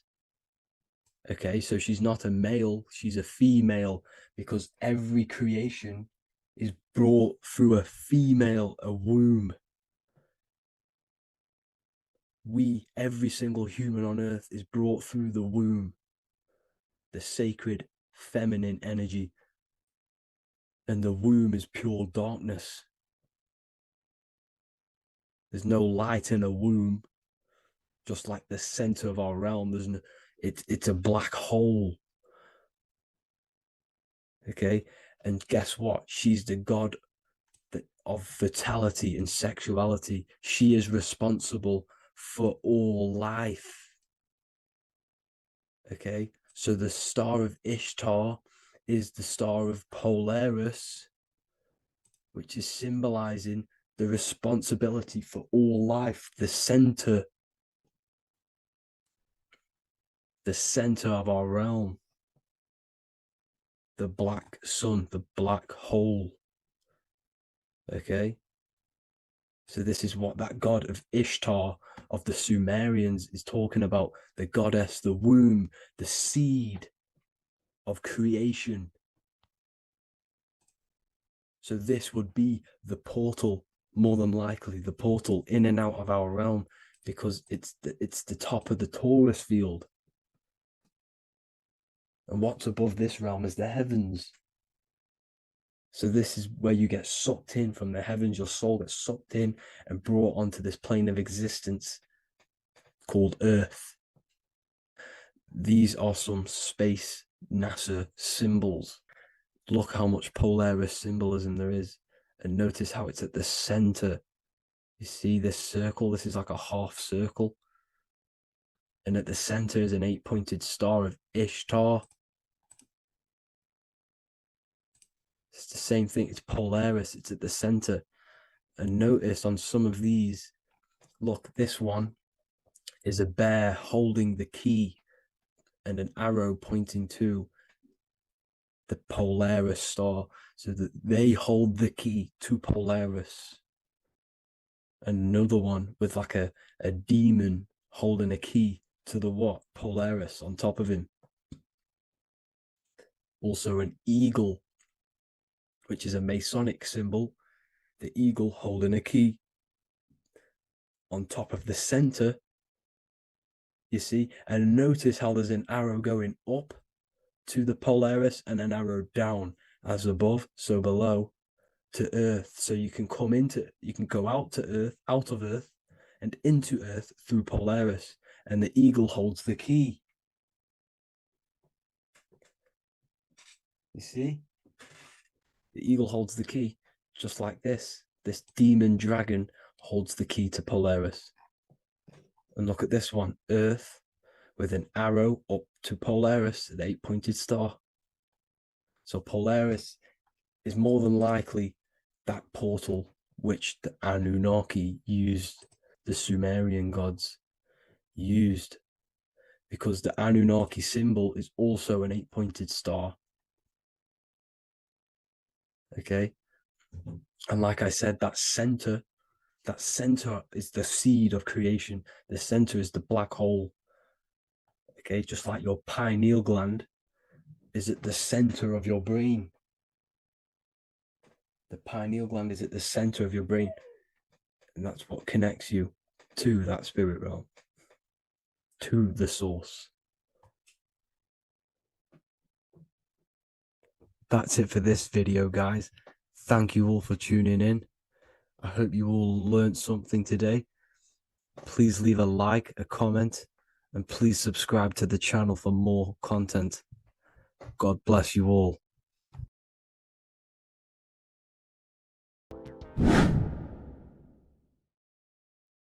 How are we all doing today, people? It's Revival of Wisdom, and today we're going to get real deep.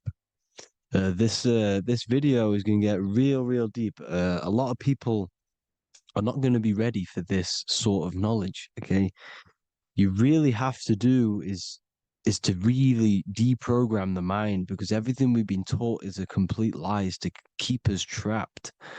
Okay, this is really advanced knowledge. Now, let's get straight into this. All of the ancients depicted other worlds, and they called this place Midgard. Midgard is the mid garden, the middle garden.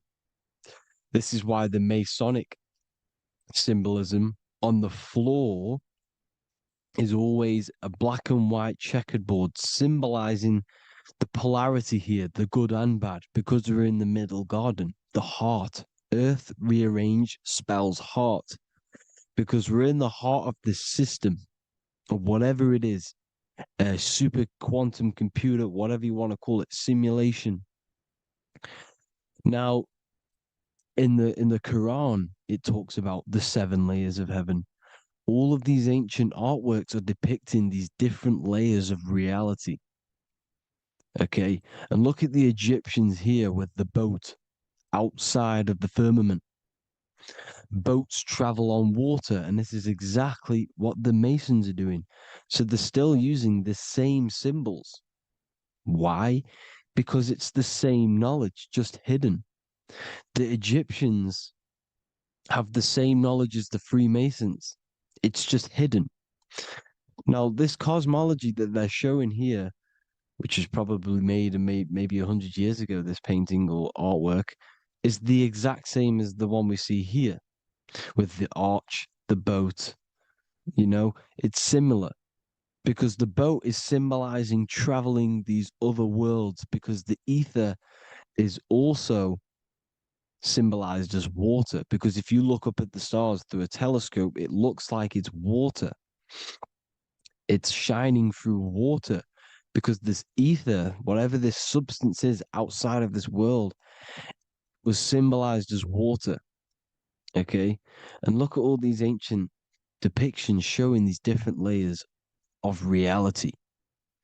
Now, we are being trapped within this 3D dimensional world, which is the cube, the Saturn cube, because there are 6 sides to everything in this world: front, back, left, right, up, and down. 6, which is the cube, because we're in the Saturn's world. Okay. Now, always been depicted as a tree of life, the tree of the universe has always been depicted as this tree. Because let's get a bit deeper. Now, the cosmology of this reality is the sun, the moon, and Polaris, always in the Masonic art. The sun, the moon, and Polaris, the all-seeing eye. If you go inside of the temples, of the Masonic temples, they always have this star in the middle, shining light beams. Okay? Look here. The light beams coming from the big star in the middle, which is Polaris. This eye is God. It's God's light shining down from his abundance. Now, when you astral travel, you will see this big ball of light above you, and this big ball of light is God. But you cannot travel towards it until you are pure. Doesn't work like that. You have to become formless. You have to become pure before you can become one with the light. In all these Masonic artworks, it's all depicting the star in the center. This star is Polaris, because Polaris is the way out of this place. And this is why you see the stairway to heaven all the way up to the light beam, the light source. What does it say in the Bible? God is light, because everything is made out of one substance, and that substance is light. And it symbolizes the eye because God is an eye. All things that are alive have an eye. And we all say, I am. We all see these realities through eyes. God is an eye. He's the all-seeing eye. He sees all things at all times. And he is projecting this light. And this light comes down to create all the different levels of the worlds. And this is what the 2 pillars symbolize the number 11. 11, the number 1, is just a vertical line. It's the 1. It's a 1 point. 11 symbolizes the mirror nature of reality. Everything's mirrored. As above, so below. Now, the 11 also symbolizes openings, doorways. And as you can see here, an opening to the all-seeing eye. And you see here again, an opening to the stairway all the way up to the light. This light is the light of God in the astral worlds, beyond this world. Now, Polaris has also been symbolized as the UFO. They put the truth in plain sight. So, you know, in the films, how the UFOs suck people up. That's what Polaris is doing if you ascend beyond this world. If you do not ascend beyond this world, you will be reincarnated in this world. The whole thing is to outgrow this consciousness to the plane above. And I'm not just making this up. I'm going to be bringing in scriptures after this. But you can see with the Christmas tree, we always put a high, big star at the center, at the top, which is the star of Polaris, which is exactly what the Masons are doing here. The star at the top. And it's on top of our Christmas trees. And all of these symbolize the other stars because Polaris is the most high star. And all the other stars are wrapped around the firmament lower than Polaris. And that's exactly what the Christmas tree is. And it's a triangle. It's a triangle, just like light beams travel from one point in the triangle, just like the all-seeing eye. It's a triangle. The light is coming from one point and sending its rays downward. You see, it's kind of like you see here with the water. And the lower you go, the darker it gets, the more evil it becomes. And this is what the ancients would call hell. Now, this all-seeing eye is Polaris. And below Polaris is Mount Meru, the North Pole, the magnetic North Pole. The Tower of Babel, which is in the Bible. The etymology of the word Babel, Ba meaning spirit, which gives the ability to move the soul through the worlds, which is that's the ancient Egyptian description of the word Ba, meaning of the word Ba. You have the Ka, the Ba, the Ak, but the Ba is the one that gives the ability for the soul to move through the worlds. Your soul can't speak into a world without incarnating into it. Now, the Tower of Babel symbolizes Mount Meru because it's the word Ba is the spirit which gives the ability for the soul to move through the worlds. The Tower of Babel is the magnetic North Pole, Mount Meru, which gives the ability to move through these different worlds. And you can see the ancient Tibetans always showing this depiction of these different worlds coming from the center. Because we have to ascend our consciousness. It's not about how good you are to reach heaven. It's about how you expand your consciousness, you expand your mind. So they teach now that you have to be good in order to reach to heaven. It's about expanding the mind, expanding your consciousness to these different planes, these different realms. So that's what it's about. And Jesus was known as the fisher of man. Now, Jesus is a massive part of this. He was known as the fisher of man because he was fishing. He could have been fishing. He could have been one of these deities that had come down from these different higher realities and pull people up. So they would so they called Jesus the fisher of man. And he says unto them, follow me and I will make you fishers of men. So these deities that we see in the past, like Buddha, Krishna, Hermes, Thoth, Jesus, could all be these entities who were coming down to pick up the minds that were worthy enough to see the higher planes of reality. And this is why they called him the fisher of man. Now, when Jesus walks on water, there is a parable with Paul. And he says, but Jesus immediately said unto them, take courage, it is I, don't be afraid. He's talking about astral travel here. He's talking about leaving the body. Because when you leave the body in astral travel to see these alternative realities, you can't be afraid because fear is a bondage, which is what the Emerald Tablets talks about. Lord, if it's you, Peter replied, tell me to come to you on the water. The water.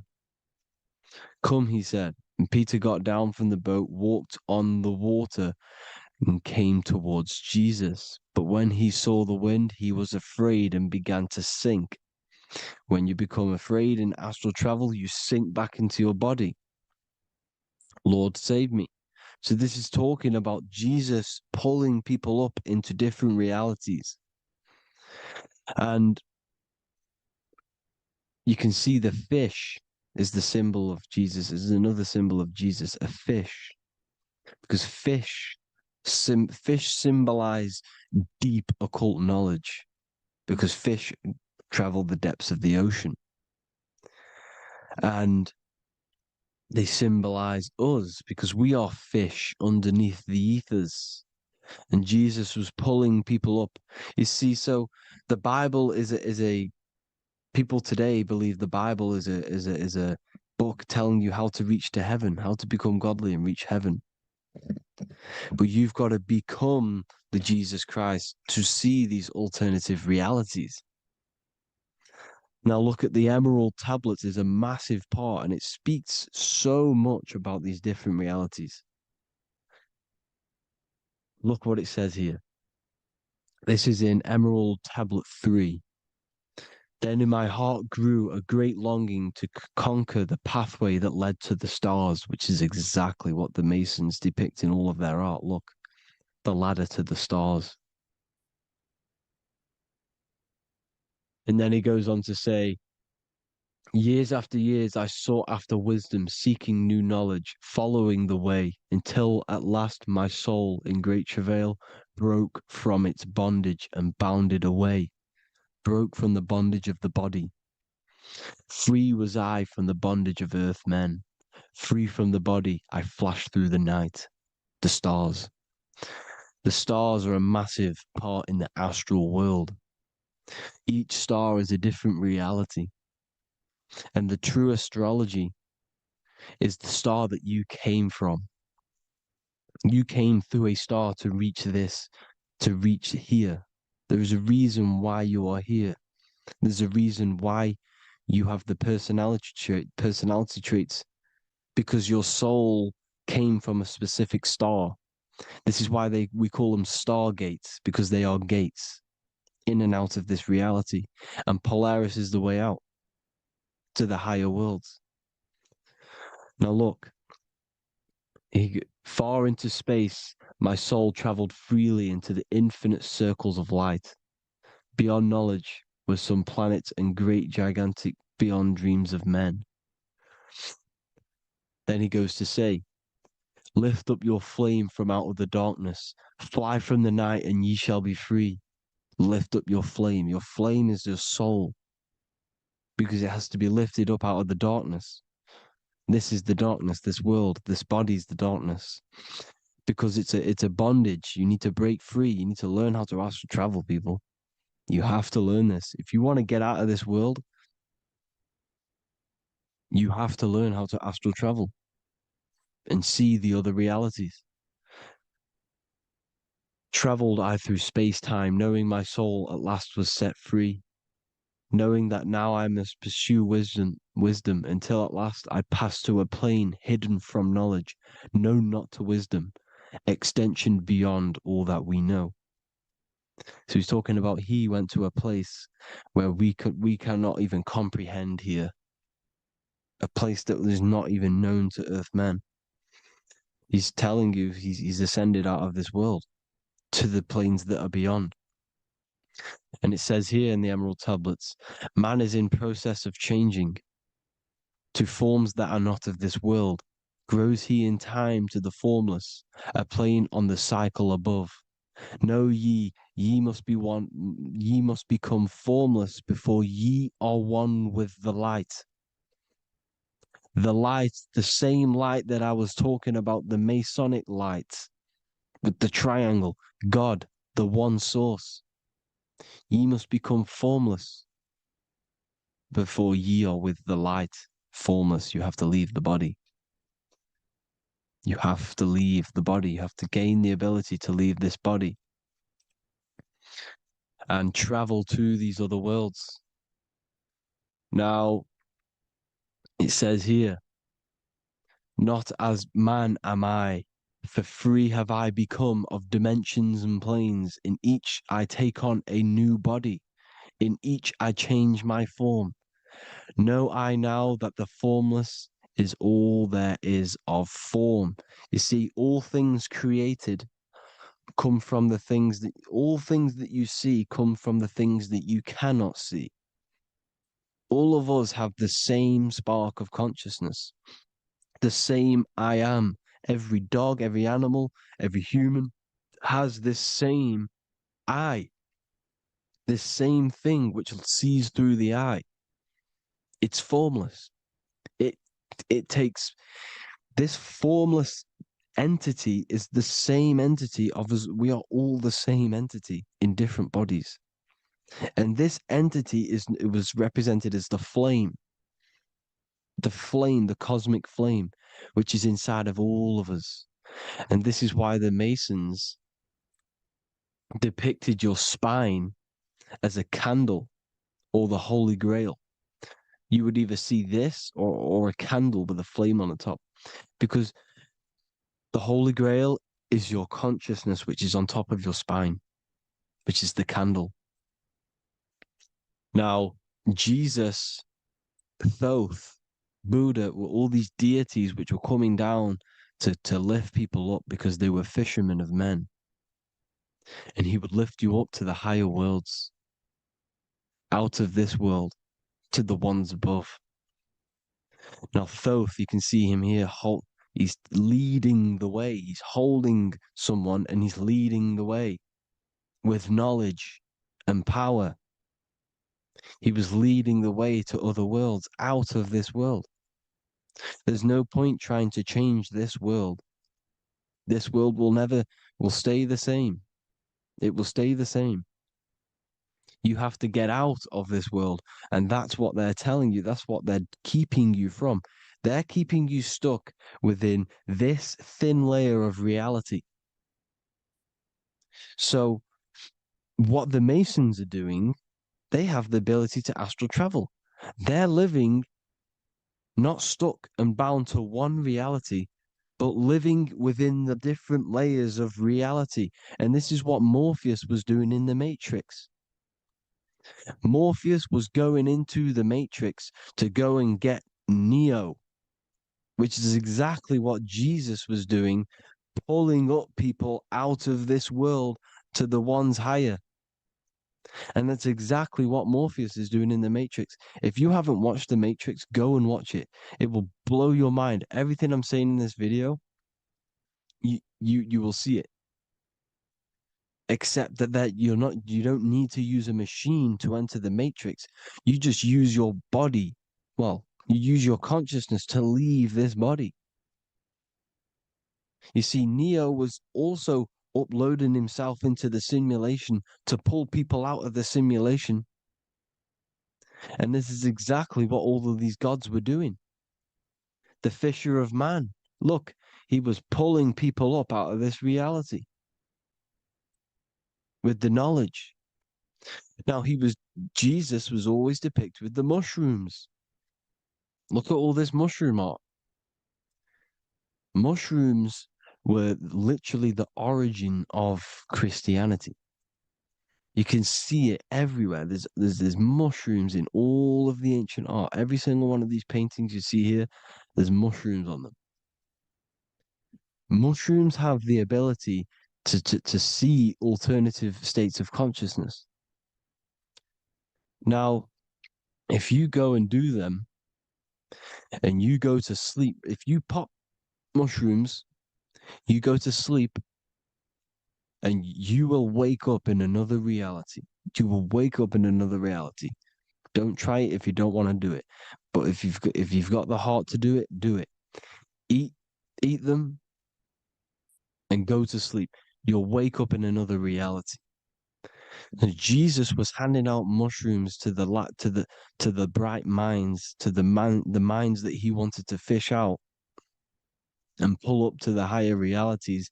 He was giving them mushrooms to see themselves in an alternative state, in an alternative reality.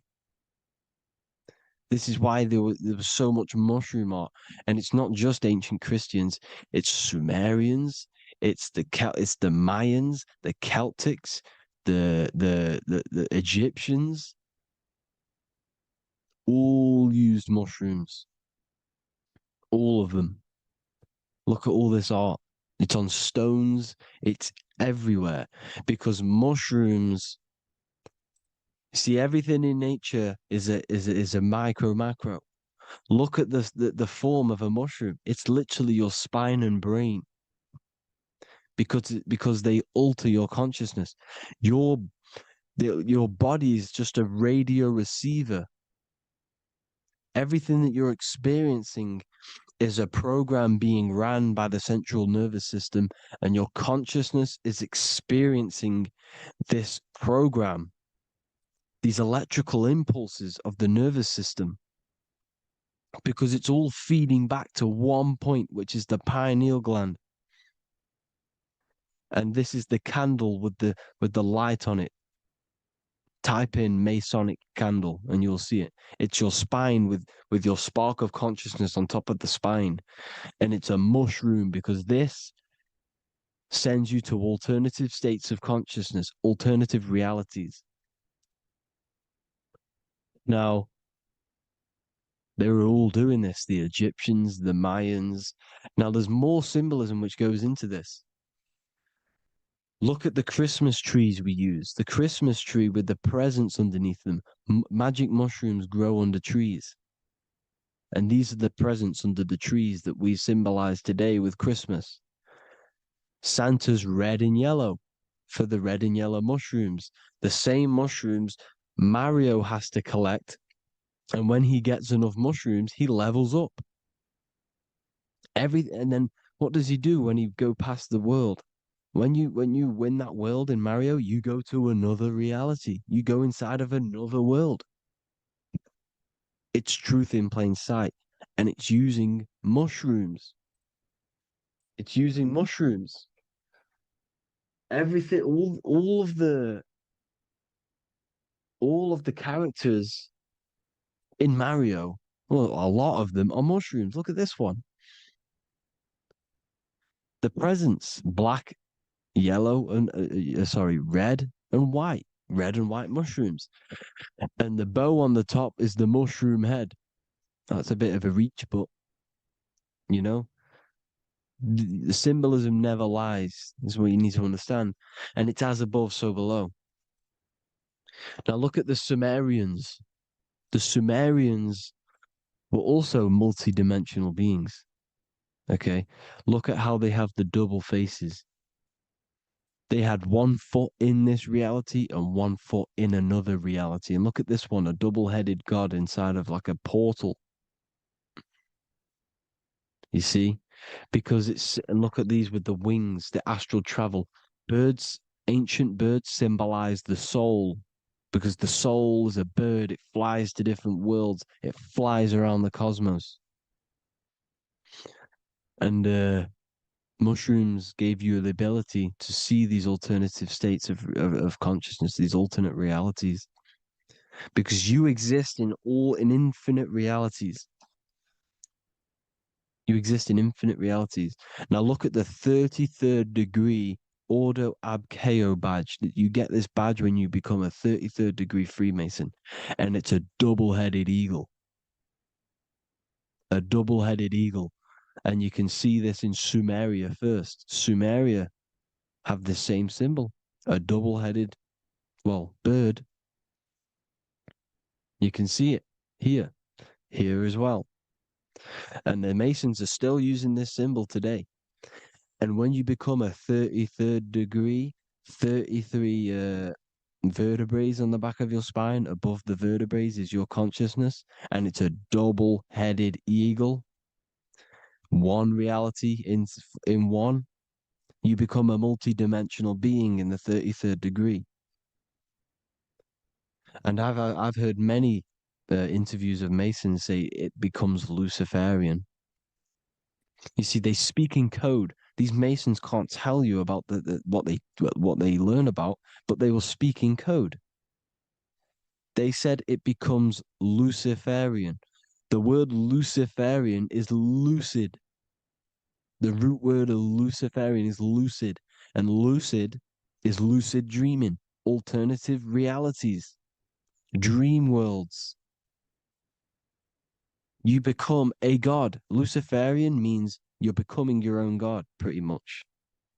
Because you are becoming a multi-dimensional being living in between the different layers of reality at the 33rd degree of Freemasonry. And look at the double-headed eagle, because the birds symbolize the soul. And they reach high, they fly high, just like the soul wants to fly high to the light, to become one with the light, like the Emerald Tablet says. Now look at Janus. Janus was another god, and he's known as the god of doorways. Janus always depicted with a double head. Janus is why we say janitor or January. And January is entering a new year. Janus is known as the god of doorways with keys, always got a key, because keys open doors. That's why the janitor holds all the keys. And Janus always has double heads, because he had one foot in this reality, one foot in another. He was a multi-dimensional being, a Luciferian, living between the different layers of reality, instead of being stuck in one like we are. Well, a lot of people. And that's the whole point. You see, all of this stuff is about like changing the world and stuff like that. This world will probably never ever change. It's probably been like this forever. Well, forever, for a long time. But it's about moving out of this reality to the higher states. And the Masons always depict the ladder to the luminaries, the stars, with a key, the same key of Janus. The Vatican is a key, and it's in charge of all the religions. Why is it a key? Because they're holding back the key. They're keeping you stuck within this reality, keeping you stuck as identifying yourself with the body, identifying yourself with this world. You are not in the world is within you. This is a program being ran by your central nervous system, and your consciousness is experiencing this reality. Now, this is going to be a mind-blowing video for some people. You have to have an open mind. You have to let go of all the programs. I'm repeating what the ancients are talking about and the ancient symbolism. Look at Janus with the double-headed god. He was just another god coming down, giving keys to people who had the worthy mind to be pulled up out of this reality, to be pulled up to heaven, just like Jesus was teaching how to reach heaven. But really, it's an encoded scripture. But anyways, hope you all gained some insight on this video. Have an amazing day. Please like, share, comment. All the links are in the bio for the PDF, for the Manifestation Mastery course, and all the other amazing stuff. And if you want to support the channel, I'd greatly appreciate it if you became a Patreon member. Hope you'll have an amazing day, people. God bless. Matthew 21:1, Jesus went into the temple of God. Corinthians 3:16, do you not know that you are the temple of God? Now, what is this telling you? That God is within you. Hence why in Luke 21:12 it tells you the kingdom of God is within you. And the side of your head region is called a temple for a reason. Because the brain encapsulates the mind. The brain is a physical manifestation of the mind. The heart is a physical manifestation of emotion. So we have these different layers of our consciousness. We have an intellectual, communicative aspect of our consciousness, which we would call the mind. We have an emotional aspect of our consciousness, which is the heart. And to communicate with the divine, it's all to do with the mind. Hence why the ancients always symbolize the mind being God. This is why Michelangelo always placed God inside of the brain on top of Sistine Chapel in the middle of the Vatican. He understood that God is in the brain. God is within you, not outside of you. The church tells you that God is in the sky because they are creating a externalization of the truth to create a business and a distraction so that you don't find the divinity within you, so that you don't find your power. Now you have Adam, the physical man, the physical body, the ego, the lower self. And he is resting. He's not trying to reach to God, but God is reaching because the higher consciousness within you is always trying to communicate with you. It's always trying to wake you up to your divinity. But the lower mind, the lower self, Adam, the physical self, is always in ignorance of truth, always in ignorance, and stays in a materialistic way of thinking, which is the lower animal self. And this is what we call a sleep or an NPC. This is the lower mind of man. But all you have to do is to move your finger to touch God. You have to look within yourself, within the brain, meditate, and you can find God. This is why in the Bible we see many references to the human body and anatomy to truly connect with God. Kings 6:8, the door to the middle chamber was in the right side of the house, which is the right hemisphere of the brain. The middle chamber is the pineal gland, where the seat of your consciousness is, where the seat of your higher consciousness is, the mind.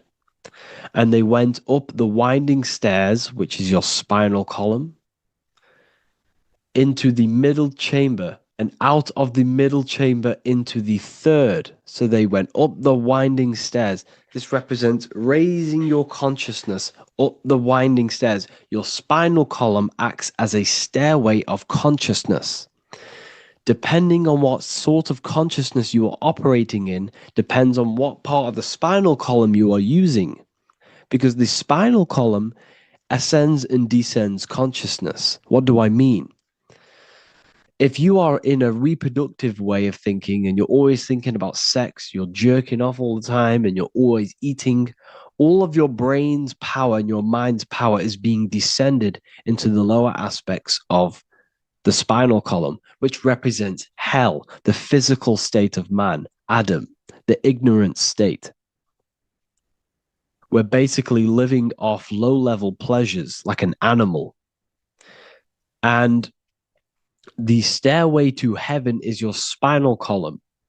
They went up the winding stairs into the middle chamber, which is your mind, your pineal gland, and out of the middle into the third stage of consciousness, physical, etheric, astral. When you meditate and you start to raise your consciousness during meditation, you enter the astral plane when you turn off thought. But this is the middle chamber inside of the brain. Here we see another painting inside of Sistine's Chapel of God inside of the brain. This is the brainstem. This is the brain. This is the frontal lobe. This is the back lobe. This is the back lobe. This is the cerebellum. Here's the reptilian brainstem. Here's the claustrum. This is what we are seeing here. Anatomy. Here is another one in Sistine's Chapel in the middle of the Vatican. This is depicting the brainstem. God's neck looks exactly like the brainstem. Here we see a real brain compared to God's neck, because the neck is just below the brainstem. And this is what they are symbolizing, because they knew that God is within you. God is a part of the human body. God is inside of the body, because the body is a vessel for consciousness, for universal consciousness. Inside of you, inside of me, is the same spark of consciousness. And this same consciousness is spread out into every living essence, because everything comes from the one source, the one God, the one consciousness. Matthew 6:22-23. The light of the body is the eye. If therefore thine eye be single, thy whole body shall be full of light. Practicing the single eye. What is this? This is meditation. This is entering within yourself. So the Bible's telling you to practice the single eye. But if thine eye be evil, thy whole body shall be full of darkness. What does this mean? If your consciousness is in an evil way of thinking, if your mind is filled with an evil, negative mind space, then your body shall be filled with darkness, with evil, with negativity. Because negative thoughts destruct the body. Positive thoughts heal and regenerate the body. So he tells you to be, the light of the body is the eye, your consciousness, the inner eye of consciousness, the eye that lets you see. And what do I mean? You look with your two physical eyes, but you see with the inner eye. What you see is perception. You look with the two eyes, and what you see is perception. You are seeing, you are understanding, and that's what consciousness, the mind, gives you. Consciousness, or the mind, is the force that allows you to be a human being, that allows you to understand things and interact with things and make decisions. It's an infinite intelligence. See, the mind is not the brain. This is a big confusion with people. Hence why the eye on top of the pyramid is separate from the bottom half of the pyramid, because the consciousness is separate from the body, the eye, the all-seeing eye. It represents the observer, the eye that sees into this body, into this world, into this. You are the perceiver. You are the invisible spirit within the body. Theologians 4:17. After that, we are still alive, and our left will be caught up together with them in the clouds to meet the Lord in the air. You don't meet the Lord in the physical air. Okay? This symbolism of the ancient Christian artwork is showing you this is symbolic. These things never happened. There's no man in the sky. Moses didn't go on a mountain to meet with God. The air represents the mind. This is why you say you're an airhead when someone's very stupid. Earth is your body. Water is your emotions. Fire is your spirit. Air is your mind, the invisible mind. So Anton Mengs, an ancient Christian art worker, is showing you anatomy of God in the clouds. But this is the anatomy of the human body, raising yourself to the mind and turning the mind inwards on itself during meditation. And that's how you meet the Lord in the air. You meet the Lord in an elevated state of consciousness.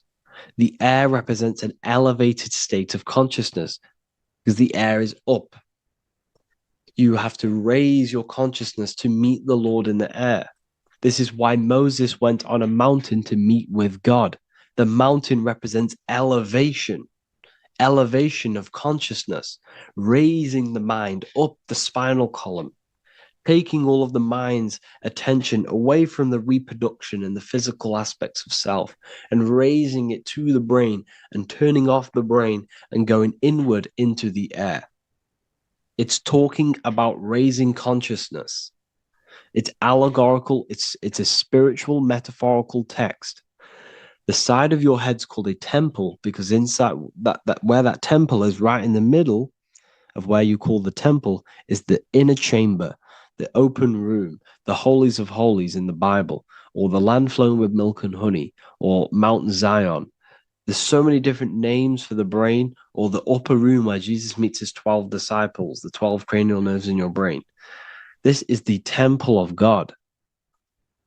Your body is a temple of consciousness. It encapsulates the consciousness. It encapsulates the mind and soul. John 10:30, Jesus states, I and the Father are one. Psalms 46:10, be still and know that I am God. He's talking about the I am within you, not within Jesus. Everyone refers to ourselves as I.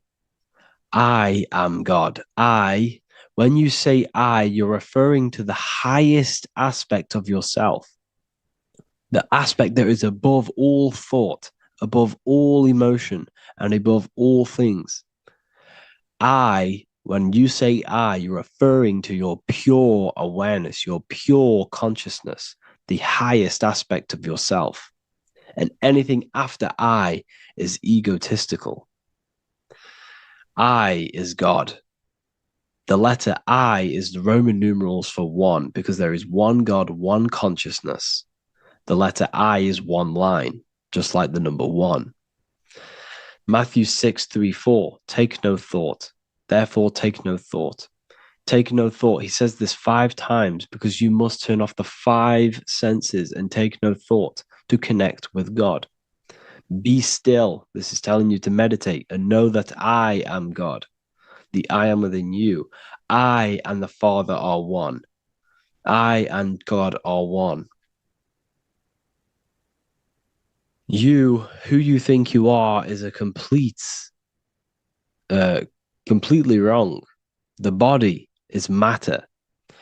Your name isn't you. Your job isn't you. Your reputation, your trauma, your memories, your friends, family, worries, bills, interests, dislikes, goals, passions, anything to do with the thinking mind is not you. Who you think you are is a part of your thinking aspect of consciousness. But once you remove thought, you are no longer your name. You are no longer your body. You're no longer your reputation. You are the I. You are pure awareness, pure consciousness.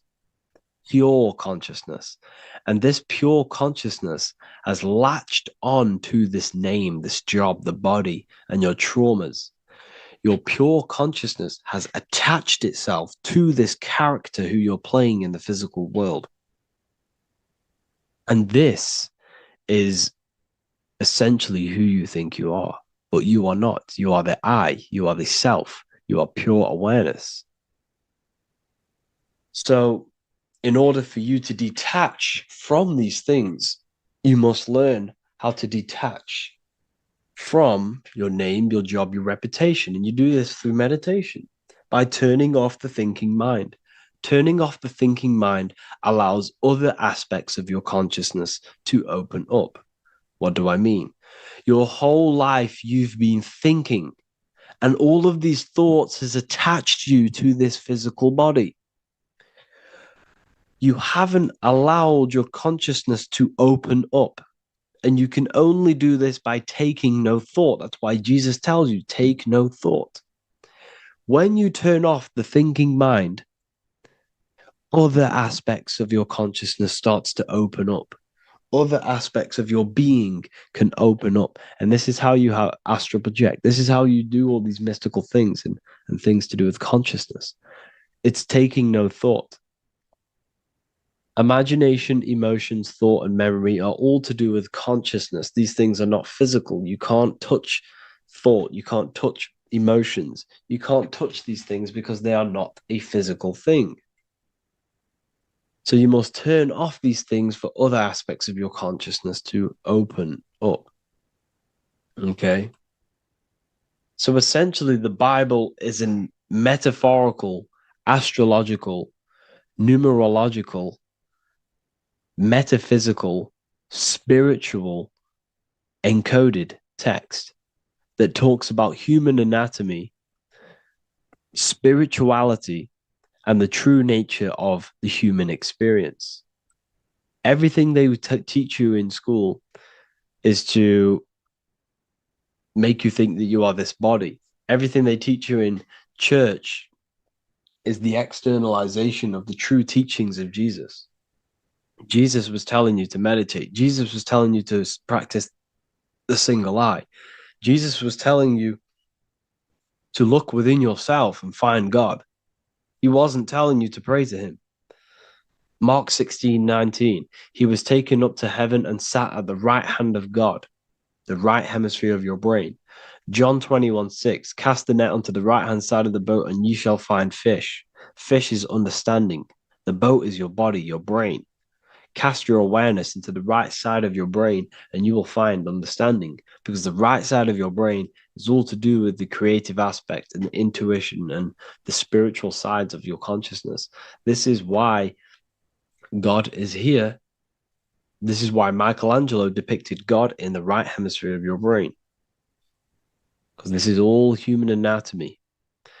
And I speak about all of this in the brand new Book of Wisdom, Volume 2, which is now available. The start of the revolution has begun. This book is truly going to change the way people see the world. It's got so many new more topics than the last one. It's truly a revolution. It's written in so much detail. It's very practical. I cannot wait to share this one with you. I just want to say thank you for the opportunity for me to create this book, because without you, I couldn't have created this. And I just love sharing my work with you. And I thank every single one of you for the support, the watch, like the views and the likes, everything, especially the people who have joined the university and stuff like that. And for people who have joined the university, you do get a free Book of Wisdom paperback if you just go to the general chat and follow the description, follow what the instructions that I gave you in the chat, and you'll be able to order a free Book of Wisdom if you are inside of the university. Plus, you get all of my other books, 2 books, and over 45 occult books on occult and esoteric things. You get lectures, live calls, a community, a manifestation mastery course, and a whole library and reoccurring updates every month, every week. So yeah, I hope you all enjoyed this video. Thank you all. Please leave a comment to help the algorithm, and leave a comment on what videos I should make. And yeah, I'll get to uploading on the YouTube a lot more now. The second book is now released. I have a lot more time on my hands. No longer using my energy to create the book. I'm now going to redirect this mental energy into the YouTube. So there will be a lot more content coming. So I need some content ideas. So feel free to comment some ideas, some YouTube videos that I can create. Thank you all, people. Have an amazing day. What if I told you you don't have one body? You, in fact, have 4. There's a secret hidden right in front of you, and most of you overlook it. And by learning these teachings today, this will change your perspective on life, on yourself, and completely change the conception of yourself.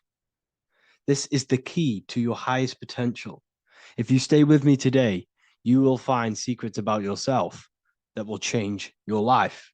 But I warn you, once you step this path of esoteric knowledge, there's no going back. Once you see, you can't unsee. So stay with me, and we will discuss the 4 bodies of your soul and how you can master yourself to reach your highest potential. The first thing we must understand is that there is a sun. And just like the sun gives life to the earth, there is this life force within the sun that gives life to all matter. We must understand that that matter itself is dead. It has no life potential. It has no ability to create or destruct anything. All of the life comes from above, from the sun, from the life-giving power of this infinite energy source we call the sun. No matter what model you believe, the sun still gives power to this physical realm, giving life to all of the crops, giving life to animals, giving life and growth to all things that the rays come in contact with. This is a macrocosm process. We must understand the teachings of as above, so below. This means that the macrocosm repeats itself in a microcosm form. Now, what do I mean? Humans are made in the image and likeness of God. You are a miniature version of God, a spark of the divine consciousness made in human form, in physical form. Just like the sun gives life to all physical matter and growth to all crops on the earth, your soul is a miniature sun. And your soul is giving life to the body. Your body is a miniature earth, which also goes through the cycles of the 4 seasons of the sun. We feel different in each one of these seasons. It's because our body does not only go through these cycles externally, but these cycles happen within ourselves, within consciousness. Your soul is the sun. the sun you see in the sky is an externalization of your soul. Your soul is the life force. You are the soul, not the body. And like the sun gives power to the earth, the soul gives power to your body. So first, let's look at the etymology of the word sun. The word sun comes from it's a Latin word solis or sol, which means the sun.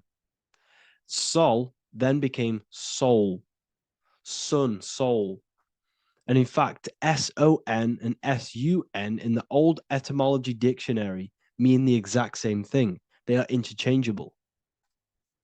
So when we look at the symbol of the sun, we look at a circle and a cross, which represent the four aspects of the sun, the four seasons of the sun: summer, winter, spring, and autumn. These are the four states of the sun. Like we said, this is why we get this symbol. You have the four states of the sun, which represent the four bodies of the soul. Now, this is where we get deep. Like I said, the sun you see in the sky is a macrocosm of your soul, an externalization of your soul.